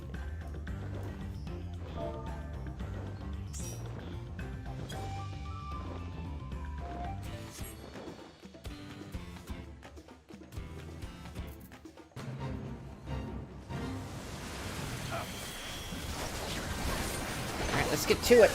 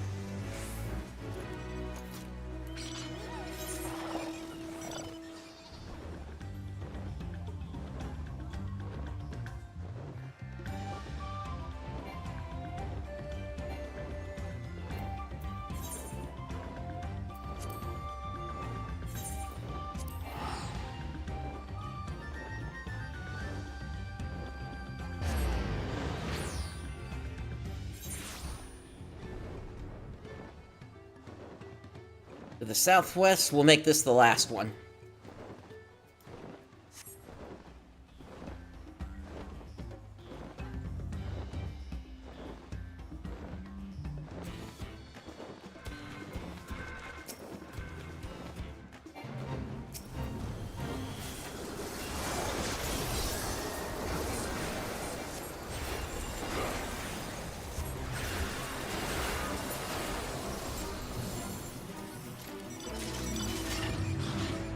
Alright.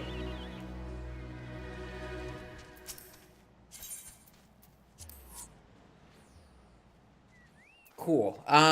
We are headed to Labyrinthos.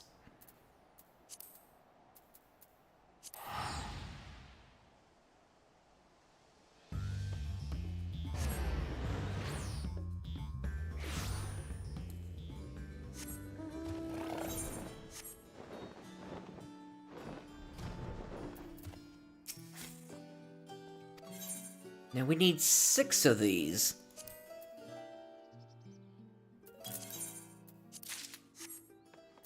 Alright, and with that we should be able to start crafting.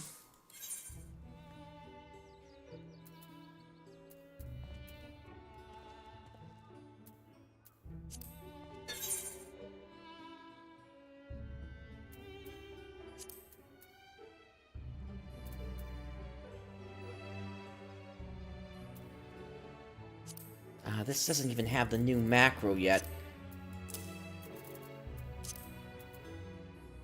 There we go.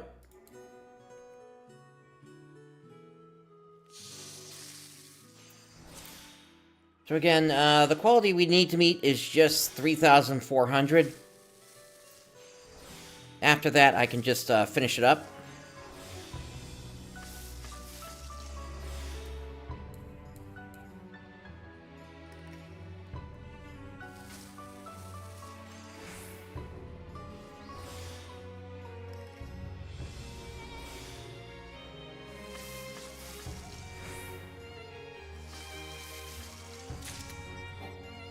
And there we go, that's the first one.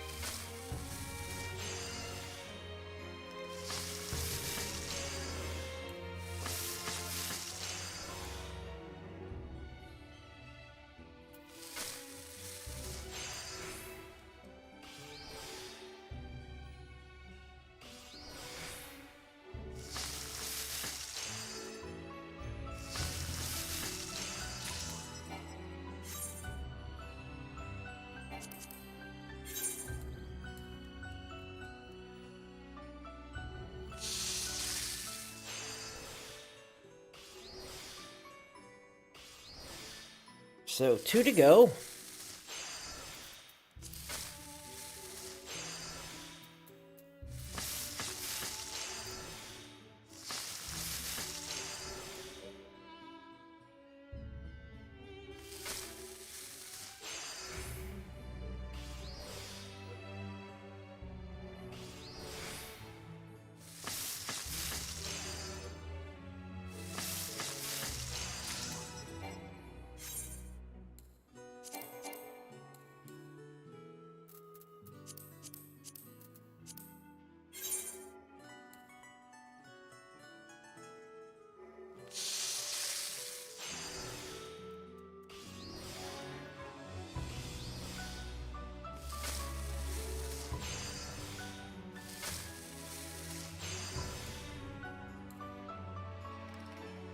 That'll be good for the last one.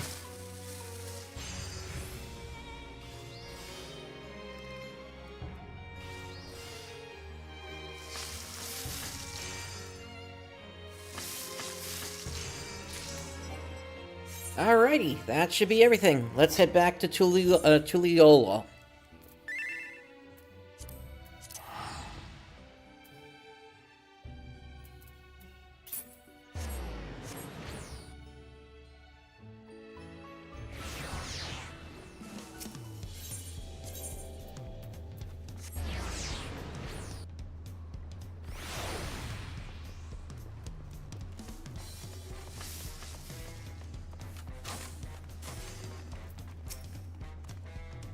Delicious, nutritious Cherimoya juice that Mamuja can not only stomach but delight in. I'm sure you'll come up with something. Alright, I've already got everything.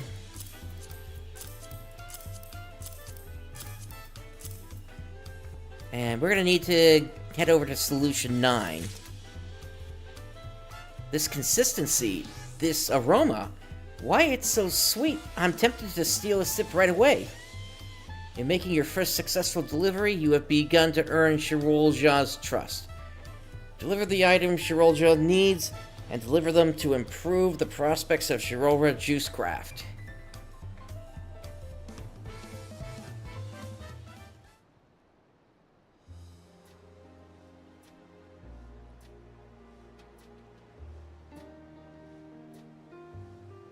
I think we have enough to begin our tasting. It looks and smells marvelous anyway. As we fashion this drink with Mamuja in mind, allow me to be the first to try it.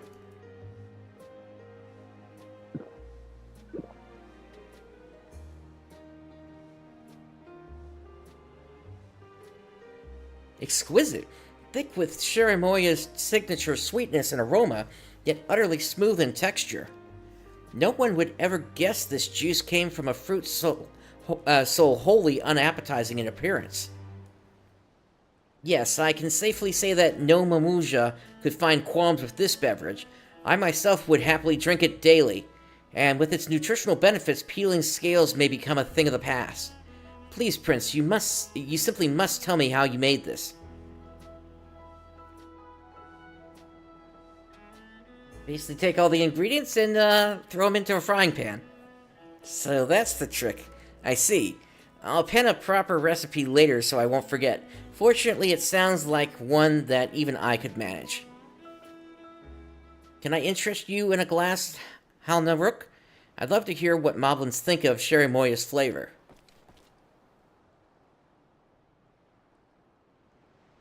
Busy task is waiting.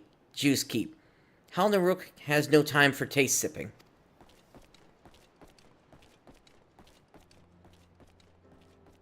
Did I offend him?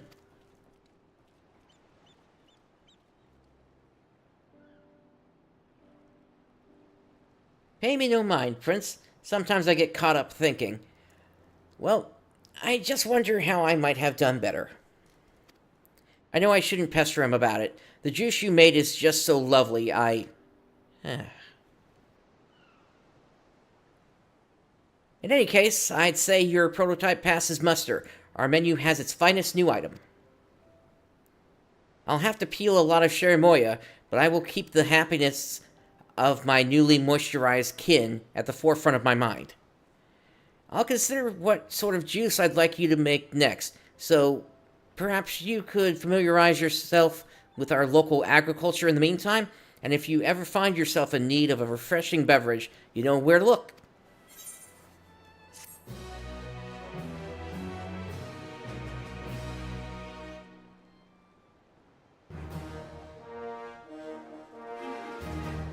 Shirul is pleased with your efforts. She now considers you a Mamuja moisturizer. Alright. Up next. Prince, about your Cherimoya juice. Our customers can't get enough. What's more, all the fashionable Mamuja have taken to calling it smooth scale juice. Frankly, I've had so many orders that I've grown completely indifferent towards handling Cherimoya. As far as I'm concerned, it's a fruit like any other. Now, I say we keep our momentum and move on to concocting our next prototype. For this one, I'd like to address the health concerns of moblins. Among those who live in Tulilolol, many work as gatherers, traveling long distances while bearing big, heavy packs. A drink that alleviates fatigue may do wonders for them. The problem is, the moblin palate is somewhat unfathomable to other people. They favor rot tea, for instance. Smells like, well, not like something I would prefer to drink. I worry that a similarly pungent beverage may result in the immediate cessation of business for Shirol's Juicecraft. So instead, I'd like to try our luck with fermented aloe. Its scent is striking yet fruity, and I suspect it would satisfy the moblin's preference for strong flavors without alienating the rest of my clientele. All that remains is to add an ingredient fit for soothing sore muscles. That much I can leave to you, I hope. Excellent. And about Halnaruk. I know I wasn't able to convince him last time, but his opinion as a moblin is absolutely necessary for this drink. We must make this juice so astringently aromatic that he'll want a sip.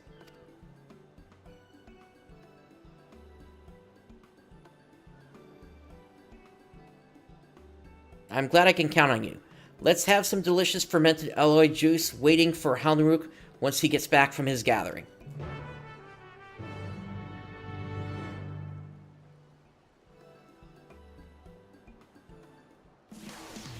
Alrighty. So let's see what we need. So I'm gonna need Gem Sap of Dexterity, Tiroli Alloy, and Utomu Tomato. Okay.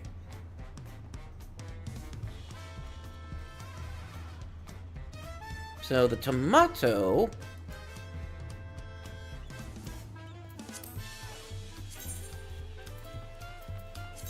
that we can gather easily. We just need 6 of them.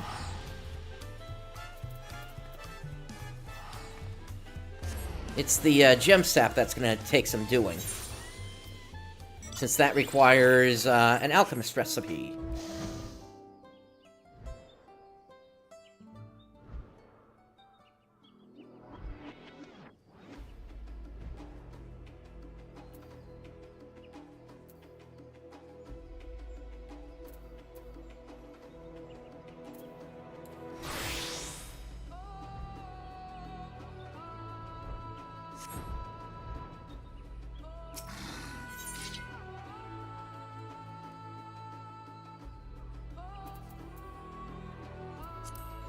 That works for me.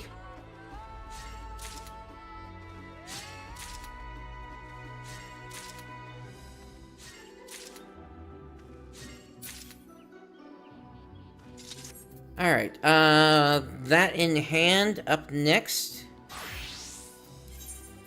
we need Tiroli Aloe. And that is over in Wachumeqimeqi.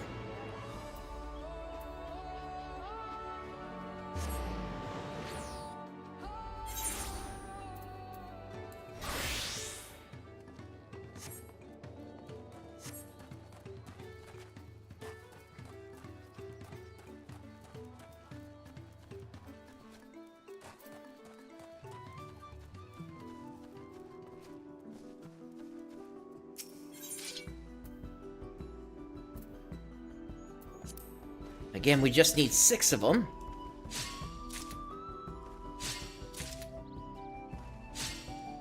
But we got 7 instead. Okay. I can't... well...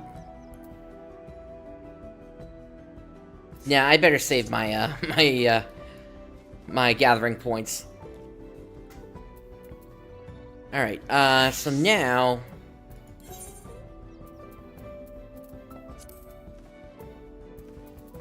for the grade 1 gem sap,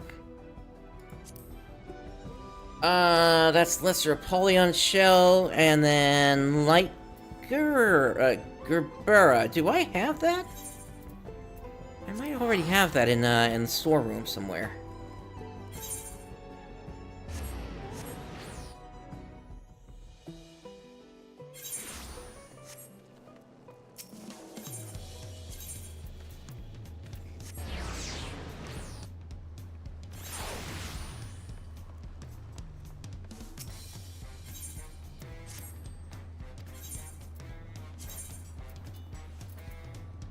Let's see. Night Gerbera. There we go.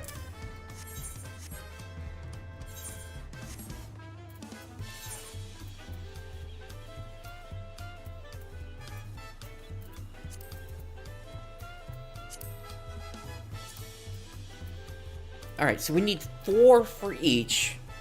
So that means 26. 26.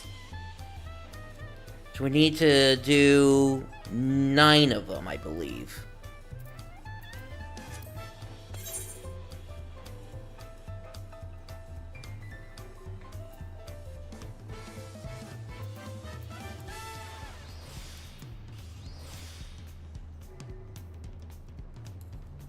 And we'll just move through this as quickly as we can.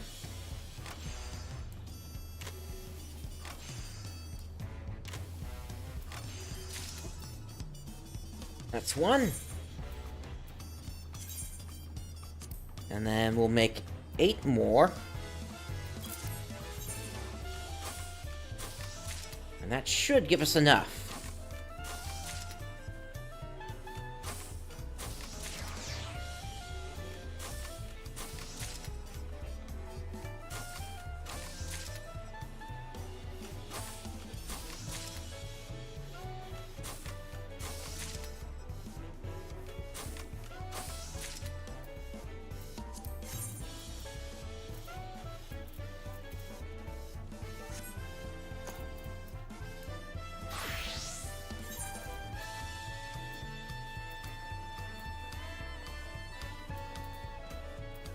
Actually, that might have been 1 too many. Oh well. Okay, let's synthesize this.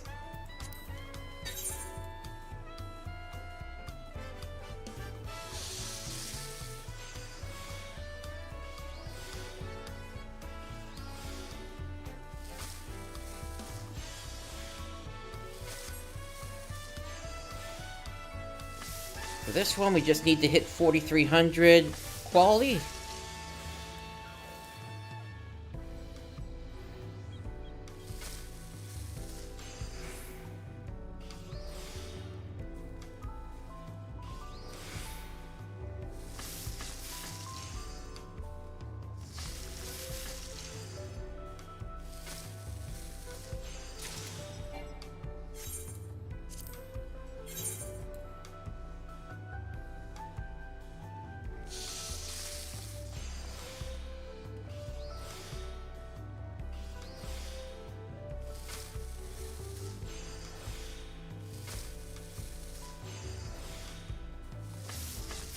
While I am crafting these, I really should go ahead and have a survival or an engineering manual going.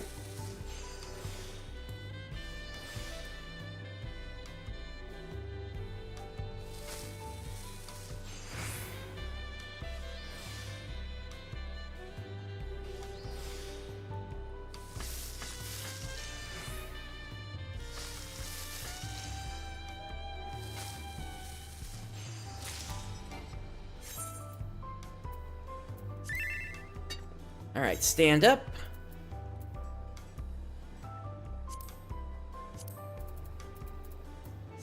At least I got rid of most of them for my engineering manual. I've still got all these survival manuals from like expansions ago that I don't know if I'm ever going to get rid of at this rate.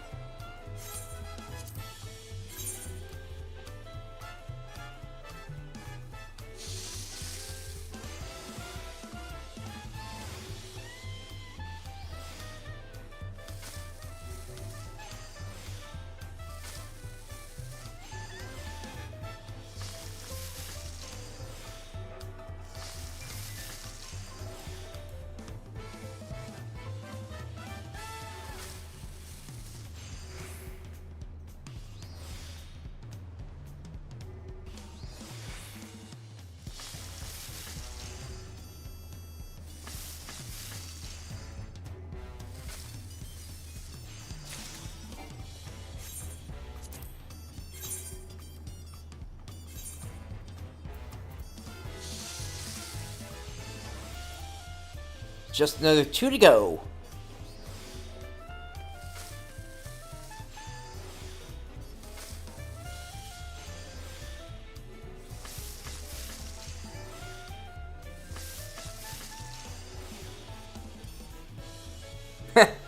Got a crit on that one.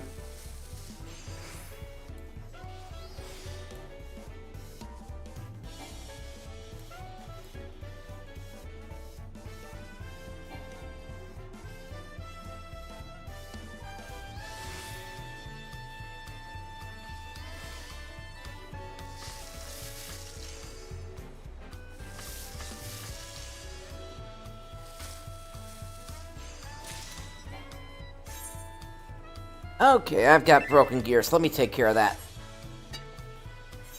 Because that directly affects how much crafting points and everything I got.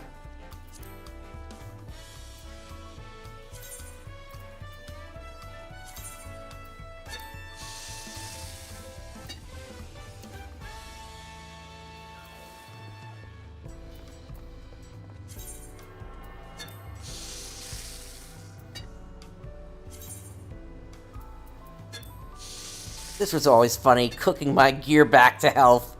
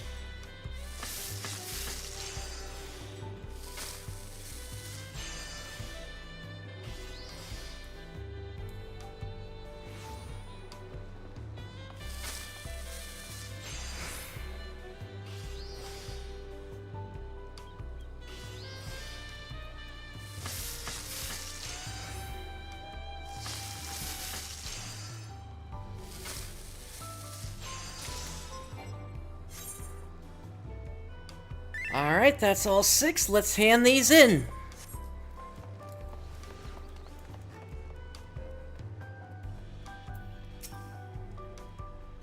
You need a soothing refreshment fit for a moblin, particularly one enticing enough to elicit our friend's help.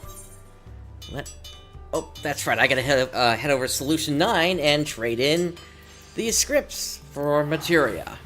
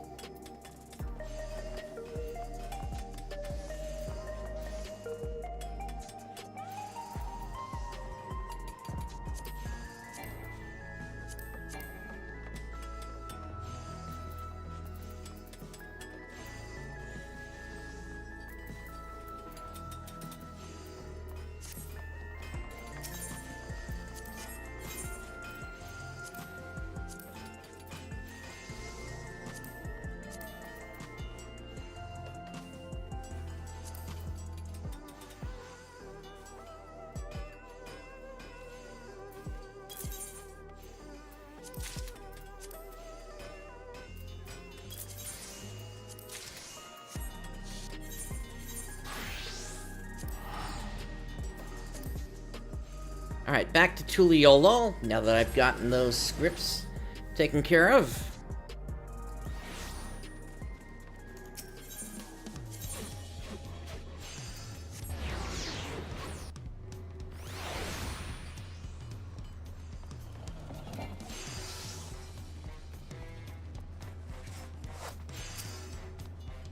We need a soothing refreshment. Okay, you already said that.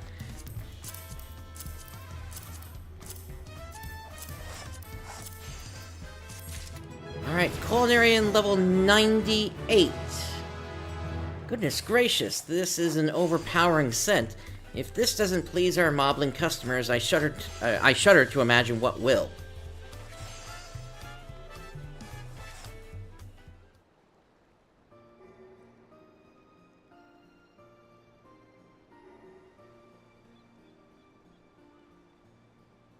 This is a remarkable beverage. I applaud your addition of tomato. Not only does it offer ample nutrition, but its flavors meet the fermented alloy upon the fine line of deliciousness and danger. I'm sure our local moblins will flock to this flavor, but will Halnaruk?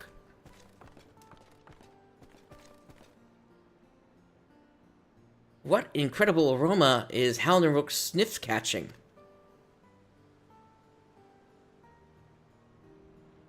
Oh, this just a blend of fermented aloe juice that Prince was kind enough to make.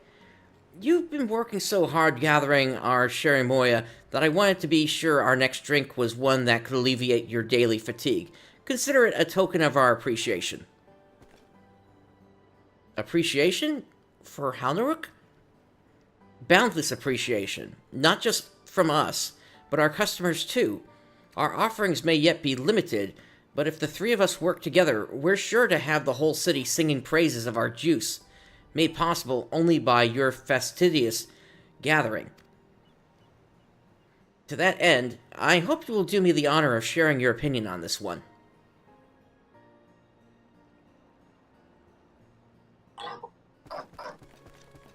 Halnaruk will take Juicy Mix for the home road. Proper good mobbies never bare face in public.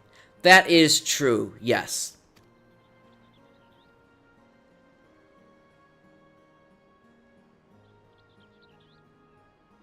How wonderful. I can't wait to hear what he thinks. Juicekeep is concerned about Mamuja skin peels and now Mobby pain aches. Is Juicekeep trying to become a juice doctor? It does seem that path, though. A doctor? No. I once hoped to become a Kairugan. However, Kairugan must be both expertly versed in the medicinal properties of flora and highly proficient in healing magics. And I guess you don't have the healing magics part. We of the Bunua clan are magically talented by nature, so my father was able to excel as a Kairugan in this city. His diverse knowledge saved the lives of many. As his daughter, I once dreamed of following in his footsteps. So Juicekeep studied fruit health and body breaks? I do have some knowledge of nutrition and physiology, but it's of little consequence. I no longer have aspirations to become anything more than a mixer of juice. Anyway, I look forward to hearing what you think of that one.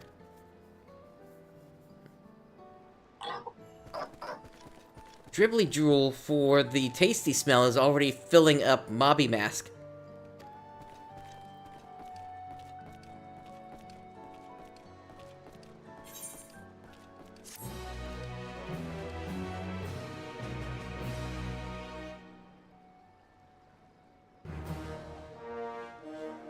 Yeah, that is very true about them not taking their masks off. Not only do they not take their masks off, the only way that they're able to be around people is because they have an assortment of herbs stuffed inside that mask, so that they're basically able to breathe. Shirolja is delighted with your efforts. She now considers you a Moblin motivator.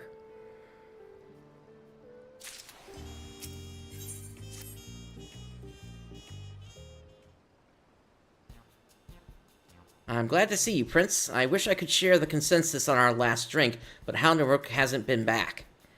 And yet, oddly enough, my shop has had an influx of other moblins clamoring for fermented alloy juice. I hardly know what to think.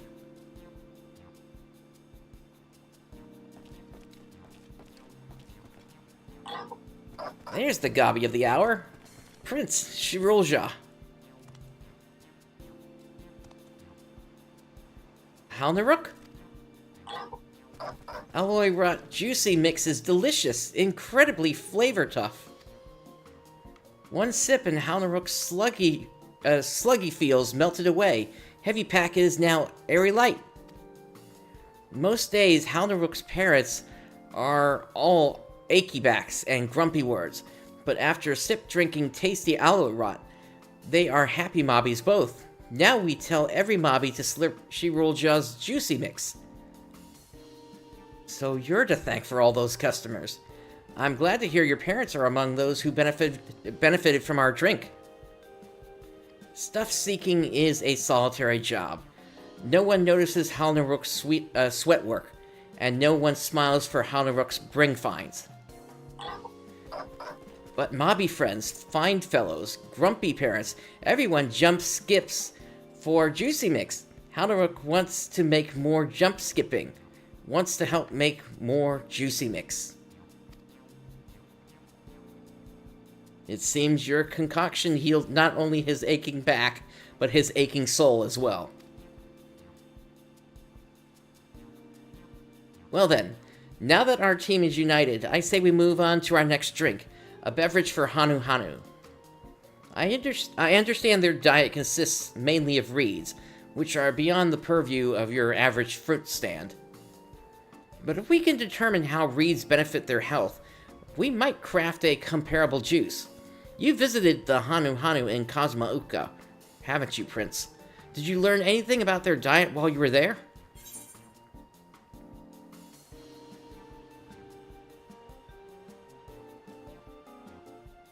Their reeds replenish their energies.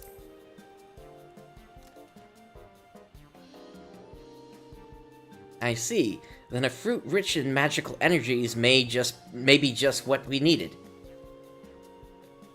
What about sparkly shine Yatika bananas in Yaktel? Halnarook has a feather friend who says bananas are a Hanu Hanu favorite. Oh, you mean Najul? That's a marvelous suggestion. Yaktel has forests rich in magical energies, so its fruit must be as well. And if your friend vouches for it, all the better. So long as we ensure that one glass of juice is as satisfying as a meal of reeds, our Hanu Hanu customers will want for nothing. Knowing your talents, Prince, I'm sure you can make that happen. You always do.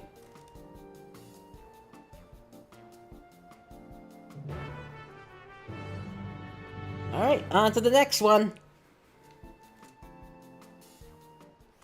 So let's see what we need this time. So we do need wild Yatika bananas. We also need branch bearer fruit. And gem sap of vitality. Okay. Let's see what's in this, because that might require some doing.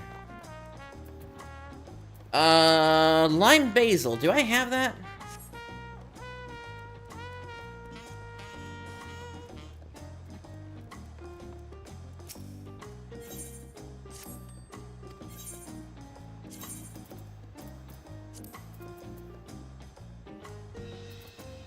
I've got some, but is this enough? It's only 4.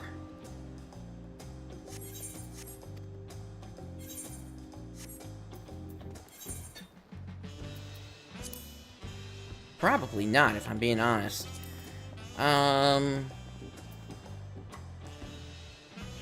Yeah, we need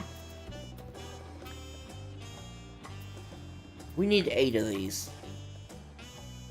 Right? Alright, well, we need lesser Apollyon shells for this as well. For that, we're gonna have to go to the Hano village. And then lime basil. I think that's on the first.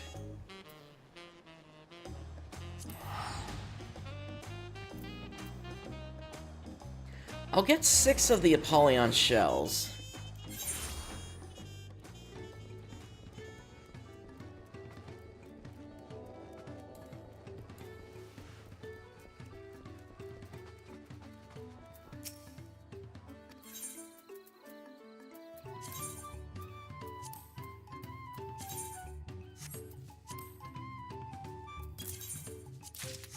Okay, and then lime basil.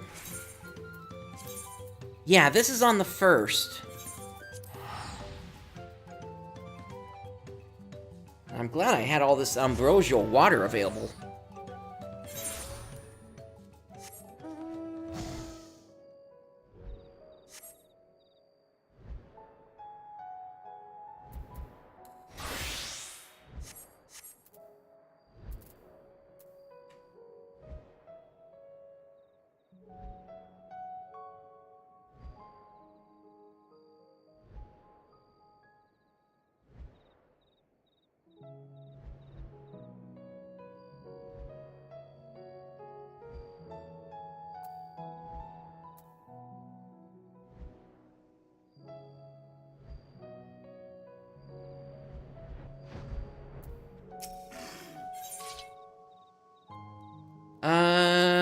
Let's go ham.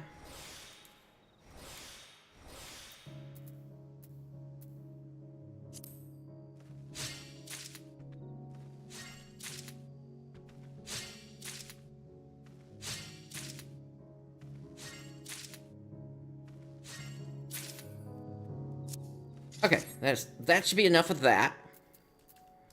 And then I need a safe spot. Let me start flying and then go culinarian. And what else do I need?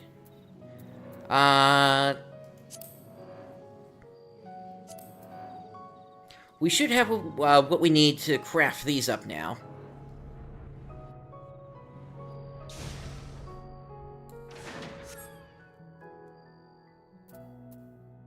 Again, we're gonna craft this quickly, and then the rest will be...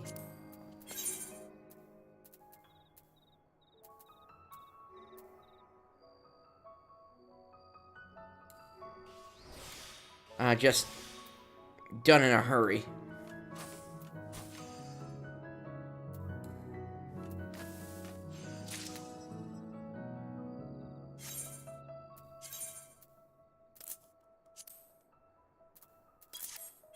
And honestly, it doesn't matter to me if I end up with some extras of these, just simply because these gem saps are used for the higher tier gear as well. Before you get tombstone gear at level 100, so it still has a use.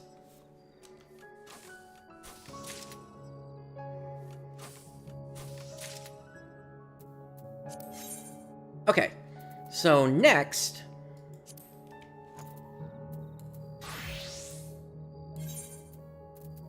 we need branch bearer fruit and the bananas. The branch bearer fruit was a drop, so we're gonna have to go to Yaktel.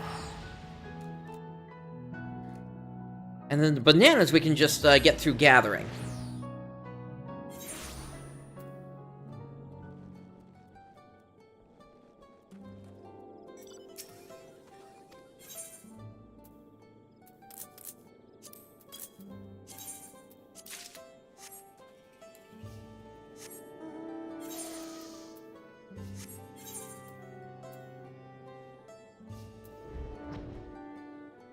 You know what? I think it might be slightly quicker from here.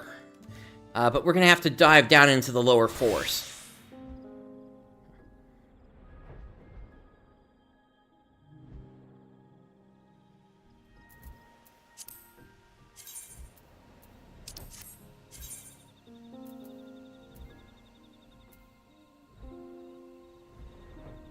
Yeah, from here we just head south.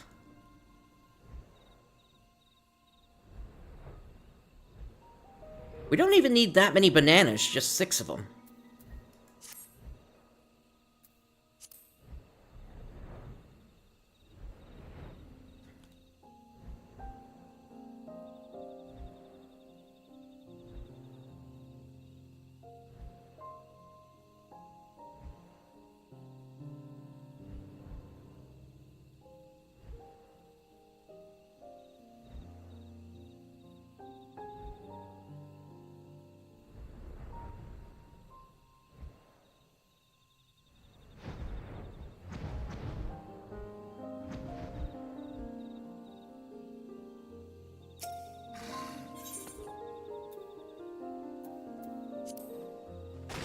Alright, this should do it, since I'm gonna get two bananas each time.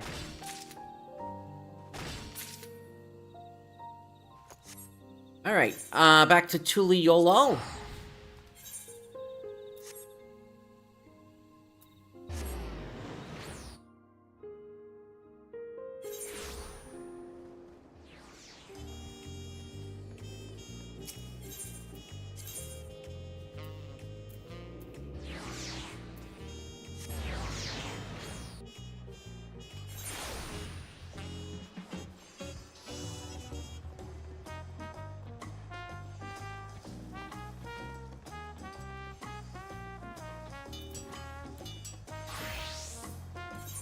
Alright, let's get cooking on these.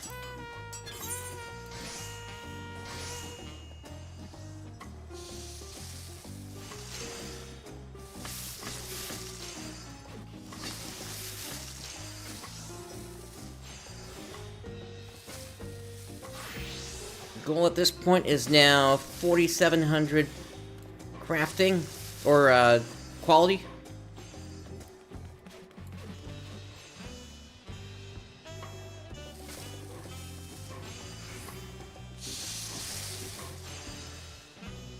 Oops, wrong button. Let's see, we need veneration.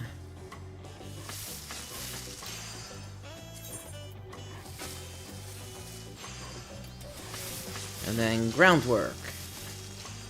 And groundwork. And groundwork. There we go.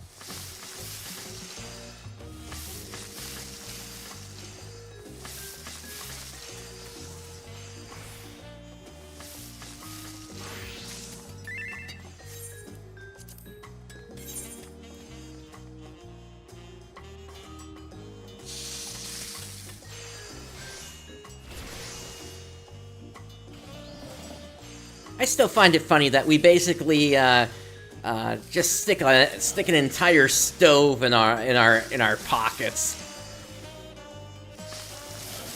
I mean, granted, it's all just converted to ether, but it's not like a huge weird thing, but still.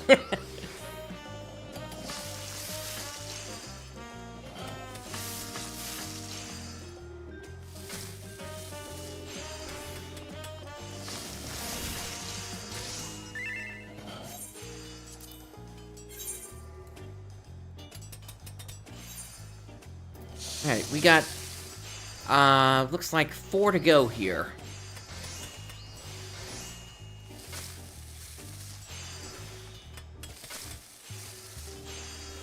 No, 3 to go.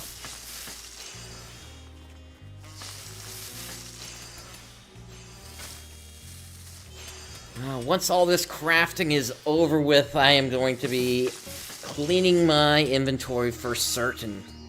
Oh, so I gotta get rid of some of these fish already. Sheesh. Oh, I need to keep an eye on things here. Let's see. You know what? I got all these old commands that I keep for posterity's sake. Since my account is one of the few that still has these. They don't do anything.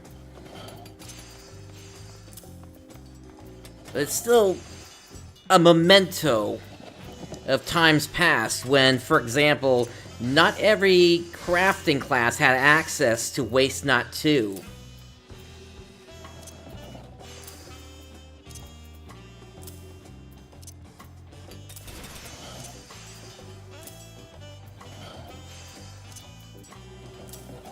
And that's why I maintain these two hotbars over here, specifically for the purpose of remembering the commands of days gone by. These commands haven't worked, if I remember correctly, since the days of either Heavenward or early Stormblood.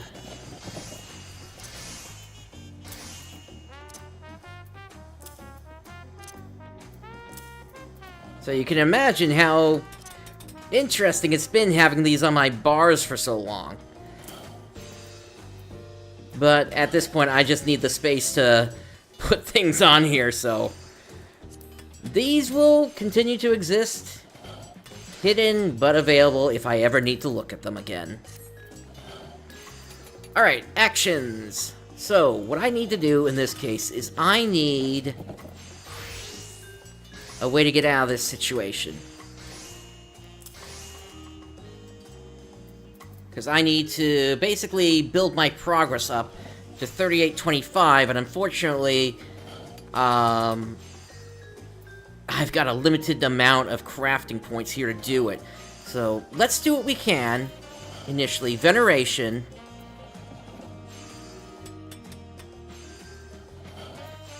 And let's go Groundwork.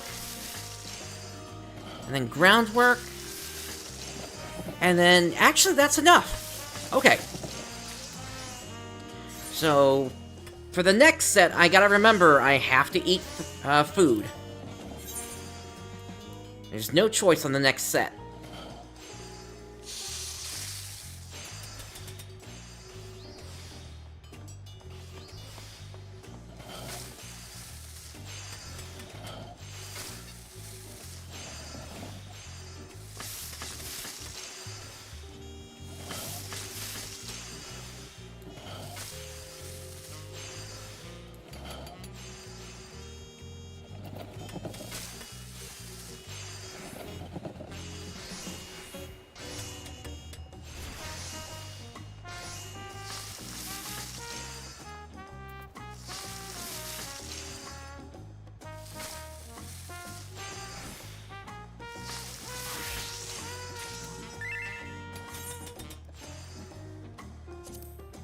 Alright, last one.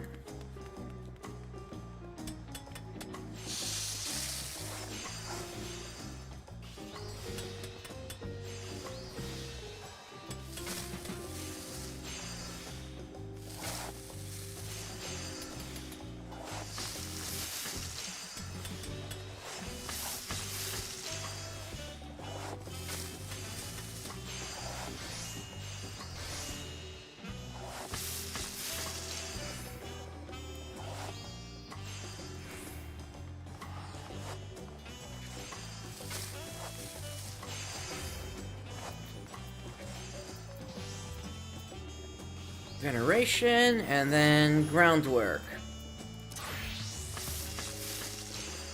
Groundwork, and Groundwork. Okay. We're done. Let's hand these in.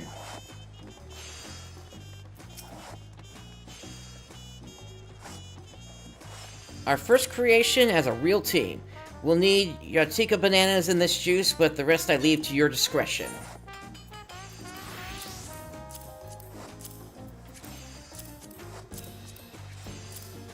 There we go. This is 11 million, so this will not get me to level 100 on the next one. Goodness gracious, this juice is thick. And what an aroma. Thank you, Prince. This should be all we need. Let's have one of our Hanu customers sample it for us.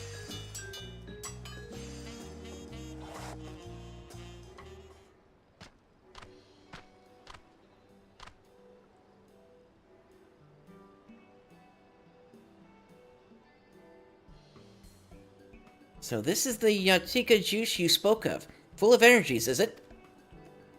And as for its taste...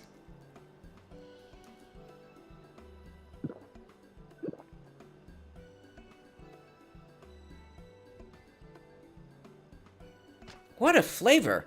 Rich and invigorating. Why, I feel as though I've gulped down a beak full of reeds. I hope you'll make it a permanent addition to your menu. My friends will want a taste of this.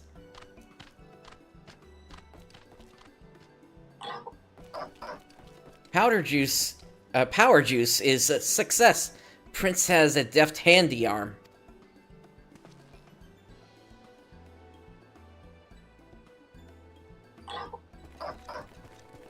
When thought made together, our juicy mixes are unstoppable. Hear, hear. Your suggestion was invaluable for this one, Halnarook. And for my part, it's been a delight to put my old studies to use in a tangible way. Halnarook doesn't understand. Shirulja has good thing knowings, so why not follow Gold Dream and be a Kyrusian? Because I'm not good enough, that's why. Well, it's a private matter I'd rather not speak of, alright? Cast Cure for me. Let's focus instead on our next juice. I've got something tricky in mind, a real challenge. Halnarook still doesn't understand, but will not press pry.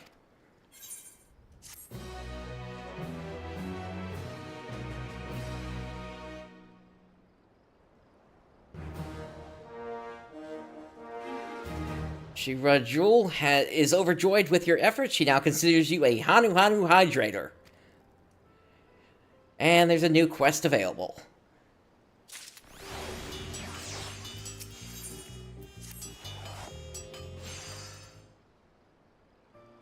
So far, all our new menu items are proving popular. My sales are recovering already. But considering the population of Tuliolol, our greatest challenge yet lies ahead of us. It's the Pelu Pelu. I want to make a juice for them, but they're formidable beverage brewers themselves. I'm not sure what I could offer to compete with their mate, coffee, and mezcal. Mate in particular is renowned for its health benefits, which may explain why I've never heard of chronic ailments affecting them. Pelu Pelu drinks are also flavor strong, like Tasty Punch for mouth. If the Pelu Pelu have their own health and hydration well in hand, all the better. But if some problem is being overlooked, I'd like to help discover a solution. To that end, I was hoping you two would join me on a trip to Urkopacha.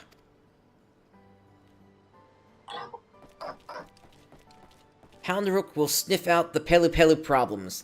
That way Shirulja can solve them with her juicy mix. Thank you. Go on ahead and start asking around. I'll be along after I close up shop.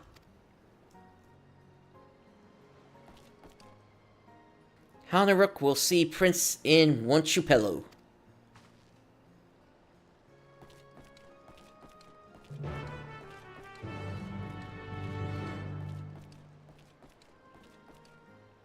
Alright, let's make our way over there.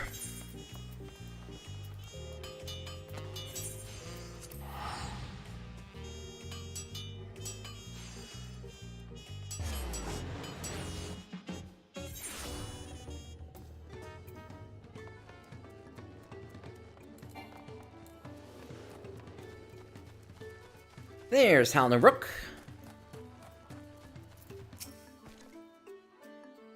Halnarook is relieved to see Prince did not get wanderlost.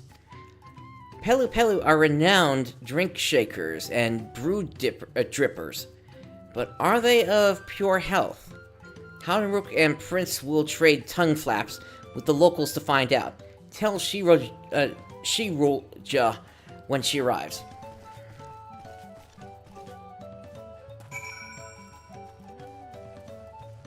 Yeah, I am curious if there's any issues with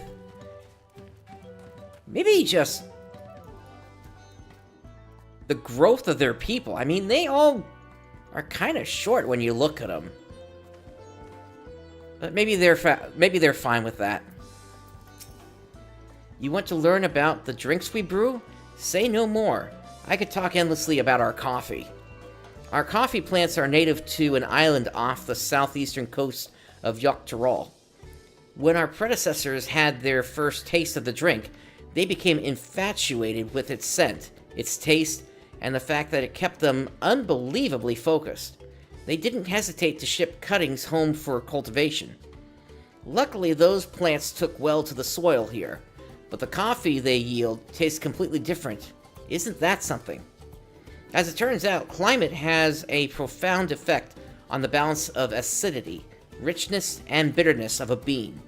It makes me eager to try growing these plants in a variety of places just to see how the flavor changes. Alright.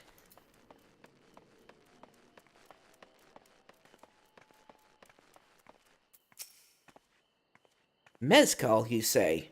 It's a liquor distilled from the juice of agave leaves. They say a traveling merchant brought the distillation method to Urquapacha after learning it in Dawntrail. Needless to say, our livelihood has never been the same.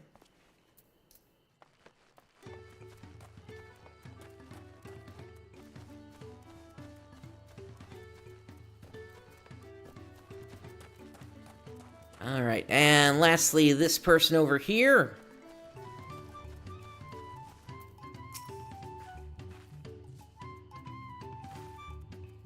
Sure, I'm happy to tell you about our famous beverages. Mate, in particular, is of great importance to our community. Only certain crops can grow at high altitudes, so for a time, our diet was deeply unbalanced. But once we started growing and drinking mate, our health woes went away. It has all the nutrients we'll ever need. I never go a day without it myself.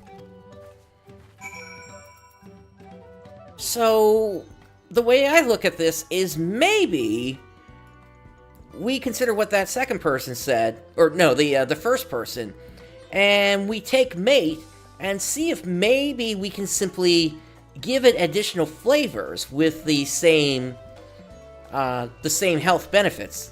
So, not really changing the nutritional side of it, just giving it a different flavor, sort of like how you can have like a soda and then sometimes you add a cherry or lemon juice to it. That can go a long way. That's at least how I'm reading the situation here. Sorry I'm late, Prince. Have you and Halnaruk discovered anything? Some fascinating points. The Pelu Pelu's most popular beverages are not without their history, I see. If only this gave me answers instead of more questions. What could I possibly offer in juice that the Pelu Pelu don't already have? Well, like I said, just additional flavorings. I mean, it's gotta get a little boring having the same taste every single day for those drinks. I wonder what Halnaruk managed to glean. Let's go and meet up with him.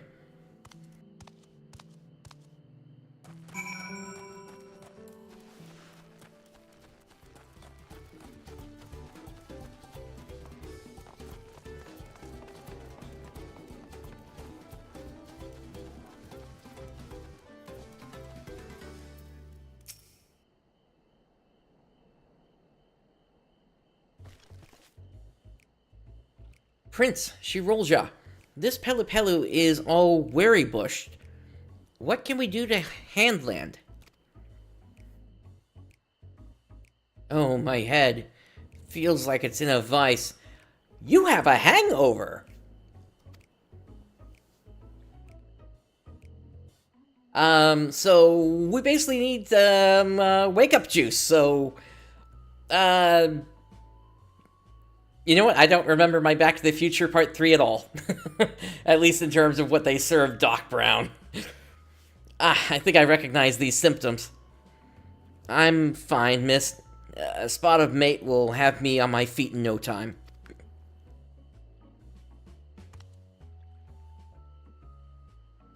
Could you wait here for a moment?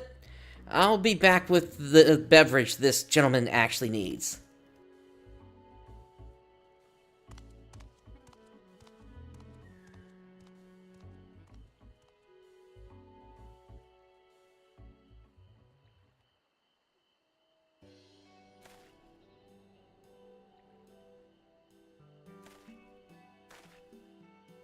Oh, I feel so much better. What in the world was that cold, crisp refreshment you gave me? Surely you recognize the taste of water. Okay, water. If you're going to drink that much, you need to hydrate properly. May be good for you, but it can't cure all ills. And for the ills it can't... Just as you say, Doctor. Much obliged for the remedy.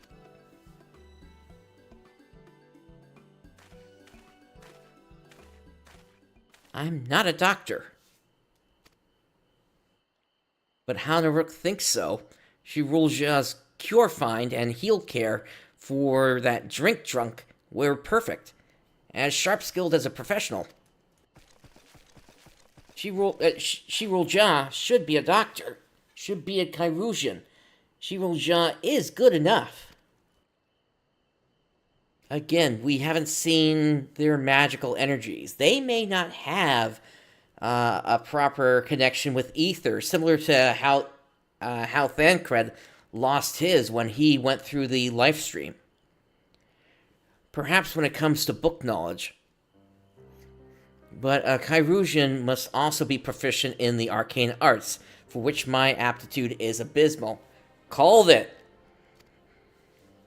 I was born into a clan valued for their magics, but I possess close to none.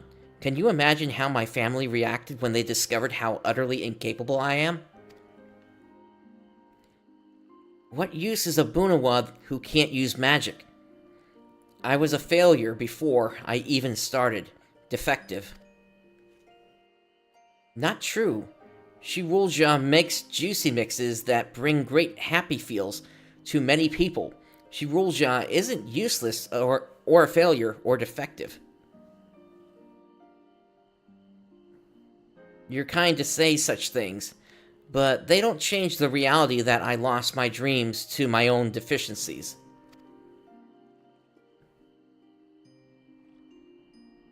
I'm sorry, but all this talk of the past is... I think I need some time to myself.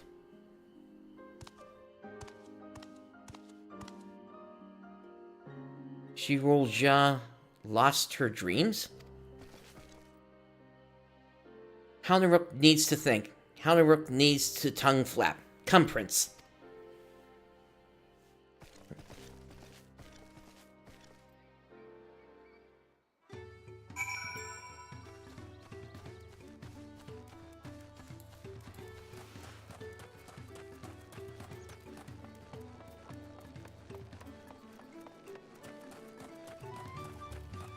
Alright, Hanaruk, let's tongue flap. Hanaruk can tell he gave Shirulja hurt he feels with his blunt words. But even without magic might, Shirulja still sweatworks every day to give people healthy drinks. Hanaruk thinks Shirulja is a juicy mix hero.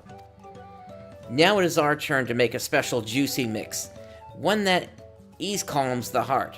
One sip and Shirulja will feel happy proud again.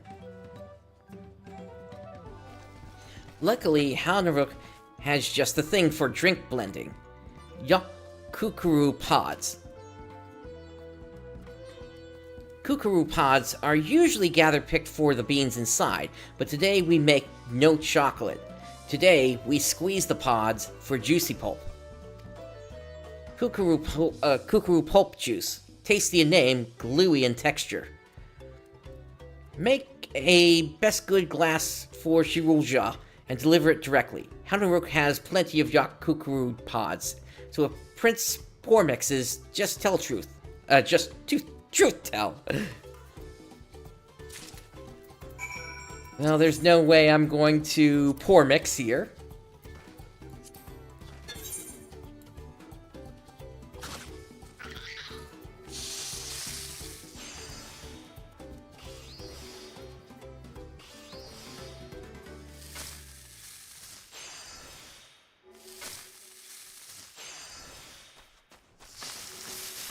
Now, for this one, I do want to go all the way up on quality.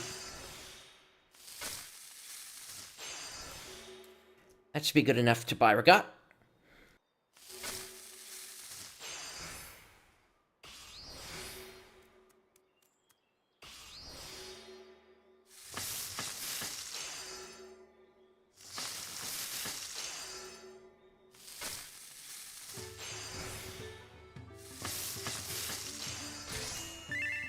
And there we have it.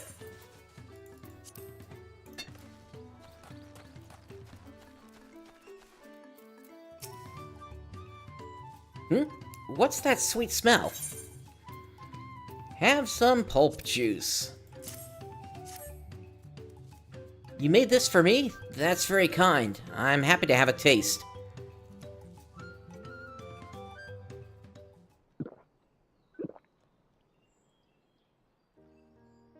Tangy, sweet, and a consistent, reassuring texture. A very soothing drink.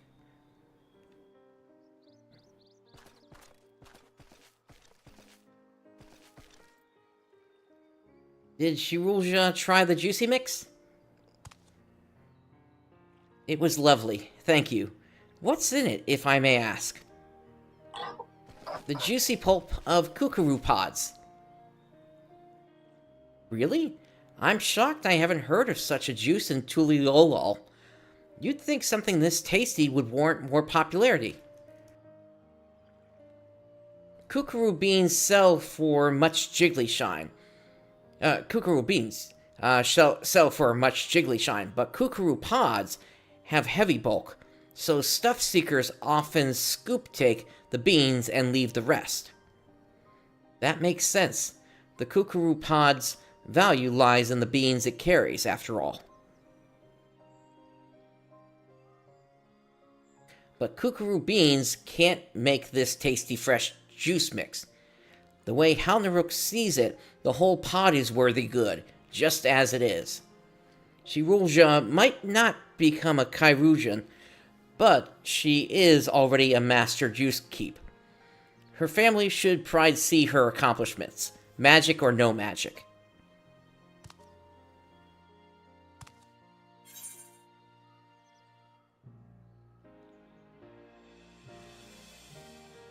Think of your customers, how much happiness you've given them.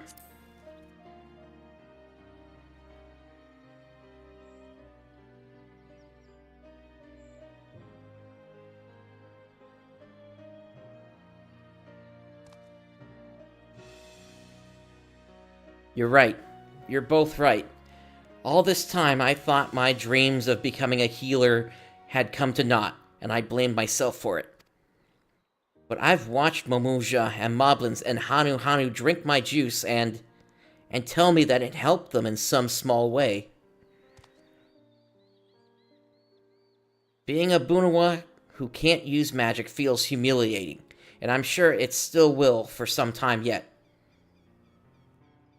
But your faith in me makes me want to keep trying.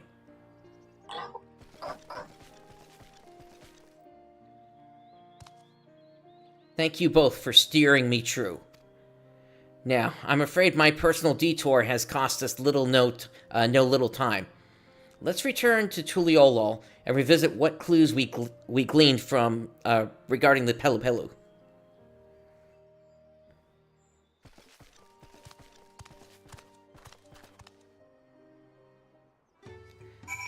Alright, back to Tuliolol.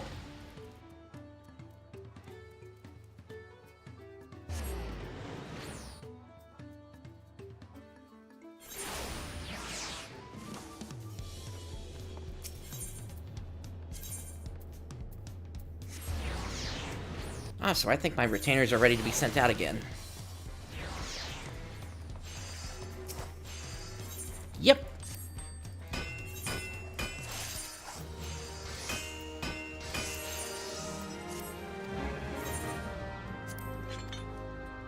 And then complete this.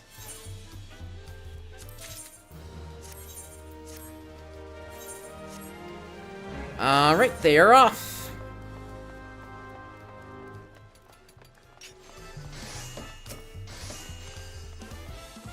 Back safe and sound. Thank you again for accompanying me.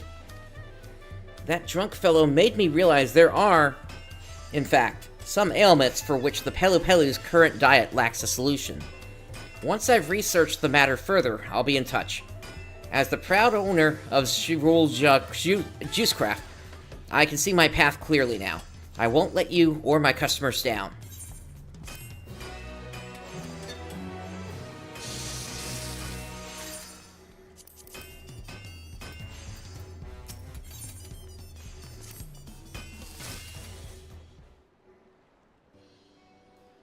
Perfect timing, Prince. I've got a plan for the Pelu Pelu prototype. Do you have a moment to spare? Sure. Recall that fellow in Wachumeqimeqi who was out of sorts after overindulging in mezcal. You see it all the time in Tuliolol. Pelu Pelu merchants sharing a bottle or two, and then those who can't help but drink their better sense away. Water is a foolproof companion to alcohol, but perhaps we might offer a juice that addresses the headaches and nausea come the following day. we actually are going to make wake-up juice. A remedy for sick feels is sure to appeal to tipsy Pelu Pelu, but what ingredients would we need for the crafty making? In addition to the hydration water provides, certain vitamins and minerals may prove essential to relieving symptoms. The tunas found in Shaloni, for instance, are brimming with nutrients. But you're from across the salt, aren't you? Forgive me, sometimes I forget when I say tunas, I mean the fruits of our nopal tenders. I trust you saw a few of those little cacti scurrying about when you went to Shaloni? I'm glad we didn't lose you to Shaktaral. There are so many wonders to be had there. I wouldn't have been surprised if my little juice stand slipped your mind entirely. But I digress. I heard from a native Shaktarali that Nopalitender tunas provide just the sort of relief we're looking for. Apparently, some peoples up north eat tunas for breakfast after a long night of drinking, a natural cure to the after effects of alcohol.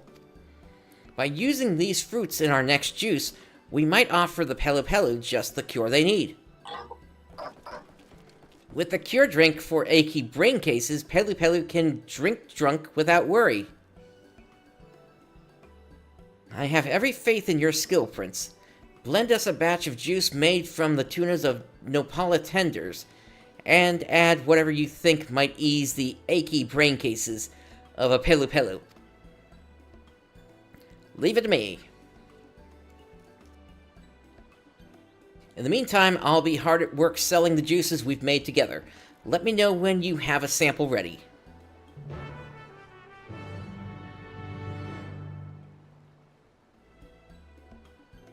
Alrighty, let's see what we need this time. So, we need Nopala tender tuna. So, let's head over to Shaloni and grab that first. That location, I think, has the gem seller.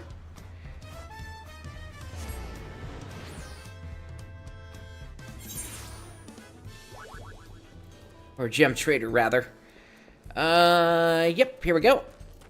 We need 6 of them.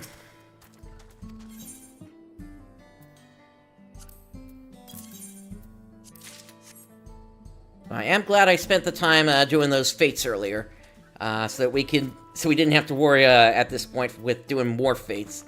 All right, mesquite beans. Where do these come from? They are gathered, and they come from to the west of here. So let's teleport over.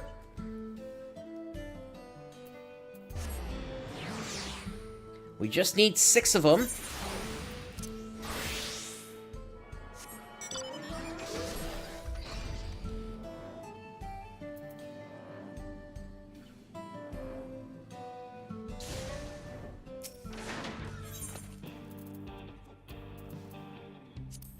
Oh, that's perfect. That'll give us 6.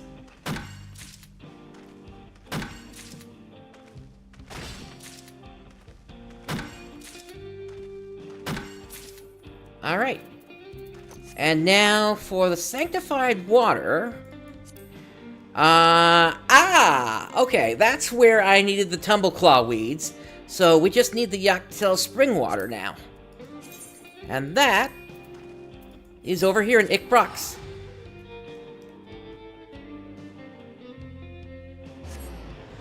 I knew I was sending my retainer out for a reason.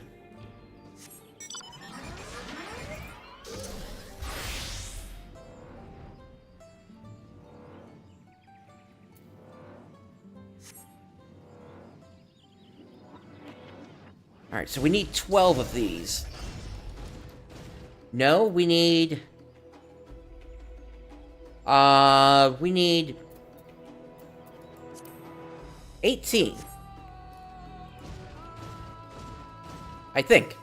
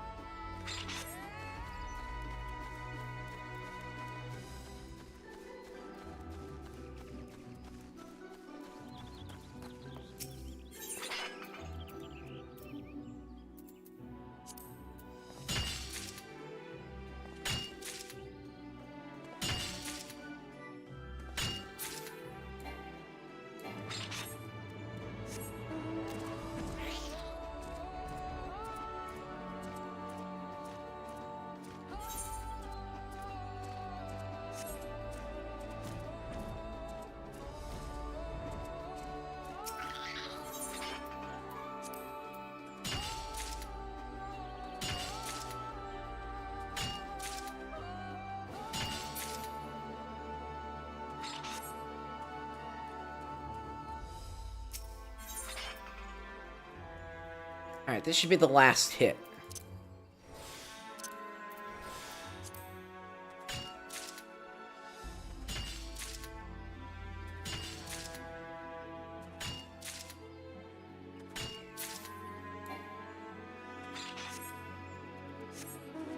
Alright, let's get back to town. To where it's safe.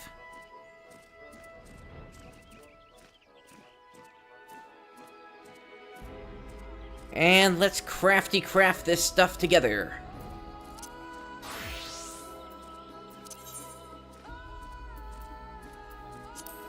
I need alchemists first.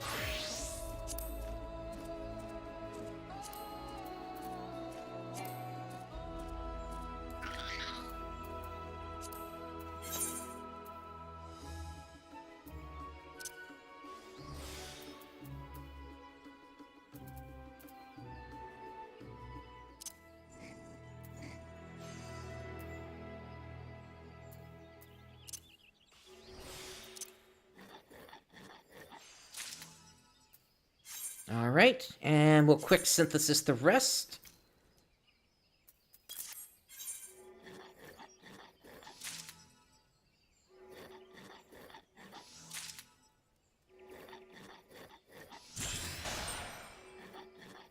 Alright, some stuff is ready for me to extract materia.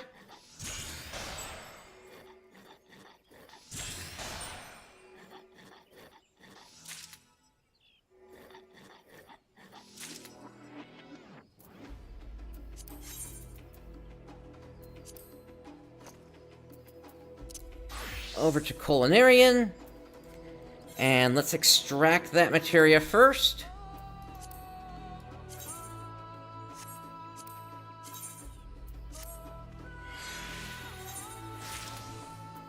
Oh, my inventory. Well, let's do what we can here.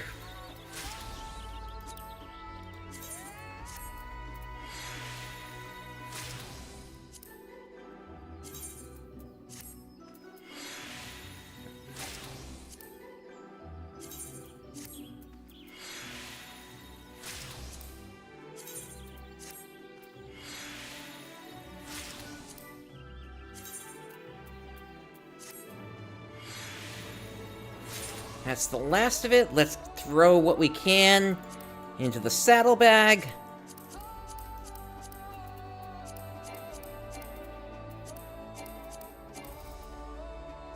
Alright, and since we're nearby a shopkeep, let me get rid of this fish already. Actually, wait a minute.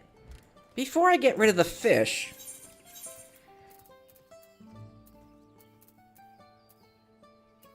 Right, okay. Let me instead do something else here. I need to be on Culinarian. Now, have I actually done this yet? I have not. So this will give me a nice experience boost.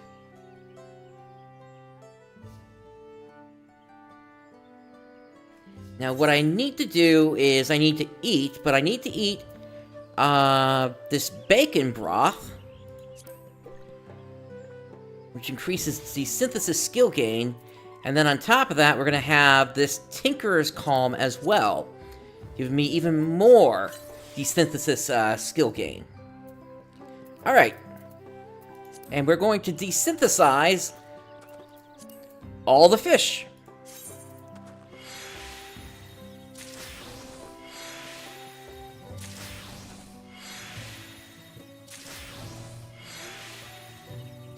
There's that experience boost.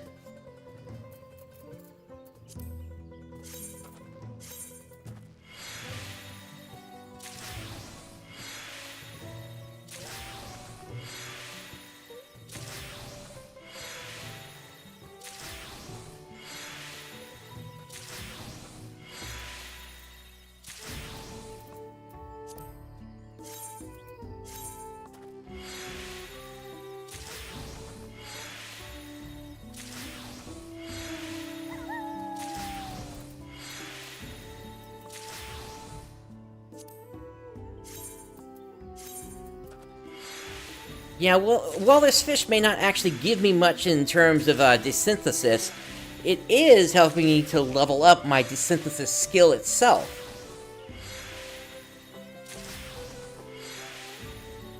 So this is actually worth doing.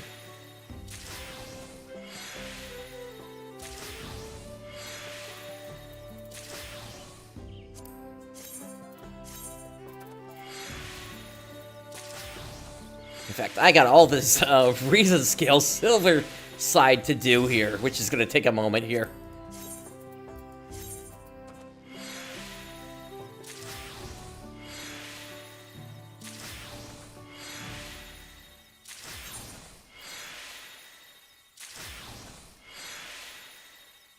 Let's see, I've already done all the crafting and gathering challenge logs.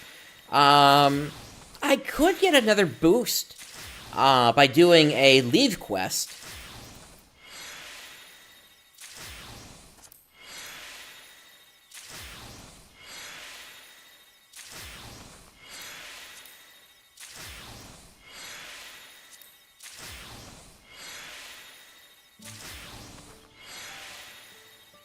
That would at least push me to 99 before we then do the hand-ins for the new juice.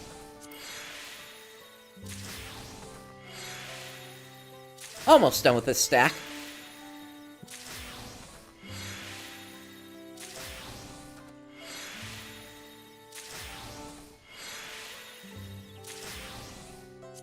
Alright, now the floating fife.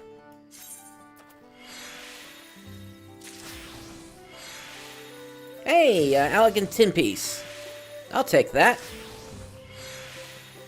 It's not worth much, but at least it's worth something.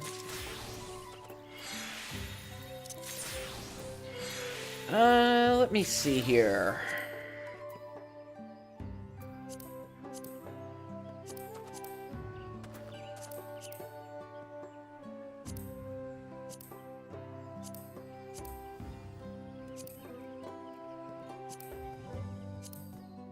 Yeah, and this is all the stuff that I need to, that can be made by the culinarian. I gotta see where I end up.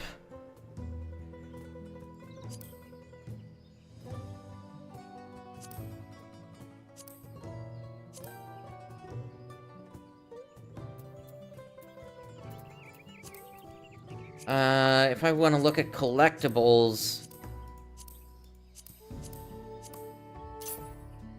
Yeah, a lot of this stuff is, yeah,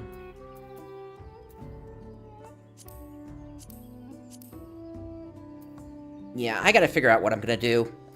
Okay, we still have a few more things to desynthesize here.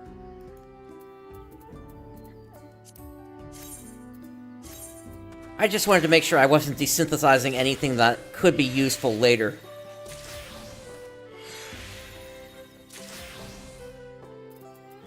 Okay, and then we got this. And then we still got some over here. That's unsellable, so I can only discard it.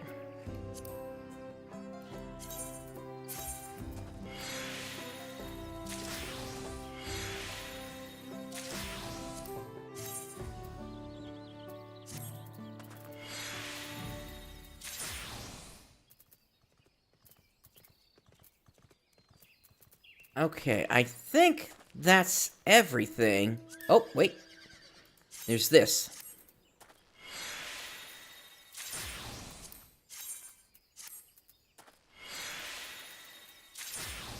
Alright, let's sort. Okay.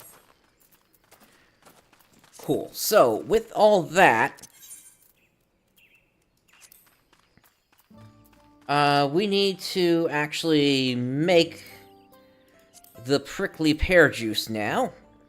Now, I did say for this one, I did want to make sure I had some food. So let's do that now.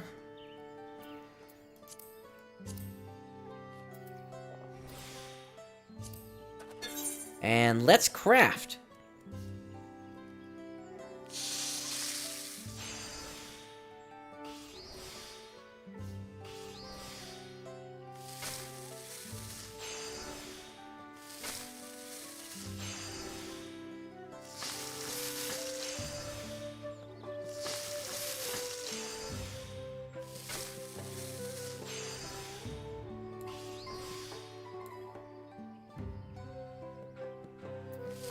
While that's going, let's go under timers. This here, tender shortcake. So that's the thing that the Grand Company wants today.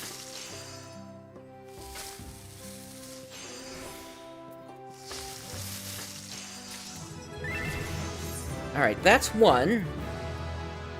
And then bell pepper. Where is bell pepper from? Because that's what I need for botanist. Real quick, I'm going to swap over. Or actually, no, I just need to look at the log. Get the next one crafting.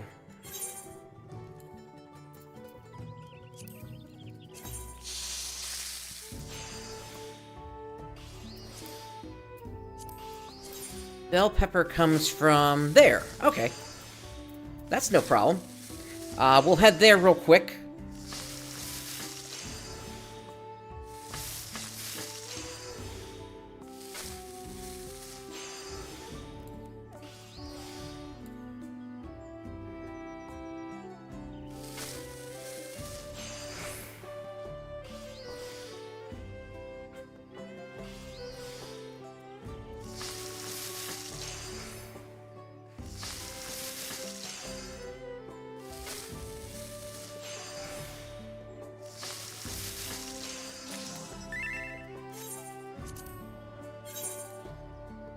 Four of them to go.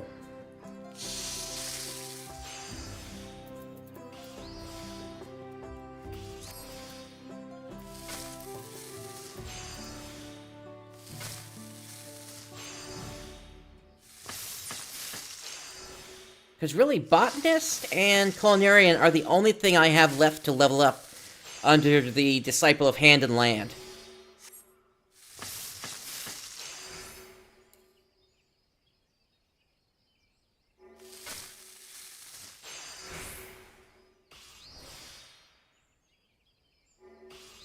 If I need to do it, I'll do it through Grand Company. Tender Shortcake actually has a star next to it, which means the bonus is doubled from what it normally is. Or close to double, anyway.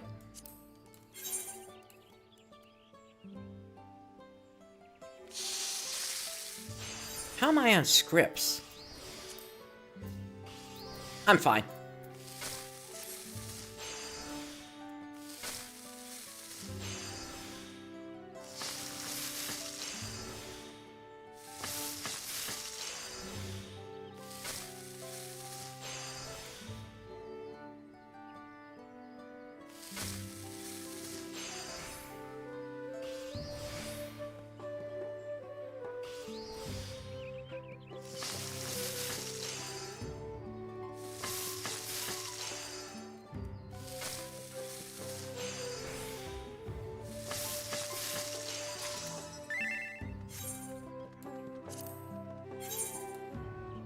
2 to go.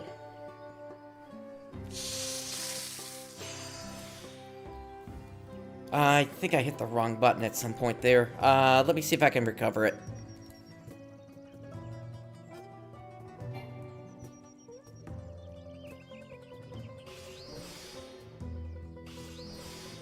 Yeah, I think it was just the first step that that went there.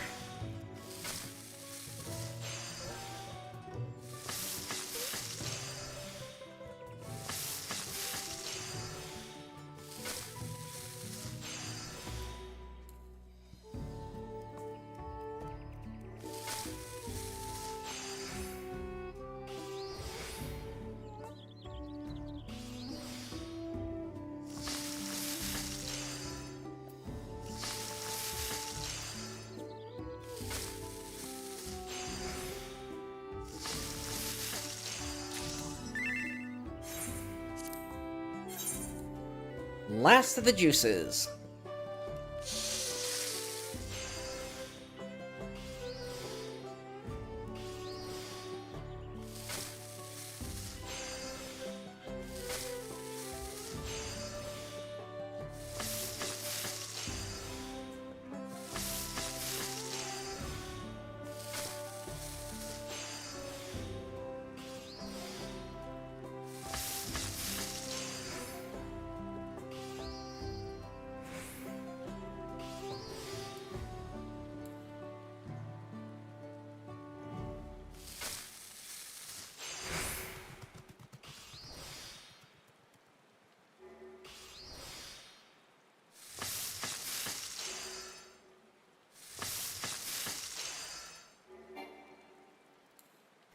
Okay.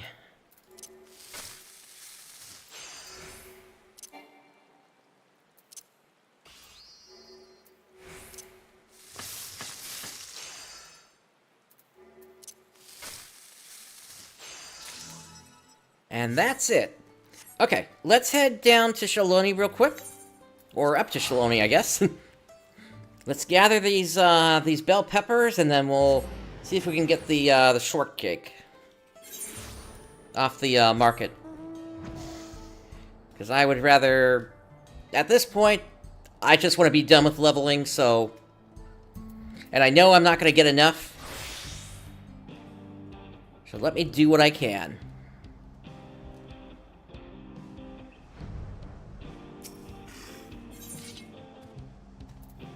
Okay, let's go ham on this one.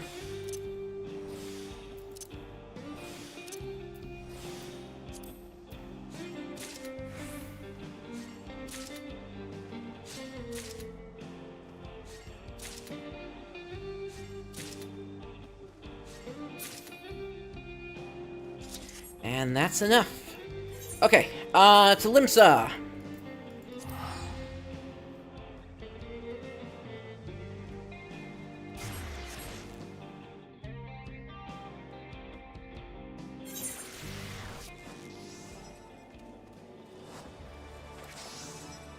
And we're gonna check the market to see if any tender shortcake is up. If not, then I'll buy the ingredients.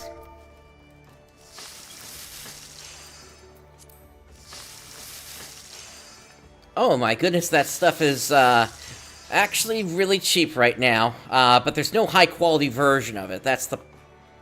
Actually, there is... Okay, hang on. Culinarian. What do I need?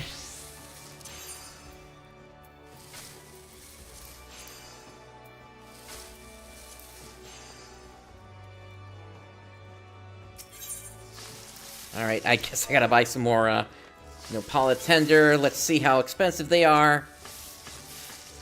Oh, that's actually not that bad.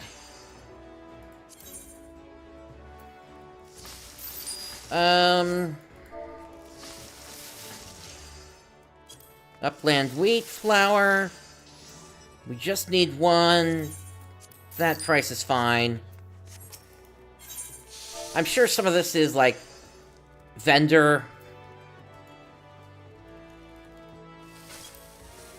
Whipped cream. Okay, I don't need to spend thousands, though. What is whipped cream?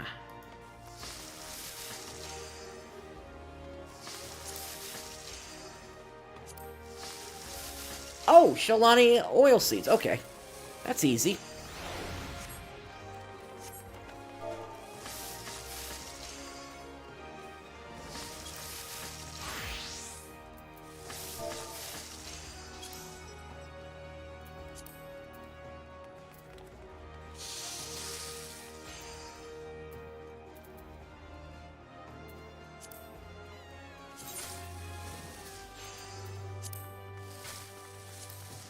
I need 6 of them. Okay. Alright. And then...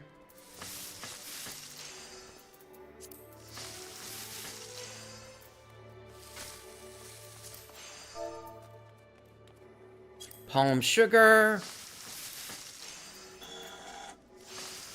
Fine.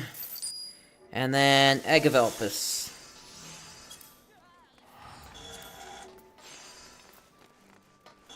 That's fine.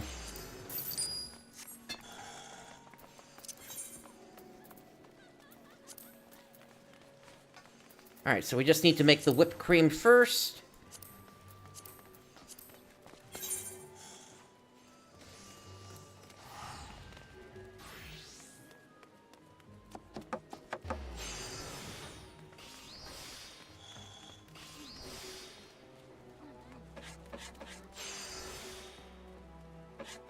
Might as well try to go for high quality on this.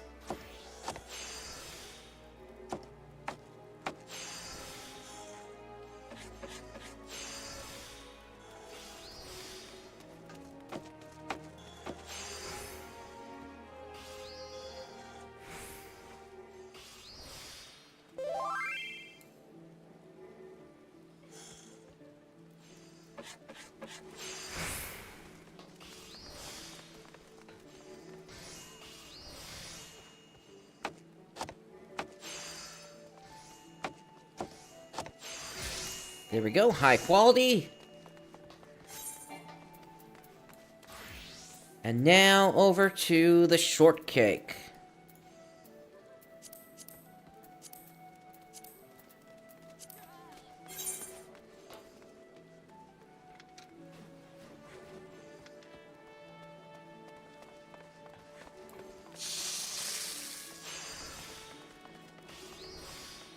I'll do this with my expert macros so I can get the synthesis up first.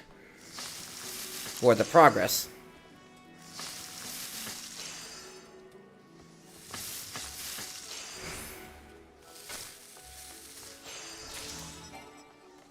Oh, whoops. Ah, that's a shame. I technically have enough to make one more?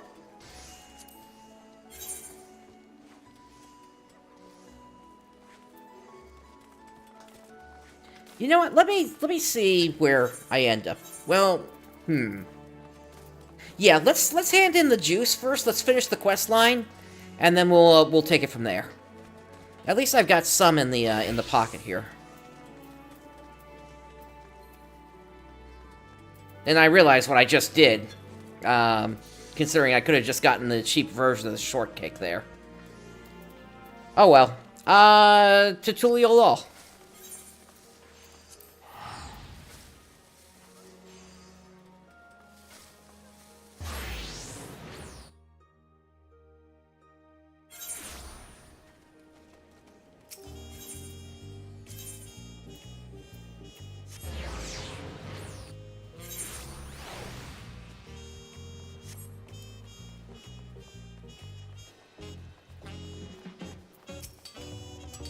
Extract the juice from Nopala tender tunas? Or would you prefer I call them prickly pears? And feel free to add vitamins and minerals as you see fit.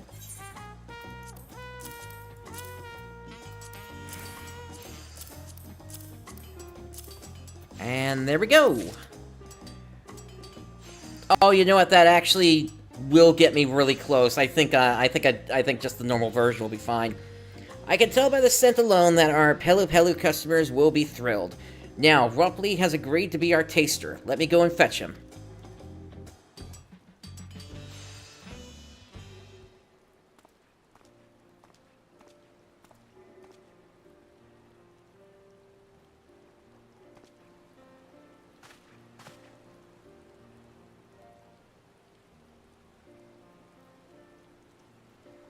A juice blend bespoke to the Pelu Pelu palate? Don't mind if I do.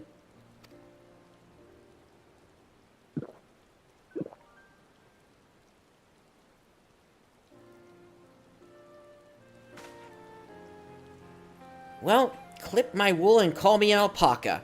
This is delicious, intensely sweet, yet satisfying to swallow. I'm so glad. It's meant to be a morning drink, specifically after a night of revelry.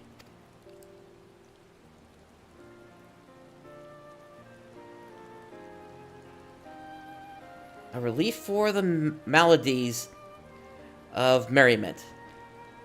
Now that's a sublime idea. I'd wager even folks from across the salt are no stranger to such illnesses.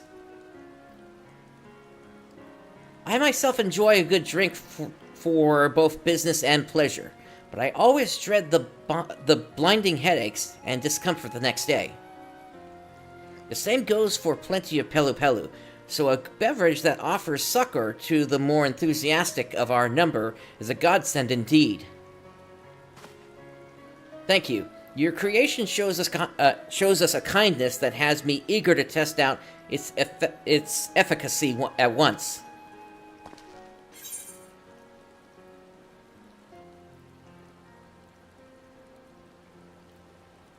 Whose juice do I have to mix to get an invitation?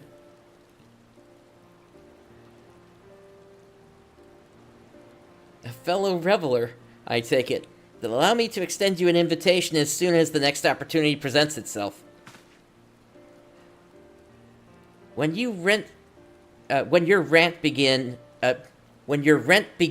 drying up, I couldn't help but worry. But I am happy to see that Shirolja's juicecraft is flourishing here in Wachumeqimeqi. I'm deeply sorry about the late payments, but as you can see, my financial situation has improved significantly, thanks to Prince's help in expanding my menu. Given our diverse selection of drinks, I was hoping we might hold a tasting party in the city sometime. A juice for everyone in Wachumeqimeqi, my gesture of thanks to the community and contrition for all the times I failed to be timely with my rent. Be honest, you're just eager for folks to taste your creations, aren't you?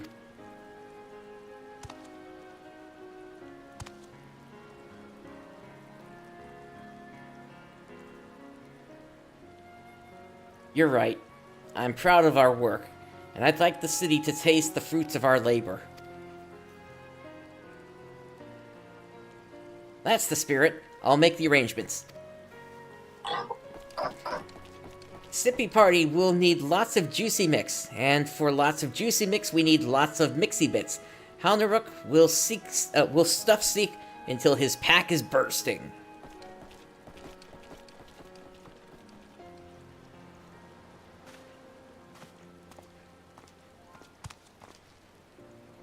A tasting party of our very own. I can hardly wait. Oh, there's so much to do, but leave the planning to me. I'll be in touch with the details very soon.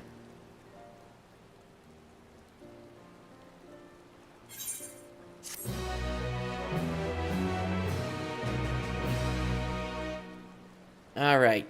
And I did turn up the volume a little bit there, because I noticed it was a little bit low. Shirolja is thrilled with your efforts. She now considers you a Pelu Pelu Panacea provider.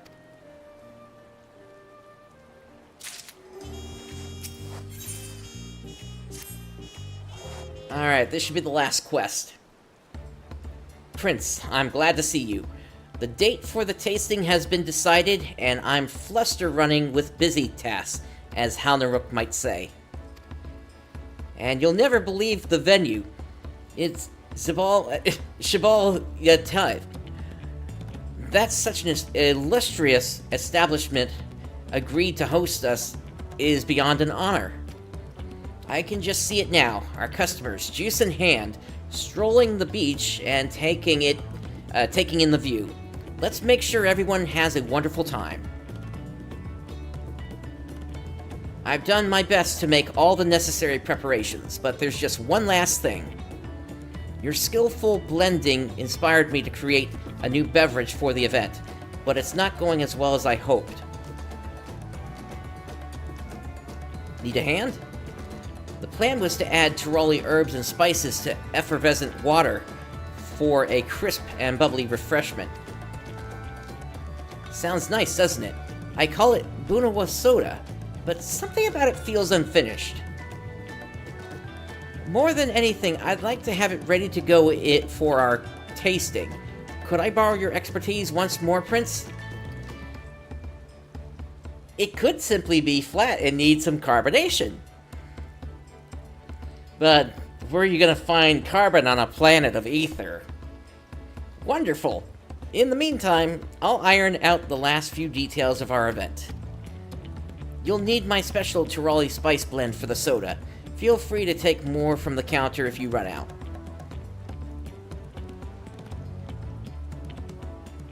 I've asked so much of you, Prince, but if we can make this tasting a success, Shirulja Juicecraft should be able to stand on its own. And this is the easy one, because I don't have to gather anything. So, let's get it done.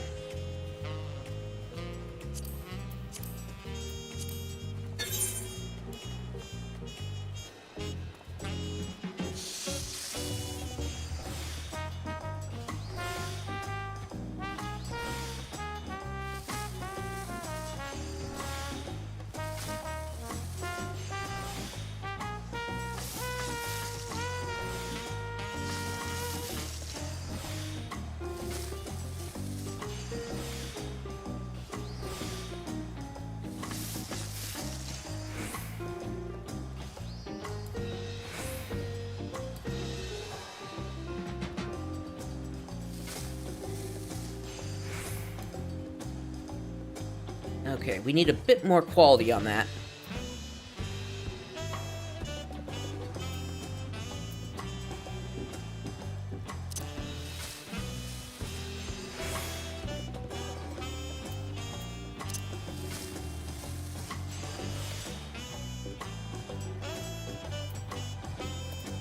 Okay, from here...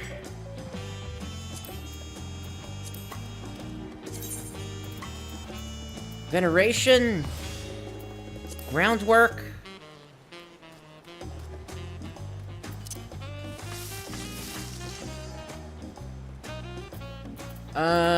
I need a waste knot in there.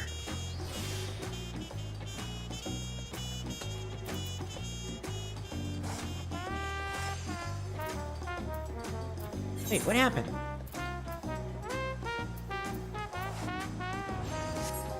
Why is my groundwork so low all of a sudden? Okay. Gotta be a little risky here, but you know what, we can... If it doesn't work, we can always get more. Okay. 1605.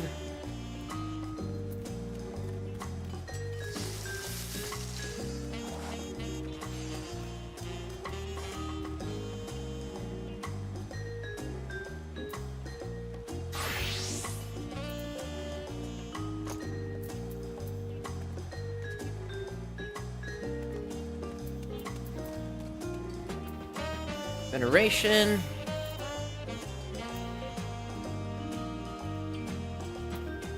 And then we'll do careful synthesis.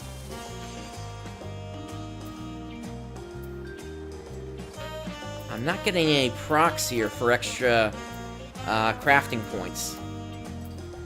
Can I get there? I cannot get there as is. My only option is rapid synthesis. Let's see if it works. We got it.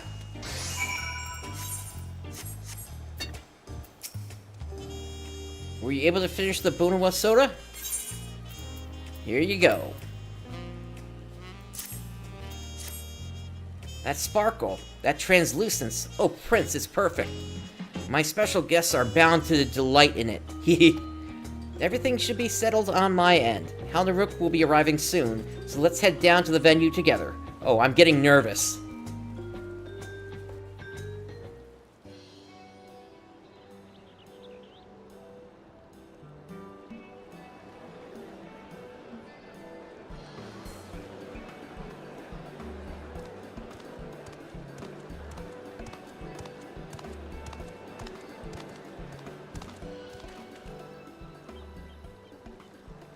friends and neighbors, thank you for coming. I hereby announce the commencement of the Shirulja Juicecraft's Juice Tasting. Our beverages offer a wide range of flavors and health benefits, and they are all available free of charge. If you like what you taste, be sure to tell your friends that tell your friends about Shirulja Juicecraft. But for now, relax, be merry, and drink to your heart's content.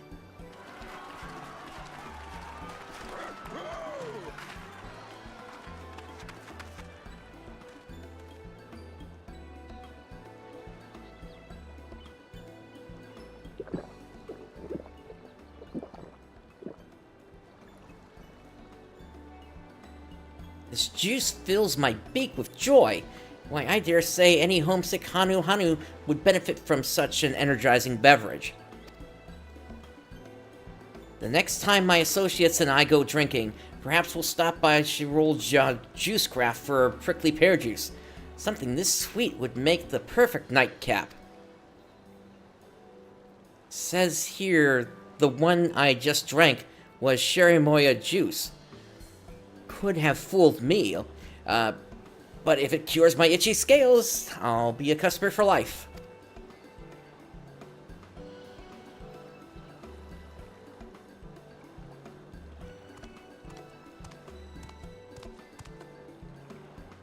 Everyone is loving the juicy mix. Now Shirulja will have all the jiggly shine she needs to pay her rent. Today marks a significant moment for my little juice shop. I'd like to raise a glass to the both of you, if I might.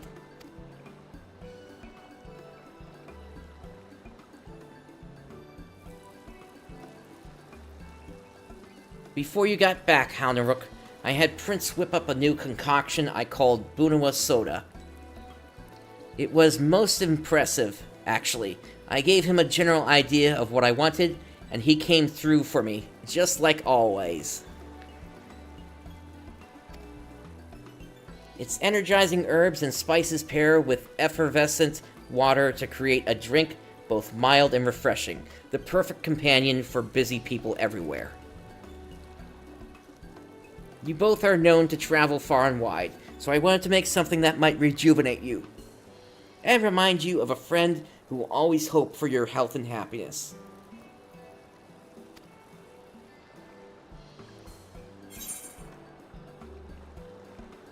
That's very thoughtful. Thank you.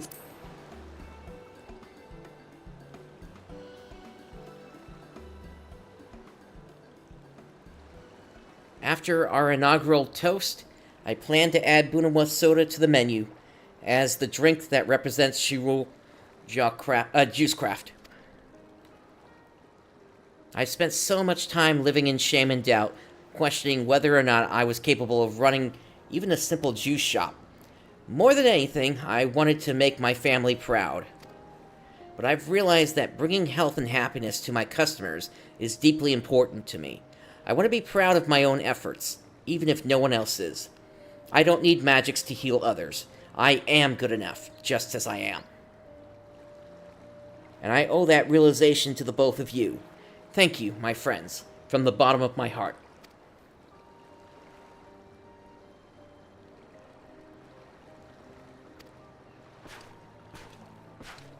Haunarook has no need for heart thanks. Haunarook is a professional, and Shirulja should act like one too. I was only offering my gratitude, as both a friend and a professional. Besides, what was so professional about your behavior at first, No time for taste sipping, you said. No deep thoughts on juicy mix. Haunarook would never flap such tongues. Haunarook has always been suave smooth and help handy. Slander flaps! Slander flaps!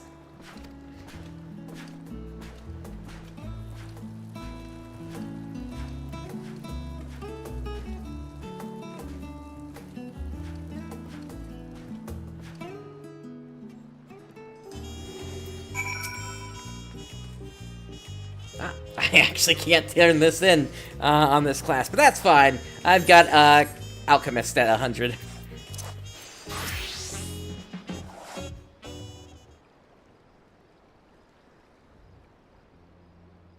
Juice Festival was a complete success.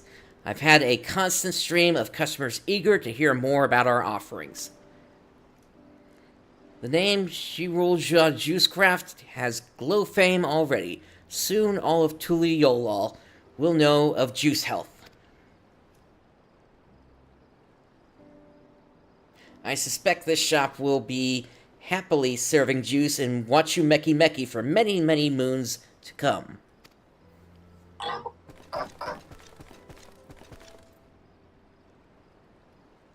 Of course, we have yet to address the needs of all peoples in this nation, but I've learned so much by watching you that I'm ready to mix up new creations on my own.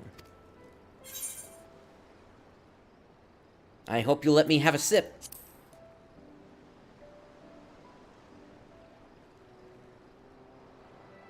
I will always be happy to see you, and happier still if you'd be willing to sample my new creations. Of course, I'll need an ample supply of ingredients to keep up with new demand. If only there were a professional I could rely upon to gather Tasty Fresh on my behalf. Haldaruk will keep stuff seeking for Juicy Mix. She rolled Juicecraft is a good shop. Haldaruk will bring back not just Tasty Fresh, but busy deals and sip seekers too. As she rolled just personal stuff-seeking professional. Haldaruk, that's very sweet. I hope you've come to find working here worthwhile. Of course Haldaruk has. Juicy Mix is best life. Besides which, Haldaruk is happy to hand-lend for Shirulja as a bosom friend. Bosom friend? What happened to being professional?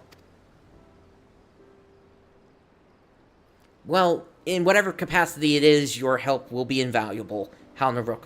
I look forward to hearing more of your deep thoughts. Haldaruk will share all his deep thoughts with Juice Friend. Together, we'll blend mix the world.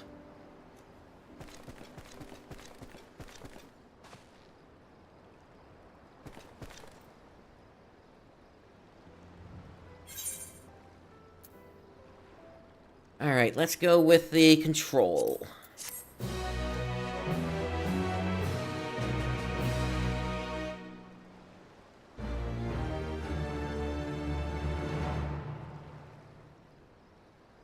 Shirulja is deeply moved by your efforts. She now considers you a mixing master. Worth the squeeze, 5 points.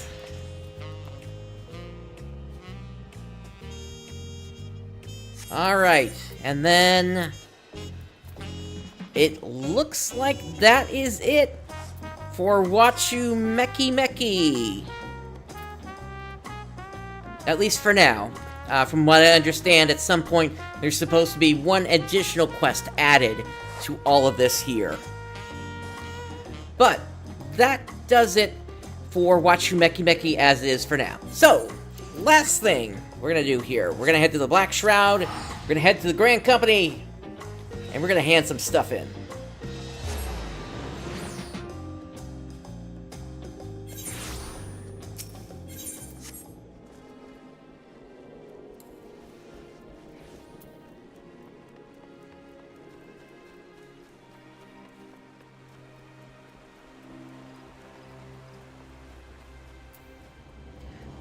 Alright, here we are at the Grand Company. And first we have Tender Shortcake. Let's hand that over. And that is Culinarian. Level 100, all in good taste, 10, 5 points. As well as Mastering the Hand, 6, 20 points. That is all of my Disciple of Hand at level 100. I am now a Omni-Crafter at level 100. And with that also, Bell Pepper.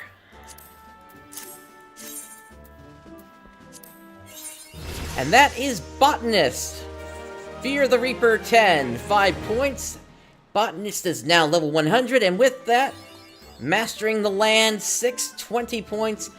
All of my Disciples of Land are now level 100. Alright. So, we got a lot accomplished here today, and really, since the launch.